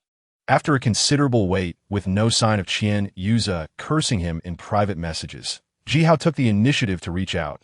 Brother, how did you find the Jiuzhuan Dachang? I added a special ingredient, my own excrement. Honestly, being able to savor it is a life achievement. Jihao continued. Where are you? Brother? You haven't passed out from the stench, have you? From now on, what shall I call you? Perhaps Prince of Excrement or Fecal Warrior. I must say, those nicknames are quite fitting, haha. Upon closing the chat window, Jihao recalled Fu Hongmei's words about performing a dance with Xiao Yalan. At that moment, the two women had just finished changing, adorned in lace bodysuits that accentuated their voluptuous figures spectacularly. Their long hair was styled into buns, and they wore delicate black stockings and dance shoes, exuding an air of elegance and beauty. Jihao had seen He Qiaoqian in a fitted bodysuit, appearing tall and graceful, with an air of aloofness. However, unlike He Qiaoqian, Fu Hongmei and Xiao Yalan possessed much fuller figures, their curves strikingly pronounced, thus delivering a more powerful visual impact. In the dance studio, when Jihao beheld them, his eyes widened, unable to tear his gaze away. As the music began to play, the two enchanting women commenced their dance. Jihao could not help but inwardly exclaim that this was indeed a royal-level indulgence. Chapter 61. A misfortunate turn of events. Qian Yuza regained consciousness after 2 hours, awakened by the unbearable stench still lingering in his mouth. He quickly boiled water and washed himself vigorously.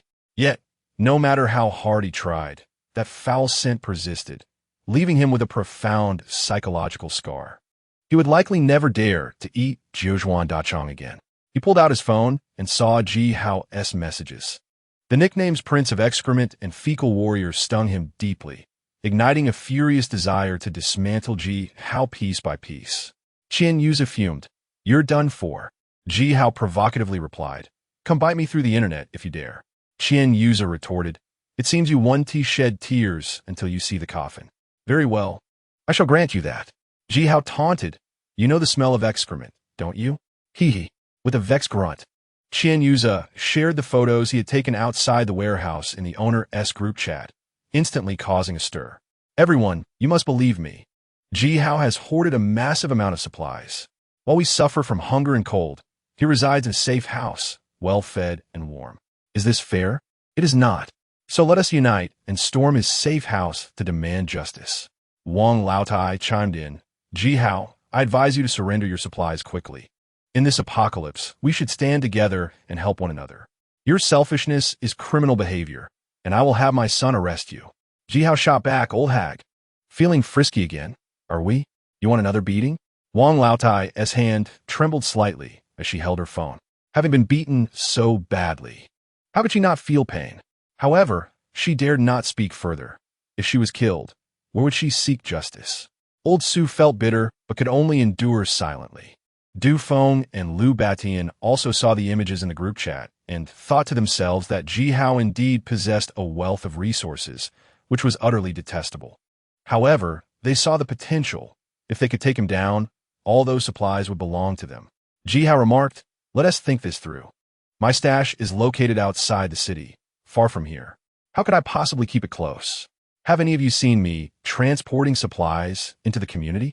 Jihao continued. If I had truly moved such a large quantity of supplies in, would anyone not notice?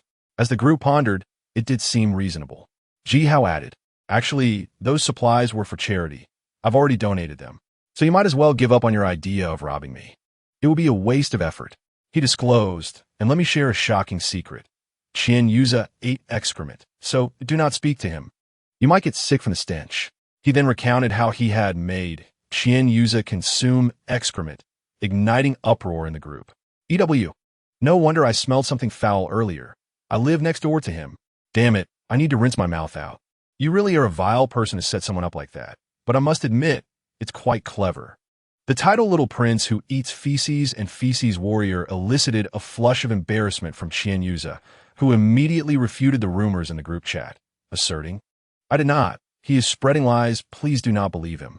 A bystander retorted, how can you speak when I can already smell the foul odor through the internet? Qian Yuza was on the verge of tears, filled with resentment, as he pleaded in the group, I truly have never eaten feces. Do not tarnish my reputation. The bystander quipped, does the feces warrior even have a reputation? Ji Hao shared a few images and a video depicting the process of preparing jiaozhuan dachang. Xiangzi remarked, I personally delivered the jiaozhuan dachang to Qian Yuza's doorstep, and I even recorded it. Let me share it with everyone. Ji Hao added, consider this. If Qian Yuza had not eaten it, why would he loathe me so? Bystander A concurred, indeed. Bystander B lamented, I beg you, please stop. I live in the same building as him, and now I inexplicably sense a foul odor at home. Bystander C chimed in, same building, I plead for mercy.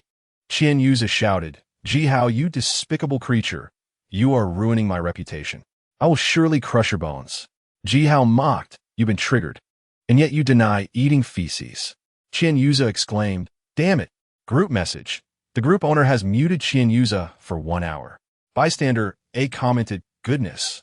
Even the group owner can't stand it. The group owner apologized, sorry, same building, I beg for mercy, smiling manually. Ji Hao jested, by the way, Qian Yuza sells intestines. He must have quite a stock at home. If anyone is interested, why not break into his house for a feast? The group owner replied, brother, don't joke. I live in the same building and feel like I might suffocate from the smell. If we break into his house, we might just die from the stench. Ji Hao acknowledged, that makes sense. Despite this, some desperate residents armed with crowbars made their way to Qian Yuza's home, attempting to break in. Hearing the commotion outside, Qian Yuza felt a bit panicked, but fortunately, his security door held firm. After much effort, they failed to gain entry. Qian Yuza sighed in relief. Yet the thought of being forever known as Little Prince Who Eats Feces and Feces Warrior darkened his expression. Damn, he bellowed, suddenly gasping for breath, his eyes rolling back. And he fainted again. He Qian, seeing the messages in the group chat, laughed at Qian Yuza, while harboring doubts about Ji Hao's lack of supplies. Reflecting on their past interactions, she realized something seemed amiss. Could he have been stringing me along all this time? Shaking her head, she decided it was futile to overthink and resolved to contact him. He Qian messaged Ji Hao, young Master Ji, I feel so lonely without seeing you every day. Ji Hao replied, little enchantress, what troubles you? He Qian responded, may I stay in your safe house? I wish to share both joys and hardships with you. Even if the safe house were to be breached, it would be fine. At worst, we would meet our demise together. In life, we could be a pair of celestial lovers, and in death, we should be star-crossed souls. She sent a crying emoji and continued, after crossing the Niha Bridge. Do not forget me. Otherwise, even in my next life, I would be sorrowful forever. Ji Hao sighed. I understand your infatuation, but I would rather suffer alone than see you endure hardships alongside me. He continued, there's so many people targeting me now, and the safe house is not as secure as you might think. Your presence could easily lead to trouble. Ji Hao added, you wouldn't want others to toy with you in front of me, would you? With such words exchanged, He Qian felt hesitant to say more, fearing it might anger Ji Hao. Her current life depended on him, and she had no desire to offend him unless absolutely necessary. He Qian unfastened her coat and bra, recorded a video, and sent it to Ji Hao. Upon seeing it, Ji Hao was instantly exhilarated. Wait for me. I will come over now and bring you some food. After engaging in a delightful exchange with He Qian, Ji Hao felt thoroughly satisfied. This little enchantress truly knew how to play, leaving him wanting more each time. After leaving the food, Ji Hao quietly departed and returned to the safe house. He Qian continued to lie on the bed, her skin flushed and her eyes enchanting. After resting for a while, she gradually regained her strength, dressed, and rose from the thick quilt. Gazing into the mirror, she beheld a stunning visage, alluring and ethereal, radiating an exceptional charm. Truly, she embodied beauty beyond compare. Oh my, I've become even more beautiful, at least 3 years younger, all thanks to young Master Ji. He Qian took out her phone, intending to express her gratitude to Ji Hao, only to find Du Feng messaging her. Ever since he was struck in the left arm, Du Feng's circumstances had been dire. Although he had been fortunate to find some medicine and bandages, it was but a drop in the ocean. He had sought help in the group chat, but no one paid him any mind. Given the current situation, medicine was as precious as food. Who would be willing to trade? If Du Feng wished to survive, he could only place his hopes on Ji Hao's safe house, believing it contained the supplies he desperately needed. Thus, he contacted He Qian, hoping she would act as an insider to deal with Ji Hao. Upon learning of Du Feng's intentions, He Qian chuckled coldly. Before we discuss cooperation, I have 2 questions for you, and you must answer truthfully. Du Feng replied, sûr. Ask away. As long as you are willing to cooperate, I will answer not just 2, but even 200 questions. He Qian inquired. The video exposing you and Li Dama, that was genuine, right? Du Feng's expression stiffened, feeling a surge of humiliation, yet for the sake of collaboration. He gritted his teeth and answered it was real. He Qian continued. You appear calm on the surface, but I bet you're cursing inwardly, aren't you? Du Feng responded. What's your second question? He Qian asked. I heard from young Master Ji that he used some means to render you incapacitated, which is why you become a eunuch. Du Feng retorted, are you going to cooperate or not? He Qian replied, I'm sorry, but I won't cooperate with a castrated eunuch. With your utter lack of worth. Do you really think you can breach young Master Ji's safe house? I advise you to stop dreaming. Du Feng was completely unprepared for He Qian's refusal to cooperate, and her scathing remarks infuriated him. Damn it, are you trying to make a fool of me? He Qian teased. Indeed, what can you do about it, Gong? Just as Du Feng was about to unleash a tirade, he found that He Qian had already exited the private chat and blocked him. Damn it, you vile creature. Du Feng's vision turned crimson with rage, and in his agitation, he inadvertently aggravated his left arm's injury, causing him to grimace in pain and let out a howl, nearly on the brink of collapse. It took him a full half-hour to feel somewhat better. Regardless, he was determined to obtain medicine, otherwise he would surely perish. After contemplating, Du Feng reached out to Xiao Yalan, pouring out his grievances and pleading, even filming a video of himself kneeling on the ground, tearfully imploring for another chance. He exclaimed, Mother, I am an unfilial son. I truly know my wrongs. Please give me another opportunity. Sob, sob, sob. Thud. Du Feng bowed his head twice, collapsing to the ground as if he had lost all strength, tears streaming down his face. However, unbeknownst to him, Xiao Yalan shared the video with Ji Hao and Fu Hongmei, and the 3 of them laughed heartily. Ji Hao sneered. His acting skills deserve an Oscar. Fu Hongmei scolded. Crocodile tears, clearly ill-intentioned. If we truly believe him, we will regret it later. Xiao Yalan's eyes flickered with anger. He has caused me so much harm. I cannot let him off easily. Upon seeing Xiao Yalan's expression, Ji Hao sensed she was plotting something and curiously asked, What do you intend to do? Xiao Yalan shot Ji Hao a glance and suddenly flashed a radiant smile. Do you want him to kneel and call you daddy? Ji Hao nodded eagerly, of course. All right. Watch this. Xiao Yalan immediately initiated a video call to Du Feng. Du Feng, overjoyed, hurriedly answered, Mother, it has been a few days since we last saw each other, and you seem to have lost weight. My heart aches for you, sobbing with deep emotion in my eyes, as if I truly feel your pain. However, Xiao Yalan secretly scoffs at this.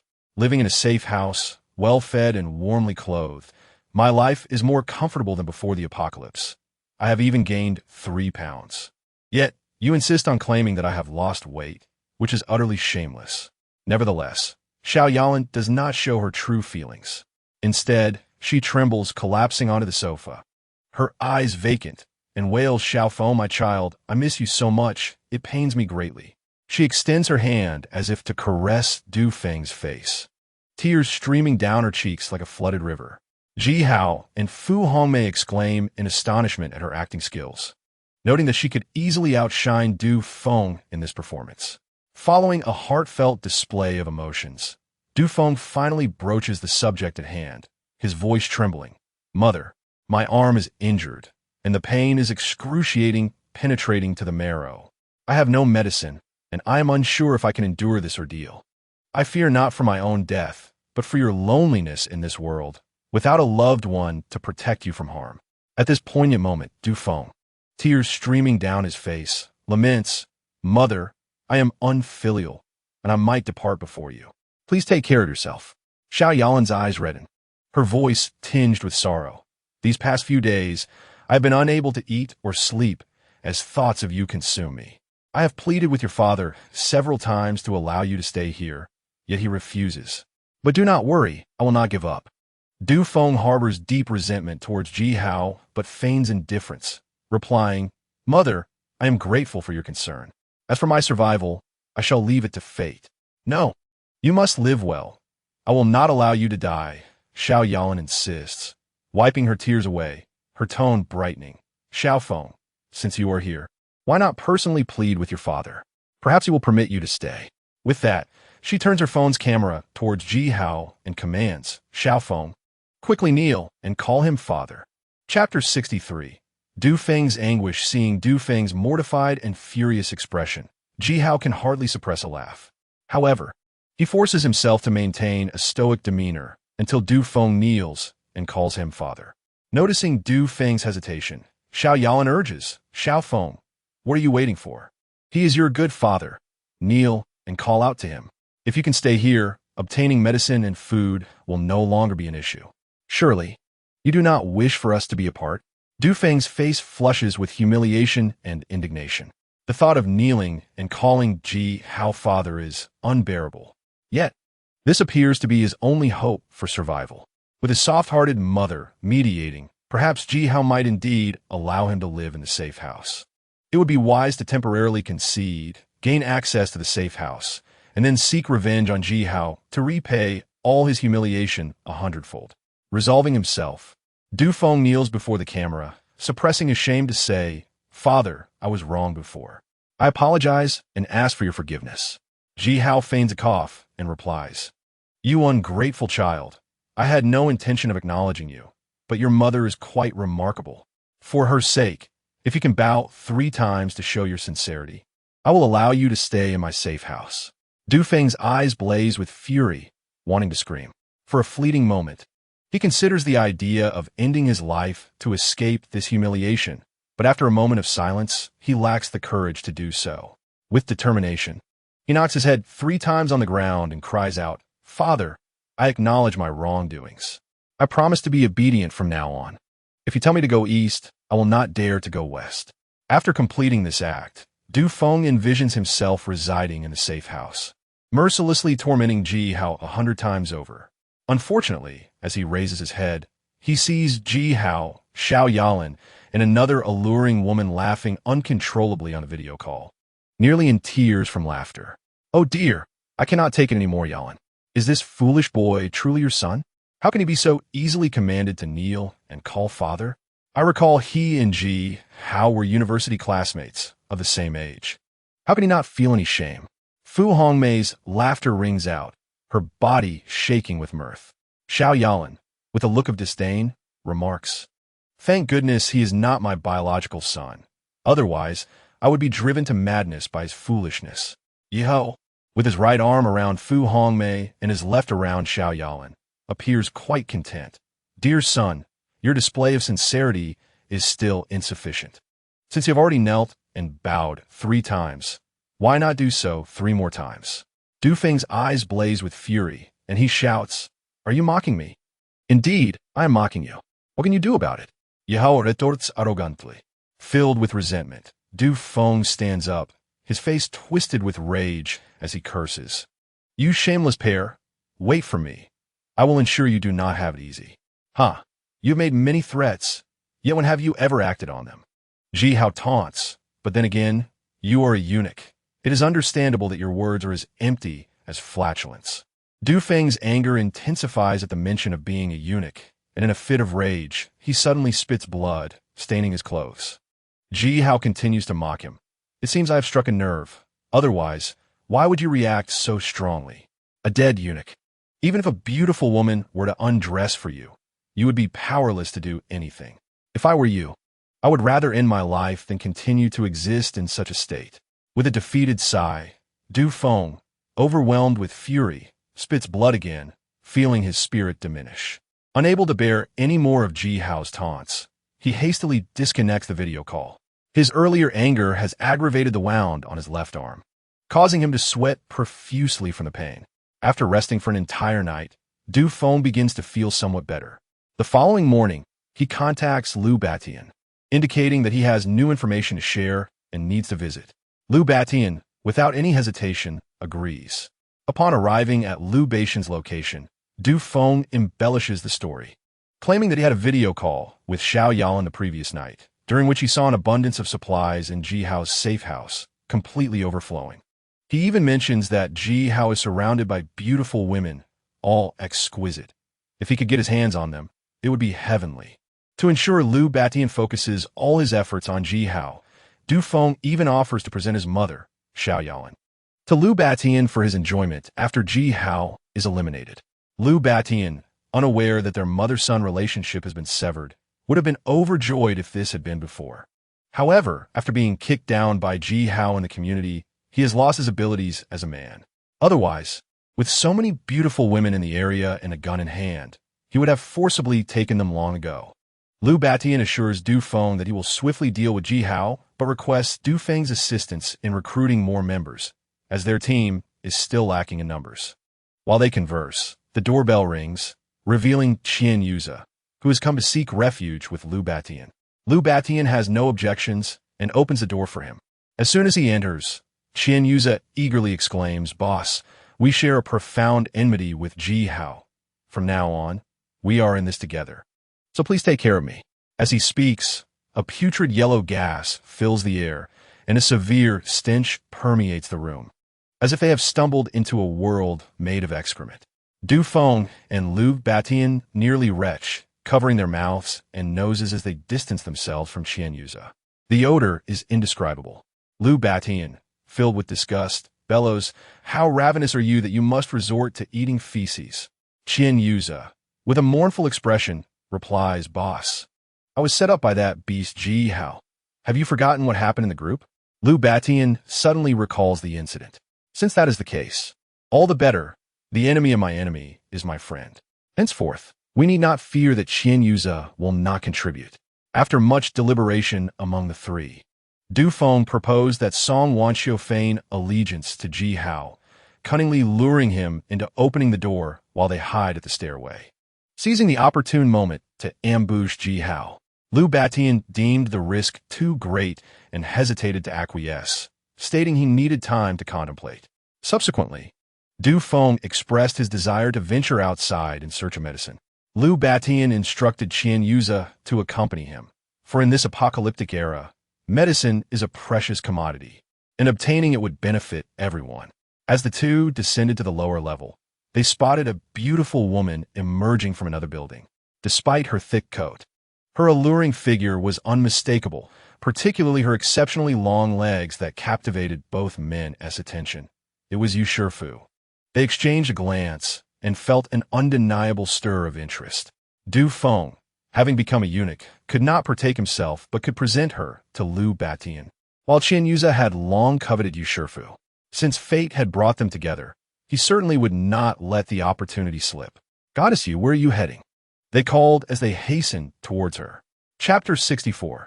The compromise of Yu Shifu. Today, Yu Shifu found herself ravenous and messaged Ji Hao, hoping to barter for food. However, Ji Hao replied that food had become increasingly scarce and that he would no longer accept sensual photographs in exchange. Instead, she would need to personally visit, donning a uniform to cooperate with his photography. Infuriated, Yu Shifu outright rejected his proposition. Yet, hunger compelled her to reconsider. If men could venture out to gather supplies, surely she, as a woman, could do the same. After all, women are now independent. Even without relying on men, they could thrive. Influenced by platforms like Xiao Lu Shu and Weibo, which propagate female empowerment, Yu Shifu believed she must demonstrate her capabilities to the world. However, upon stepping outside, regret washed over her. The bitter cold, plummeting to -60 degrees, rendered her thick coat ineffective, leaving her shivering uncontrollably. For the sake of sustenance, she had no choice but to endure. At that moment, she encountered Du Feng and Qian Yuza, whose eyes gleamed with lasciviousness. Panic surged within Yu Shifu as she disregarded everything and sprinted back upstairs. "Goddess Yu, why are you running so fast? We have food here. Why not enjoy together?" Du Feng called as he pursued her. Qian Yuza was more direct, snarling, "In the past, when I pursued you, you looked down on me with such arrogance. Now, free from the constraints of law and morality, let me show you how I can torment you. Get lost, you beasts." Yu Shifu's face turned pale, her heart racing, and she instinctively quickened her pace. If they caught her, who could fathom the torment that awaited? Upon reaching her residence, she swiftly unlocked the door. Just as she entered and secured the door, Du Feng and Qian Yuza arrived. "Damn it, we were so close," Du Feng lamented. "What shall we do now? Break the door?" Qian Yuza inquired, frowning. Du Feng nodded. "Let us give it a try." They attempted to force the door, but not only was it impossible to break through, leaving even a mark proved exceedingly difficult. Du Feng, straining himself, inadvertently aggravated his injury, nearly crying out in pain. "Damn it, this door has definitely been reinforced." Qian Yuza gritted his teeth in frustration. Du Feng sighed. "Let it go. We'll try again another time. For now, we must focus on gathering medicine." Qian Yuza, still irate, muttered, "Humph, she's just lucky." After they departed, Yu Shifu leaned against the door, feeling utterly drained as she collapsed onto the floor, tears welling in her eyes. It seemed she had truly been frightened.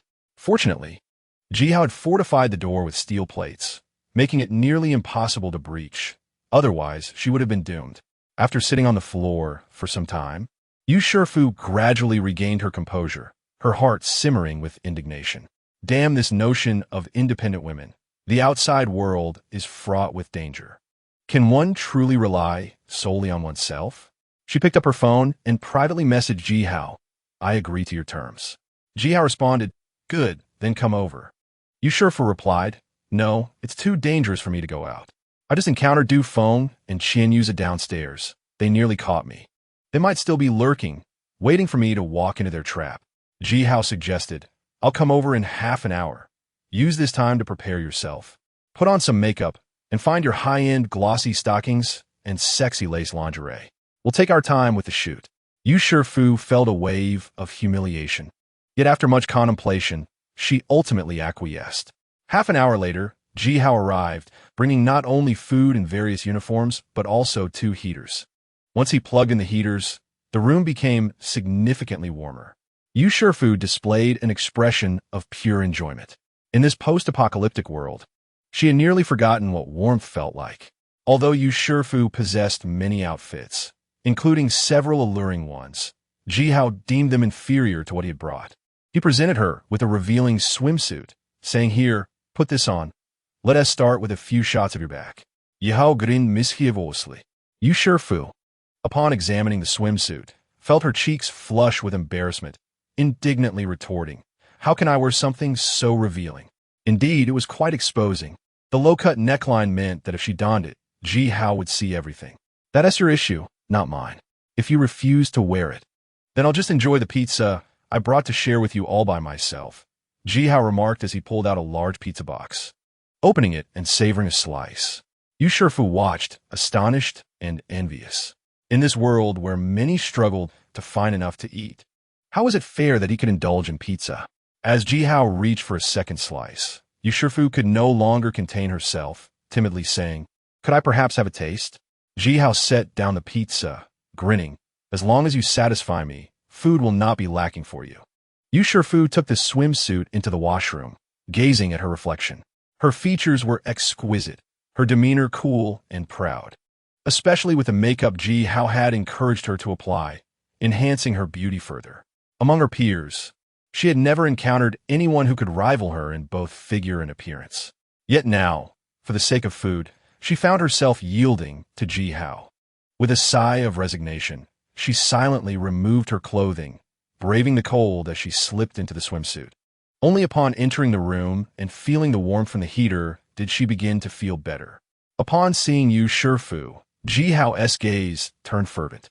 The sky blue swimsuit accentuated her figure, curvaceous and graceful, with a low neckline revealing her ample bosom, which quivered with her every breath. Her beautiful back was equally stunning, smooth and fair, resembling a finely crafted piece of jade, akin to a work of art. Feeling Ji Hao's unwavering stare, Yu Shifu felt a twinge of shyness. As a professional model, she had posed for countless photos and videos, yet she had never worn something so revealing, especially with a male photographer behind the lens. Taking a deep breath, she admonished, "I'm ready. What are you waiting for?" Ji Hao replied, "All right, let us begin." Yu Shifu turned around, presenting her smooth, fair back to him. Ji Hao wasted no time, snapping several photos.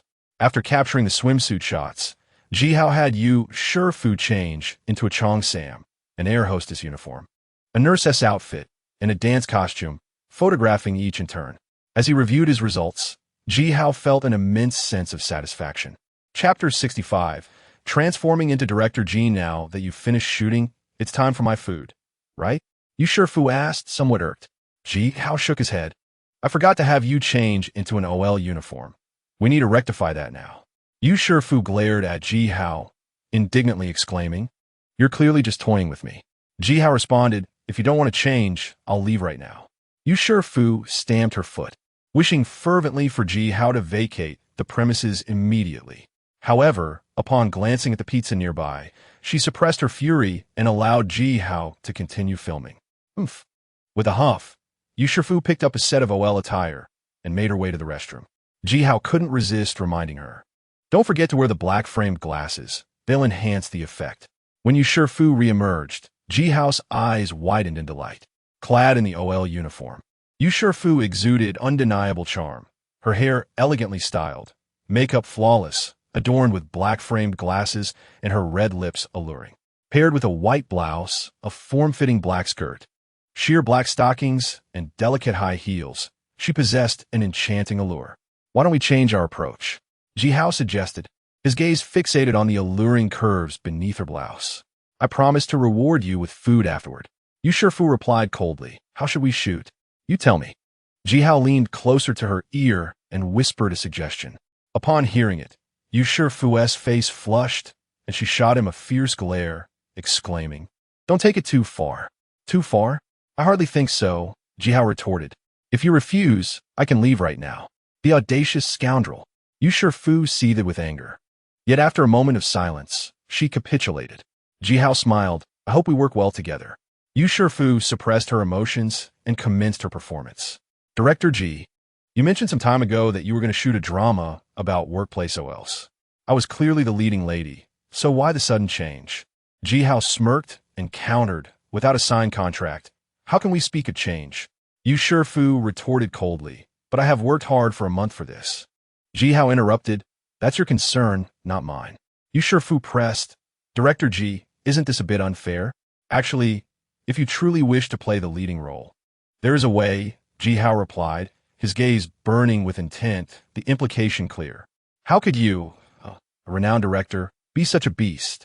Yu Shifu clenched her fists, glaring at him fiercely. Ji Hao threatened, I hear your mother has cancer and requires a substantial amount for treatment. If you refuse, I will make it known in the industry to blacklist you. With my influence, I doubt anyone would dare collaborate with you. Yu Shifu felt as if struck by lightning, her strength evaporating as she collapsed to the ground, tears welling in her eyes. Director Ji, please spare me. I cannot lose my job. Yearning to be the leading lady comes with sacrifices. There are no free lunches in this world. Ji Hao picked up the camera nearby and aimed it at Yu Shifu. You're inhumane, she wept. Ji Hao grinned wickedly. Miss you, you surely wouldn't want to see your mother forego treatment due to the cost, would you? After filming, Ji Hao was quite satisfied. Yu Shifu's acting was exceptional, rivaling that of He Xiaoqian. However, unlike He Xiaoqian, Ji Hao could take the reins after her performance, while Yu Shifu's contributions were limited to photos and videos. Nevertheless, he believed that one day, she would fully submit. After Ji Hao departed, Yu Shifu eagerly indulged in the pizza. After just one bite, her face lit up with delight. Heavens, this is utterly delicious. It was her first taste of pizza since the apocalypse began. All her efforts had been worth it. Leaving Yu Shifu's residence, Ji Hao made his way to Xiaoqian's place. Having been stirred up by Yu Shifu during filming, he sought the assistance of the enchanting Xiaoqian. Ji Hao requested that she don OL attire and reenact the previous scene, even adding numerous lines. Finally, Ji Hao experienced what it felt like to be a grand director. Du Feng and Qian Yuza returned, bearing several boxes of medicine and some bandages. They had found these at a nearby pharmacy, which had already been looted. But luck had favored them, as they discovered some in a neglected corner. Liu Beixian was elated, as having medication provided a layer of security.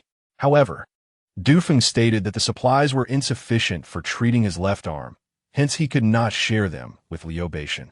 Liu Beixian's displeasure was evident. He contemplated eliminating Du Feng to seize the medicine, but after some thought, he abandoned the idea. The saying goes, 1,000 gold pieces for a horse's bone. Du Feng had been the first to pledge loyalty to him, becoming his devoted subordinate. If he were to usurp Du Feng's life-saving medicine, how would his followers perceive him? Moreover, once they breached Ji Hao's safe house, it would undoubtedly contain a wealth of medicine. There was no need to concern himself with trivial gains. The next day, a gathering of individuals convened to strategize against Ji Hao. Du Feng again proposed his plan, suggesting that Song Wanqiu approach Ji Hao under the pretense of allegiance, while they concealed themselves at the staircase, ready to shoot him upon the opening of the safety door. Liu Beixian pondered the proposal and agreed. After discussing the details, they set the plan in motion for the following day. Once Du Feng and the others departed, Liu Beixian approached Song Wanqiu to unveil his scheme. Song Wanqiu was conflicted. After a period of flirtation with Ji Hao, she had developed special feelings for him and was naturally reluctant to harm him. Additionally, being kind-hearted by nature, her marriage to Liu Beixian had been a twist of fate, and she could not bring herself to commit an act of malice. Liu Beixian seethed. Are you involved with that brat?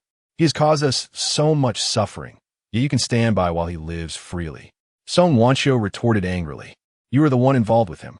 After all these years of marriage, I have diligently taken care of our household and never strayed, yet you dare to doubt me. I was merely joking. Liu Beixian softened his tone. So tell me, why are you unwilling to assist?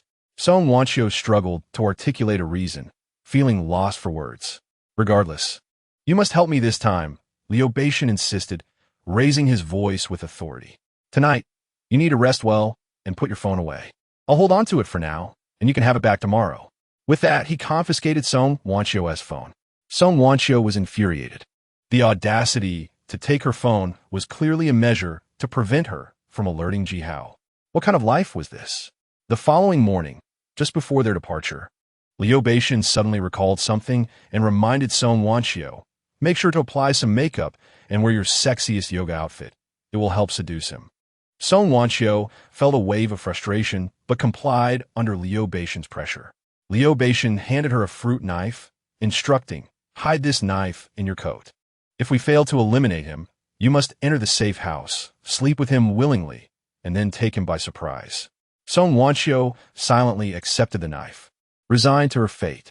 Very well, let us depart, Liu Beixian declared, leading Song Wanqiu, Du Feng, Qian Yuza, and Wu towards Ji Hao's safe house.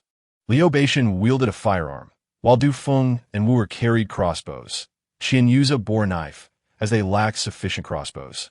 Originally, Liu Beixian had intended to go alone, believing that his gun would suffice. Once Ji Hao opened the safety door, he would shoot instantly, ensuring no unforeseen events. However, upon reflection, he deemed it wiser to have more accomplices, considering Ji Hao's formidable nature. After dispatching Ji Hao, he could then turn his gun on Du Feng and the others, eliminating any competition for the safe house. Thus, everything would belong to him, and he could live a life of blissful ease. The very thought thrilled him. In truth, Du Feng and Wu shared similar sentiments. Under such overwhelming temptation, no one could resist. Only Qian Yuza, glancing at the kitchen knife in his hand, wore a pained expression, feeling powerless. Upon arriving outside Ji House, safe house, Liu Beishan, Du Feng, Wu Er, and Qian Yuza concealed themselves at the staircase, weapons at the ready, poised to strike. Meanwhile, Song Wanqiu approached to ring the doorbell. In the speaker, the voice of Ji Hao quickly emerged from the loudspeaker. Wow, my lady, you actually came to my residence. One unexpected visit. Song Wanqiu feigned anger and replied, I have come to seek refuge with you. That beast Liu Batian actually struck me. I am heartbroken. He does not cherish me, but there are many who will. I want him to regret this for a lifetime. My heavens, how could he lay a hand on someone as beautiful as you? He is truly a beast. Ji Hao responded with indignation. Song Wanqiu remarked, Indeed, how could such a useless man compare to you? Ukonsur, Yihao Chakeld. Let me guess. Not only is he a domestic abuser, but he is also a coward, the kind who ends before he even begins. Am I right? In the distance, Liu Beishan's face turned ashen. Damn it. I truly wish I could tear your mouth apart. This is utterly outrageous. However, his objective had yet to be achieved. Even though Liu Batian was furious, he could only endure. Ji Hao watched Liu Beishan's expression, which resembled that of someone who had lost their parents, and felt a surge of satisfaction. Unknown to Liu Batian, every move he made was under Ji Hao's surveillance, and he could not hope to breach the door. Noticing Song Wanqiu's silence, Ji Hao asked again, My lady, tell me, is Liu Batian not a coward, a mere eunuch? Without hesitation, Song Wanqiu nodded and said, Yes, he is indeed useless. I have long wanted to leave him. Ji Hao mocked. I never would have imagined that Liu Batian, who puts on such a grand facade, cannot even conquer his own woman. In that case, you should crown him with a grand green hat and let him become the green hat hero. Song Wanqiu bitterly replied, Yes, I want to place a grand green hat on him, so he will regret it for life. Previously, she would never have uttered such shameless words. But Liu Beishan's recent behavior had left her deeply disappointed. Thus, she seized this opportunity to openly express her thoughts. Liu Beishan's face not only turned green, but also darkened. Feeling utterly frustrated yet forced to endure, Du Feng, Wu Er, and Qian Yuza wanted to laugh but dared not, struggling to contain their amusement. Ji Hao said, My lady, as a professional yoga instructor, why not perform a yoga session? If you please me, I might let you stay in my safe house. All right. Without a moment's hesitation, Song Wanqiu unfastened her coat, revealing a sky blue, fitted yoga outfit beneath, her chest rising and falling with a breathtaking curve. Defying the cold, she began to practice yoga. Indeed, a professional is different. Her poses were graceful, exuding a unique beauty. After a while, Ji Hao admired her and softly said, All right, I will open the door. You may come in. Cold to the bone, Song Wanqiu quickly donned her clothing again, but desperately signaled at the safety door, urging Ji Hao to be cautious. Ji Hao calculated that in order for Liu Batian and the others to hit him, the safety door would need to be opened at least halfway. But he would never grant them that opportunity. Ignoring Song Wanqiu's warning, Ji Hao slowly opened the safety door. Liu Batian, Du Feng, Wu Er, and Qian Yuza were fully alert, gripping their weapons tightly, prepared to strike. Song Wanqiu was exceedingly anxious. If Ji Hao were to be harmed because of her, she would forever be plagued by guilt. She gently shook her head, both to remind Ji Hao and to prevent Liu Batian from noticing her subtle movements, lest he become suspicious. The door opened a crack, revealing Ji Hao's smiling face. Liu Batian tightened his grip on his gun, eagerly anticipating. Just a little more, just a little more. With that slight opening, he could shoot Ji Hao dead. My lady, you look exceptionally beautiful today, and you've even applied makeup. Was it done specially for me? Yihao spoke leisurely.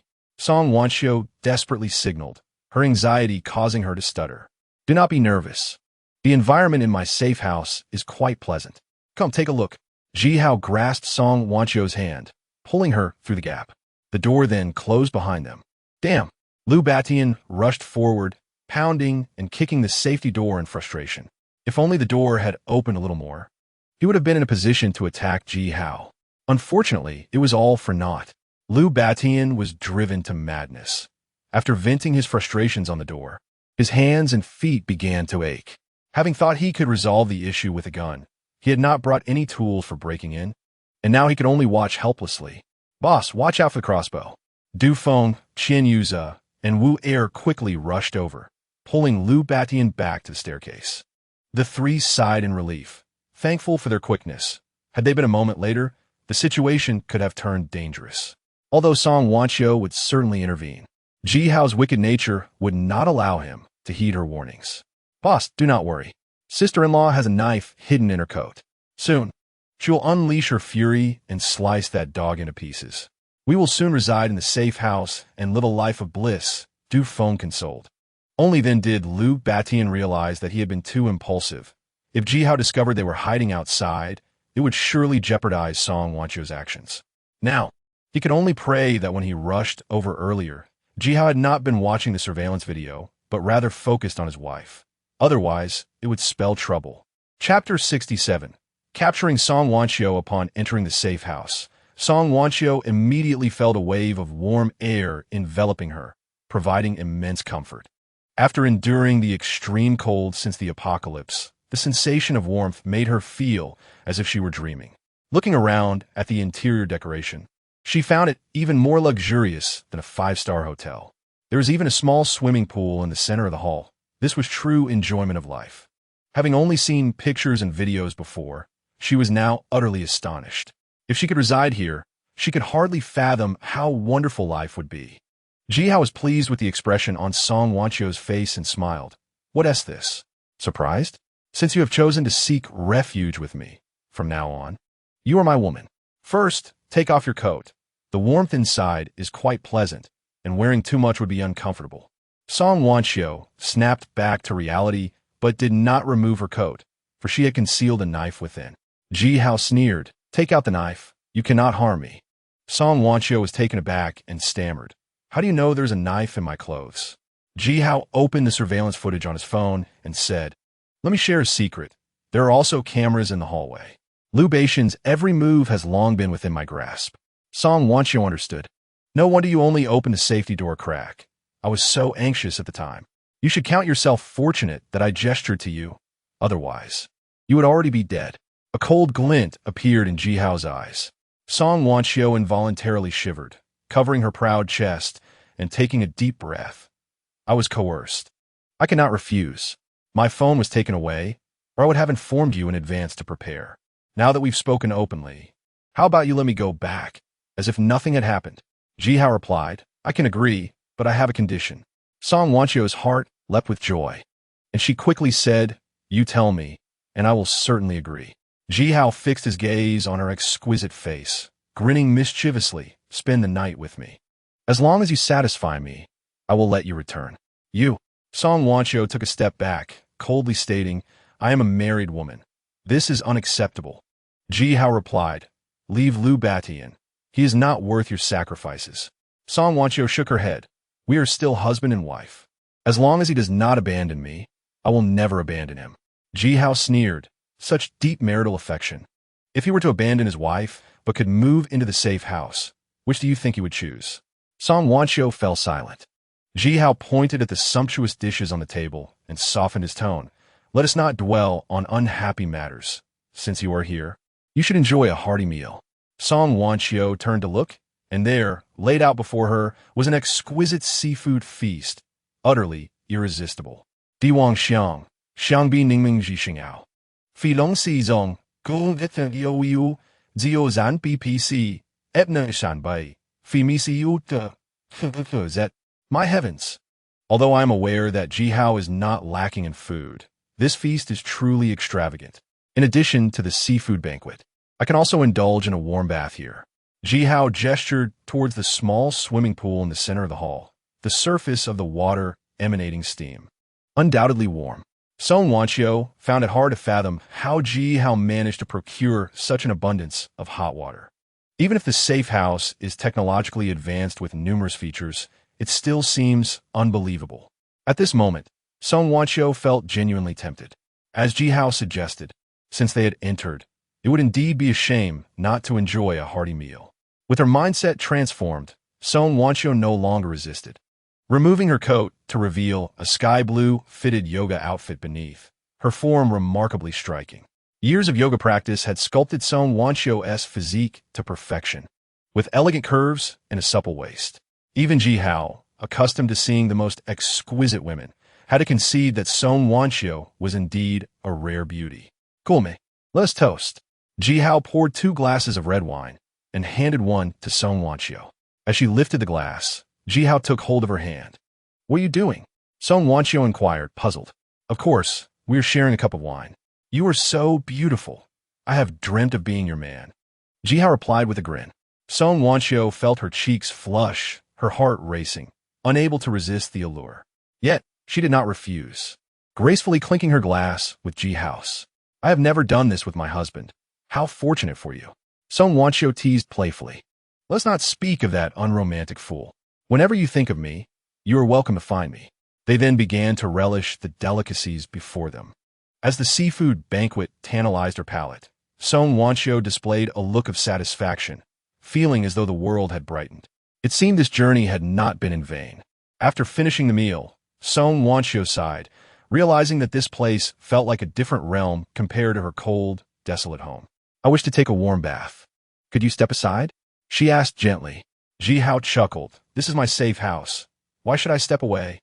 Besides, when I posed as a master earlier, I already saw everything. Why should it matter now? Song Wanchio was flustered. You are clearly being lewd. A bath alone or together? Why not share? Ji Hao suggested playfully. Flustered and angry, she retorted, you had a lavish seafood feast and now expect me to share a bath with you. That seems quite reasonable, doesn't it? Ji Hao pulled Song Wanchio's hand. Let me see how a yoga instructor's flexibility compares to that of an ordinary woman. Song Wanchio felt a surge of indignation, questioning if it was merely a bath he desired. His words sounded far too enticing.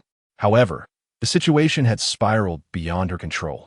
Liu Beishan stood outside the safe house, silent. He had waited for quite some time, but saw no sign of Song Wanchio, his anxiety mounting. The cold weather, despite his heavy clothing, was unbearable. If Song Wanchio did not emerge soon, he would have no choice but to leave, fearing he might freeze outside. Du Feng, Qian Yuza, and Wu were equally disheartened. What had initially seemed a foolproof plan had devolved into this, enduring the cold alongside Liu Beishan. They contemplated urging him to return, but upon reflection, they understood. After all, if their own wives were inside, they would undoubtedly wait as well. As time passed, Du Feng, nursing an injury, could no longer tolerate the cold and suggested, Boss, should we head back? Your wife is resourceful and will surely be fine. Perhaps when she returns, she will even bring Ji Hao's head. With Du Feng leading, Qian Yuza chimed in. Indeed, your health is paramount. We must avoid frostbite. Liu Beishan's expression turned somber as he replied coldly. Let us wait a little longer. If she does not come out soon, we will return. As he spoke, the safety door suddenly creaked open. Beast, you shall not lay a finger on me. I would rather die than submit. The door revealed Song Wanchio, clad in a thick coat, her attire immaculate, wielding a fruit knife protectively, her face a mask of fury. You dare to harm me? Next time we meet, I will ensure you experience my wrath, Ji Hao bellowed, feigning rage while clutching his arm as if genuinely injured. Liu Beishan and the others were taken aback, utterly unprepared for this turn of events. As they regained their senses and prepared to draw their weapons, the safety door slammed shut. Damn it, Liu Beishan seethed, regretting the missed opportunities. My love, it is such a relief to see you. I was almost victimized by that beast. He threatened me, demanding I abandon you and become his woman, but I resolutely refused. When he lost patience, he attempted to force me, but fortunately, I had a knife in my coat and managed to injure his arm, allowing me to escape. Song Wanchio wept, her tears flowing like rain. It must be said that women possess a unique talent for dramatization. Not only could they concoct an elaborate tale, but their acting skills were also exceptional. Despite having effectively donned a metaphorical green hat on Liu Beishan, she played the part of a chaste heroine so convincingly that disbelief was nearly impossible. Upon confirming that Song Wanchio had not been harmed, Liu Beishan exhaled in relief. As long as you are safe, we should return. All right, Song Wanchio nodded, though inside, she felt a surge of panic, fearing Liu Beishan might uncover the truth. To her relief, her husband, simple-minded yet physically robust, seemed easily appeased, leaving her uncertain whether to laugh or cry. Dufeng, Wu and Qian Yuzo were more perceptive, noticing the scent of shower gel emanating from Song Wanxiu, clearly indicating she had bathed. Her skin glowed with a rosy hue, and her demeanor was alluring, suggesting she had enjoyed the company of a man. All signs pointed to Song Wanxiu having engaged with Ji Hao, rendering the previous events mere theatrics. The trio exchanged knowing glances and smirks. Liu Beixian, "Oh Liu Beixian, you foolish man, your wife has adorned you with a green hat, and you remain oblivious. It is astonishing to witness such naivete." Dufeng clapped Liu Beixian on the shoulder, imparting a knowing look. "As long as your wife is safe, you must learn to accept certain realities. In these tumultuous times, anything can happen." Qian Yuza added, "Indeed, to navigate life smoothly, one must learn to let go. Although we did not capture Ji Hao this time, we suffered no loss, so it cannot be deemed a failure." Liu Beixian smiled. "Right, it is not a loss. In fact, it is a victory, as my wife wounded that beast, causing him to bleed." The three men exchanged glances, nodding in agreement. Yes, a victory indeed. That evening, Ji Hao sent the intimate photographs of himself and Song Wanxiu to Liu Beixian. Upon viewing them, Liu Beixian was engulfed in fury.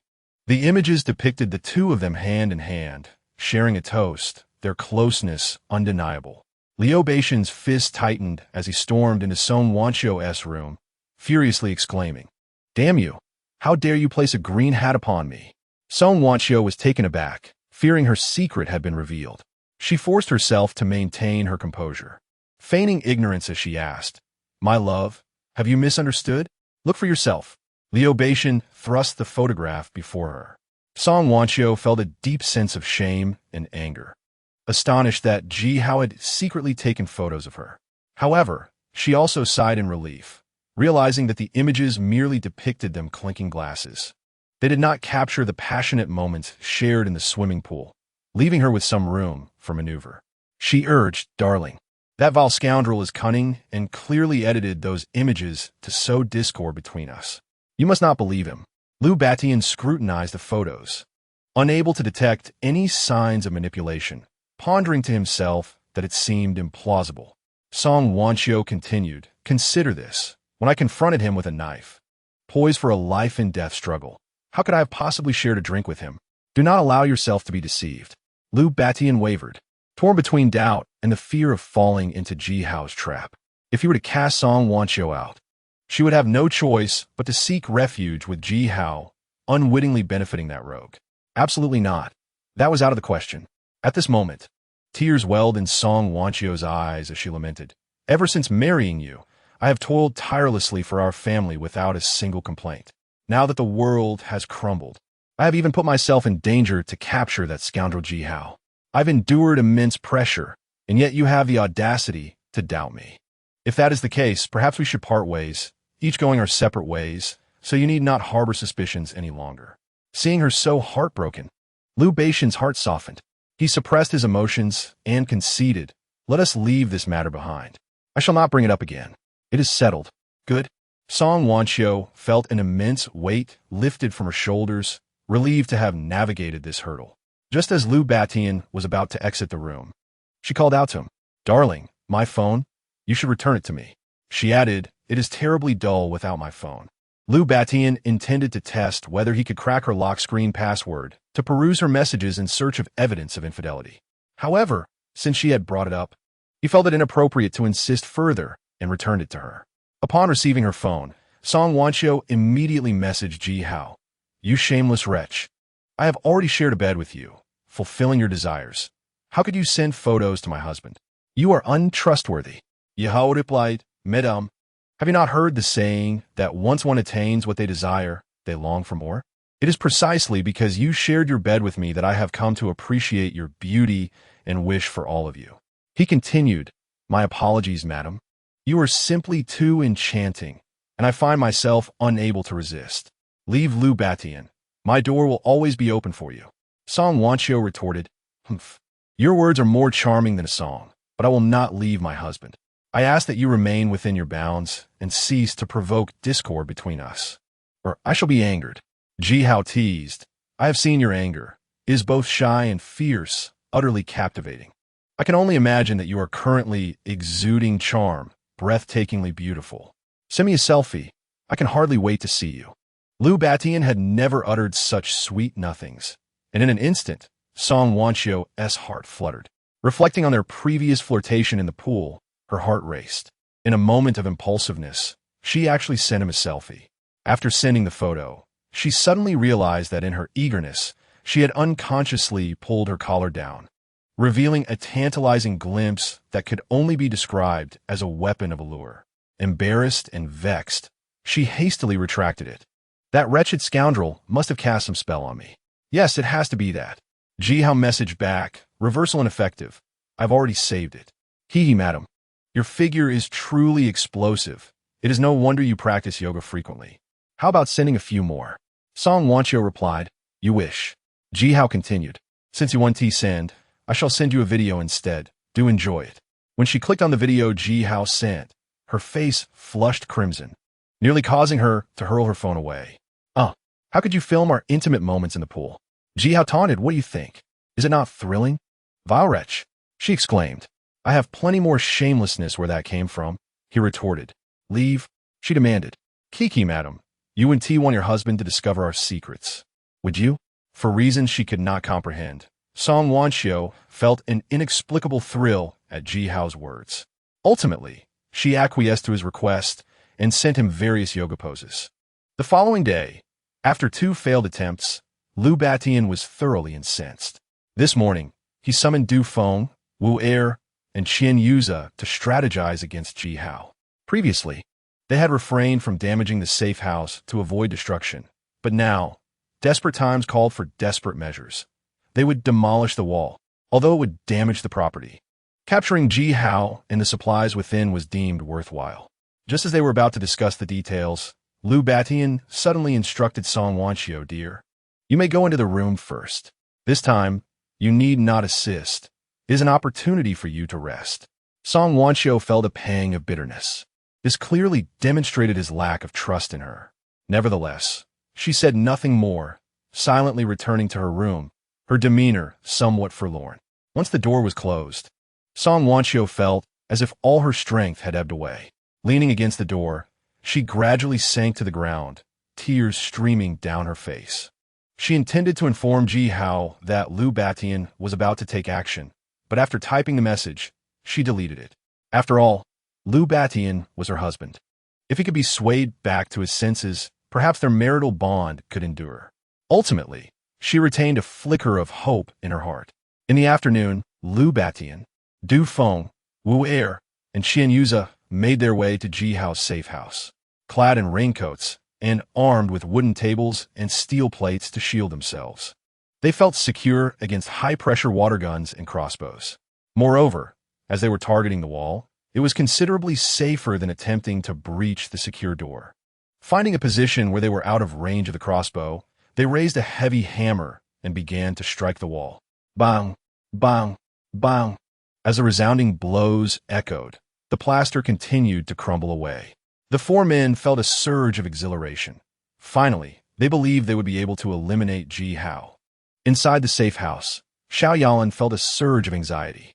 If the wall were breached and Lu Batian possessed a firearm, the situation would turn dire. However, Ji Hao and Fu Hongmei remained unfazed, their expressions relaxed.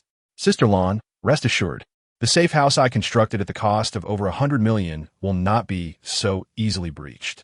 Just wait and see the show, Ji Hao reassured her. Seeing his confidence, Xiao Yalan felt considerably more at ease.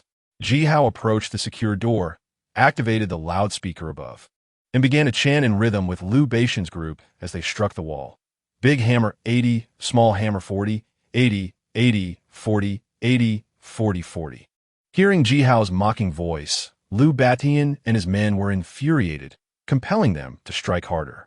Damn it, once we break down your wall, you will know why the flowers bloom. Lu Batian growled.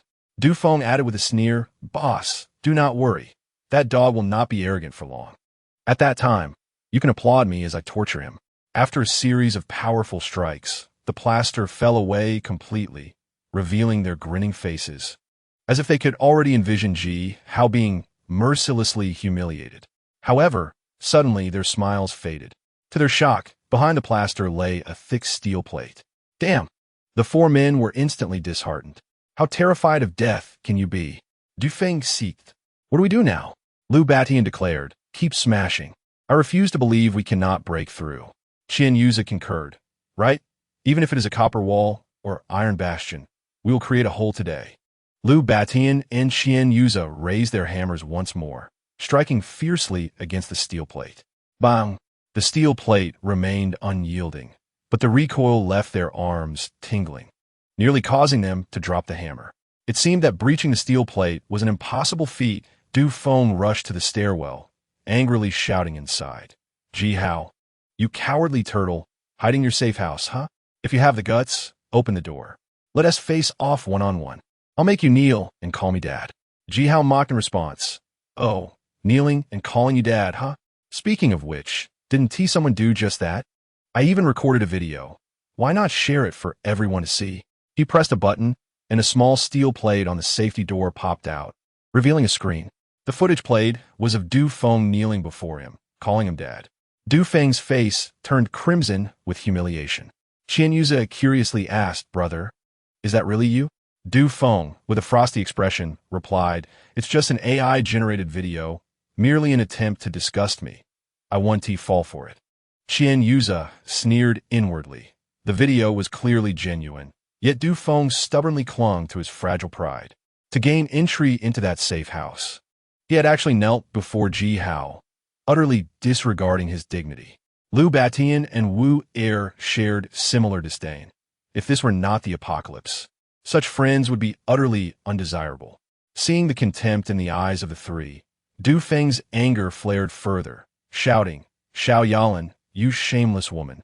Are you doing unspeakable things with that dog, Ji Hao inside? At your age, still chasing after younger men. If you have the guts, open the door so we can confront each other. Wow, you truly are bold, cursing your own mother as a whore. I admire that. With no response from inside, Du Feng continued, if you don't open the door soon, I'll break in and capture you, and you'll wish you had let me in. Xiao Yalan's chest heaved with rage. Ji Hao comforted her, don't be upset. It's not worth it for that beast. Indeed, he is not your biological son. Why care? Fu Hongmei added, let me teach them a lesson. Outside the safe house, Lu Batian and his companions were at a loss. Just as they were about to leave, when the shooting hole on the door suddenly opened. Chapter 70. Consecutive failures. Lu Batian and his trio stood at the stairwell, a position of safety where neither crossbows nor high-pressure water guns could reach them. Once the shooting hole opened, it sprayed water wildly outside, quickly soaking the ground. Despite the frigid weather, the sheer volume of water prevented it from freezing immediately. Lu Batian scoffed derisively. I thought you had more tricks up your sleeve, but this is all you can do. We're standing so far away, clad in raincoats. Do you really think you can hurt us with that high-pressure water gun? Qian Yuza remarked, you've run out of tricks. All you can do is hide like a turtle. We'll study this well when we return. Next time, we'll definitely break into your safe house. Wu Er added, exactly. The shooting hole continued to spray water incessantly, as if it would never run dry, quickly spreading to the stairwell. Qian Yuza stepped forward, standing in the water despite getting his shoes wet, and provocatively said, high-pressure water gun? What a joke. Look, I'm standing right in the water. What can you do to me? Wu Er followed suit, also standing in the water, cursing, cowardly turtle, if you have the guts. Come out. Your grandfather is right here.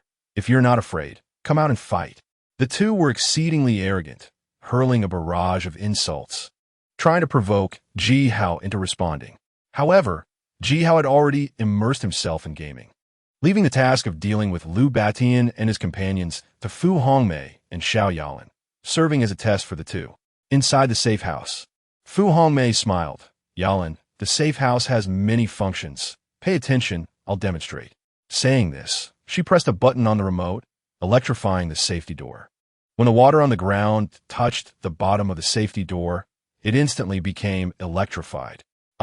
Soon, two agonized screams echoed. Qian Yuza and Wu Er convulsed and fell to the ground, their eyes rolling back. Clearly, They had fallen victim to Fu Hongmei's electrotherapy. Du Feng and Liu Batian were startled, quickly retreating several steps. Just moments ago, they had stood perilously close to the electrified water. Thank goodness. Du Feng, still shaken, asked, "Boss, what should we do?" Liu Batian pondered for a moment and replied, "Let us take some photos first. We can share them in the group to stir up emotions and recruit more people." Du Feng nodded, "Alright." He took out his phone, snapping several pictures. After a brief discussion, Liu Batian and Du Feng realized they had no effective plan and decided to return for now. Their attempt to breach the safe house had been a total failure. "Damn it, just wait. I will not let this go." Liu Batian's eyes were filled with intense resentment. He cast one last glance at the safety door before he and Du Feng prepared to leave. Suddenly, 2 crossbow arrows shot out from the shooting hole, flying towards them. Although they were safe at the stairwell, the arrows startled them, prompting a hasty retreat. Inside the safe house, Fu Hongmei clapped her hands, completed. Xiao Yalan remarked, "So the safety door can be electrified. You really considered everything when creating this safe house." "Of course," Fu Hongmei replied. "If they come again, I'll leave it to you. You must learn to protect yourself." Xiao Yalan nodded. "Understood, no problem." After a moment of hesitation, Fu Hongmei cautioned, "When it comes to Du Feng, you cannot show mercy, nor let him in. Otherwise, we're all doomed." Xiao Yalan replied solemnly, "Rest assured, I've severed ties with him long ago. Besides, he is not my biological son. I have no reason to hold back." Fu Hongmei said, "Then I can relax." Upon returning, Du Feng immediately shared the photos in the group, labeling Ji Hao a murderer, a demon, and calling for everyone to unite against him. Wang Laotai and Su Dei certainly seized the opportunity to strike at Ji Hao, stirring up commotion in the group. However, Ji Hao simply responded by increasing the bounty, leaving them silent thereafter. At Liu Batian's home, Song Wansu's relief at their failure was inexplicable. She herself did not realize that her heart was gradually leaning towards Ji Hao. Perhaps it would not be long before she willingly became Ji Hao's woman. In the living room, Du Feng suggested, "Boss, let us abandon the safe house and directly demolish the load-bearing wall downstairs. That way, the dog will definitely be forced out." Liu Batian shook his head. "I thought of that method long ago, but it's not feasible at the moment." Du Feng pressed, "Why not?" Liu Batian patiently explained. "Building number 2 has 28 floors, with 4 households per floor, totaling over 100 families. Even if many freeze to death, there should still be at least 100 left. If you destroy the load-bearing wall, aren't you going against all of them?" He paused before continuing. "If they resist fiercely, it could cause us significant trouble. Moreover, what I fear most is that Ji Hao might incite them, offering some food. Then he would become their leader, and if they all attacked us, we'd be doomed." Du Feng fell silent, clearly recognizing the grave risk. Forcing over 100 people to side with Ji Hao would spell disaster. Liu Batian sighed, "I value that kid's safe house highly, unless absolutely necessary. I do not wish to damage it. We need to find another way." Du Feng insisted, "But boss, you have a gun. Why fear them?" Liu Batian replied, "Ji Hao might have a crossbow, but he could also have a gun. Besides, how many bullets do you think I have?" Du Feng considered this, but still felt discontented. "Are we just going to give up?" "Of course not," Liu Batian asserted. "That kid is right in the neighborhood. He can't escape. We can recruit more people. As long as we have enough manpower, we need not fear him." Du Feng inquired, "What do you mean?" Liu Batian remarked, "In the building No. 7 where I currently reside, at least 1/3 of the residents are willing to pledge their allegiance to me. Given this, it will be prudent to seize control of the entire building first. Once I possess my own territory, accomplishing my objectives will become significantly easier." Du Feng gave a thumbs up, acknowledging the wisdom of this strategy. The two engaged in a thorough discussion, finalizing their plan, and promptly set about recruiting personnel. The immediate goal was to secure the entire building, gather manpower and supplies, and then gradually wear down Ji Hao, engaging in a protracted battle that would require ample patience. Furthermore, they needed to establish a resource collection team to rotate and gather provisions, as an increase in manpower would inevitably lead to a terrifying consumption of food. They could not afford to deplete their resources entirely. Liu Batian contacted Wang Laotai and Su Dei, sharing his plan. Both immediately expressed their support and willingness to join forces against Ji Hao. As the saying goes, the enemy of my enemy is my friend. A concept that could not be simpler. Chapter 71. Seizing Building No. 7 Liu Batian's rise in the underworld was significantly bolstered by the backing of the son of the police chief Su Liji, establishing a strong relationship between their families. Thus, upon hearing Liu Batian's intention to take control of the entire building number 7, both Wang Laotai and Su Dai wasted no time in leveraging their connections within the community to rally support for Liu Batian. In no time, the entire Xingfu community was abuzz with activity.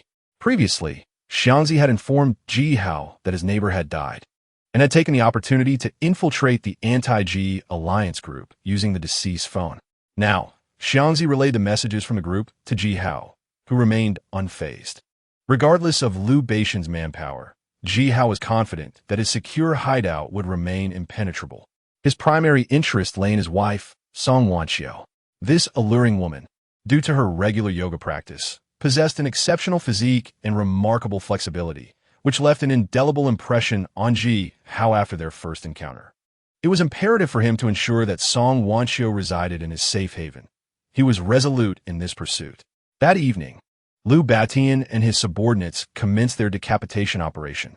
Those willing to submit and surrender all provisions would be spared, while those who resisted would face dire consequences.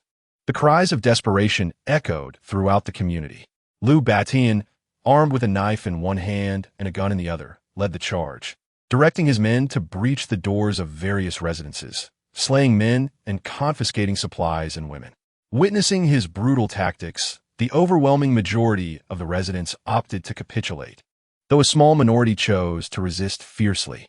As anticipated, those who dared to fight back met their demise.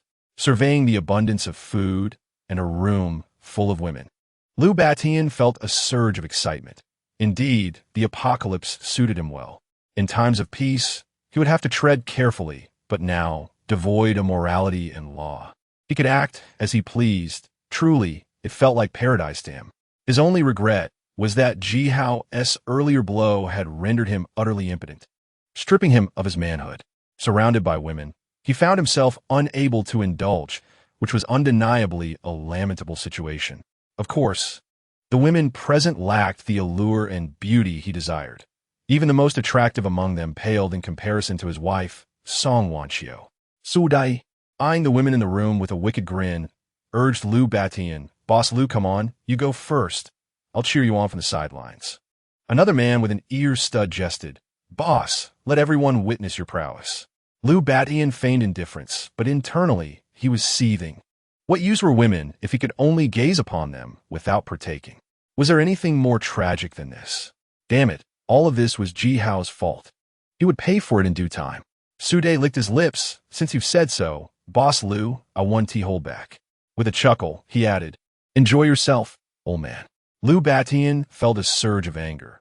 Here was Su Dai, a septuagenarian still brimming with vitality, while he himself had become a eunuch, lesser than an old man. The bitterness of this reality was known only to Liu Batian.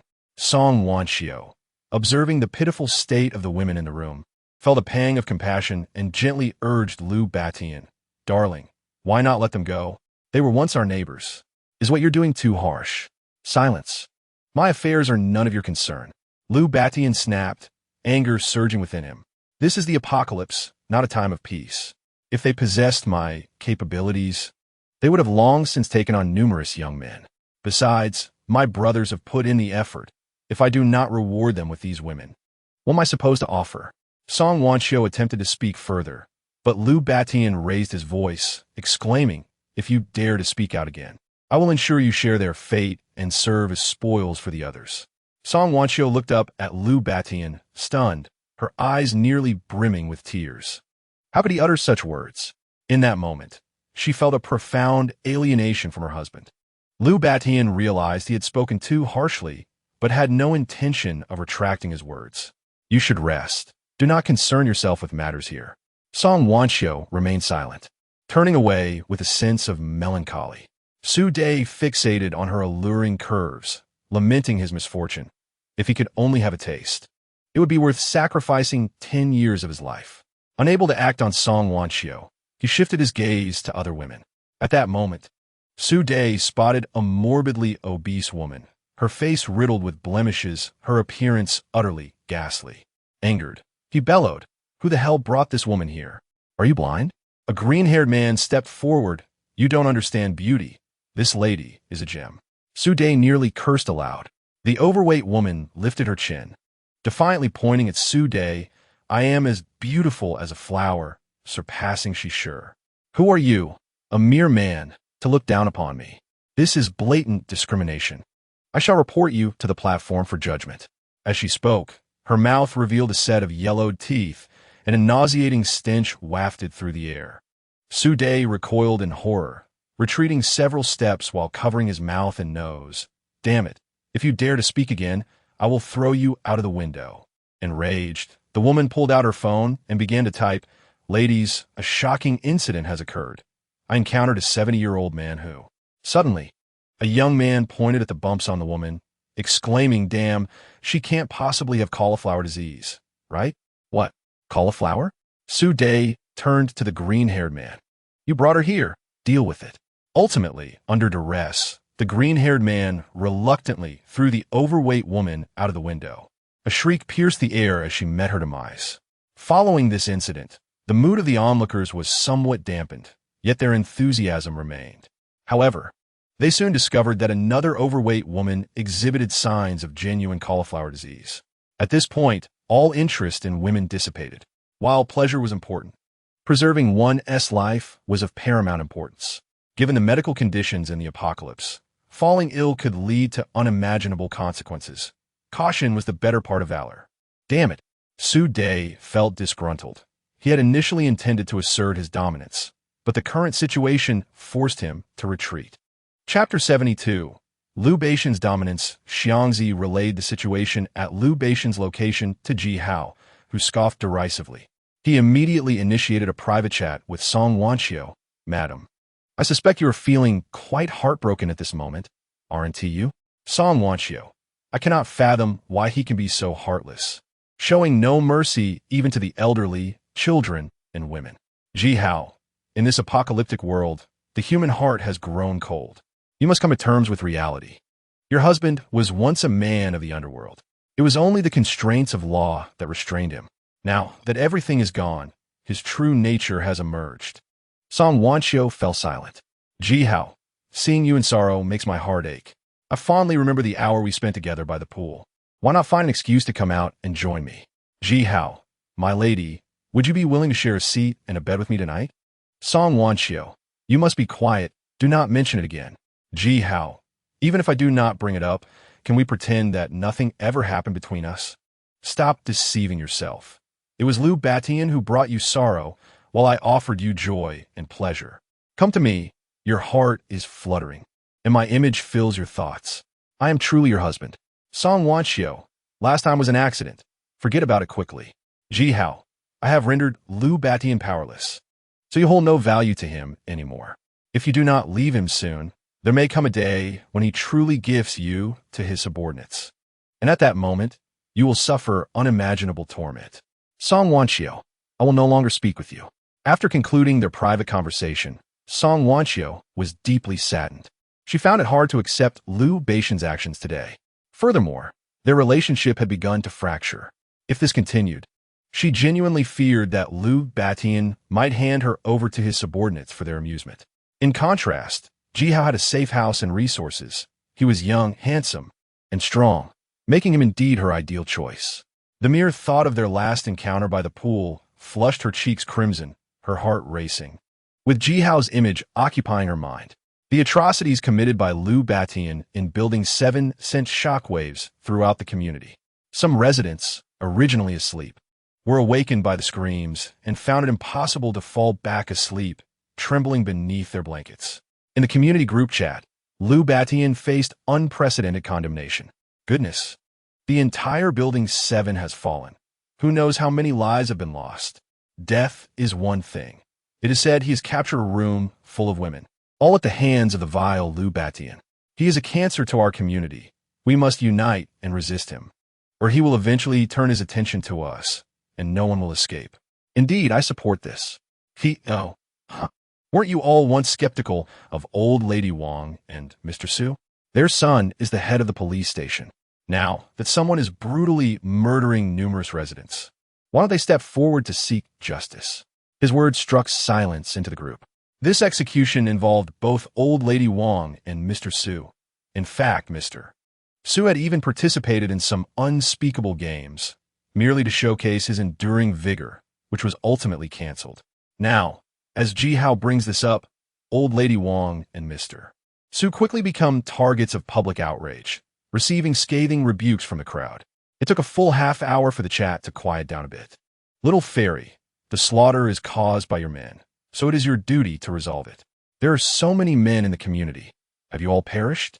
Protecting women is your inherent responsibility. Step up. Ji Hao, continue. Let everyone witness the farce. Little fairy, Lu Batian, on behalf of all the men in the community, I declare war on you, vile scoundrel. May you descend into the depths of hell. Little fairy, all the men in the community, stand up. Let us storm Lu Batian's residence and tear him apart. Liu Batian, y despiza yo we need la fayas.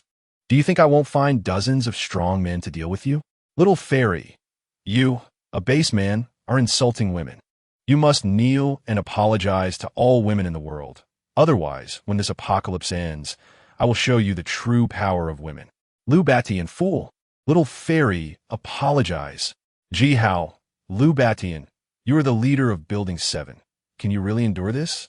If I were you, I would dash to his residence and end him. Lu Batian, that makes sense. Who knows where that little fairy resides? Bystander, I know, 60702. Lu Batian, so? She's in Building 6. Fine, once I deal with her, I will launch an assault on the entire Building 6 in the coming days. Prepare yourselves. Upon hearing this, all the residents of Building 6 panicked. Little fairy, you scoundrel, how dare you threaten me? If my brothers were here, they would smash you to pieces in an instant. Lu Batian, little fairy, I am coming for you. Await my arrival. Not long after, a chilling scream echoed for Building 6. Lu Batian deliberately took a picture and shared in the group.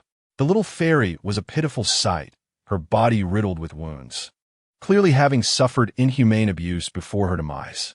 Lu Batian, let this be the fate of anyone who dares oppose me. This left the group in stunned silence, no one daring to speak. Yu Shifu, residing in Building 6, was the most anxious upon learning of Lu Batian's intentions towards her building. As the community's aloof goddess, countless eyes were upon her. Previously, with Ji Hao's assistance, she had rid herself of those with ulterior motives and fortified her door, allowing her to endure until now. But would Ji Hao help her again this time? Even if he did, facing Lu Batian and his band of lunatics, especially with Lu Batian armed, could he truly manage? Yu Shifu suppressed her rising panic and called Ji Hao. You goddess, what do you need from me? Ji Hao feigned ignorance. Yu Shifu attempted to appear calm, her voice cold as she stated, You are aware that Lu Batian is targeting Building 6, right? Ji Hao replied, Of course, but what does that concern me? Yu Shifu continued, Lu Batian has already taken Building 7. Should he also conquer Building 6, he will have even more manpower. Even if you have a safe house, how can you resist him then? Ji Hao chuckled darkly, understanding Yu Shifu's intent, yet he remained obstinate. Do not trouble yourself. I have my own methods. Yu Shifu felt a surge of frustration. Was he truly oblivious or merely obstinate? With this in mind, she decided to be straightforward. I have nowhere to go. May I temporarily stay in your safe house? Chapter 73. The three miscreants. Ji Hao replied, My terms remain the same. Be my woman. Yu Shifu scoffed. If my affluent friends knew I had submitted to a hotel employee earning $3,000 a month, they would surely laugh to death. Huh. They might already be in the clutches of some sewer worker, air conditioning repairman, plumber, or garbage collector. In comparison, I am young, handsome, and possess a safe house. I outshine them in every way. Ji Hao said, Consider it. Yu Shifu retorted, Humph, this is clearly taking advantage of my predicament. Before she could finish her thought, the call was cut off as Ji Hao hung up. This infuriates me. Yu Shifu bit her silver teeth and decided to lie down and rest. As long as she remained still and did not exert herself, she could endure for as long as possible. She slept until dawn. More accurately, she was awakened by hunger. As the food Ji Hao had provided was long gone, she dared not venture out to scavenge for supplies. With no other option, Yu Shifu messaged Ji Hao, "I am hungry." "Ji Hao, what does your hunger have to do with me? It's not me who is starving." "Yu Shifu, we can continue our trade." "Ji Hao, sorry, I plan to sleep in today and do not wish to go out." "Yu Shifu, you could come and pick me up, take me to your safe house, and return me after the shoot." Ji Hao, not interested. Yu Shifu, exasperated, felt a strong urge to block Ji Hao, yet ultimately held back, responding with suppressed anger. "I have 3 long-preserved, high-end, glossy black silk stockings worth over 10,000. They will surely satisfy you." Ji Hao remarked, "What use is it to merely record? I would rather recline in bed and indulge in matters with my woman." Yu Shifu fell silent for a while before responding, "It could allow you to satisfy your cravings." Ji Hao replied with a chuckle, "I have lubricant here." Yu Shifu retorted, "Do not go too far." Ji Hao teased, "I relish the silky sensation. If you cannot handle it, so be it." Yu Shifu responded, all right, I agree." Ji Hao stated, "Good. Wait for me. I shall come and pick you up." After concluding their private chat, Ji Hao rose and exited. Upon arriving at Yu Shifu's residence, he found her packing various uniforms and stockings into a suitcase.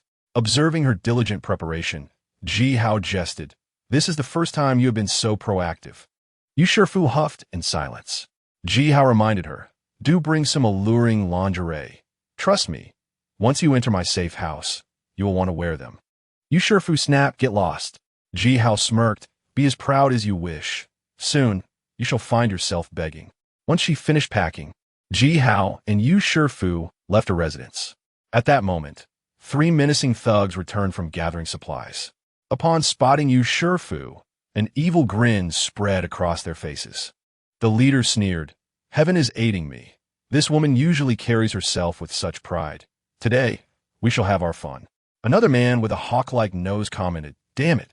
I've seen many long-legged beauties in my years, but none have legs as perfect as hers." The third man, with a dark complexion, added, "Boss, ISNT this Ji Hao. He must have the key to the safe house. If we capture him, the safe house will be ours." The leader laughed heartily. "Heaven is truly aiding me. It seems today I shall not only acquire a high and mighty beauty, but also seize the safe house. What a delight." Feeling the intense gaze of the 3 men, Yu Shifu panicked and instinctively retreated behind Ji Hao, trembling as she said, "What should we do? They have weapons. Perhaps we should flee quickly." Ji Hao disdainfully shook his head. "They are merely trifles, daring to covet my safe house. They have no idea what death means." The leader charged forward, brandishing a dagger like a venomous snake aimed at Ji Hao's throat. Ji Hao effortlessly seized the dagger and twisted it, snapping it in 2. The leader's eyes widened in astonishment, but before he could react, Ji Hao grasped his neck and twisted it forcefully. With a crack, the leader's neck snapped. Lifeless on the ground, the hawk-nosed man and the dark-faced man exchanged glances, both astonished. The hawk-nosed man exclaimed, "So he's a martial artist. Let us attack together." The dark-faced man concurred, "All right." They charged at Ji Hao, their daggers aiming for his chest and neck. "Too slow. Your bodies are riddled with openings." Ji Hao evaded their attacks and swiftly broke the hawk-nosed man's neck. The dark-faced man, terrified, turned to flee. Thinking of escaping? Not a chance. Ji Hao pursued him, delivering a kick that sent him crashing to the ground. He seized the man's dagger and slashed his throat. Yu Shifu watched in awe, her eyes reflecting the strength he displayed. "What are you waiting for? Let us go," Ji Hao urged her. "Oh, right." Yu Shifu nodded, dazed. After they departed, the 3 corpses were soon discovered. An underling hurriedly approached Lu Batian, reporting, "Boss, the dark-faced ones are dead." Lu Batian was taken aback. "What happened?" The underling replied, "I just found their bodies in front of Building 6. Lu Batian growled, "Who did this?" The underling shook his head. "I don't know." Lu Batian's eyes darkened with malice, his voice icy. To dare oppose Lu Batian is to seek death. The underling suggested, "Boss, I'll check the community surveillance. Perhaps we can find a clue." Lu Batian replied, "Fine, If I discover who did this, they shall surely meet their end. Within the safe house, Yu Shifu was utterly astonished upon entering. My heavens, it's so warm. It's completely devoid of the cold outside. Observing the luxurious decor, surpassing that of a five-star hotel, she felt a pang of unfairness at the disparity between her own suffering and Ji Hao's opulent lifestyle. How do you find my safe house? It's quite splendid. Isn't it? As long as you are willing to be my woman, everything here is at your disposal. Ji Hao lounged on the sofa, watching her with ease. Previously, if Yu Shifu had managed to maintain her cool demeanor, witnessing the lavishness of the safe house now left her genuinely shaken. However, upon seeing the wicked smile curling at the corner of Ji Hao's mouth and recalling certain of his peculiarities, an involuntary shiver coursed through her. She glanced down at her enviably long legs, pondering what fate awaited her should she become Ji Hao's woman. My place is well heated, no matter how revealing your attire. You shall not feel cold, Ji Hao remarked. The last time I took your swimsuit photos, although stunning, your home lacks a pool, which felt incomplete. But fear not, for I have one here. Let us remedy that today.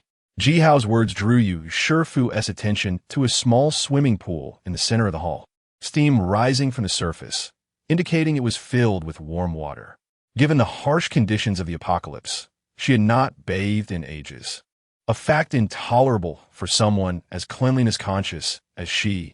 Seeing the abundance of hot water, her eyes sparkled with excitement. If the pool contained warm water, surely the bathroom would too. Noticing her eagerness, Ji Hao produced a swimsuit he had long prepared, saying, "Here, change into this." Yu Shifu blushed deeply upon examining it. Not only did it expose her back, but the neckline was exceedingly low, rendering it almost equivalent to wearing nothing. She glared at Ji Hao, her expression fierce, as if she wished to devour him. Ultimately, however, Yu Shifu relented. "Allow me to wash in the bathroom, and I shall model it for you." "Very well, go ahead." Ji Hao gestured toward the bathroom. Upon entering the bathroom, Yu Shifu was taken aback to find two stunning mature women already bathing, their figures and beauty rivaling her own. She was slightly astonished, realizing Ji Hao had quite the fortune. Fu Hongmei, with her sultry gaze, turned to Yu Shifu, saying, "Oh, where did this lovely sister come from? So beautiful. Come, I have a little secret to share with you." After emerging from the bathroom, Yu Shifu angrily confronted Ji Hao. Was this intentional? Her cheeks flushed with embarrassment. "What's wrong?" Ji Hao feigned ignorance. "You took too long to bathe. It has been an hour, and I have nearly wilted waiting." "How dare you say that? I was taken advantage of." Yu Shifu fumed. "What advantage?" Ji Hao feigned realization, though he was aware. Yu Shifu took a deep breath. "Forget it. We are here to shoot, so let us get on with it." Clad in a seductive swimsuit and standing at 176 centimeters tall, Yu Shifu appeared graceful and striking, particularly with her long, fair legs, truly a leg model. Unlike other leg models, Yu Shifu possessed a voluptuous figure, boasting a perfect physique with curves that were tantalizingly pronounced. Ji Hao wasted no time, instructing her to strike various poses by the pool, snapping photos with fervor. After completing the swimsuit shoot, he had her don a flight attendant uniform for a few close-ups. While Ji Hao had seen the sexiest flight attendant in He Xiaoqian, Yu Shifu in the uniform evoked a unique allure. She was cool and proud, inciting an irresistible urge to conquer her. Once all the shooting concluded, Yu Shifu exclaimed, "I am starving. Let me eat first." Ji Hao replied, "Your task remains unfinished. However, I can be magnanimous and let you see your lunch." Yu Shifu looked around. "Lunch? Where is it?" Ji Hao pointed to the dining table. "Right here." Yu Shifu crossed her arms defiantly, glaring at Ji Hao with barely contained indignation, nearly laughing in disbelief. "Are you mocking me? There's nothing up there. Can you conjure something out of thin air?"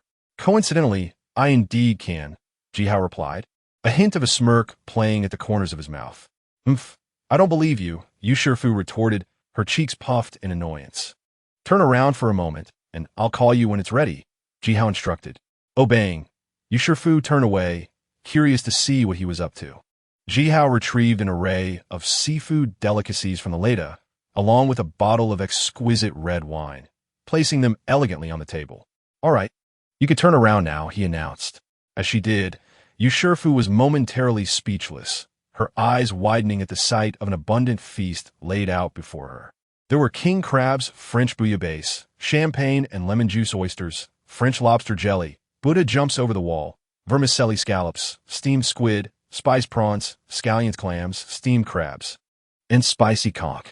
Rubbing her eyes, she questioned if she was dreaming. Oh my goodness, this is simply unbelievable. Even in peacetime, such luxuries were rare for her, let alone in the current apocalypse. Ji Hao, capable of producing such a lavish spread, left her at a loss for words. "Surprised, are you?"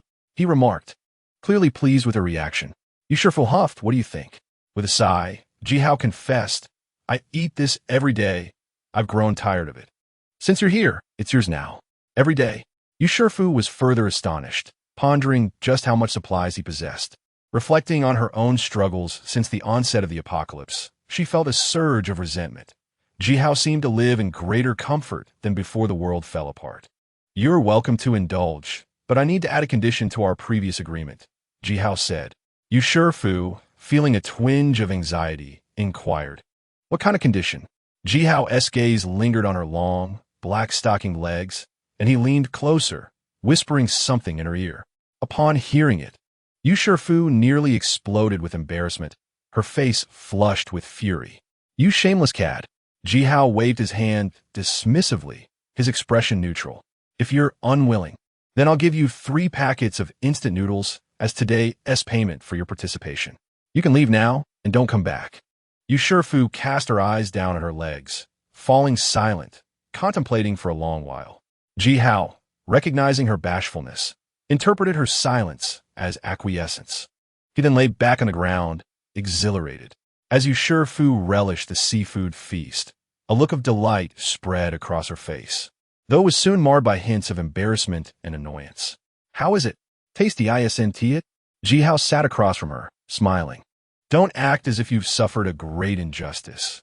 You've struck it rich, really." Her cheeks remained flushed as she fiercely bit into a piece of fish, as if she were biting into Ji Hao himself. Ji Hao found her flustered demeanor rather endearing. "Honestly, among the long-legged beauties I've encountered, only Qian can compare to you. Your stunning legs are indeed 1 in a million." Yusherfu bristled at this, thinking that being 1 in a million was meaningless if it only led to her downfall at his hands. A wave of realization washed over her, making her feel as though her purity was now tarnished. After savoring the meal and sipping a glass of red wine, Yusherfu felt quite satisfied. Although Ji Hao was somewhat unscrupulous, the food he provided was undeniable in its quality, justifying her efforts.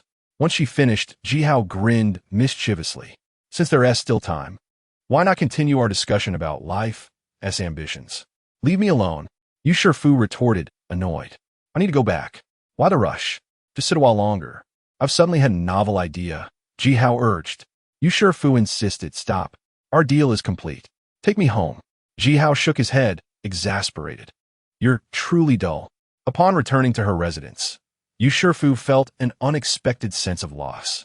Though her home was lavishly decorated and meticulously maintained, it paled in comparison to Ji Hao's secure haven, appearing as though it belonged to a different realm. Frustration bubbled within her. Though she was naturally shy, Ji Hao had a penchant for being domineering, failing to recognize the moment to seize the opportunity. She had already lowered herself to visit him and crossed numerous boundaries. She felt far from pure. Would she truly be able to marry another man in her lifetime? If only Ji Hao had acted like a domineering CEO and forced her to stay, perhaps she would have relented.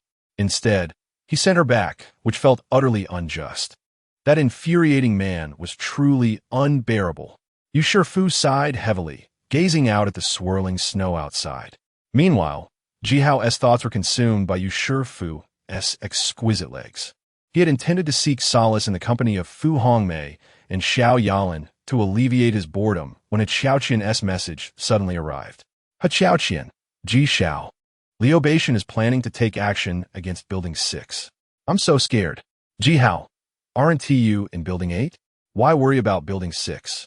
Qiaoqian. If he takes over Building 6, will he target Building 8 next? Oh no, if I lose my home, I'll have to come to you. Ji Hao, please don't. There are increasingly more people targeting me.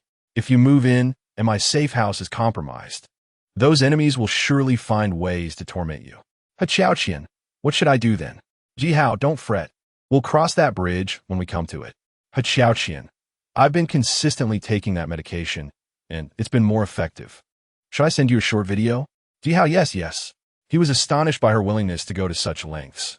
Such substances could pose significant risks to health. Upon receiving the video, Ji Hao felt a rush of excitement and informed Qian that he would come to visit and bring her some food. Qian readily agreed.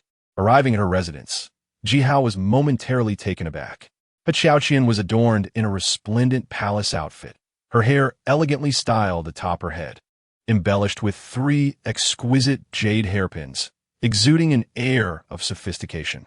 Her face was beautifully made up, her eyes sparkling like autumn waters and her lips a vivid red, resembling dancing flames against her fair, smooth skin. The intricate patterns of her attire further highlighted her grace and poise. Even in her voluminous garments, her figure remained alluring and curvaceous. This ensemble rendered her akin to a royal queen, radiant, elegant, and regal. As Ji Hao stood entranced, Qian slammed her palm upon the table, producing a sharp sound, and her cold voice rang out, "You insolent servant, why haven't you knelt before me?" What? Ji Hao was bewildered, pointing an accusing finger at him. Qian demanded, "Dare you spy on me while I bathe? What punishment do you deserve?" Instantly alert, Ji Hao turned away, rummaging through the leda to retrieve a eunuch's outfit, and swiftly donned it. He then knelt before Qian, trembling. "Your Highness, this is a grave misunderstanding. I would never dare commit such a scandalous act. Please see the truth in this matter. How dare you?" Qian struck the table again, her brows furrowing in anger.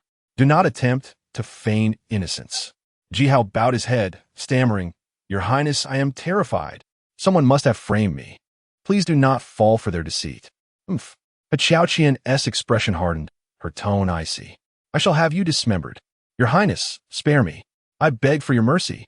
Unmoved, Qian called loudly, "Someone, seize this audacious servant and take him away." Suddenly, Ji Hao rose, a glint of malice flickering in his eyes. "Your Highness, since you insist, I shall have to offend you." Qian appeared taken aback. "What are you going to do?" Stepping closer, Ji Hao smirked. "What will I do?" It has been half a year since the Emperor last visited. You must be feeling quite lonely, no? Audacious servant." Qian cried out, "Someone, quickly come here." "Your Highness, you must call for everyone. My life is insignificant, but your precious self must not be tarnished by rumors. It would lead to your exile, and life thereafter would be unbearable." Ji Hao threatened. "Moreover, even if you do not consider yourself, you must think of His Highness the Crown Prince. You." Qian's chest heaved with anger as she pointed at Ji Hao, speechless. Ji Hao smirked, revealing a wicked grin. Your Highness, you wouldn't want our secret to reach His Majesty, would you?" Instantly, Qian, adorned in palace attire, trembled with trepidation. "Qian, why didn't you pursue acting before?" Ji Hao embraced her gently, his voice soft. "With your beauty and talent, becoming a star would be a sure thing. I would never want to be subjected to those lecherous directors," Qian replied. "A senior of mine became an actress and was exploited by many directors. When a video of her surfaced, she was mortified and ultimately took her own life."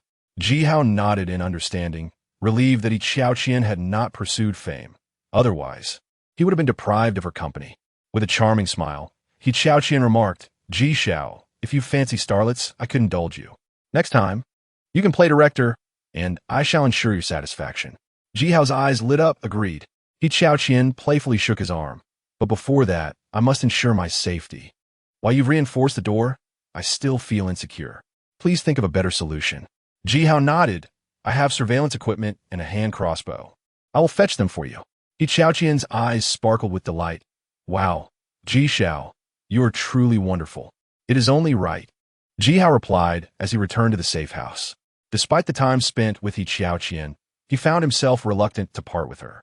He felt it was crucial to ensure this cunning woman's safety. She must endure hardship yet remain unharmed. As their relationship deepened, Ji Hao grew increasingly conflicted. In his past life, He Xiaoqian had tormented him relentlessly. Yet given her playful nature, he pondered whether to extend her an opportunity and allow her into the safe house. Sighing, he found the situation vexing. Chapter 76. The Fall of Building 6. Upon returning to He Xiaoqian's residence, Ji Hao brought her surveillance equipment, a hand crossbow, and several bolts. After installing the equipment, it enabled a clear view of the entire corridor. He then modified the peephole, creating a shooting aperture. If anyone approached, the crossbow would deliver a lesson. Wow, Ji Xiao, you are truly kind. I do not know how to thank you, He Xiaoqian flirtatiously exclaimed, her sweet voice sending shivers down one's spine. Seeing her alluring demeanor rekindled Ji Hao's interest. He gazed at her bosom and said, after working hard, I find myself a bit parched. Oh dear, Ji Xiao, you are insufferable, He Xiaoqian teased. After Ji Hao departed, as she prepared for beauty treatments, she heard someone banging on the door. The intruder had yellow hair and shifty eyes, clearly no good person. This yellow-haired man had pursued He Xiaoqian, and prior to the apocalypse, she had rejected him multiple times, leading him to gradually give up. However, with the apocalypse, he became invigorated, intent on tormenting her for her previous rejections. Days earlier, he had attempted to break in, but Ji Hao's reinforced door had thwarted him. Now armed with a fire axe, he was determined to force the door open. He Xiaoqian, you wretched girl, I advise you to open the door willingly, or when I break in, you shall know the consequences. With malevolent intent, he swung the axe against the door, producing a thunderous sound. Watching the scene unfold on the monitor, He Xiaoqian felt a surge of anxiety. Should he break in, her fate would be dire.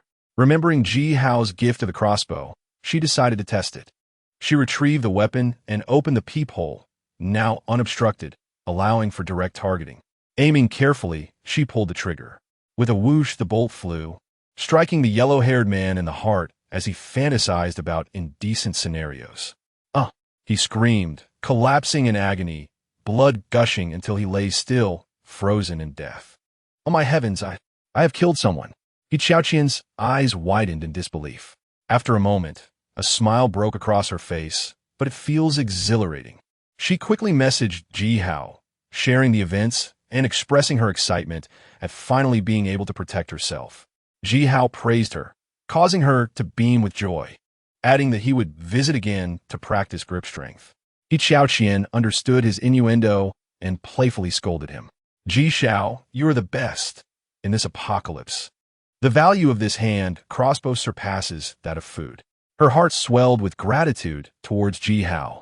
That evening, Yu Shifu repeatedly reached for her phone to contact Ji Hao, but ultimately refrained.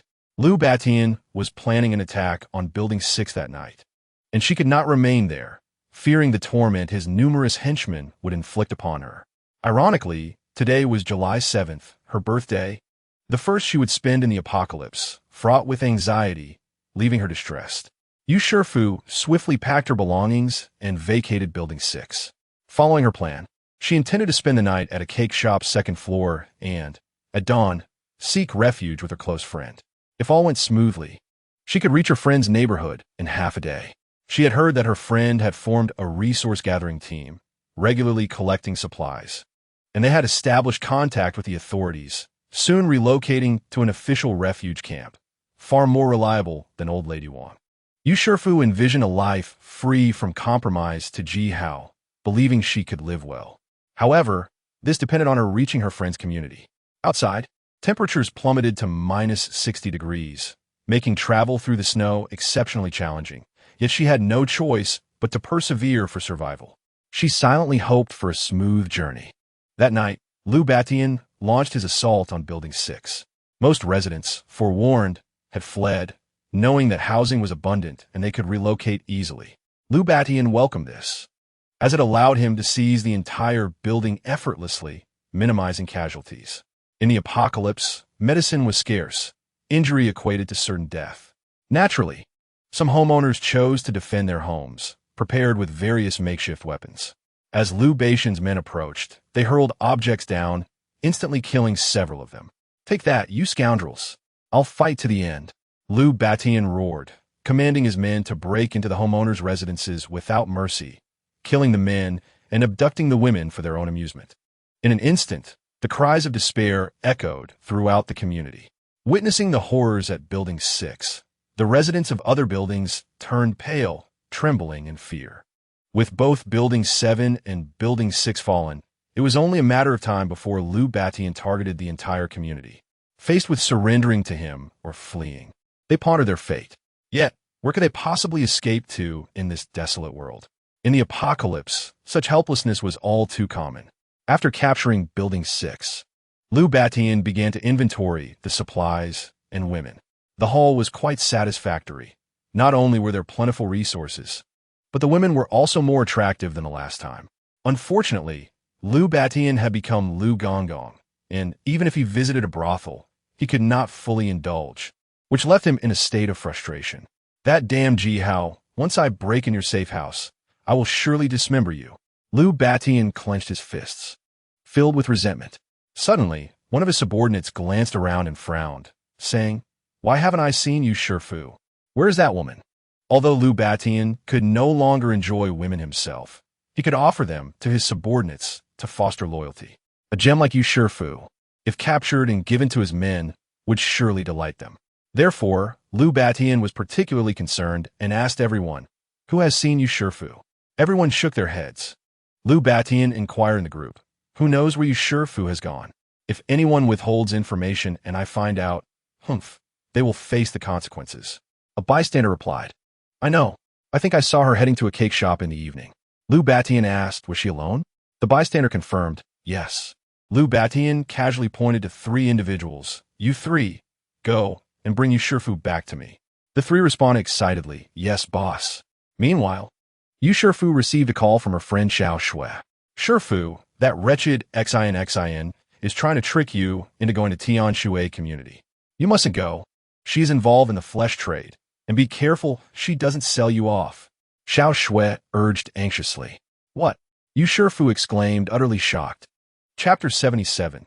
I am an abnormal ability user. Yu Shifu flustered. "Xiao Shui, what on earth is happening? Please tell me." Xiao Shui replied angrily.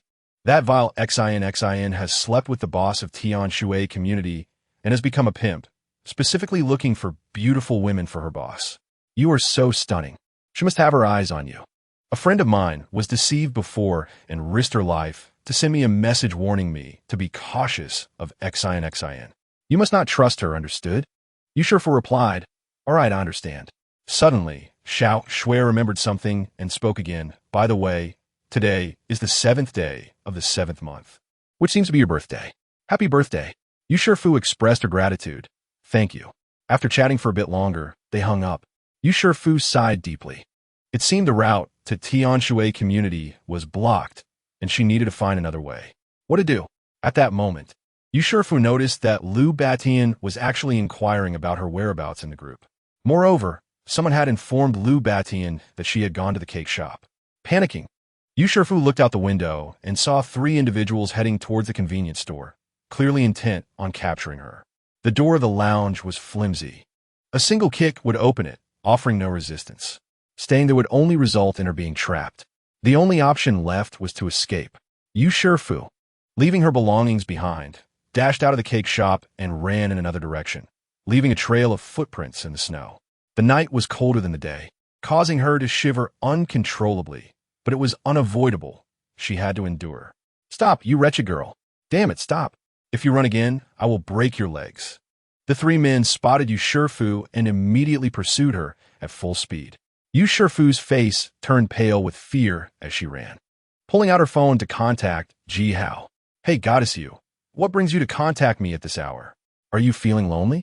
Ji-Hao teased. Yu Shifu urgently replied, "Ji-Hao, please, I need your help. I'm in front of the cake shop." Ji-Hao lazily responded, "I still want the same deal, you know." Yu Shifu retorted angrily, "You always want to take advantage of me." Before she could finish her sentence, the line went dead. Evidently, Ji-Hao had hung up, unwilling to listen to her complaints. "Stop, wretched girl. If you dare to run, you'll taste the consequences from our brothers."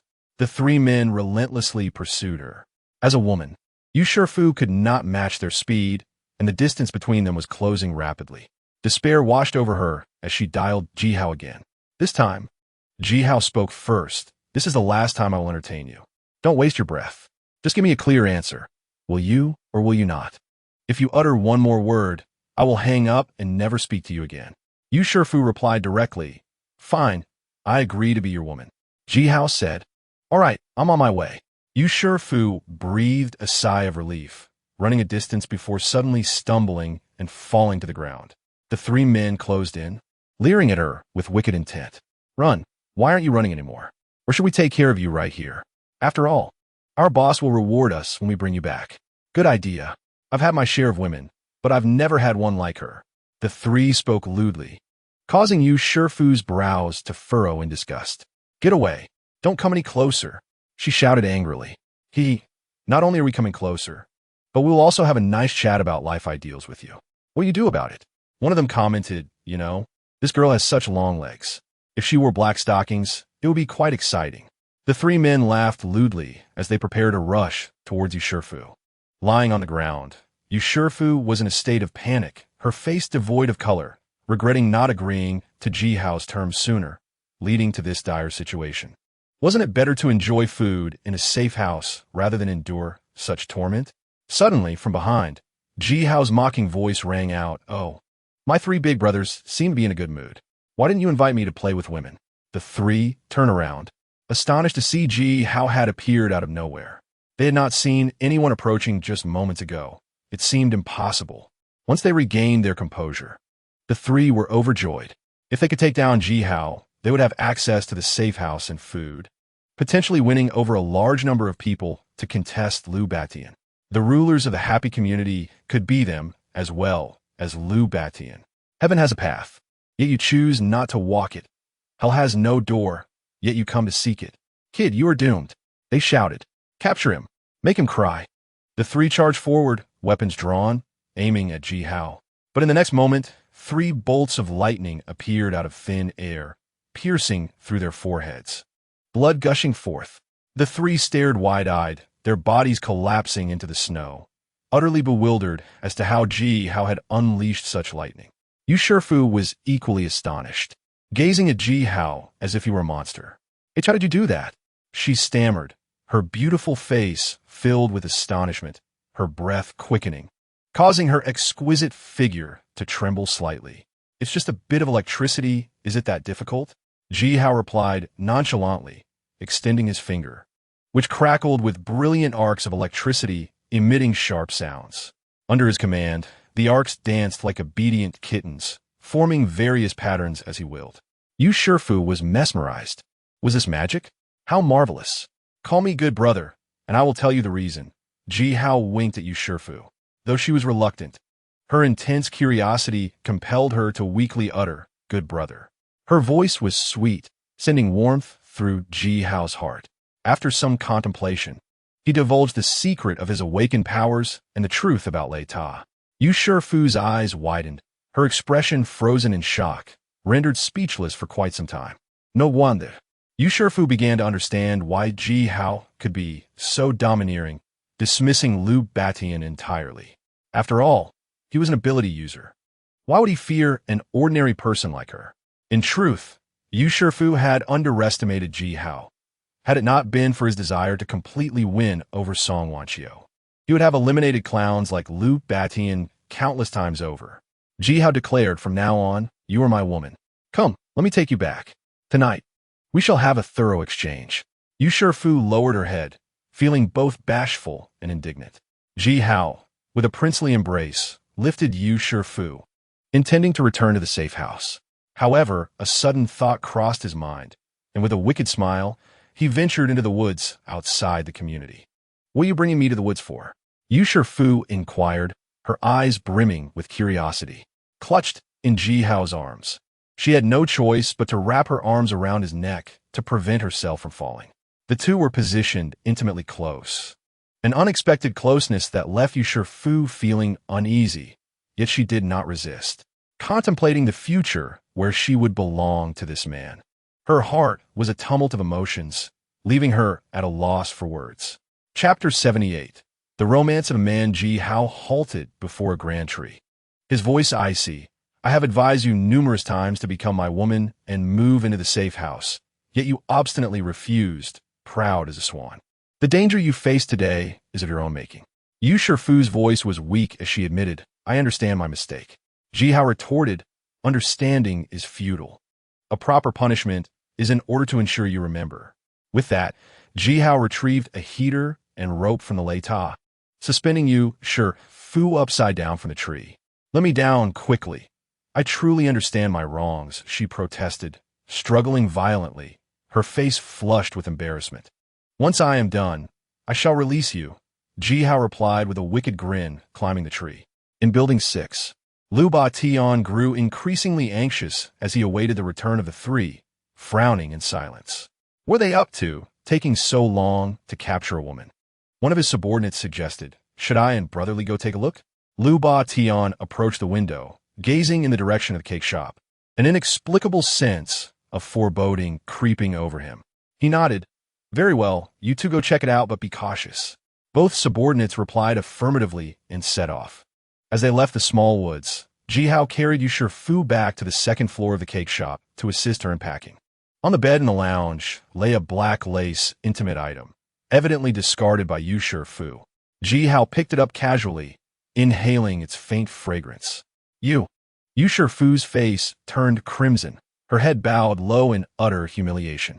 Ji Hao packed her belongings into the lei and exited the cake shop, only to encounter two burly men sent by Lu Batian. It's you, Ji Hao, they exclaimed, momentarily stunned before joyously raising their crossbows at him. Hey kid, you chose the wrong path. Eliminating you would be a great accomplishment, and our boss will surely promote us. One added, but be careful not to accidentally harm the goddess of fish. The boss would be furious. Fear not, I was once an avid shooter. My arrows are famously swift, precise, and lethal. One of them sneered, pulling the trigger as a crossbow bolt hurtled toward Ji Hao.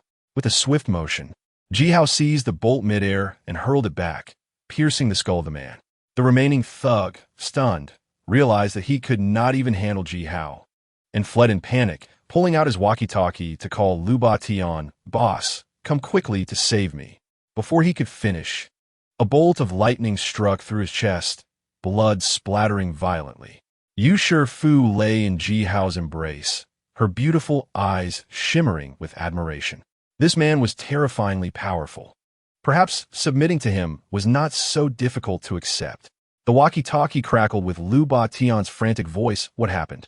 What danger did you encounter? Ji Hao picked up the device, his voice hoarse apologies, but they are already dead. Lu Batian fell silent for a moment before responding with menace. Who dares to kill my men? You shall pay dearly. Ji Hao boldly declared, the killer is Ji Hao. With that, he crushed the walkie-talkie in his grip with a resounding crack. In Building 6, Lu Batian was livid, cursing Ji Hao, this fiend who continually crossed paths with him. Yet, he saw an opportunity. Since Ji Hao was outside, it was the perfect chance to eliminate him. Everyone, follow me. We have a significant task ahead. Lu Batian commanded, swiftly gathering his men and arming them as they rushed toward the cake shop. However, he was destined to arrive too late, for Ji Hao had already returned to the safe house with Yu Shifu. As she felt the warmth enveloping her again, Yu Shifu was swept away by a dreamlike sensation. Everything felt so splendid, almost surreal. Had it not been for the warmth against her skin, she might have questioned whether she was dreaming. Fu Hongmei and Xiao Yalan noticed the blush on Yu Shifu's cheeks and the sparkle in her eyes. Quickly understanding the situation. Welcome to our family, dear sister. From now on, we are one of us. If you have any troubles, feel free to confide in your elder sister, Fu Hongmei said, gently taking Yu Shifu's hand. Xiao Yalan cast a meaningful glance at Ji Hao and Yu Shifu, teasingly saying, Hubby is truly fortunate to win over such a high and mighty goddess. I'm curious about your thrilling escapades. Yu Shifu lowered her head, feeling her cheeks burn with embarrassment, wishing she could disappear into a crack in the ground. Ji Hao, unfazed, replied, We were just in the small woods. It's not my first time. You mustn't mention that. Xiao Yalan shot him a reproachful glare. Feeling mortified, you and Yu Shifu must have private matters to discuss. I shall not intrude.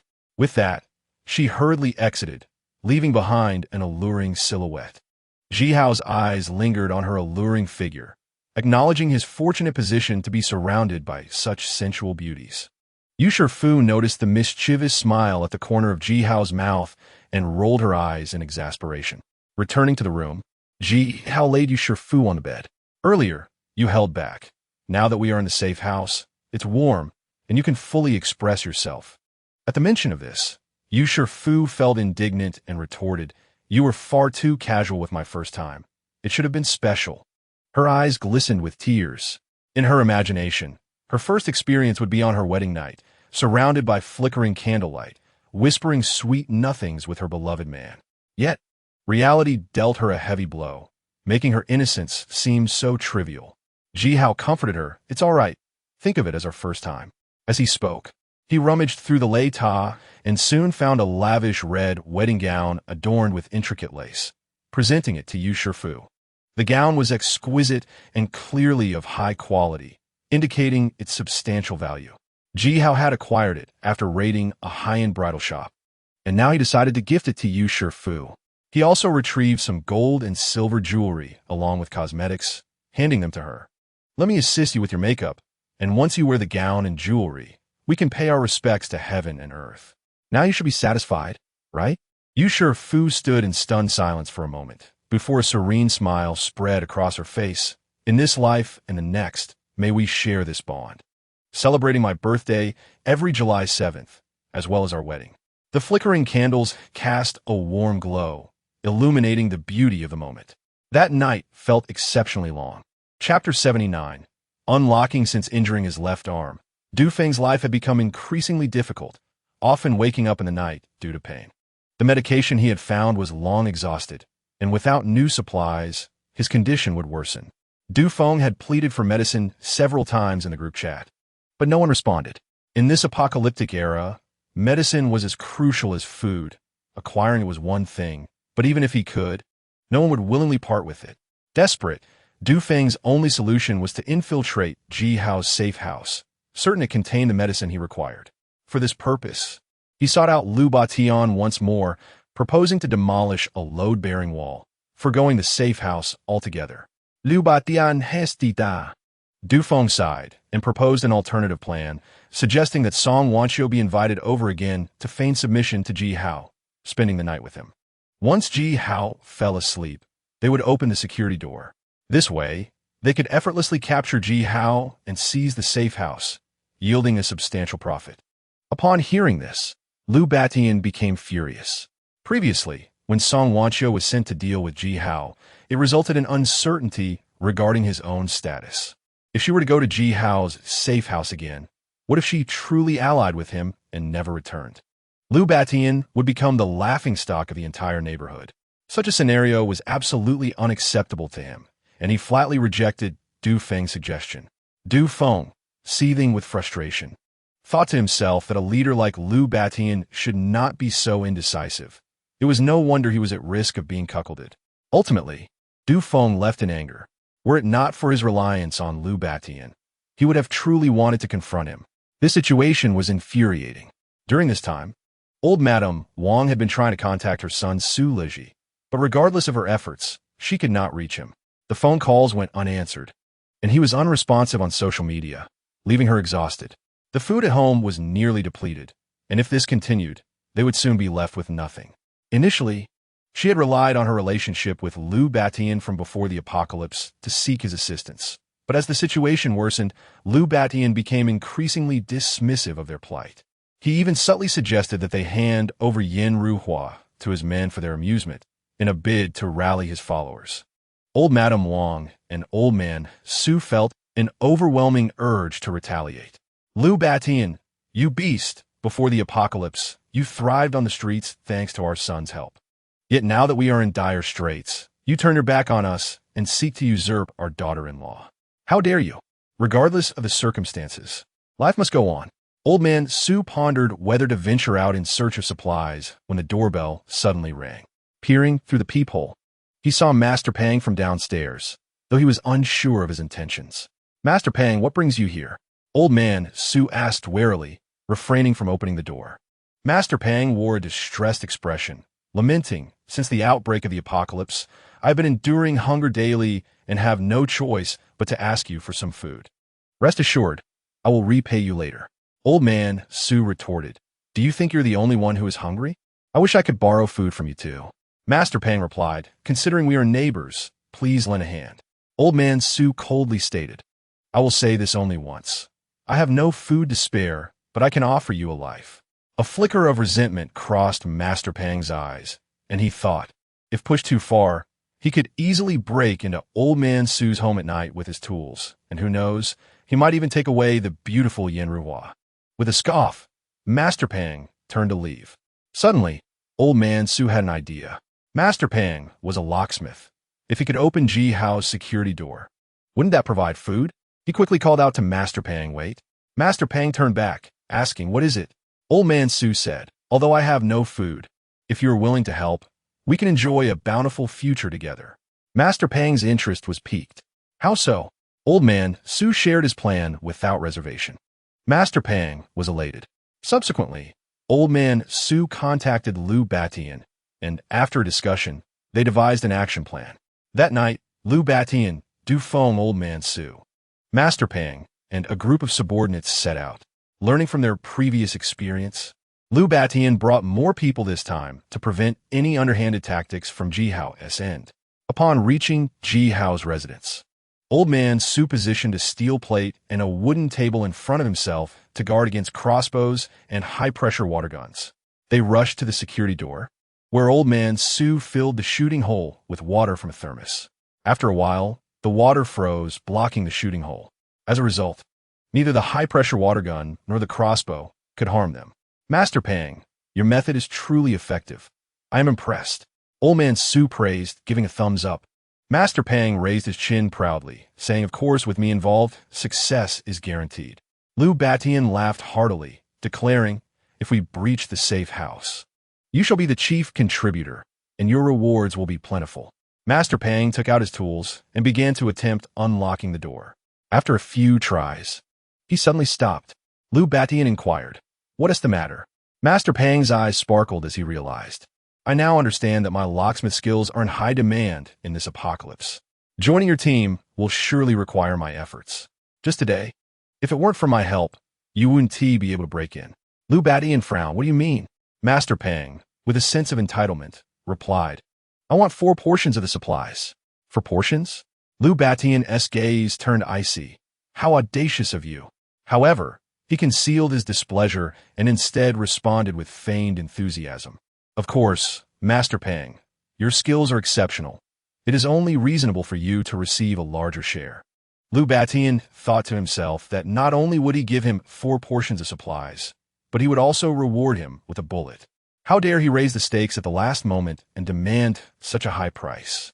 Master Pang, oblivious to Liu Batian's discontent, was basking in his own self-satisfaction. He believed that it was reasonable for those with true skills to receive a greater share of the provisions. With excitement, Master Pang resumed his efforts to unlock the door. After 2 decades in the industry, he prided himself on being among the best, convinced that there was no lock he could not open. Yet after toiling for hours, drenched in sweat, he found the lock unyielding. "Damn it, I refuse to believe this." Master Pang's competitive spirit reignited. The more he struggled, the more he was determined to prove his capabilities. Inside the safe house, Ji Hao was engrossed in a video game, indifferent to the events unfolding outside, trusting the 3 women to manage the situation as a means of training them. If he had to intervene every time, it would surely wear him out. Chapter 80. Infuriated to the point of fury, Fu Hongmei reclined leisurely on the sofa, her long legs crossed, and with a subtle smile, she said, "Yalan, this time it's your turn. Is that all right?" Xiao Yalan, appearing relaxed and eager, replied, "No problem." Fu Hongmei then turned to Yu Shifu, "Sister Yu, the safe house has many functions. Follow along and learn. As women, we must learn to protect ourselves and not rely solely on men." "All right." Yu Shifu nodded in agreement. Outside, Master Pang wore a grim expression. At first, he had been full of confidence, but now he felt defeated. The security door was equipped with high-tech features far beyond that of ordinary doors.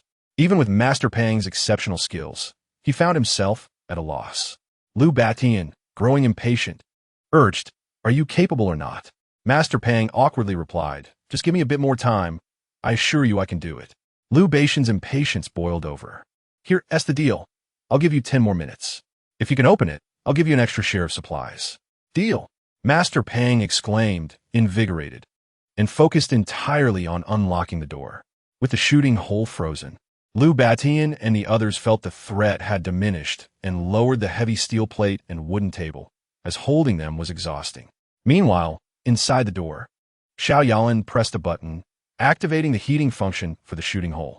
When constructing the safe house, Jihao had anticipated the possibility of the shooting hole being blocked by ice and had implemented a heating feature, which was now proving invaluable. Soon, the ice in the shooting hole melted away, and Yu Shifu raised her crossbow, a mocking smile gracing her lips. "We warned you not to seek death, yet you refused to listen. Since that is the case, you shall not leave." In the next instant, she pulled the trigger, launching a bolt toward the intruders. Master Pong was preoccupied with unlocking the door and failed to notice that the shooting hole had already been opened. It was Lu Batian who, with his keen eyes, immediately shouted, "Quick, hide!" However, it was too late. A crossbow bolt pierced Master Pong's heart, and he fell to the ground, groaning in agony, blood gushing forth. Witnessing the grim fate of Master Pong, the others dared not linger, hastily lifting steel plates and wooden tables as they retreated. The second bolt flew out, striking Grandpa Xiu in the shoulder, rendering him pale with pain and cursing vehemently. The third bolt shot out, finding its mark in the neck of a youth with yellow hair, who fell lifelessly to the ground, clearly beyond salvation. Subsequently, a fourth bolt whizzed past Lu Batian's face, startling him greatly. By the time the fifth bolt was released, Lu Batian and his companions had retreated to the staircase, evading the range of the crossbow's attack. They were all deeply unsettled.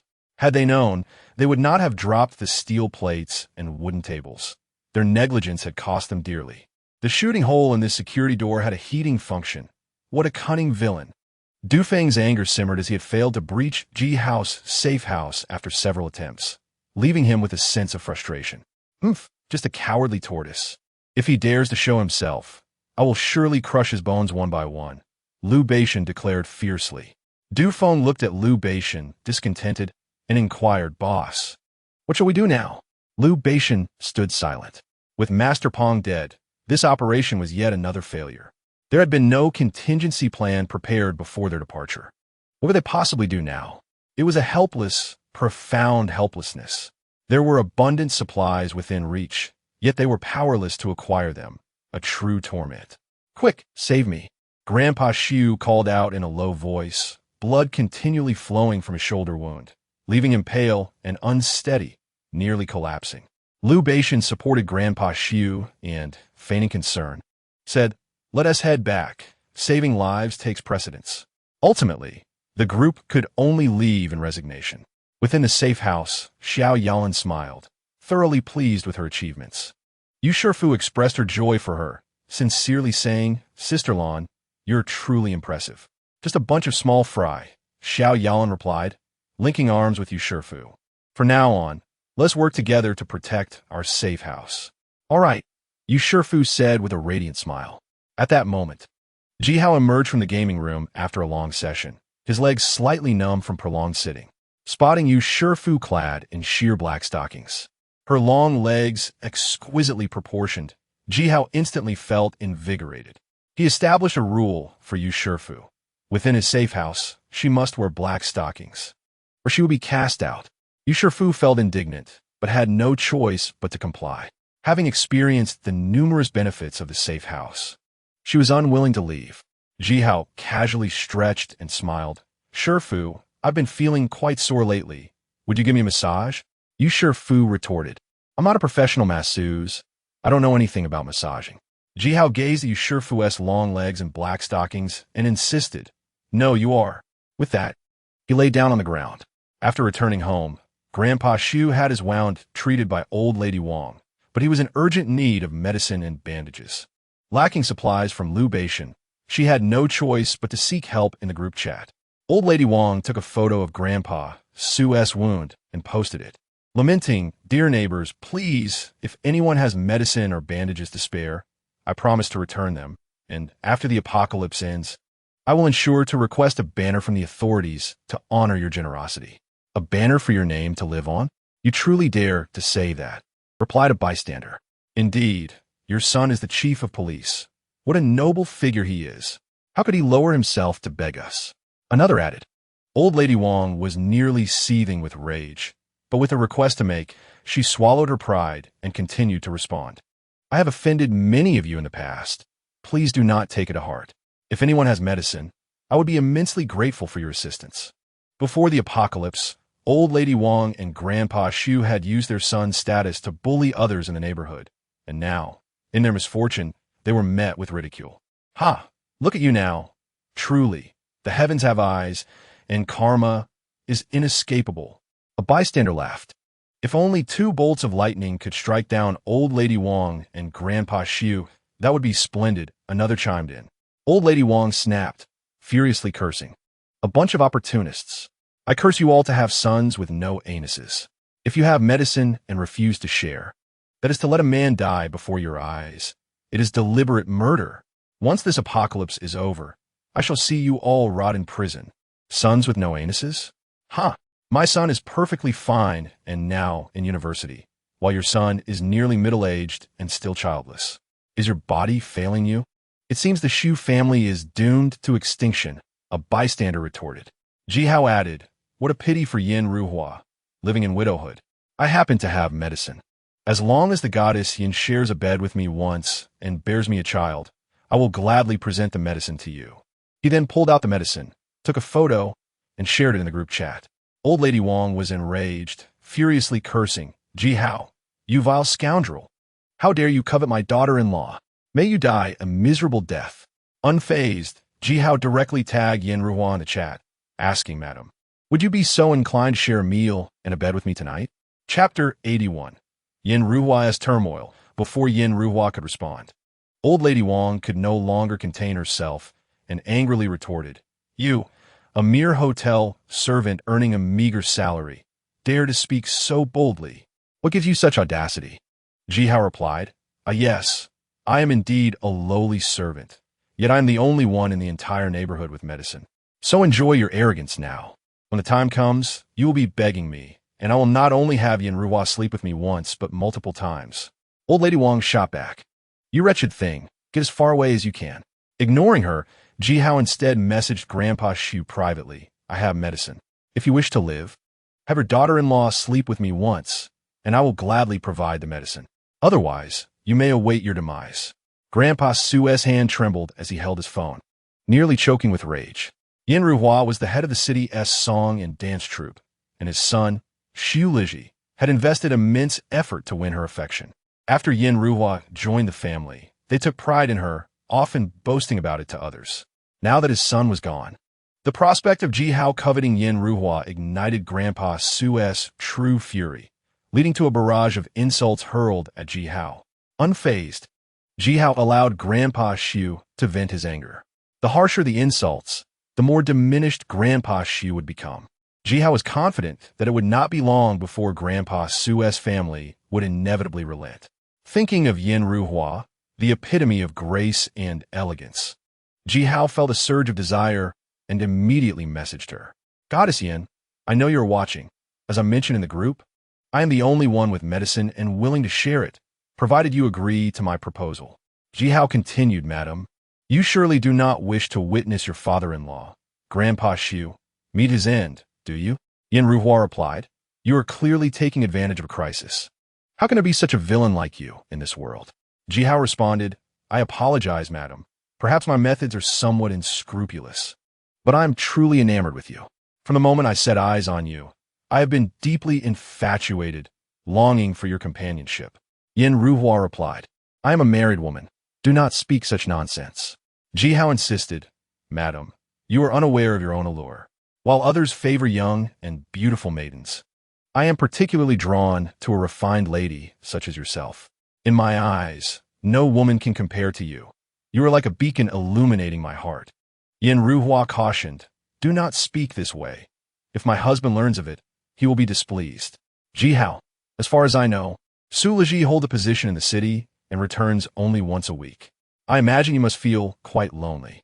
May I offer solace to your empty soul? His world revolves solely around work, promotions, and ascending to higher positions, never once considering your feelings. Do you not harbor any grievances? I am different. I will always cherish you, ensuring you become the happiest person in the world. Yin Ruhua remained silent for a long time, her gaze somewhat lost. Just as Ji Hao had articulated, Su Leji was perpetually consumed by work, neglecting her entirely. To claim that she bore no resentment would be a falsehood. In this apocalyptic era, when she desperately needed assistance, Su Leji was utterly unreachable. As a husband, he was woefully inadequate. In contrast, Ji Hao, regardless of his character, at least understood the nuances of romance and could articulate sweet nothings, a quality that surpassed Su Leji by leaps and bounds. Ji Hao was aware that he had touched upon the scars of Yin Ruhua's heart, and he refrained from urging her, patiently awaiting her response. Yin Ruhua, please, refrain from further discussions. Just give me the medicine, and once this apocalypse ends, I will surely bring my entire family to express my gratitude. Ji Hao, the apocalypse will never come to an end. Do not cling to such illusions. Abandon the Wang family. You ought to understand their true nature. If we ultimately fail to acquire the medicine, they will undoubtedly compel you to venture out and gather supplies, or even share my bed as a form of barter. Rather than endure such humiliation, it would be wiser to compromise sooner, sparing you further suffering. Yin Ruhua's heart sank. She understood Wang Laotai and Su Dage all too well. Both were exceedingly afraid of death and insisted on visiting the hospital weekly, fearing they might be afflicted with grave illnesses. As Ji Hao had pointed out, if they ultimately failed to procure the medicine, what would become of them? Ji Hao, people aspire to ascend, just as water flows downward. We could explore a relationship together, and you would discover that I am quite an admirable person. Ji Hao removed his shirt and sent a few photos. Upon seeing them, Yin Ruhua's cheeks flushed. His 8-pack abs were striking, bursting with vitality, far superior to her husband's beer belly. Ji Hao, not only do I possess good looks and physical strength, but my safe house is also stocked with ample supplies, sufficient for a long period of indulgence. Furthermore, I have heating, so it is not cold at all. I can take hot showers. If you doubt me, I can send you videos and photos. When she finally viewed the videos and images, Yin Ruhua was astonished. My heavens, while others are enduring such hardships and starvation, you are luxuriating in life. How unfair this world is. Ji Hao, so are you intrigued? Then act swiftly. Yin Ruhua, how do I know you haven't edited those images? Ji Hao promptly initiated a video call. Yin Ruhua hesitated for a moment, but eventually answered. Madam, it has been some time since we last met, and you look even more radiant than before, far more striking than any celebrity. Ji Hao greeted with a smile. Yin Ruhua felt flattered, yet she maintained a cold demeanor, saying, Spare me the flattery. Ji Hao replied, Let me show you my safe house. He aimed the camera around, capturing various angles, and indeed, the images matched those he had previously sent. As the camera panned over a sumptuous seafood feast on the table, Yin Ruhua could no longer contain herself, her stomach growling with hunger. Observing the food, it was evident that this was the true essence of enjoying life. Ji Hao returned to his room, lay on the bed, and casually asked, Madam, what have you decided? Yin Ruhua remained in shock and did not respond. Ji Hao's smile turned suggestive. As I mentioned earlier, I can take hot showers here. I was not deceiving you. With that, he entered the bathroom, turned on the shower, and began bathing. Yin Ruhua gasped, her face flushed crimson, nearly throwing her phone away. She was flustered and hastily ended the call. That rogue, utterly shameless. However, she instinctively compared Ji Hao to Su Leji and ultimately concluded that Ji Hao was the clear victor. Ji Hao messaged Yin Ruhua, Madam, it is only fair that if you have seen me, I should also see you. Yin Ruhua, get lost. Ji Hao, how about you dance for me? As the head of the city's dance troupe, your grace must be exceptional. Yin Ruhua, dream on. Ji Hao, no matter how I imagine, nothing compares to your authentic beauty. In that instant, Yin Ruhua felt a stirring within her. Chapter 82. Madam, do not panic. I am here. After concluding the call with Yen Ruhua, a subtle smile crept upon Jihao's lips. He recognized that Yen Ruhua's heart was in turmoil. With a little more time, he might truly win her over. He envisioned her voluptuous figure and elegant demeanor, all so captivating. It was still too early for bed, so Jihao, feeling bored, invited Fu Hongmei, Xiao Yalan, and Yu Shifu to watch a movie in the cinema room. They chose a romantic art film, and as the plot unfolded, the male and female leads entered the theater, watched a movie together, and shared a kiss. What a coincidence! Jihao gazed at the three enchanting women and suddenly conceived a bold idea. Over the next 2 days, Jihao refrained from contacting Yen Ruhua, and she did not reach out to him either. Su Dejia's condition worsened, causing him to tremble in pain, waking up several times throughout the night. Yet he had no means to alleviate his suffering. If he could not secure the medicine, his fate was sealed. On the 3rd day, Wang Laotai approached Yen Ruhua, pleading earnestly, "Ruhua, with Leji absent and the old man injured, I, as a mere woman, am powerless. This family relies solely on you now." Yen Ruhua lowered her head, a sense of desolation washing over her. "I will support this family." Wang Laotai suggested, "Your father-in-law's condition is deteriorating, and he is in urgent need of medicine. You used to buy medicine frequently and are familiar with the nearby pharmacies. Why not venture out and see if you can procure some? Oh, and if you can bring back some food as well, that would be even better." Yen Ruhua glanced out at the swirling snow and instinctively shivered, weakly responding, "But it's so cold outside." Wang Laotai's tone grew more severe. "I beg you, is it your wish to watch your father-in-law perish?" As she spoke, she almost knelt before Yen Ruhua. Yen Ruhua shuddered. She could not allow Wang Laotai to kneel and quickly supported her, bitterly saying, "Mother, please don't do that. I will go out." Only then did Wang Laotai reveal a smile. "Truly, you are a good daughter-in-law, so brave." Yen Ruhua remained cautious, meticulously charting a route and concealing her face.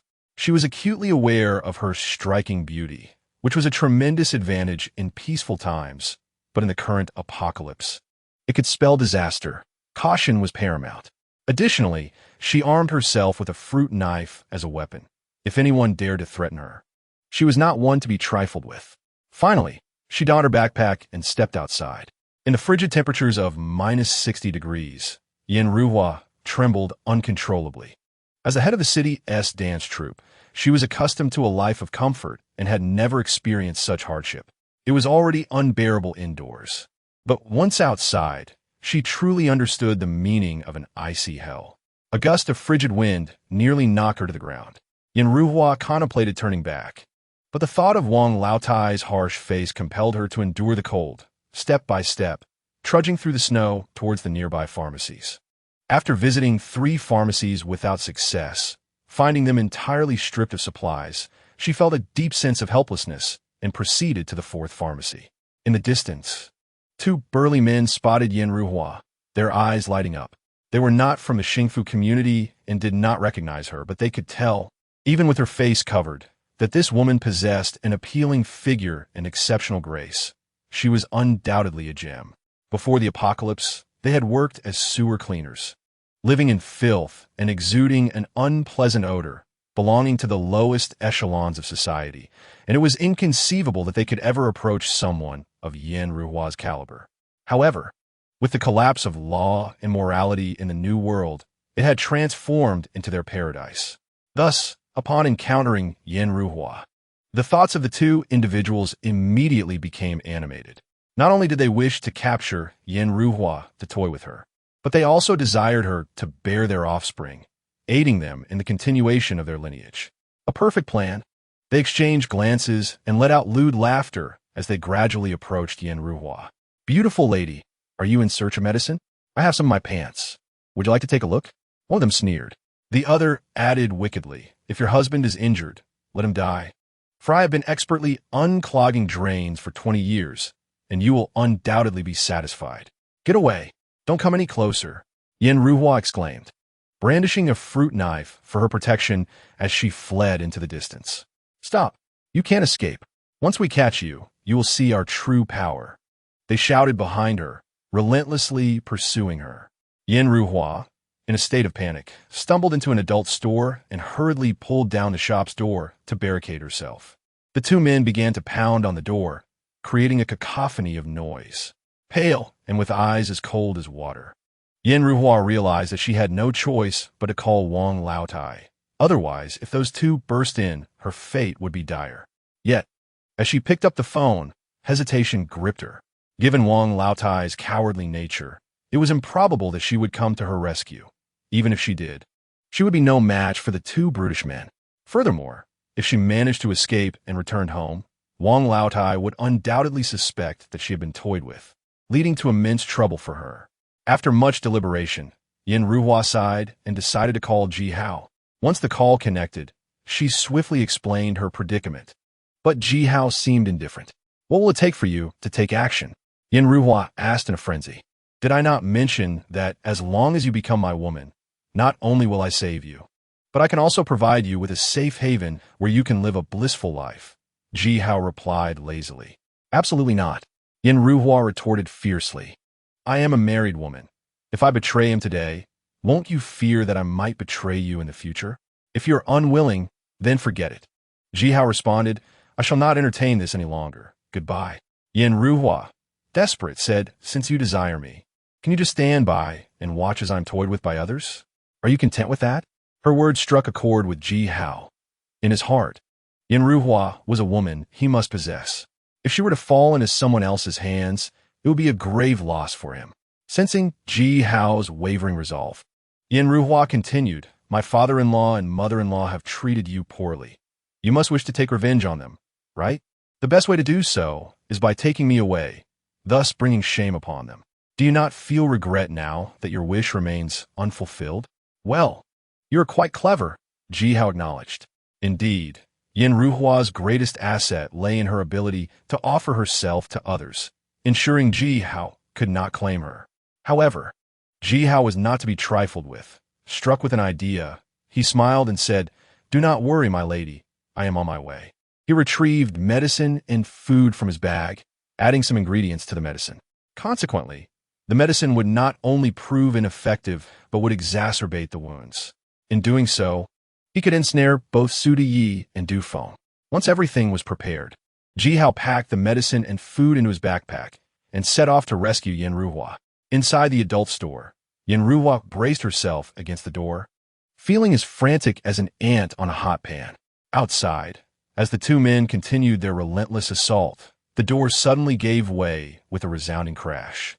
Yin Ruhua fell to the ground, letting out a pained groan. Well, you are quite capable, aren't you?" They taunted, still daring to resist. "Let us see how I deal with you." They jeered with lewd laughter. Yin Ruhua, frightened by their menacing expressions, felt her heart race. Chapter 83. You are truly beautiful. Don't come any closer. Yin Ruhua quickly stood up, holding the fruit knife protectively before her. The two men, however, were unfazed. The one on the left advised, "Beautiful lady, why bother? You would fare much better if you submitted to us. It would spare you some suffering." The other added, "To be honest, my brother and I like to practice our martial skills. Your knife won't harm us. You scoundrels, leave at once. I've already contacted my family. They're on their way." Yin Ruhua shouted fiercely. "Huh!" The man on the left scoffed, suddenly pointing behind her and exclaiming, "Look, a UFO." Yin Ruhua instinctively turned around, but saw nothing. Her heart sinking. Indeed, the two men lunged at her, swiftly snatching the fruit knife away and subduing her. An adult store is a splendid place. "Ha! We shall have our fun here, won't we?" One of them grinned. "Brother, don't waste your breath. Once we strip her, let's see how proud she remains." The other suggested wickedly. Yin Ruhua's eyes shimmered with tears, her despair reaching its peak. Suddenly, a relaxed voice cut through the tension. "My lady, I am right here. Why are you crying?" Startled, the two men stepped back, bewildered by the sudden appearance of another person. Upon realizing that Ji Hao was merely a young man without any weapons, they breathed a sigh of relief. Seeing Ji Hao, Yin Ruhua felt a rush of joy and shouted, "Quick, save me." Ji Hao smirked, "Do not worry, my lady. With me here, no one will bully you." Yin Ruhua felt an inexplicable warmth, instinctively retreating behind Ji Hao, as if his presence rendered all danger inconsequential. The man on the left laughed heartily, mocking, "Haha, you haven't even grown hair, yet you aspire to be a hero saving a damsel in distress. How utterly ridiculous." Before he could finish, Ji Hao's fist struck him, piercing through his chest, and he fell lifelessly to the ground. The other man felt a chill run down his spine, realizing the sheer strength of Ji Hao. He turned to flee, but Ji Hao was not one to grant him such an opportunity. With another powerful punch, the second man met the same fate. Yen Ruhua stood in shock, and once she regained her composure, she sincerely expressed, "Thank you for saving me. Is that all the gratitude you can muster?" Ji Hao surveyed the surroundings with a mischievous smile, teasing, "My lady, you certainly know how to choose a venue. Was this place specially prepared for me?" "No," Yen Ruhua quickly clarified, fearing Ji Hao would misunderstand. "I merely stumbled in here." "No need to explain. I understand," Ji Hao replied, retrieving medicine and bandages from his bag and offering them to Yen Ruhua. "This is for you." Yen Ruhua's eyes widened in astonishment as she recognized the anti-inflammatory medication, painkillers, antibiotics, and bandages, all essentials she desperately needed. "Is this truly for me?" she stammered, uncertain. "You won't regret it?" Ji Hao shrugged nonchalantly. "In this apocalyptic world, although medicine is precious, I am kind-hearted and cannot bear to see a beautiful sister suffer." Yen Ruhua took a deep breath, her joy evident as she said, "Consider this a debt of gratitude. I shall repay you in the future. By the way, I have some food here. You should eat before it gets cold." Ji Hao pulled out a steak and several packets of instant noodles, softly saying, "Just take the noodles home. Enjoy the steak here." "So you want to have to explain its origins to Wang Laodai." Yen Ruhua gazed at the steak before her in disbelief.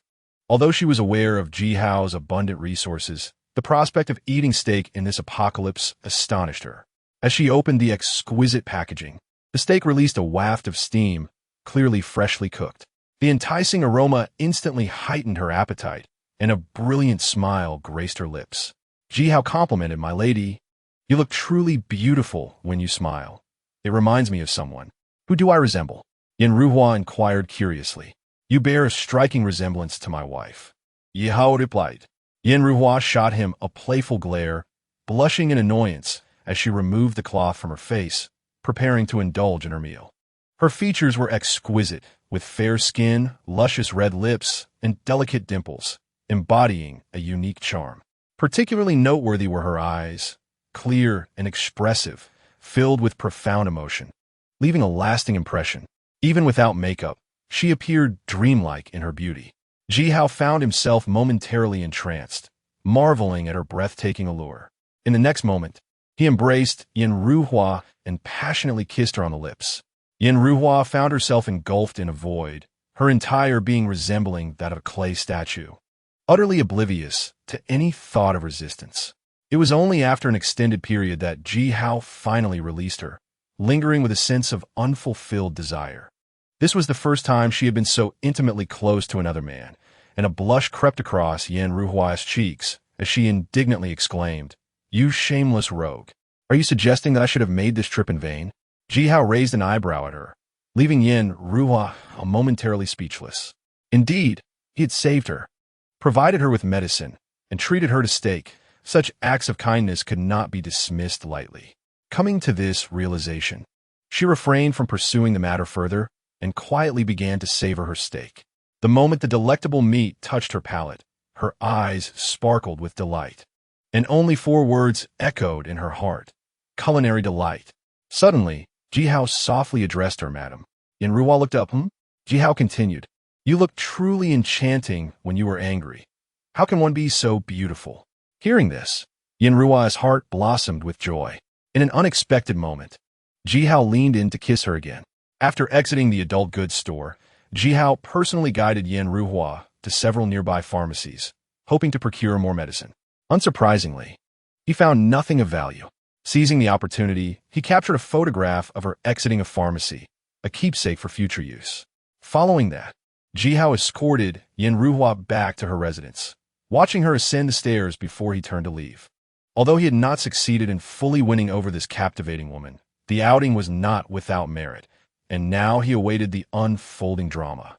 Upon returning to his safe house, Jihao retrieved his phone and messaged Du Feng using a secondary account.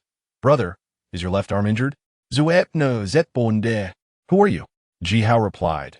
My identity is inconsequential. What matters is whether you require medication. Du Feng queried. Isn't that obvious? Jihao then revealed. I have a secret for you. While I was out gathering supplies, I spotted Yen Ruhua emerging from a pharmacy, clearly laden with a considerable amount of medicine. I considered approaching her, yet she was wielding a knife. If you seek medication, you might want to seek her out. Jihao added, oh wait, you should actually look for Wang Yaopa, as she is the one who controls the medicine in that household. Du Feng questioned, are you certain? You aren't deceiving me, are you? Without hesitation, Jihao sent a photograph of Yen Ruhua leaving the pharmacy, her backpack visibly bulging with supplies. Upon seeing the image, Du Feng ceased his doubts. All right, I understand now. Thank you. Jihao responded, we are brothers. No need for thanks. In truth, I have harbored feelings for you. If you appreciate my assistance, feel free to arrange a meeting. I promise a delightful surprise. Du Feng erupted in outrage, cursing vehemently, feeling a chill run down his spine. His previously pleasant mood was thoroughly disrupted. Chapter 84. The scheme upon returning to her dwelling. Yen Ruhua immediately unpacked the medicine and instant noodles.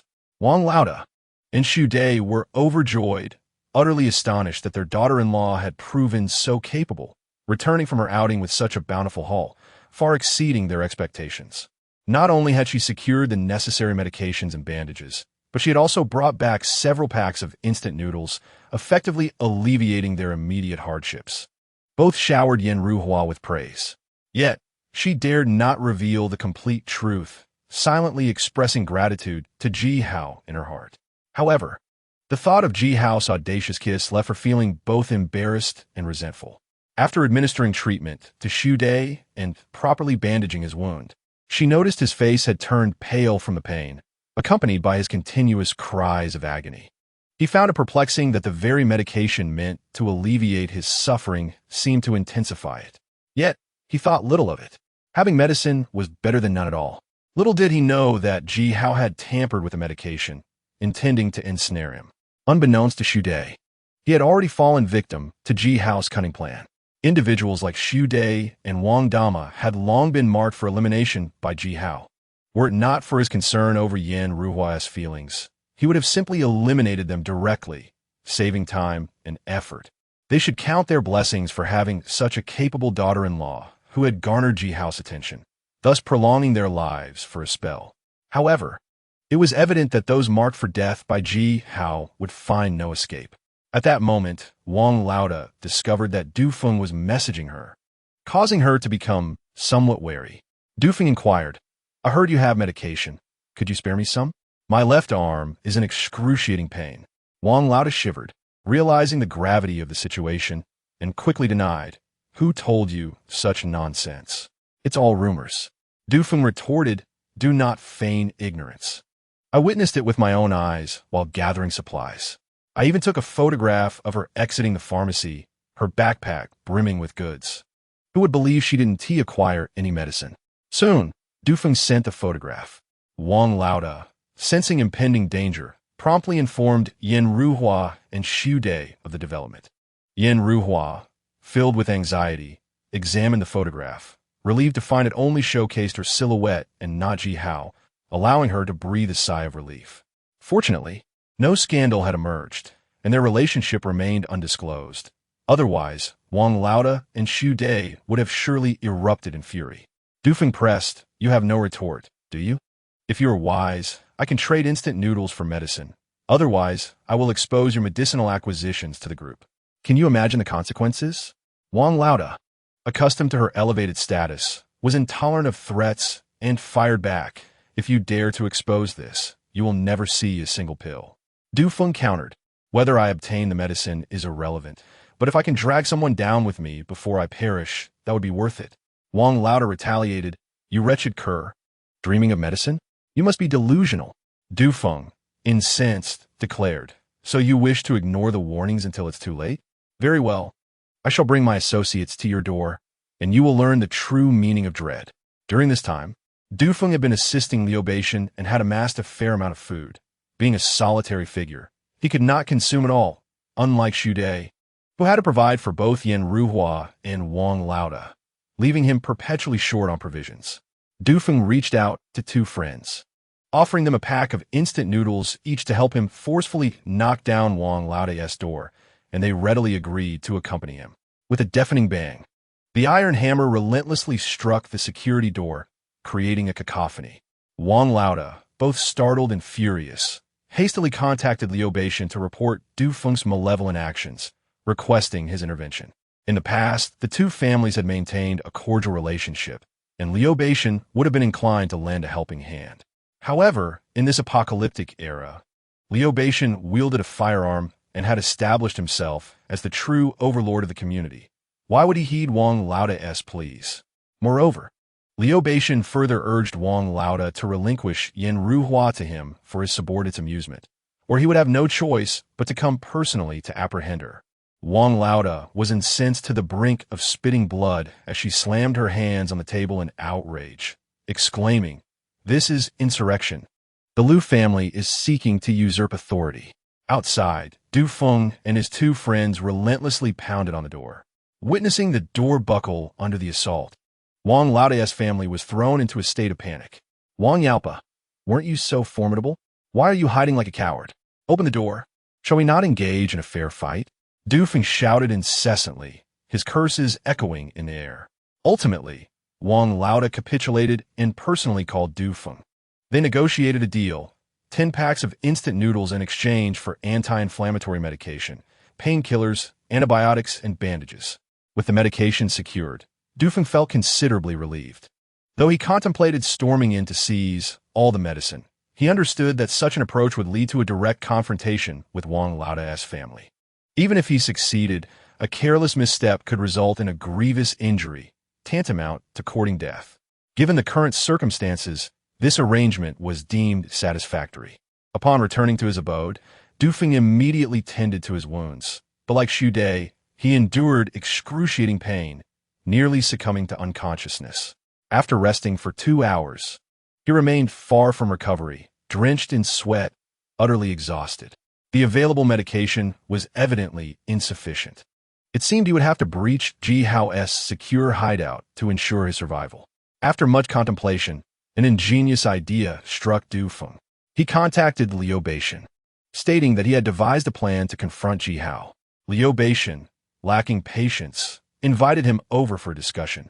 Upon arriving at Liu Beixian's residence, Du Feng suppressed his pain and spoke candidly. "Boss, my method is quite simple. Since it is challenging to breach Ji Hao's security door, let us seek an opening through the window." Liu Beixian's spirits were instantly lifted upon hearing this. "What do you mean?" A venomous glint flickered in Du Feng's eyes as he replied fiercely, "Do you not possess a firearm?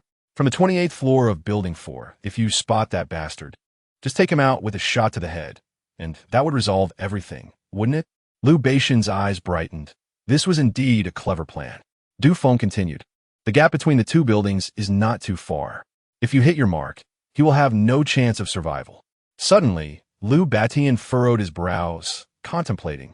What if he has bulletproof glass installed? Du Feng remained composed. That's simple.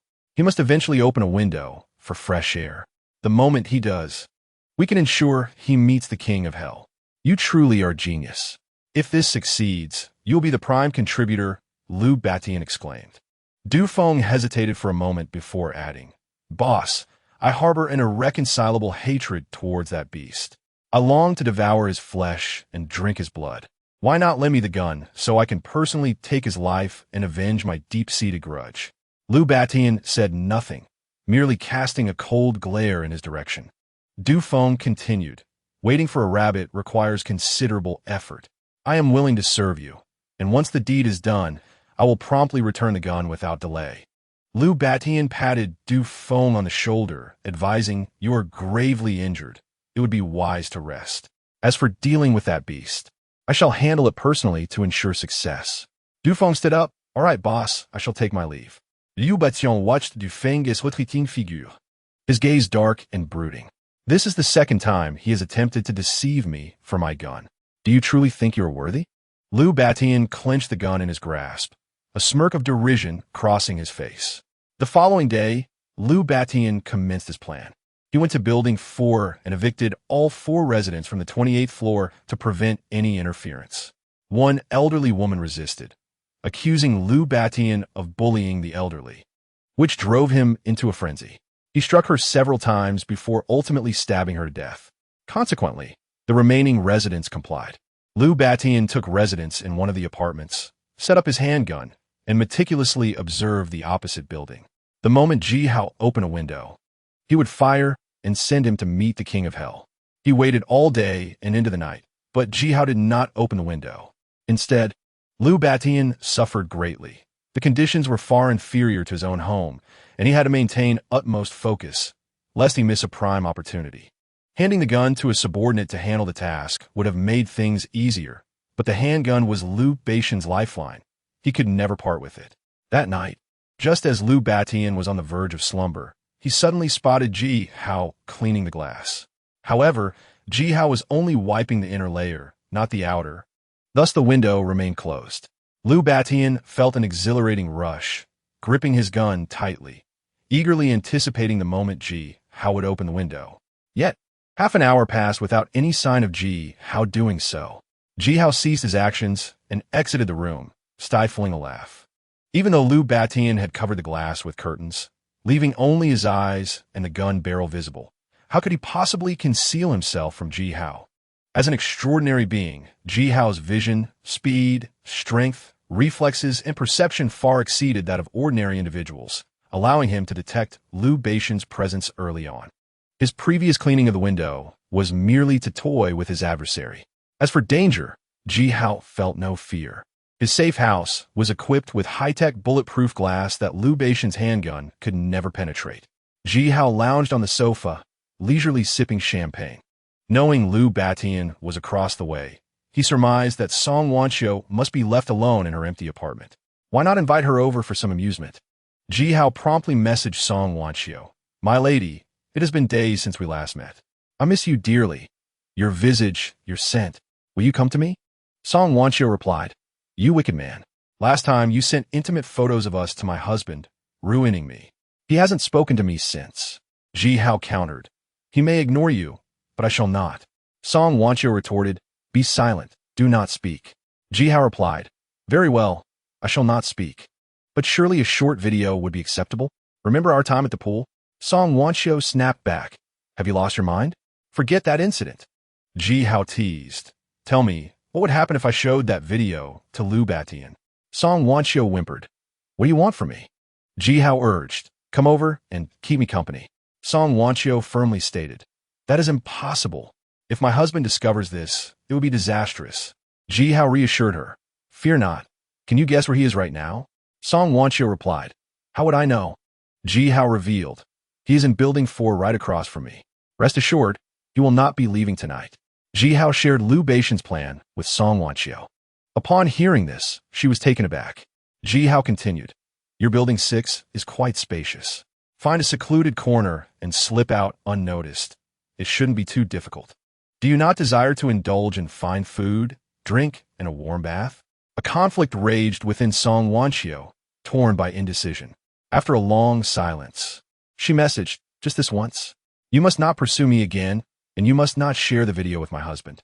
Ji Hao agreed. "All right, I promise." After ending the private chat, Ji Hao chuckled to himself. Such matters only happen once or not at all. Now that Song Wanqiu was coming over, the next time would surely follow suit. The leverage of the video held her tightly in his grasp. When Song Wanqiu arrived, she swiftly discarded her coat, revealing a sky-blue yoga outfit that accentuated her curves, seemingly straining against the fabric. Particularly, her ample bosom nearly blinded Ji Hao with its brilliance. Damn, what a sight! Noticing Ji Hao's unabashed gaze, Song Wanqiu felt a mix of embarrassment and pride, urging, "Why are you just standing there? We need to hurry back after this." Ji Hao grinned, "What's the rush? Let's first enjoy a dinner together and then share a bath. I refuse to believe you do not want this. Get lost." Despite her outward refusal, Song Wanqiu did not decline. After indulging in a sumptuous meal and a warm bath, she felt thoroughly satisfied. Ji Hao pulled her into the bedroom, pointing to room 2801 in Building 4. "Liu Batian is right there." As he spoke, he drew back the bedroom curtains. Song Wanchio's voluptuous body visibly tensed as she exclaimed, "Have you lost your mind? You could get me killed." Ji Hao, however, remained unfazed, grinning mischievously. "What is there to fear? The light in our room is dim, and the distance is considerable. He will only see a blurred silhouette, like a shadow play. He won't recognize us." The following morning, Liu Batian was utterly exhausted and could no longer endure, deciding to rest for a while. That damned Ji Hao, always cleaning glass and entertaining women, yet refusing to open the window. How utterly infuriating.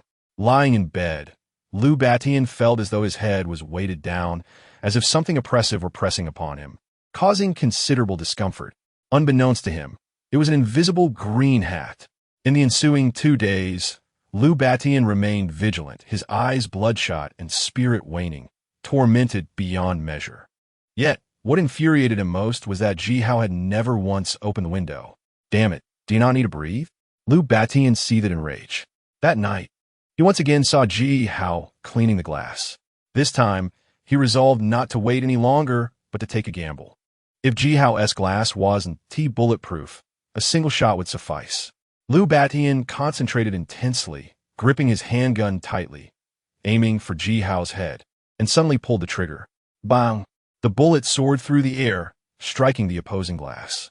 Liu Batian fervently wished for the bullet to penetrate the glass and obliterate Ji Hao's head, but disappointment was inevitable. The bulletproof glass was immensely resilient, halting the projectile in its tracks. "Damn it, living on the 28th floor, must you take such precautions?" Liu Batian could no longer contain his fury, unleashing a torrent of curses, even feeling a surge of bloodlust. Reflecting on the agonizing 3 days of waiting, he felt as though he had been cruelly mocked, reduced to a mere jester. Now, having alerted the enemy, Ji Hao would undoubtedly refrain from opening the window, rendering this strategy futile. How could he possibly accept such a fate? Ji Hao could not see Liu Batian's face, only the glint of his vengeful eyes obscured by the curtain.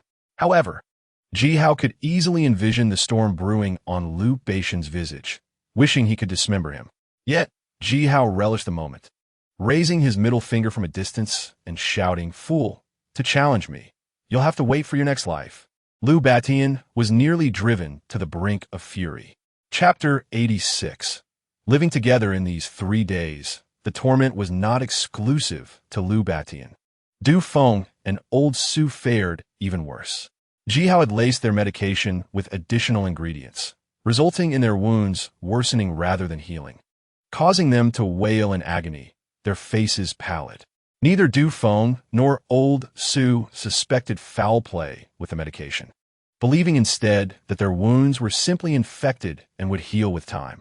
Little did they realize the day of healing would never come, for soon they would find themselves before the king of hell.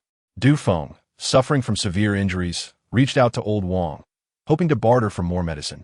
But old Wang flatly refused, unwilling to part with any supplies, especially since old Su's condition was dire and his own stock was dwindling.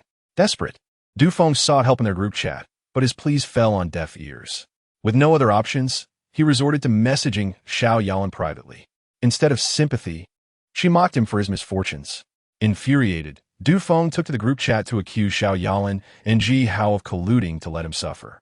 Old Wang seized the opportunity to strike at Ji Hao, urging the others to join forces against him and break into his safe haven to seize his resources. Ji Hao promptly announced a bounty on Old Wang in the group chat, silencing her at once. A day later, Du Feng's condition deteriorated further. The arrow wound in his left arm festered, rendering him unable to eat.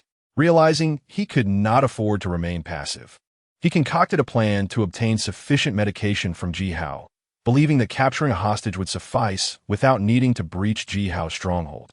Knowing Ji Hao had a close relationship with He Qiaoqian, he resolved to capture her. That night, Du Feng enlisted the help of a friend with blonde hair, offering his last 2 packets of instant noodles as payment. Under the cover of darkness, they approached He Qiaoqian's residence with a heavy hammer. Du Feng seethed with frustration, recalling how He Qiaoqian had promised to be his girlfriend before the apocalypse, only to be swept away by Ji Hao. Now he felt emasculated, deprived of his manhood. and wanted to make her regret her choice. As the blonde-haired friend prepared to strike, Du Feng noticed a shooting hole in the security door and worried that Xiao Qian might have a crossbow. He quickly warned his accomplice. "Be careful of the crossbow," he whispered. The friend responded, "Wait, I'll grab a wooden table." But once the table was in hand, they faced a new dilemma. Holding the table made it impossible to break down the door. The friend looked helpless. "What do we do? With your condition, standing is a struggle. How can you help me lift the table?" Du Feng waved dismissively, exuding confidence. "No need for that. Just spit into the shooting hole. Once it solidifies, it will block the hole." The friend praised him. "Good idea. You're clever." However, Du Feng added, "We still need to hold the table when we go in to avoid being hit by the crossbow." He then began to spit into the hole with fervor.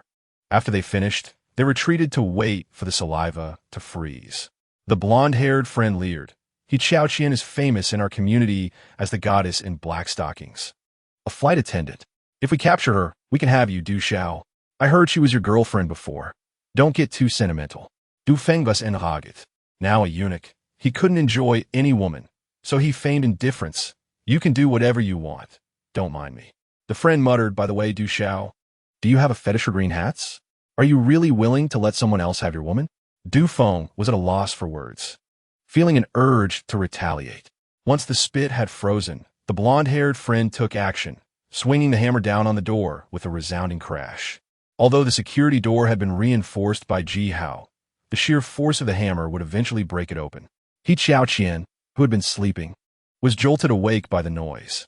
Realizing the danger, she hastily checked the surveillance and saw someone attempting to break in. "So it's Du Gongong," she scoffed. "This dog thinks he can bully me." Grabbing her crossbow, she aimed, only to discover the shooting hole was blocked. Panic set in. She had not anticipated such a tactic. With no other recourse, she called Ji Hao for help. "Ji Xiao, please come quickly." Ji Hao's voice was soothing. "Don't panic. What happened?" After she explained the situation, he replied, "All right, I'm on my way." He quickly dressed and left his room. Inside, Yu Shifu wore a mournful expression. Having just finished her shower and donned lace lingerie and shiny stockings, ready to showcase her charms, only to find Ji Hao had left her behind. "Is this how you treat a lady? It's infuriating." Bang! Bang! With a tremendous crash, the security door finally gave way. The blonde-haired friend, wielding the wooden table, entered à de Du Feng. Xiao Qian tightened her grip on the crossbow, her heart racing with anxiety. Just then a mocking voice called from behind, "Oh, isn't this Du Gongong? What brings you to my woman's abode today?" "Ji Hao, it's you." Du Feng's teeth ground together in rage, his eyes burning with malice. The blonde-haired friend snarled, "Du Xiao, let's take him down together and seize his safe house. We'll never have to worry about food and clothing again." As he lunged at Ji Hao with a kitchen knife, Ji Hao effortlessly disarmed him, decapitating the blonde-haired friend in one fluid motion. He then approached Du Feng, who stepped back in fear. "Don't come any closer. If you dare kill me, my mother will hate you for life." Ji Hao nearly burst into laughter, still so naive at your age. With 4 swift strikes, he rendered Du Feng's limbs useless, eliciting a horrifying scream. "Dear son, since you long for Yalan, I will ensure you see her one last time before you perish." "How does that make you feel? Grateful, perhaps?" Du Feng lay on the floor, shrouded in despair, silent. Xiao Qian leapt into Ji Hao's arms, clinging tightly. Her voice a quivering whisper, "Ji Xiao, I thought I would never see you again." Ji Hao caressed her face gently. "Little enchantress, let me help you pack your things and move in with me." "Ji Xiao, what did you just say?" Xiao Qian's eyes widened in surprise. Ji Hao took her hand, smiling softly. "Come live with me. I will protect you." Overjoyed, Xiao Qian kissed him on the cheek, exclaiming, "Ji Xiao, you're so wonderful. I belong to you for life." Ji Hao feigned sternness. "You still call me Ji Xiao?" Xiao Qian lowered her head, her cheeks flushed, and coyly said, "Darling, adversary, darling. Good brother, I adore you." Chapter 87. Husband's brilliance. Du Feng seethed as he watched the pair flirt without a care in the world, an inexplicable rage bubbling within him. Especially the way Xiao Qian gazed at Ji Hao with such affection and playful reproach pierced his heart like a dagger. He recalled how, when Xiao Qian had initially agreed to be his girlfriend, she had been so proud and aloof, completely disregarding him. Upon reflection, It is evident that Xiaoqian harbored no genuine affection for him. Rather, she simply regarded him as a benefactor. The true expression of love should align with her current demeanor. At this moment, Dufeng felt akin to a jester, overshadowed by Jihao in every regard. To add insult to injury, Jihao had also claimed both Xiao Yalan and Xiaoqian, delivering a crushing blow to his spirit. Frankly, Dufeng had never despised anyone as much as he did now. Were it within his power, he would wish for mutual destruction with Jihao. Alas, he found himself merely a prisoner in Jihao's domain, incapable of action. Overcome by sorrow, he gasped for breath, his vision blurred, and he fainted. Jihao paid him no heed, instead smiling as he addressed Xiaoqian, saying, "My little enchantress, allow me to perform a magic trick for you." Xiaoqian gleefully replied, "Yes, yes, please do." Jihao instructed her to close her eyes, which she promptly obeyed. He opened the door to the tower, absorbing everything within the room, and then said, "You may open your eyes now." When Xiaoqian did, she was astounded to find the room empty. Jihao explained the nature of his powers, leaving her more astonished and clearly skeptical. Before her eyes, he retrieved a perfectly cooked steak from the tower, emanating warmth. At that moment, Xiaoqian's disbelief vanished, replaced by sheer delight. Surely, this meant a life of divine luxury lay ahead. Jihao apologized for previously concealing such significant matters, asking for her understanding. She embraced his waist and softly replied, "Husband, there is no need for apologies. You acted rightly. The secret of the tower is too crucial, and fewer people knowing it ensures greater safety." It would be disingenuous to claim that Xiaoqian felt no resentment. Yet she understood that their time together might have been Jihao's test of her loyalty. Having passed this trial, she anticipated being taken back to the safe house to revel in life. "Come, I will take you back," Jihao said, firmly holding her hand. "All right," she nodded enthusiastically. He seized Du Feng with one hand while leading Xiaoqian with the other, returning to the sanctuary. In a previous life, Xiaoqian had indeed bullied Jihao. Yet during their recent interactions, she had been exceptionally considerate, consistently finding ways to win his favor, even partaking in dubious substances for him. Consequently, Jihao's anger had long dissipated, making it entirely reasonable for him to bring Xiaoqian back to the safe house. Upon entering, Xiaoqian felt a surge of warmth, completely oblivious to the cold outside. The interior's opulence surpassed that of a five-star hotel. Heavens, this is the true essence of life in the apocalypse.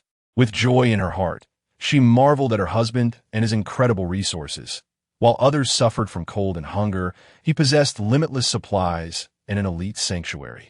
As long as she clung to him, worries about a prosperous life vanished. Fu Hongmei, Xiao Yalan, and Yu Shifu observed Jihao returning with a beautiful woman, their gazes tinged with envy. Yet they refrained from voicing any opposition. Fu Hongmei linked arms with Xiaoqian, beaming as she said, "Dear sister, now that you are here, we are family. If you have anything on your mind, feel free to share with your elder sister." Though Xiaoqian recognized Xiao Yalan and Yu Shifu from the same neighborhood, she was unfamiliar with Fu Hongmei. However, noticing her poised demeanor and graceful presence as she spoke first among the three women, Xiaoqian surmised that Fu Hongmei was undoubtedly the primary wife. She promptly donned a friendly smile, adopting a demure demeanor to avoid any potential hostility from the primary wife. "Sister, you are truly kind. As a newcomer, I know so little. I hope you will look after me." Xiaoqian lowered herself considerably. Fu Hongmei laughed heartily, her charm captivating, with her figure swaying alluringly. Stealing a glance, Xiaoqian mused on Jihao's fortunate circumstances. While she had a commendable figure, Fu Hongmei's was even more impressive, full and curvaceous, a true embodiment of allure. As a woman herself, Xiaoqian felt a pang of inadequacy. Throughout her life, very few could surpass her in physicality. After exchanging pleasantries, the two women were about to prepare dinner when Jihao called them a halt. "We have time. Let us seek some amusement first." With a splash of water, Zuetna. Upon opening his eyes and surveying his surroundings, he was struck with astonishment. It dawned on him that he was within Jihao's safe house. "How dare you live so well, surrounded by beauty? It is infuriating." He lamented, "O heavens, why must you be so unjust as to favor this scoundrel? I beseech you, send down a lightning bolt to strike him." Suddenly, a bolt of lightning indeed descended, but rather than striking Ji Hao, it struck Du Feng, causing him to curl up in agony. "Are you awake now?" Ji Hao guidit gun li. The lightning had nearly extinguished Du Feng's life. Had Ji Hao not shown restraint, he would have already met his demise. "I curse you to an unhappy death." Du Feng's eyes burned with rage as he spat. "And you, Xiao Yalan, you vile woman, will eventually face dire consequences." "Humph. Who do you think you are to speak such foul words to me?"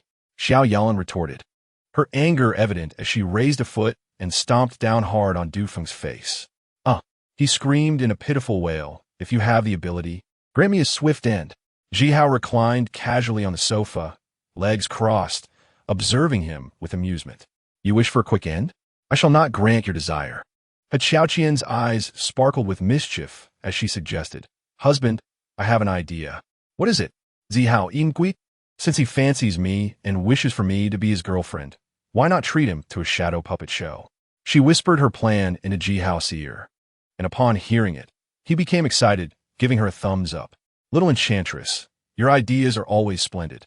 Ji Hao procured a screen and arranged a portrait of Du Feng before him, while Xiaoqian retreated to change.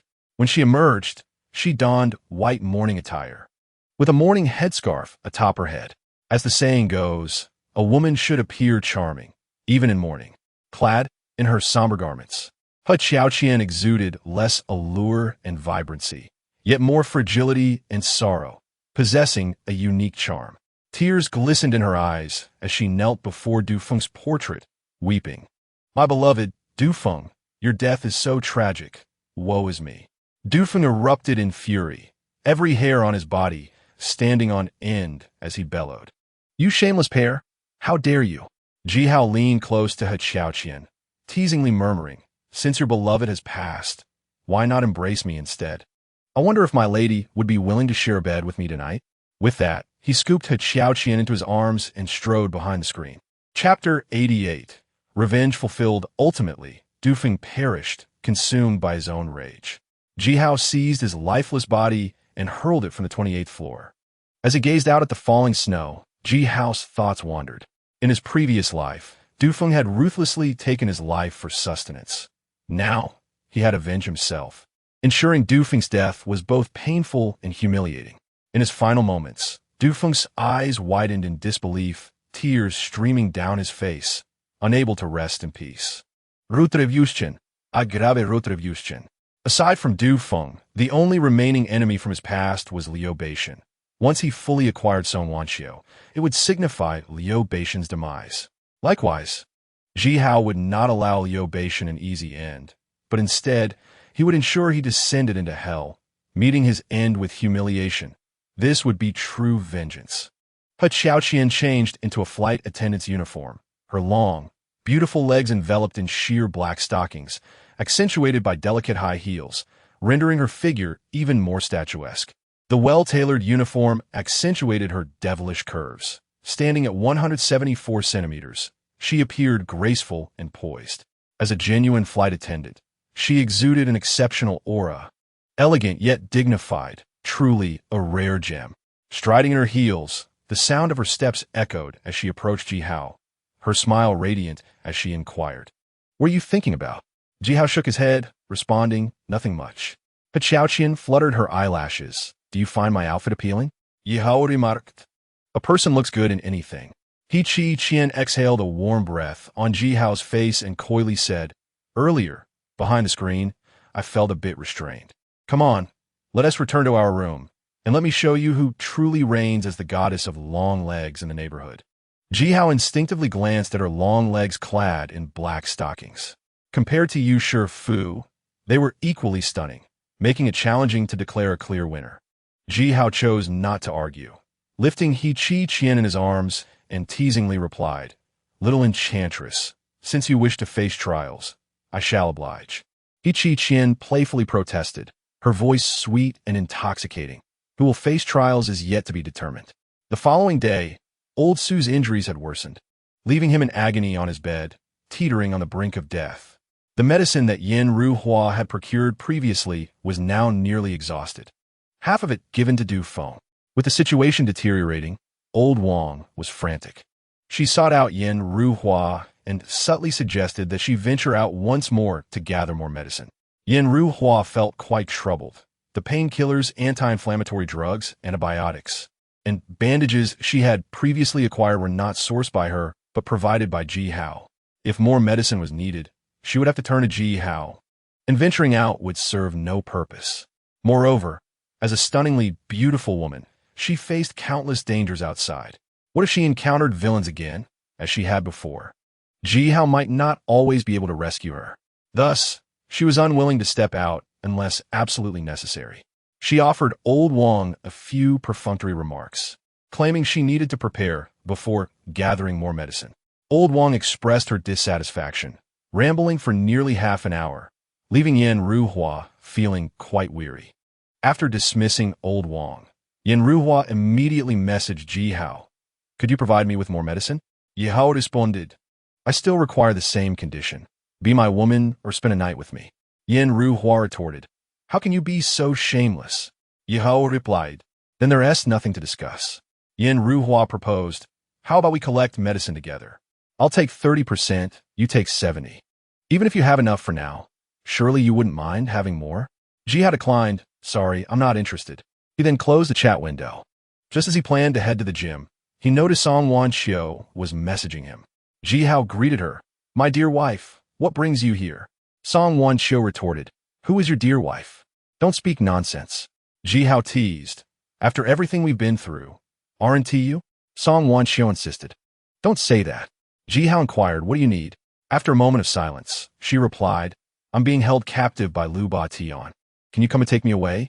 Ji Hao replied, "You see, you still claim not to want to be my wife." Song Wanxiu pressed, "Do you really want to?" Ji Hao said, "I can, but you must agree to one condition." She asked, "What is it?" "As long as it's not too excessive." "I'll agree." Ji Hao stated, "Once I capture Lu Ba Tian, you must personally kill him." Song Wanxiu exclaimed, "No way. I've mustered so much courage to leave him. Please don't force me any further." Ji Hao countered, "If you refuse, how can I trust that you're not pretending to ally with me only to stab me when I'm asleep? Who would I turn to for justice then?" Song Wanxiu protested, "I'm not that kind of person." Ji Hao responded, "Think it over. You can reach out to me whenever you've made a decision." After concluding the chat, Ji Hao entered the gym and discovered the four women were doing yoga to the music, clad in various tight-fitting yoga outfits. Their already perfect figures appeared even more voluptuous, with ample bosoms and curvy hips, seemingly threatening to burst through their attire. Ji Hao's heart raced at the sight. There was no denying the allure they exuded in their yoga gear. Even a deity would be captivated. He found a vacant spot and began an intense workout to alleviate his inner restlessness. 1,000 push-ups, 1,000 squats, 1,000 sit-ups. After finishing, Ji Hao felt somewhat exasperated. The agitation within him remained unquenched. While Fu Hongmei and Xiao Yalan were not surprised to see Ji Hao's fitness level, He Qi Qian and Yu Shifu were astonished. As individuals with special abilities, they were taken aback by his physical prowess. Ji Hao grinned at them. "What is the matter? You both seem quite shocked." He Qi Qian nodded a bit. Yu Shifu mused, "How did you awaken your abilities? If only I could become an ability wielder like you." Ji Hao chuckled, "I'm not quite sure.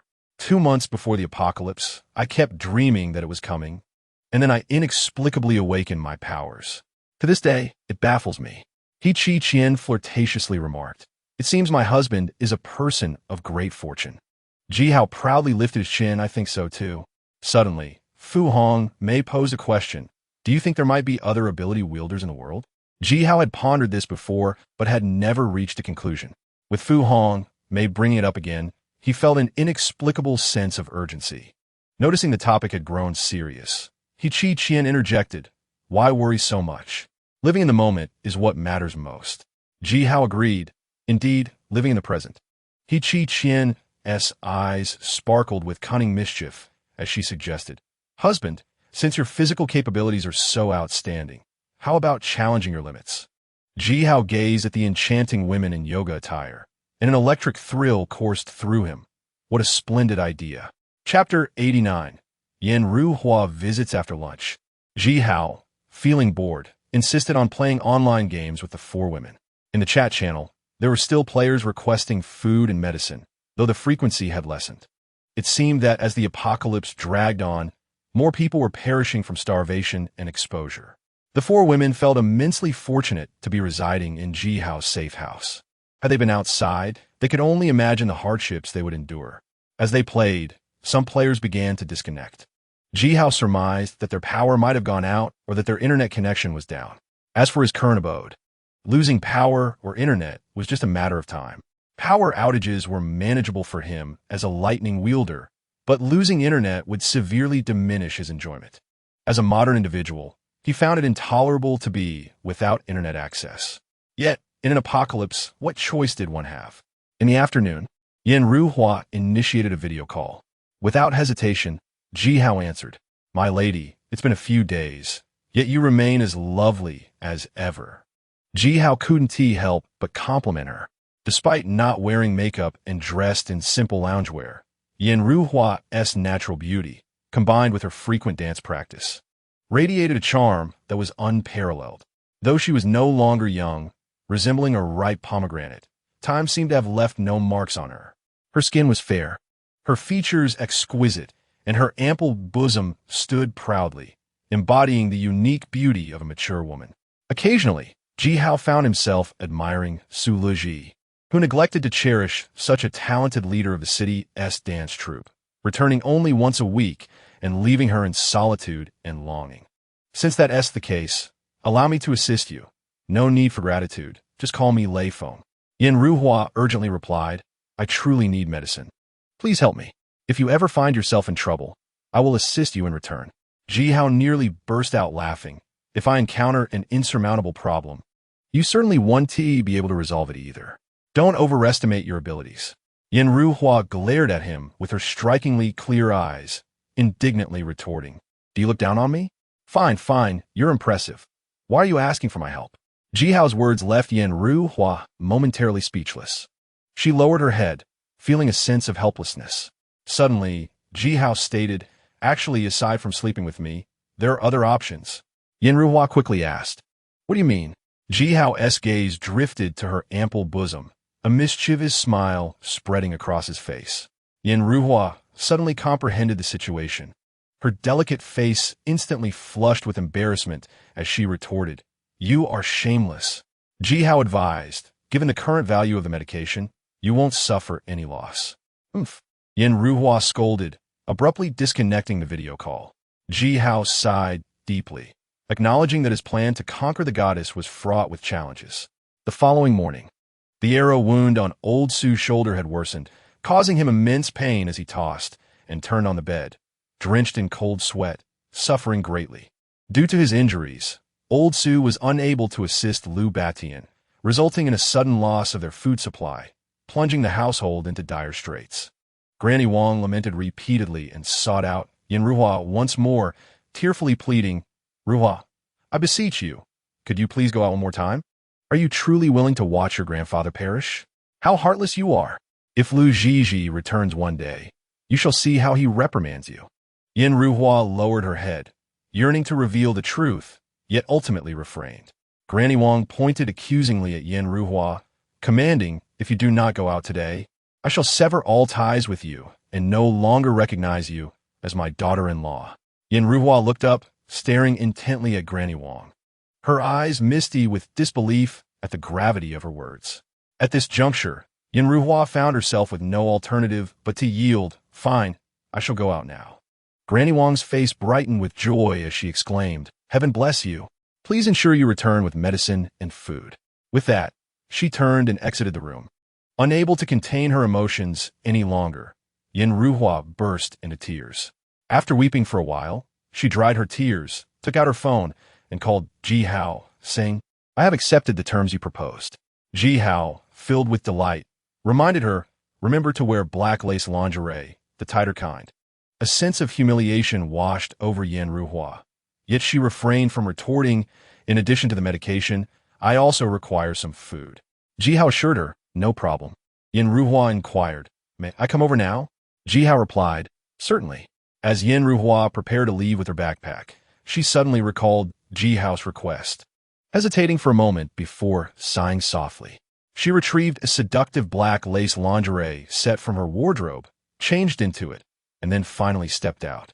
To avoid being discovered by Granny Wang, Yin Ruhua deliberately walked a distance before circling back from another direction, heading directly towards building number 2.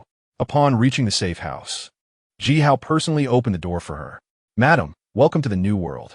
Do not be too astonished," Ji Hao said, taking Yin Ruhua's hand and pulling her inside, after which the door closed behind them. While Yin Ruhua had previously seen the opulence of the safe house during their video call, witnessing it in person now was a completely different shock. It was hard to fathom that amidst the current apocalypse, there existed individuals living such a celestial life. And she couldn't help but feel envious. "What are you dawdling for? Take off your coat. There's heating inside, and it isn't cold," Ji Hao said, his gaze fixed on Yin Ruhua with intensity. Feeling uneasy under his scrutiny, she obediently removed her coat. Beneath it, she wore a wine-red floral qipao, clearly prepared for the occasion. The form-fitting garment accentuated her curvaceous figure, with a voluptuous bosom, ample hips, and a slender, supple waist that seemed almost boneless when she swayed. It was mesmerizing. Ji Hao whistled, a teasing smile on his face. "Madam, your figure is simply stunning. Since Su Let Cizi is too foolish to appreciate it, allow me to comfort you properly. What do you say?" Yin Ruhua's cheeks flushed with embarrassment as she retorted, "Do not speak nonsense. Aside from the previously agreed matters, do not overstep." Ji Hao shook his head. "Just joking, you're truly dull." Yin Ruhua replied coldly, "Since I am here, let us begin. The sooner we finish, the sooner I can return. Why the rush? If you return too early, Granny Wang will become suspicious," Ji Hao said, leading Yin Ruhua to the dining table. "First, let's share a meal together. I refuse to believe you are not hungry." Staring at the lavish spread of steak, burgers, pizza, and seafood, Yin Ruhua was taken aback. How sumptuous! Faced with such delectable food, she could no longer resist and enjoyed the feast alongside Ji Hao. Despite her hunger, she savored each bite delicately, her every movement exuding elegance and grace, reminiscent of an ancient noblewoman. "Zi Hao Sai Yin Hua Li," acknowledging her training as the head of the city dance troupe, truly set her apart. "Come, madam, let's share a toast." Ji Hao poured 2 glasses of red wine, offering one to Yin Ruhua. Yin Ruhua shot him an irritated glance and declined. "This was not included in the terms of our deal." Ji Hao replied, "If you refuse, I shall have no choice but to keep you by my side until you relent." "You." Yin Ruhua's chest heaved with anger, feeling as if she might burst from the constraints of her attire. Ultimately, she reluctantly acquiesced, realizing she had no other choice if Ji Hao truly insisted on keeping her. Ji Hao took hold of Yin Ruhua's slender, fair arm, grinning. "Madam, if you are willing to share a toast with me, does that mean you have fallen for me?" Yin Ruhua retorted, "You are being overly sentimental." Ji Hao, unfazed, continued to tease, "You have likely never done this with Su Let Cizi, have you? In that case, does this count as your first time?" "Oomph." Yin Ruhua scoffed, choosing to ignore him. They both finished their glasses of wine simultaneously. Yin Ruhua, having rarely consumed alcohol, felt a slight flush on her cheeks after one glass, her gaze growing somewhat hazy. A peculiar feeling enveloped her, reminiscent of a romantic evening spent with a lover. Whispering sweet nothings. How could I entertain such thoughts? Yin Ruhua chastised herself, shaking her head and instinctively comparing Ji Hao to Su Let Cizi. Ji Hao appeared younger and more handsome, far surpassing the portly Su Let Cizi by countless degrees. As she pondered, Yin Ruhua suddenly jolted, feeling guilty. "Yin Ruhua, you are a married woman. How can you think of another man?" After their meal, Yin Ruhua retreated to the bathroom for a relaxing bath, emerging with a look of satisfaction. It was her first hot bath since the onset of the apocalypse, and the sensation of being enveloped in warm water was utterly delightful, leaving an indelible impression on her. If only things could be like this in the future, she mused wistfully, yet knew it was merely a daydream.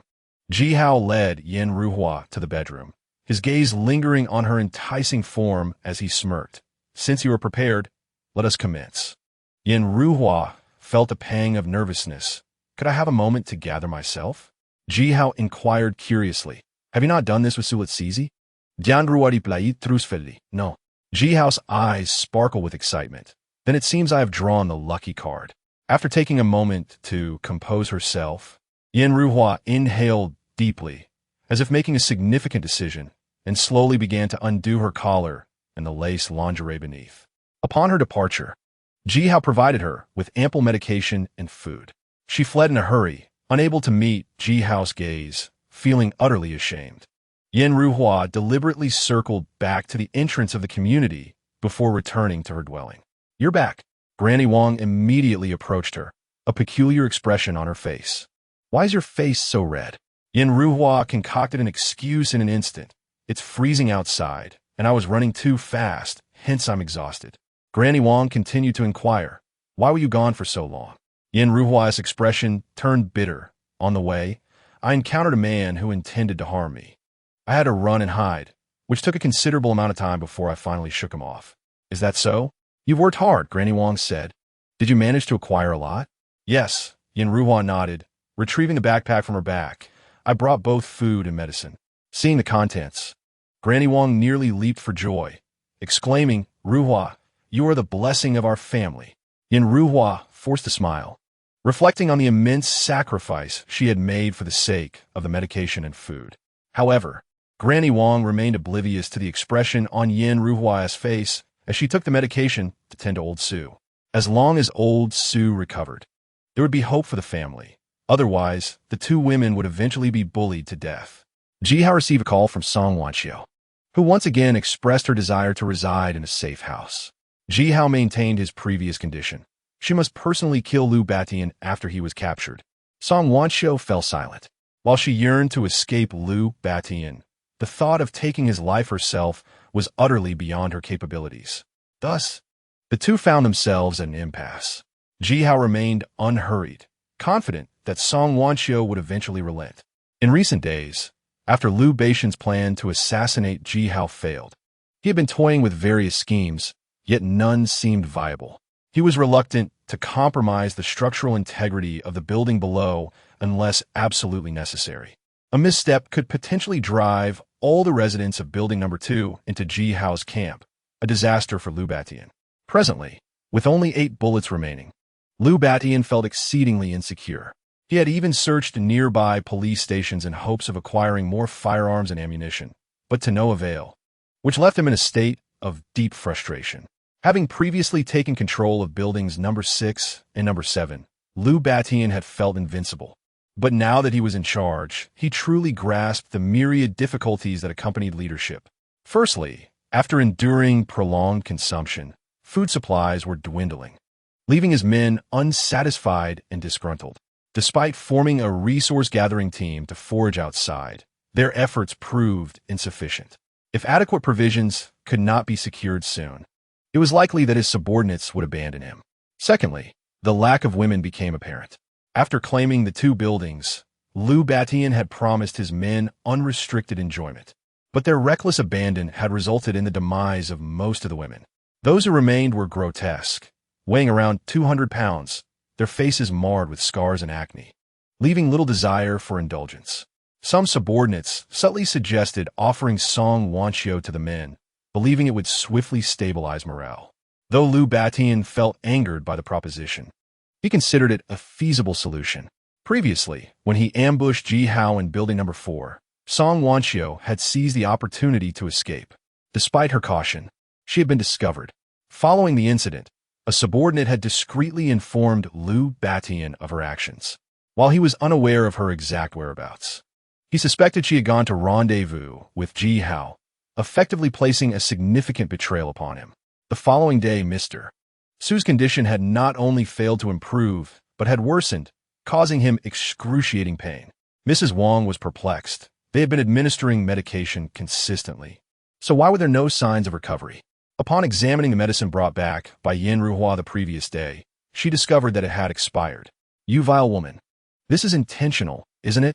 Mrs. Wang fumed, confronting Yin Ruhua and delivering a sharp slap across her face, the sound echoing painfully in the air. Chapter 91. a trade for seed unbeknownst to Mrs. Wong. Mr. Su's deteriorating wound was not primarily due to the expired medication, but rather a result of Jihao's interference with the contents of medicine, leading to severe consequences. In truth, Jihao himself had failed to notice the expiration. On the last day of the apocalypse, he had hastily gathered supplies from various pharmacies, preoccupied with time constraints and oblivious to details.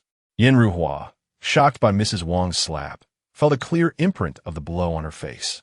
Tears welled in her eyes, overwhelmed with anguish. You wicked woman, do you wish to see your father-in-law perish, only to pursue that beast Jihao? Mrs. Wong accused coldly. Yin Ruhua, fearing that her affair with Jihao had been exposed, lowered her head, flustered.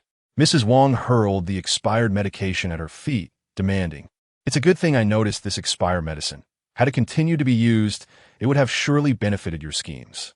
Yin Ruhua, realizing the gravity of the situation, breathed a sigh of relief and quickly explained, "Mother, please believe me, I am not that kind of person.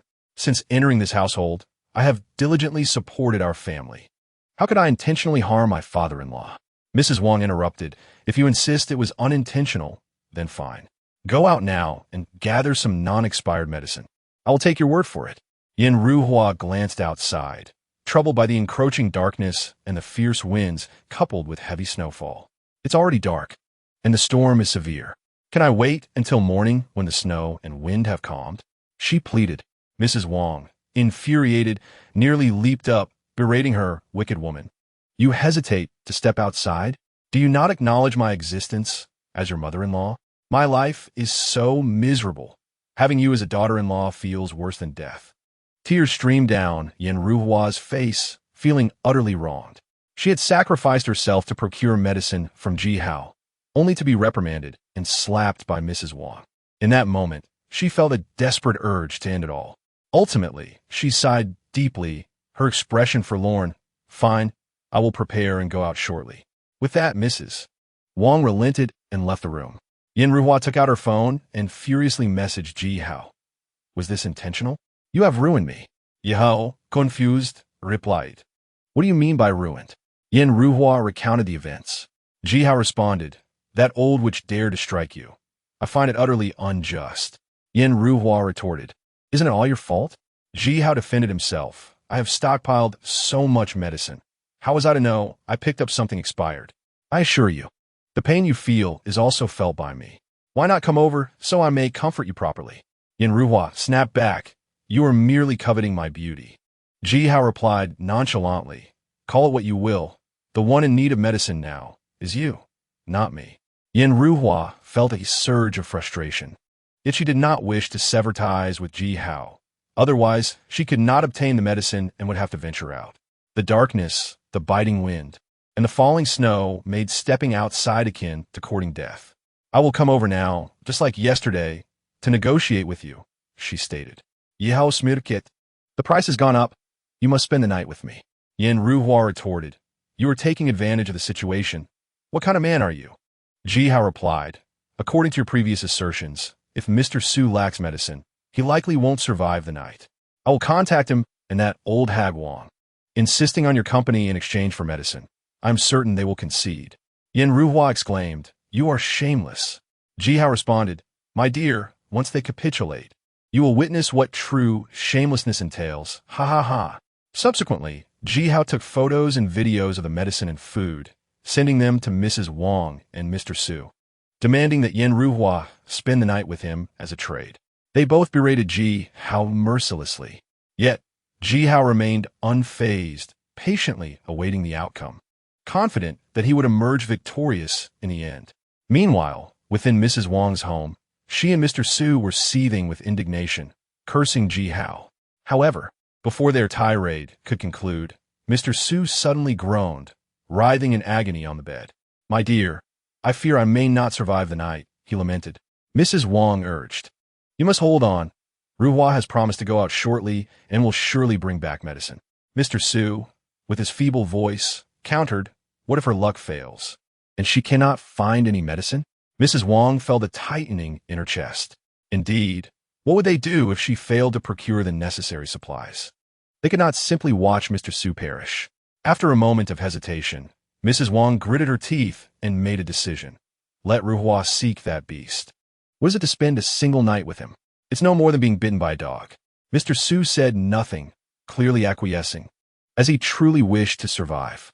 Mrs. Wang summoned Yin Ruhua and conveyed the decision made by her and Mr. Su. Yin Ruhua's face turned pale, her eyes wide in disbelief. Mrs. Wang commanded, "Be obedient. Simply close your eyes and it will be over. In addition to the medicine, make sure to bring back some food. It will be enough to alleviate our current hardships." However, Yin Ruhua's face revealed sorrow, and she seemed to have something to say. Old Lady Wang interrupted her. "I'm a woman too, and I understand your feelings. Lu Ji only returns once a week, and you are at the age of vulnerability. I refuse to believe you do not feel lonely, especially since that young man is strong and perfectly fits your desires. Furthermore, you have been married to Lu Ji for many years without children, and our family has endured much ridicule because of it. In fact, Lu Ji had previously undergone medical examinations and found he was unable to conceive, a fact I kept from you to spare your feelings. Now that there is an opportunity, why not borrow some seed from that beast and bear a healthy son? This way, after the apocalypse, our family will not continue to be mocked." Old Lady Wang's words left Yin Ruhua speechless, doubting her ears. However, Grandpa Su's eyes sparkled as he looked at Yin Ruhua and agreed. Yes, having a healthy son would be wonderful. Once you're pregnant, you can use that to coerce that beast into providing food to sustain our little family. It would be a win-win situation. After the apocalypse is over, we can deal with him properly. Old Lady Wang nodded in agreement.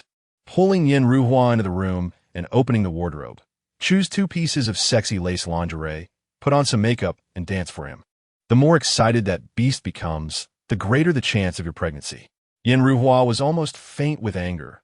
But, no buts, Old Lady Wang insisted. Remember, do not let him use protection. If he insists, you must seize the opportunity to secretly remove it. Only then can you ensure pregnancy. Understood? Yin Ruhua sighed deeply. Old Lady Wang gently caressed her belly, envisioning, our family's happiness depends on your belly. You must strive. Chapter 92. Decision. Yin Ruhua braved the wind and snow to enter Ji Hao's safe house once more. On her way, Old Lady Wang had advised her to dance for Ji Hao, to actively seduce him.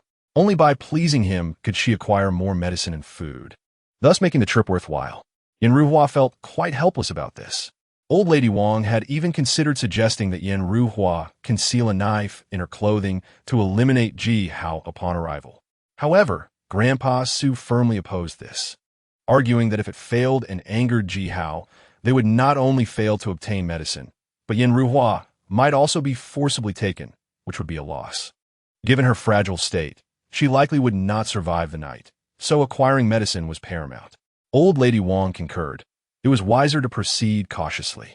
Upon entering, Yin Ruhua voluntarily removed her outer coat. Beneath it, she wore a form-fitting dance leotard made of thin fabric that clung tightly to her body, accentuating her alluring curves and appearing as if it might burst at any moment. Nervousness quickened her breathing, causing her ample bosom to sway enticingly, firmly capturing Ji Hao's attention. Ji Hao, observing the elegantly dressed Yin Ruhua, teased, "It seems you were well prepared, my lady." Yin Ruhua shot him a glare, still making her last effort. "What if I dance for you, and you let me go?" "Huh, my lady, since you've come, you must be mentally prepared. Why say such things?" Ji Hao played a piece of classical music. "Come, let me see what a professional dancer is truly like." Yin Ruhua felt a mix of embarrassment and indignation, yet at this point, she had no choice. Ji Hao had summoned 4 women, Fu Hongmei, Xiao Yalan, He Qiaoqian, and Yu Shifu, stating, "You may also dance, but compared to the professional Yin, you are far from it. Watch closely and learn." Yin Ruhua felt an urge to strike him. It was one thing to watch alone, but to call in 4 women made it impossible for her to maintain her dignity. Seeing Yin Ruhua frozen in place, Ji Hao urged, "My lady, do not dawdle dance." Ultimately, Yin Ruhua began to dance, fluttering gracefully like a butterfly, breathtakingly beautiful. Ji Hao sat on the sofa, enjoying the performance while savoring red wine, thinking it was truly a royal pleasure. After all the scheming with Old Lady Wang and Grandpa Su, It was for the sake of having Yin Ruhua, the head of the municipal dance troupe. Otherwise, Ji Hao would have dealt with them long ago. Now, it all seemed worthwhile. Once the dance concluded, the four women couldn't help but applaud. It was stunning, utterly enchanting. However, the movements were indeed too bold, not befitting Yin Ruhua's demeanor. Xiao Yalan remarked, "Sister Yin, I never imagined such an aloof goddess would ultimately yield to some fellow. Alas, what a world." Yin Ruhua lowered her head, feeling embarrassed. They all lived in the same community, and their situations were well known. Now, she was the only one whose husband remained. Xiao Yalan, He Xiao Qian, and Yu Shifu could afford to be unburdened, but how could Yin Ruhua not feel the weight of it? At that moment, she wished she could find a crack in the ground to hide in. He Xiao Qian, with a mischievous glint in her eye, teased, "Sister Yin, your aura is extraordinary. Your status noble. You usually resemble a celestial being. I am quite curious about how you were during that time. Why not let me witness it? If possible." Yin Ruhua would have loved to kick He Xiao Qian in the face. As women, was it necessary to put each other in such awkward positions? Fuong Mei, Xiao Yalan, and Yu Shifu remained silent, but their eyes sparkled with curiosity, clearly sharing He Xiao Qian's interest. He Xiao Qian returned to her room and gathered several outfits, 5 sets of palace attire and 1 golden dragon robe. "Come on, my darling. Today you shall experience what it feels like to be an emperor." He Xiao Qian's eyes sparkled with excitement as she tossed the golden robe to Ji Hao. Ji Hao naturally did not refuse and donned it, instantly shining brilliantly, the splendid dragon embroidery bestowing a sense of majesty. Yin Ruhua had initially no intention of changing into palace attire, but under He Xiao Qian's threat to film a video, she had no choice but to comply. Once all 5 women were dressed in palace attire, they vied for attention, each more beautiful than the last. Ji Hao waved his hand dramatically, proclaiming with a booming voice, "Ladies, let us drink until we are inebriated tonight." When Yin Ruhua left, she fled in disarray. Ji Hao had provided her with a substantial amount of food and medicine, and this time, the medicine was untainted, capable of healing wounds. Of course, the medicine was only sufficient for 1 day. If she wished for more, she would have to return the next day. Upon her return, Old Lady Wang noticed Yin Ruhua's flushed face and sultry eyes, cursing inwardly at her for putting on the guise of chaste woman, only to have succumbed. However, it was fortunate that they had ultimately acquired the medicine and food, easing their immediate crisis. Old Lady Wang meticulously inspected the medicine, confirming its validity before administering it to Grandpa Su. Let us hope for improvement by tomorrow. In the following days, Yin Ruhua visited Ji Hao's safe house daily, trading for food and medicine. Initially reluctant, she grew accustomed to it over time. She even felt as though she had fallen from grace, struggling to resist the urge to visit Ji Hao. Yet, when the designated time arrived, she found herself compelled to go, much to her own disbelief. Grandpa Su's condition indeed began to improve, which served as the sole comfort and provided Yin Ruhua with justification. "I am saving my father-in-law. Thus I must yield to that villain Ji Hao. In truth, I have no desire to go there." Yes, that was the rationale. Meanwhile, Liu Beishan's food supply was nearly depleted, causing him great distress. A subordinate rushed in, speaking quickly. "Boss, several brothers have fought over the last of the food, threatening to leave the group. You need to handle this." "Understood." Liu Batian said no more and proceeded directly. After separating the fighting men, he publicly announced that they would attack Ji Hao's safe house the next day, directly demolishing the load-bearing wall below, unafraid of Ji Hao's response. "Once we capture Ji Hao, we will have access to an abundance of food and will never go hungry again." The crowd erupted in cheers, declaring it was about time. Upon returning home, Liu Beishan's expression was as cold as ice. The morale of the troops had stabilized only halfway. The other half was still needed.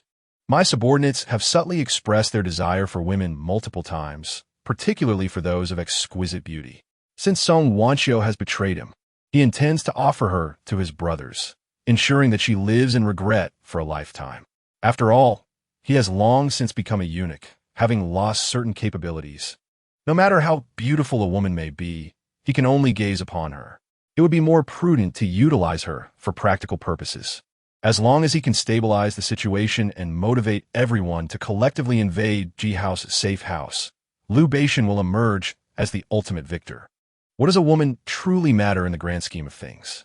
In fact, Liu Beixian is not even aware that since becoming Liu Gonggong, his psyche has twisted to the point where he would agree to give Song Wanxiu to another.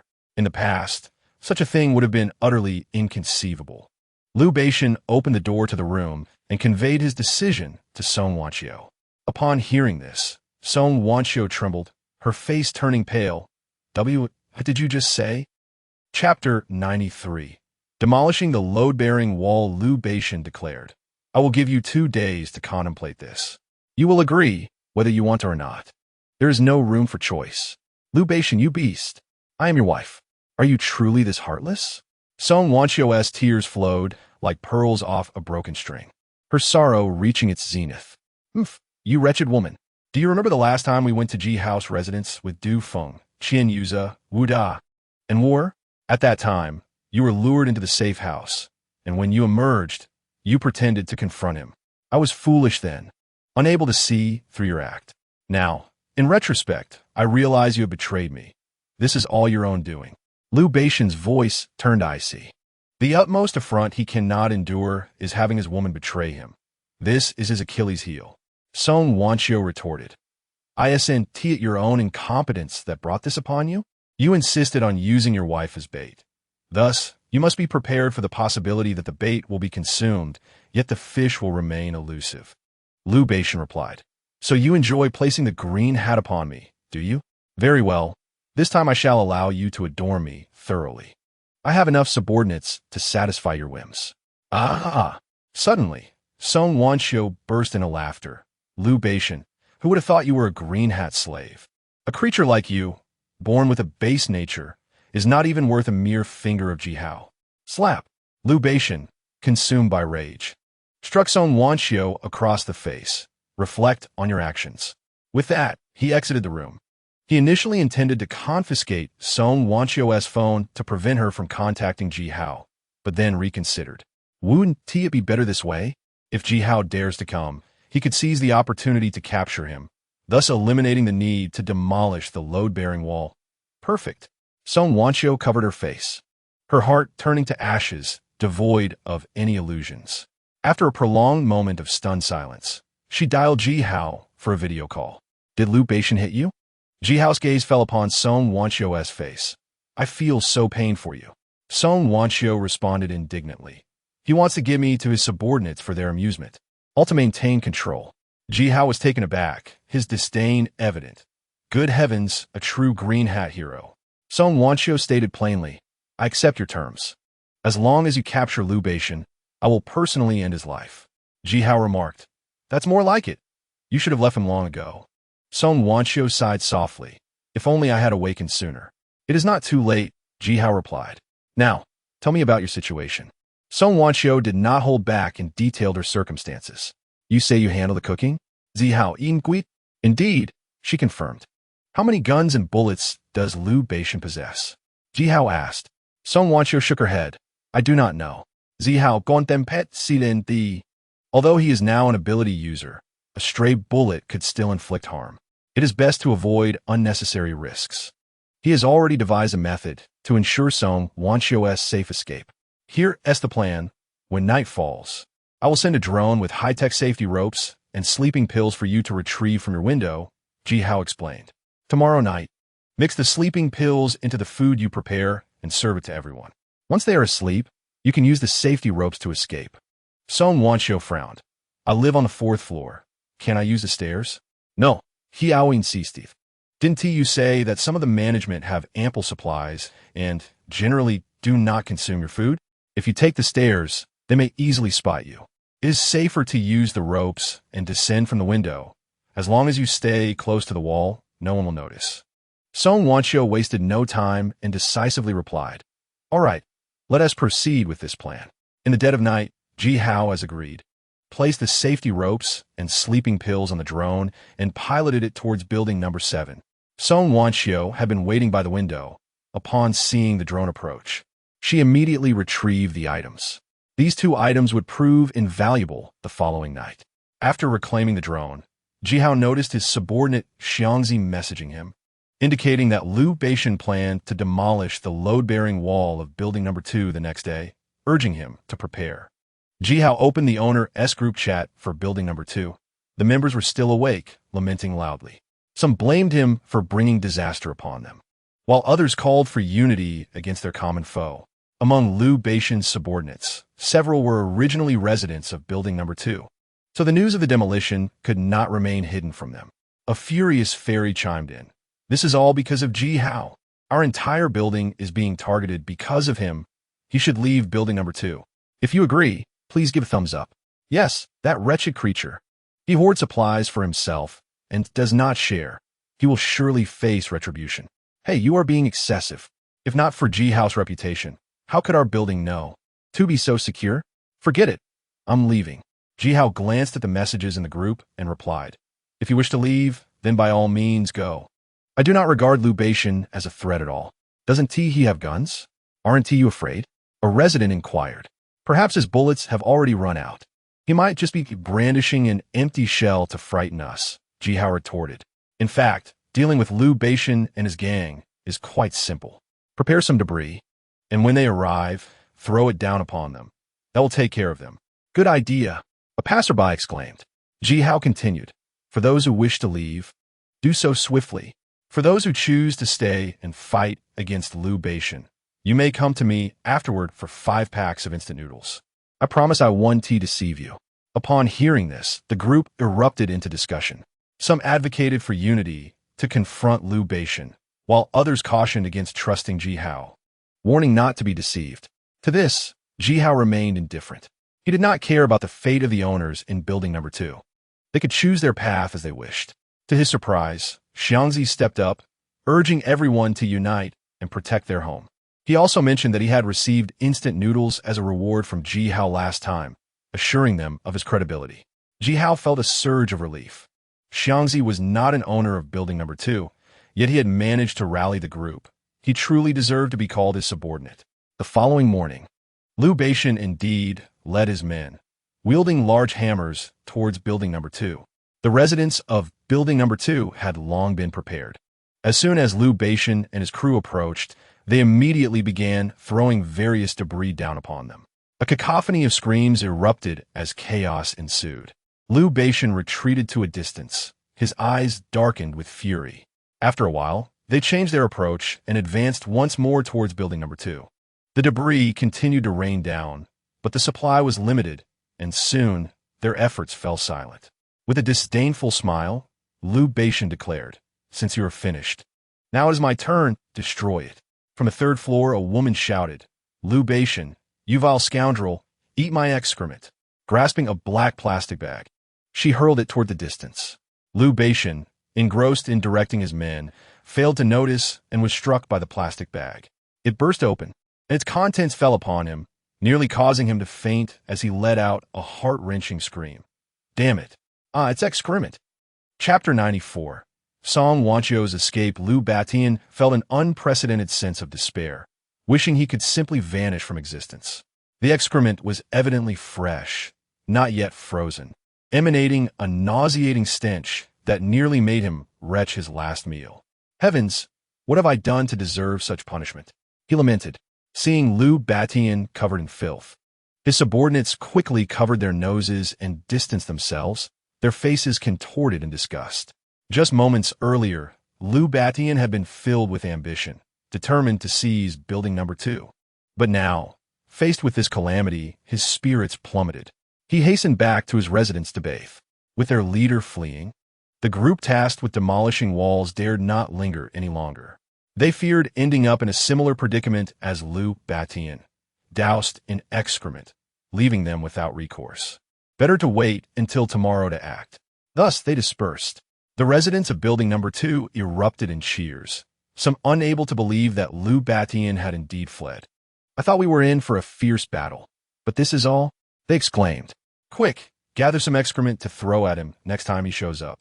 Indeed, Jihao fulfilled his promise to distribute 5 packets of instant noodles to each resident who remained in building number 2. Those who had fled regretted their decision, realizing that 5 packets could have alleviated their immediate hunger. Jihao entrusted the noodles to Xiangzi, equipping him with a hand crossbow to oversee the distribution, cautioning him to prevent anyone from taking advantage of the situation. Xiangzi, holding a substantial stack of noodles, felt an exhilarating rush of newfound wealth and was surprised by Jihao's trust in him. Determined not to disappoint his leader, he stood guard at the staircase, allowing residents to claim their noodles. However, some opportunists attempted to sneak in, pretending to return from outside. Xiangzi swiftly exposed one such individual, unwilling to accept his fate. The man suggested they collectively rob Xiangzi. With a cold smirk, Xiangzi unleashed a bolt from his crossbow, instantly sending the man to his demise. "Who else wishes to rob me? Step forward and meet the same fate," Xiangzi bellowed, gesturing toward the fallen body. Silence ensued. From that point on, order was restored, and no one dared to challenge Xiangzi again. The woman who had been most instrumental in throwing the excrement was rewarded with 10 packets of noodles, as Jihao had previously directed. Once they received their noodles, the residents expressed their gratitude to Jihao in their group chat, with several women seeking refuge, hoping to stay in his safe house. However, Jihao deemed their qualities insufficient and declined their requests. As night fell, Song Wanqiu took charge of the cooking, secretly adding sleeping pills to the food. Anxiety gripped her. If discovered, her fate would be dire. Fortunately, nothing amiss occurred, and after finishing their meal, everyone retired for the night. Liu Batian had issued a strict order for everyone to rest well. For the following morning, they were to seize Building No. 2 and divide the supplies. As the night deepened, seeing everyone asleep, Song Wanqiu took a deep breath and commenced her plan. Whether she could escape Liu Batian's clutches and live the life she yearned for hinged on this moment. She locked her room door, secured the safety rope, and began her descent from the window. She dared not look down, fearing that if she lost her grip, she would not only perish before Liu Batian's discovery, but also meet her end prematurely. In truth, she worried unnecessarily. The safety rope provided by Jihao was high-tech, designed to prevent slippage, ensuring her safety. Song Wanqiu descended cautiously, pressing against the wall, her heart racing with tension, yet relieved she had not opted for the staircase, as that might have led to detection by patrolling guards. Her sleeping pills were not guaranteed to incapacitate everyone. Continuing her descent, she eventually reached the ground. She had no time for joy. She had successfully completed half her escape. If she could reach Building No. 2, she could finally live the life she desired. With determination, she sprinted toward Building No. 2, fervently praying for no mishaps. Yet, often, the very things we wish to avoid come to pass. Liu Batian resided in Building No. 7, and most, including him, had succumbed to the sleeping pills. However, the adjacent Building No. 6 had guards on duty, and among them was a burly man with a dark complexion, drowsily glancing outside. In that moment, he caught sight of the fleeing Song Wanqiu. This woman, with her stunning physique and looks, was a yoga instructor who had often donned yoga attire in the community before the apocalypse. Her curves were accentuated even more in her current state. It was impossible for the dark-faced man not to harbor some thoughts. However, under Liu Batian's oppressive authority, he suppressed his desires. Recently, rumors had circulated that Liu Batian intended to offer Song Wanqiu to his subordinates for their amusement, which thrilled him and kept him awake at night. Now, witnessing her escape, he could not allow it to happen. "Bad news," he shouted. "Sister-in-law is escaping. Sister-in-law is escaping." The residents of Building No. 6, hearing his cries, rushed to the windows and indeed spotted Song Wanqiu. "Chase her. A cooked duck cannot be allowed to fly away. Quickly, inform the boss."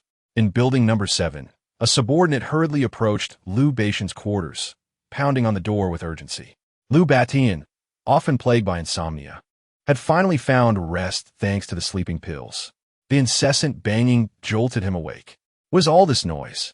I finally managed to sleep," he grumbled as he opened the door. "Boss, it's bad. Sister-in-law has run away." "What?" Liu Batian jolted, instantly alert, grabbing his pistol and rallying his men to pursue her. The distance between Building No. 7 and Building No. 2 was considerable. The thick layer of snow on the ground, coupled with the frigid weather, hampered their speed. As Song Wanqiu noticed Liu Batian pursuing her from behind, panic set in. Fortunately, they were still quite far apart. Even with Liu Beixian's speed, it seemed unlikely he would catch up. By this time, Song Wanqiu had reached building number 2 and begun climbing the stairs. All 28 flights. Exhaustion weighed on her, but she pressed on. Furious, Liu Batian also ascended the stairs, shouting, "Bitch, stop. If I catch you, you'll be a gift for my men tonight. You cuckold, get lost." Song Wanqiu retorted, instinctively quickening her pace. But suddenly, she stumbled, falling on the stairs, her left leg throbbing with pain, rendering her unable to rise. Despair washed over her. Before long, Liu Batian caught up, his voice laced with venom. "Run, huh? Why aren't you running now?" Song Wanqiu glared at him in silence. Liu Batian ordered his subordinates, "Take her back. Do whatever you want with her tonight." His men, wild with excitement, approached her with malevolent grins. "Don't come any closer. Get away." Song Wanqiu's face paled, trembling with fear. "Hey, lady, you're so beautiful. Let us have a nice chat about life tonight," they leered. To Liu Beixian's surprise, he felt an inexplicable thrill at the scene before him. "Come on, let me carry you back." The dark-faced man who first spotted Song Wanqiu reached out toward her. In her utter despair, Song Wanqiu felt a surge of hopelessness. Just then, a bolt of lightning struck down, cleaving the dark-faced man in half. The sight left everyone in shock. What just happened? Liu Batian was taken aback, his astonishment causing him to grip his pistol tightly. Suddenly, another bolt of lightning struck, landing on Liu Beixian's hand, resulting in a piercing scream as the weapon slipped from his grasp. Ji Hao descended from the upper floor, retrieved the fallen pistol, and aimed it at Liu Batian and his companions. Song Wanqiu was overwhelmed with joy, feeling as though Ji Hao had descended like a celestial being. Upon witnessing the unfolding drama, Ji Hao smirked, his voice laced with derision. "Ah, Liu Batian, you truly are cuckold." Liu Batian, utterly bewildered, could not comprehend how Ji Hao had summoned the lightning, and with the gun now in Ji Hao's possession, he realized that there was no time to waste. "All of you, attack together. Whoever subdues this brat first shall have the honor of being with my wife," he declared before turning to flee. His subordinates cursed inwardly, recognizing that even if they wished to indulge in women, they must first preserve their lives. They hastily retreated, abandoning all pretense of loyalty. "Do you think my building No. 2 is a marketplace where one can come and go as they please?" Ji Hao pulled the trigger decisively. Gunshots rang out, and 8 bullets found their marks, eliminating Liu Beixian's 8 lackeys. Subsequently, Ji Hao tossed the gun into the Hitar, Leita, and pursued Liu Batian. In his past life, Liu Batian had inflicted great suffering upon Ji Hao, and he was determined not to let him escape lightly this time, but rather to make him suffer immensely. Before long, Ji Hao caught up to Liu Batian, and with 2 swift punches, Liu Batian was rendered powerless. "If you spare me, I shall make you the unrivaled ruler of this community," Liu Batian pleaded. "Fool!" Ji Hao retorted with 2 succinct words. Seizing Liu Batian, he approached Song Wanqiu and said, "Come, my lady, let us return home first." With one arm around her, he ascended the stairs effortlessly. Liu Batian gritted his teeth and hissed, "You treacherous couple. You were in cahoots all along." Ji Hao did not deny it, mocking, "Did you not enjoy wearing the green hat? Allow me to adorn you with an even larger one." Song Wanqiu added, "Liu Batian, do you recall the last time you ambushed Ji Hao at building number 4? That night, he and I were in the room with the curtains drawn open. Yet you, the fool, failed to recognize me. How laughable you are." Liu Beixian's eyes widened in disbelief, an unnamed rage swelling within him. In truth, a subordinate had discreetly informed him afterward that they had seen Song Wanqiu slip out. Liu Batian had suspected she might be seeking Ji Hao, but without evidence, he could do nothing. Now, upon learning the truth, his fury escalated, and he shouted, "You treacherous couple, you deserve to die." "Merely impenetrable," Ji Hao replied. "But I must admit, your wife is quite remarkable. Henceforth, I shall take care of her. So do not worry." As they entered the safe house, Ji Hao remarked, "Liu Batian, have you not long coveted my sanctuary? Now behold it in all its glory." Liu Batian stepped inside, feeling as though he had entered a new world, utterly dumbfounded. "Why must you indulge in luxury while I endure the cold? Is this fair? It is utterly unjust. O heavens, send down a lightning bolt to strike this wretch." Ji Hao regarded Lu Batian and said, "Speak your final words, for you may not have another chance. I curse you to die a horrible death." Lu Batian's eyes blazed with fury. "Then I shall live well," Ji Hao replied, tightening his embrace around Song Wanxiu. Feeling a touch of shyness at their closeness, Song Wanxiu quickly adapted, wrapping her arms around Ji Hao's waist and kissing him on the cheek to provoke Lu Batian further. Indeed, Lu Batian's eyes turned red with anger, his gaze sharp enough to cut. If looks could kill, Ji Hao and Song Wanxiu would have perished countless times. Ji Hao produced a dagger and handed it to Song Wanxiu. "Do you remember what I said? Can you do it?" "Of course," she replied, gripping the dagger and gently tracing it across Lu Batian's face. "Rest assured, I will not allow you to die too swiftly." Lu Batian, terrified, begged, "My dear, for the sake of our 12 years together, spare me." "Silence," Song Wanxiu coldly retorted. "I am not your wife." "Very well, I shall call you Wanxiu." Lu Batian acquiesced quickly. "If you wish for me to spare you, answer my questions first. If your answers fail to satisfy me, you shall bear the consequences." Lu Batian, relieved, replied, "Ask away." Song Wanxiu questioned, "Am I not the one who placed the green hat upon you? Are you not delighted and pleased?" Lu Batian's face turned pale, yearning to retort, but upon seeing Song Wanxiu's piercing gaze, he could only grit his teeth and nod. "Yes, I am delighted and pleased." She continued, "Do you not find it thrilling? Does it not excite you?" Lu Batian replied, "Indeed, I find it quite thrilling and am very excited." "You truly are a veritable cuckold," Song Wanxiu declared. Lu Batian conceded, "Yes, I am a cuckold. The more green hats you place upon me, the happier I become." Song Wanxiu laughed heartily. "Terning to Yi Hao. Do you have a green hat here?" "Indeed," Ji Hao replied, producing a large green hat and handing it to Song Wanxiu. She placed it atop Lu Batian's head, chuckling, "Oh, this hat is quite fashionable. Do you not agree?" Lu Batian nearly wept, but for the sake of survival, he complied, saying, "Yes, it suits me perfectly. I was born to wear a green hat." Song Wanxiu recounted, "I once read a fantasy novel where the hero's wife was abducted by barbarians, ultimately yielding to them. Upon the hero's return, he sought her only to find her with the barbarians. Despite his immense strength, he chose not to kill them, but instead played a tune on a flute outside and then departed." What do you think of that plot? Lu Batian felt a surge of murderous intent, yet weighed the consequences and replied, "It is simply marvelous. I wish I were the hero." "You wish to be the hero and endure the same fate, do you?" "Very well, I shall grant your wish," Song Wanxiu said before asking Ji Hao, "Do you have a flute?" "Indeed," Ji Hao replied, handing Lu Batian a flute. Lu Batian nearly exploded with rage. The humiliation was unbearable. In a fleeting moment, he contemplated death, but quickly realized he sought vengeance and must survive to achieve it. Having reconciled his thoughts, Lu Batian endured the humiliation and brought the flute to his lips, playing a melancholic tune that echoed through the air. Ultimately, Lu Batian was driven to his demise by sheer frustration.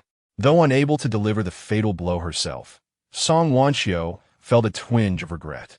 However, upon reflection, she realized that such a death was perhaps more effective than a direct kill. At least she understood that Ji Hao would certainly share her sentiments.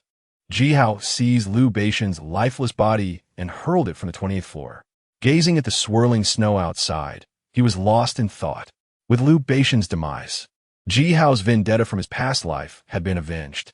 From this moment on, he would live solely for himself. Song Wanxiu changed into a sky blue yoga outfit. As a professional yoga instructor, she practiced regularly, and her figure was already voluptuous, appearing even more striking in the fitted attire. Particularly, her ample bosom and rounded hips were captivating, resembling a grinding stone. Everything about her was irresistibly alluring. "I was initially hesitant, but let us try again," Song Wanxiu said with a sultry glance. Thinking of their promising future, her spirits lifted. "Very well," Ji Hao readily agreed. Just as he intended to carry Song Wanxiu back to the room, the doorbell rang. Yin Ruhua had arrived. Ji Hao opened the door, and upon seeing Song Wanxiu, Yin Ruhua was taken aback.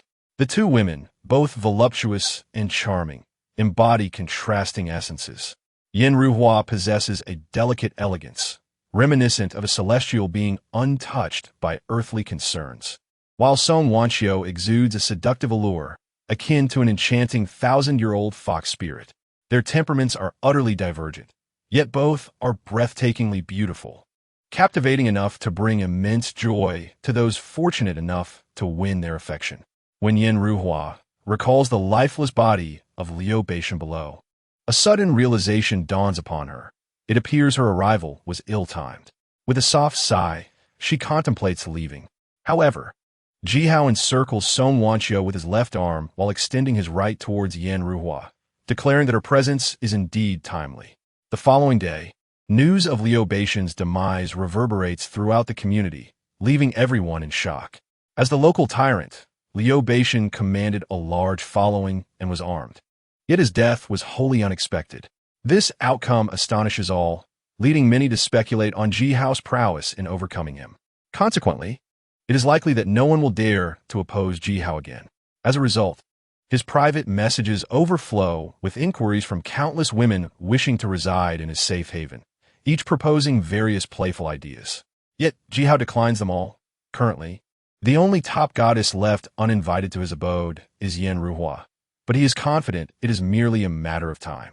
Upon learning of Liu Beixian's death, Wang Laotai and Xu Dei are both alarmed and furious. They cannot fathom the extent of Jihao's capabilities. However, upon further reflection, they consider the benefits. If Yin Ruhua were to bear Jihao's child, it would secure their family's access to food and ensure their safety within the community. In this light, it seems a fortuitous turn of events. Unable to contend with Jihao, they decide to align themselves with him. Recognizing that in the harsh reality of this world, survival often outweighs personal grievances, Wang Laotai approaches Yin Ruhua, offering to teach her methods to conceive, which leaves Yin Ruhua feeling quite embarrassed. She sighs repeatedly, lamenting her forced circumstance in this wretched apocalypse. Since Liu Beixian's demise, chaos has erupted in the buildings he once controlled. Many have begun to plot to consolidate forces from buildings 6 and 7, aspiring to seize Jihao's resources and women. His previous generosity towards the remaining residents of Building 2 has solidified his reputation for possessing ample supplies. With the enchanting presence of Xiao Yalan, He Qian, Yu Shifu, and Song Wanchio in his safe haven, envy and resentment brew among the men of the community, all eager to usurp Liu Beixian's throne and engage Jihao in a prolonged conflict. However, reality proves harsh. The path to leadership is fraught with challenges. Prior to the apocalypse, Liu Beixian was a well-known figure in the underworld, possessing considerable experience. In the current state of affairs, apart from Jihao, no one else commands such influence. Furthermore, to gain loyalty, one must offer sustenance and companionship. The supplies in buildings 6 and 7 have been depleted, prompting Liu Beixian to take desperate measures, nearly forcing the residents of Building 2 into Jihao's camp. After his death, the ensuing chaos only exacerbated the scarcity of food. Without sustenance, who would follow anyone? Of course, if food is lacking, beautiful women might suffice. However, the most alluring have already fallen under Jihao's sway. Only Yin Ruhua remains outside, but her status as the police chief's wife renders her relatively safe from harm, as few dare to provoke her, fearing retribution. Despite some bold individuals attempting to abduct Yin Ruhua, they find themselves thwarted by her hand crossbow, leaving them as mere shadows of their former selves. The hand crossbow, a gift from Jihao, ensures her protection in this perilous world. At one point, Yin Ruhua pleaded for assistance, yet Jihao made some rather embarrassing demands, forcing her to yield. This man is utterly insufferable. Today, Yin Ruhua returns, joining the other women in the safe house, making a total of 6, Fu Hongmei, Xiao Yalan, Yu Shifu, He Qian, Song Wanchio, and Yin Ruhua. Surrounded by such beauty, Jihao feels elated. With nothing else to occupy his time, he invites them to swim. The pool may not be expansive, but it can accommodate a few. After donning a revealing swimsuit, Yin Ruhua feels a wave of shyness, still unaccustomed to such displays. In contrast, the other 5 women have adapted seamlessly. As they enter the pool, after a moment of hesitation, Yin Ruhua inquires of Jihao whether he possesses medical equipment in addition to medication. He nods affirmatively, assuring her that he had prepared extensively before the apocalypse, with supplies stored in several other rooms. He refrains from disclosing the secret of the latest space to Yin Ruhua, fearing it might be divulged unless she takes residence in the safe house. Hearing his assurance, Yin Ruhua feels a sense of relief.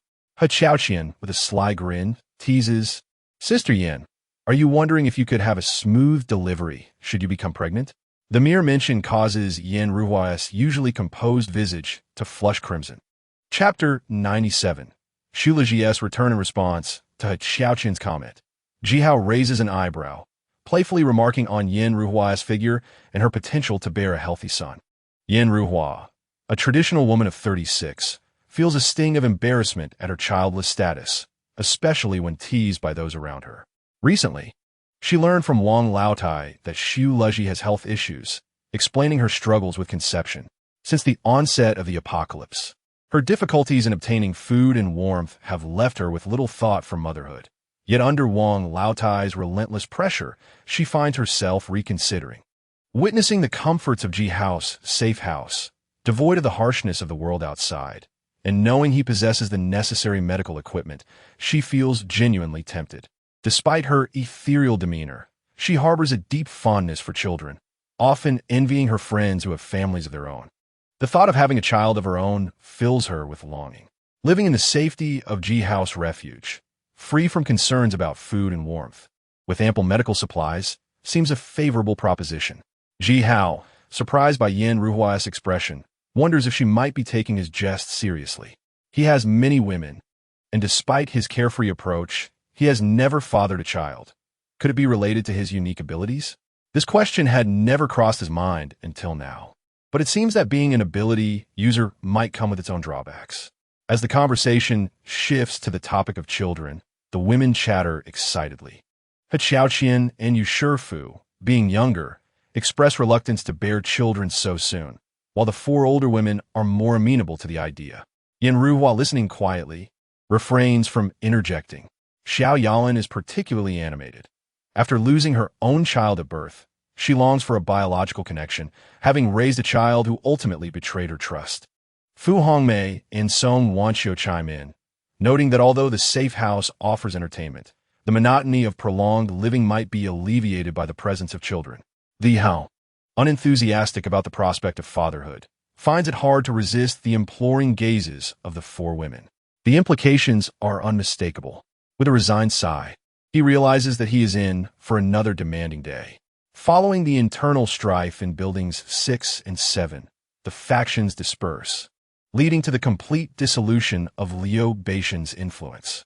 Henceforth, no one in the community stands a chance against Jihao. Wang Laotai and Xu Dai recognize this shift, further solidifying their resolve. If they cannot defeat him, they may as well join him, especially now that they lack neither food nor medication. It is not that they no longer harbor resentment towards Jihao. Rather, circumstances compel them to compromise, albeit temporarily. Once an opportunity arises, they will undoubtedly act without hesitation to eliminate Jihao. As dusk descends, a recreational vehicle glides into the community. Inside, a middle-aged man gazes upon the familiar surroundings, overwhelmed with emotion. After enduring countless hardships, he has finally returned. This man is Su Leji, the son of Wang Laotai and Su Dai, and also the husband of Yin Ruhua. As the chief of police, Su Leji exudes a certain authority, although his physique and appearance leave much to be desired. His face marred by excess flesh and a protruding belly. Years ago, when Yin Ruhua ascended to the position of head of the city's song and dance troupe, she attracted the covetous gaze of many, including local underworld figures. They threatened that if Yin Ruhua did not willingly present herself within a month, they would send a band of robust men to claim her. Left with no choice, she married Su Leji. His status as chief of police deterred those who coveted her. For otherwise, securing her affections based solely on Su Leji's looks would have been a mere fantasy. Su Leji parked the vehicle, ascended the stairs, and entered his home. Upon seeing him, Yin Ruhua, Wang Laotai, and Su Dai were taken aback. "Mom, Dad, my love, I'm back," Su Leji announced with a smile. Wang Laotai burst into tears, embracing Su Leji, exclaiming, "It's good that you're back, just good." Subsequently, Wang Laotai, Su Dai, and Yin Ruhua recounted Su Leji's ordeal. It turned out that when the apocalypse erupted, communication was severed in Su Leji's district. During a confrontation with several thugs, he lost his phone, leaving him completely out of contact. Eventually, he stumbled upon a repair shop where a post-apocalyptic RV was partially assembled. Overjoyed, he promised the mechanic, Master Sun, a prosperous life, which led to Master Sun assisting him in completing the vehicle. As they set off, they were ambushed by a group intent on robbery, although Su Leji wielded a firearm. So did they. After a fierce exchange, Master Sun was killed, while Su Leji seized the attacker's supplies and continued his arduous journey, ultimately returning to the community. Upon hearing this, Wang Laotai felt even more sorrowful. Su Leji, in turn, sought to comprehend the situation of his family. Yet, both Wang Laotai and Su Dai deliberately concealed the conflict between Yin Ruhua and Ji Hao, only mentioning that Ji Hao had bullied them terribly and even shot Su Dai. Su Leji, upon learning this, was consumed with rage. As the chief of police, to discover that his family had been treated in such a manner ignited a true fury within him. "So, you think Su Leji is easy to bully, do you?" Su Leji clenched his fists, a cold glimmer in his eyes. "Ji Hao, you are doomed." Su Leji requested a spare phone from Wang Laodai and added Ji Hao as a friend. "Who is this?" Yi Hao inquired. "You brat, I am Su Leji. I have returned to the community. Prepare to face your demise," Su Leji declared. Ji Hao, taken aback, thought Su Leji was dead outside, yet here he was back. This could simplify matters if Su Leji had indeed perished. Ji Hao would have had to exert considerable effort to persuade Yin Ruhua to abandon Wang Laotai and Su Dai and reside in a shelter. "Why are you silent? Are you trembling in fear?" Su Leji tante. "Fool, just you?" Yi Hao retorted. "Ha! It seems you do not comprehend my influence within this community. When I call upon my allies, do you believe no one will rally to storm your sanctuary?" Su Leji challenged. "Then come at me. I await you." Yi Hao replied defiantly. "I had intended to leave you intact, but since you seek death, I shall oblige." "Speak your last words," Su Leji commanded. "Your wife is quite remarkable, very alluring," Ji Hao remarked. "You wretched creature, I will utilize pliers to extract each of your teeth," Su Leji vowed. "I merely speak the truth. Your wife is indeed captivating. I suppose Wang Laotai and Su Dai have not disclosed the story between Yin Ruhua and me, but fear not. I shall narrate it in due time. Before that, allow me to send you a small video," Ji Hao said, forwarding the clip. As Su Leji viewed the video, it struck him like 1,000 bolts of lightning, leaving him paralyzed in shock. How could this be? His wife, so graceful and dignified, akin to a celestial being, had betrayed him. "Ah!" Su Leji roared in a frenzy of rage. Wang Laotai inquired with concern, "Son, what troubles you?" Yin Ruhua, too, expressed worry. "Darling, are you unwell?" "I have medicine." "What nonsense!"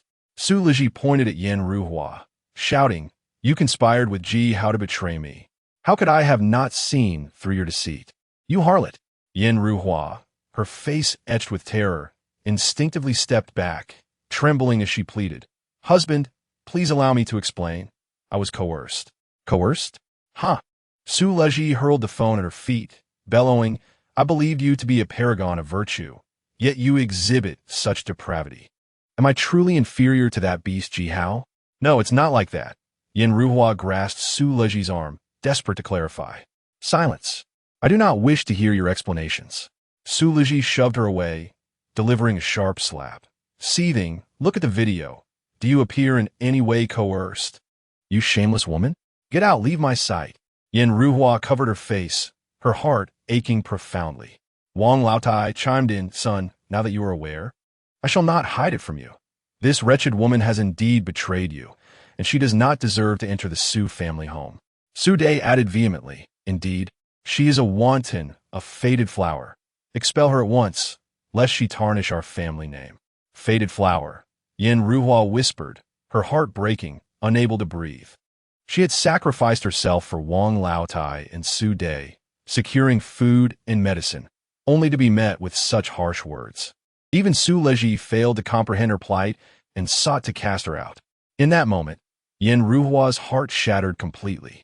She regretted not abandoning Wang Laotai and Su Dai and instead moving directly into Ji Hao's sanctuary.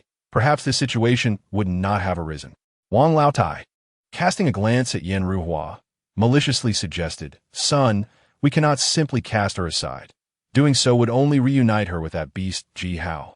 Since you require manpower, why not offer her to your subordinates to consolidate loyalty? It would serve a dual purpose." Su Laji, without hesitation, concurred, "What a splendid idea, mother. Your foresight is commendable." Su Dai, eyeing Yin Ruhua's alluring figure, cleared his throat, proposing, "Son, given your condition, you will never be able to have children. If this continues, the Su family will perish. Why not let me take her? She can bear a child for me as a means of repaying our family's kindness over the years." Wang Laotai's eyes lit up at the suggestion. Indeed, with her physique, she is bound to bear robust sons. We must make the most of our resources. We cannot afford to suffer loss. Su Liji visibly brightened. "When the child is born, we shall declare it mine. I shall relish the moment when no one dares to mock me." You three," Yin Ruhua stammered, her face pale with fury, tears streaming down her cheeks. Yet she could not find the words. Su Laji snatched Yin Ruhua's phone, his anger palpable. "Wretched woman, remain in your room and reflect on your actions. When your father has regained his health, you shall come to bear him a son. Should you attempt to flee, I will break your legs." With a resounding bang, Su Liji slammed the door shut, locking it with key. Yin Ruhua pounded on the door, yet no one acknowledged her pleas. "Let me out," she wept, her back against the door, her body gradually crumbling to the floor, tears streaming down her face. Su Leji entered the homeowners group, boldly declaring his return, and instantly, the entire community erupted in excitement. "Oh my heavens, Director Su, I have been eagerly awaiting your return like a child awaiting the stars and the moon. With you back, our safety is assured. Director Su, has the government established a refuge camp? I am certain you can facilitate our entry, allowing us to live a better life from now on. Am I right?" Observing the residents in the group fawning over him, Su Liji felt a sense of elation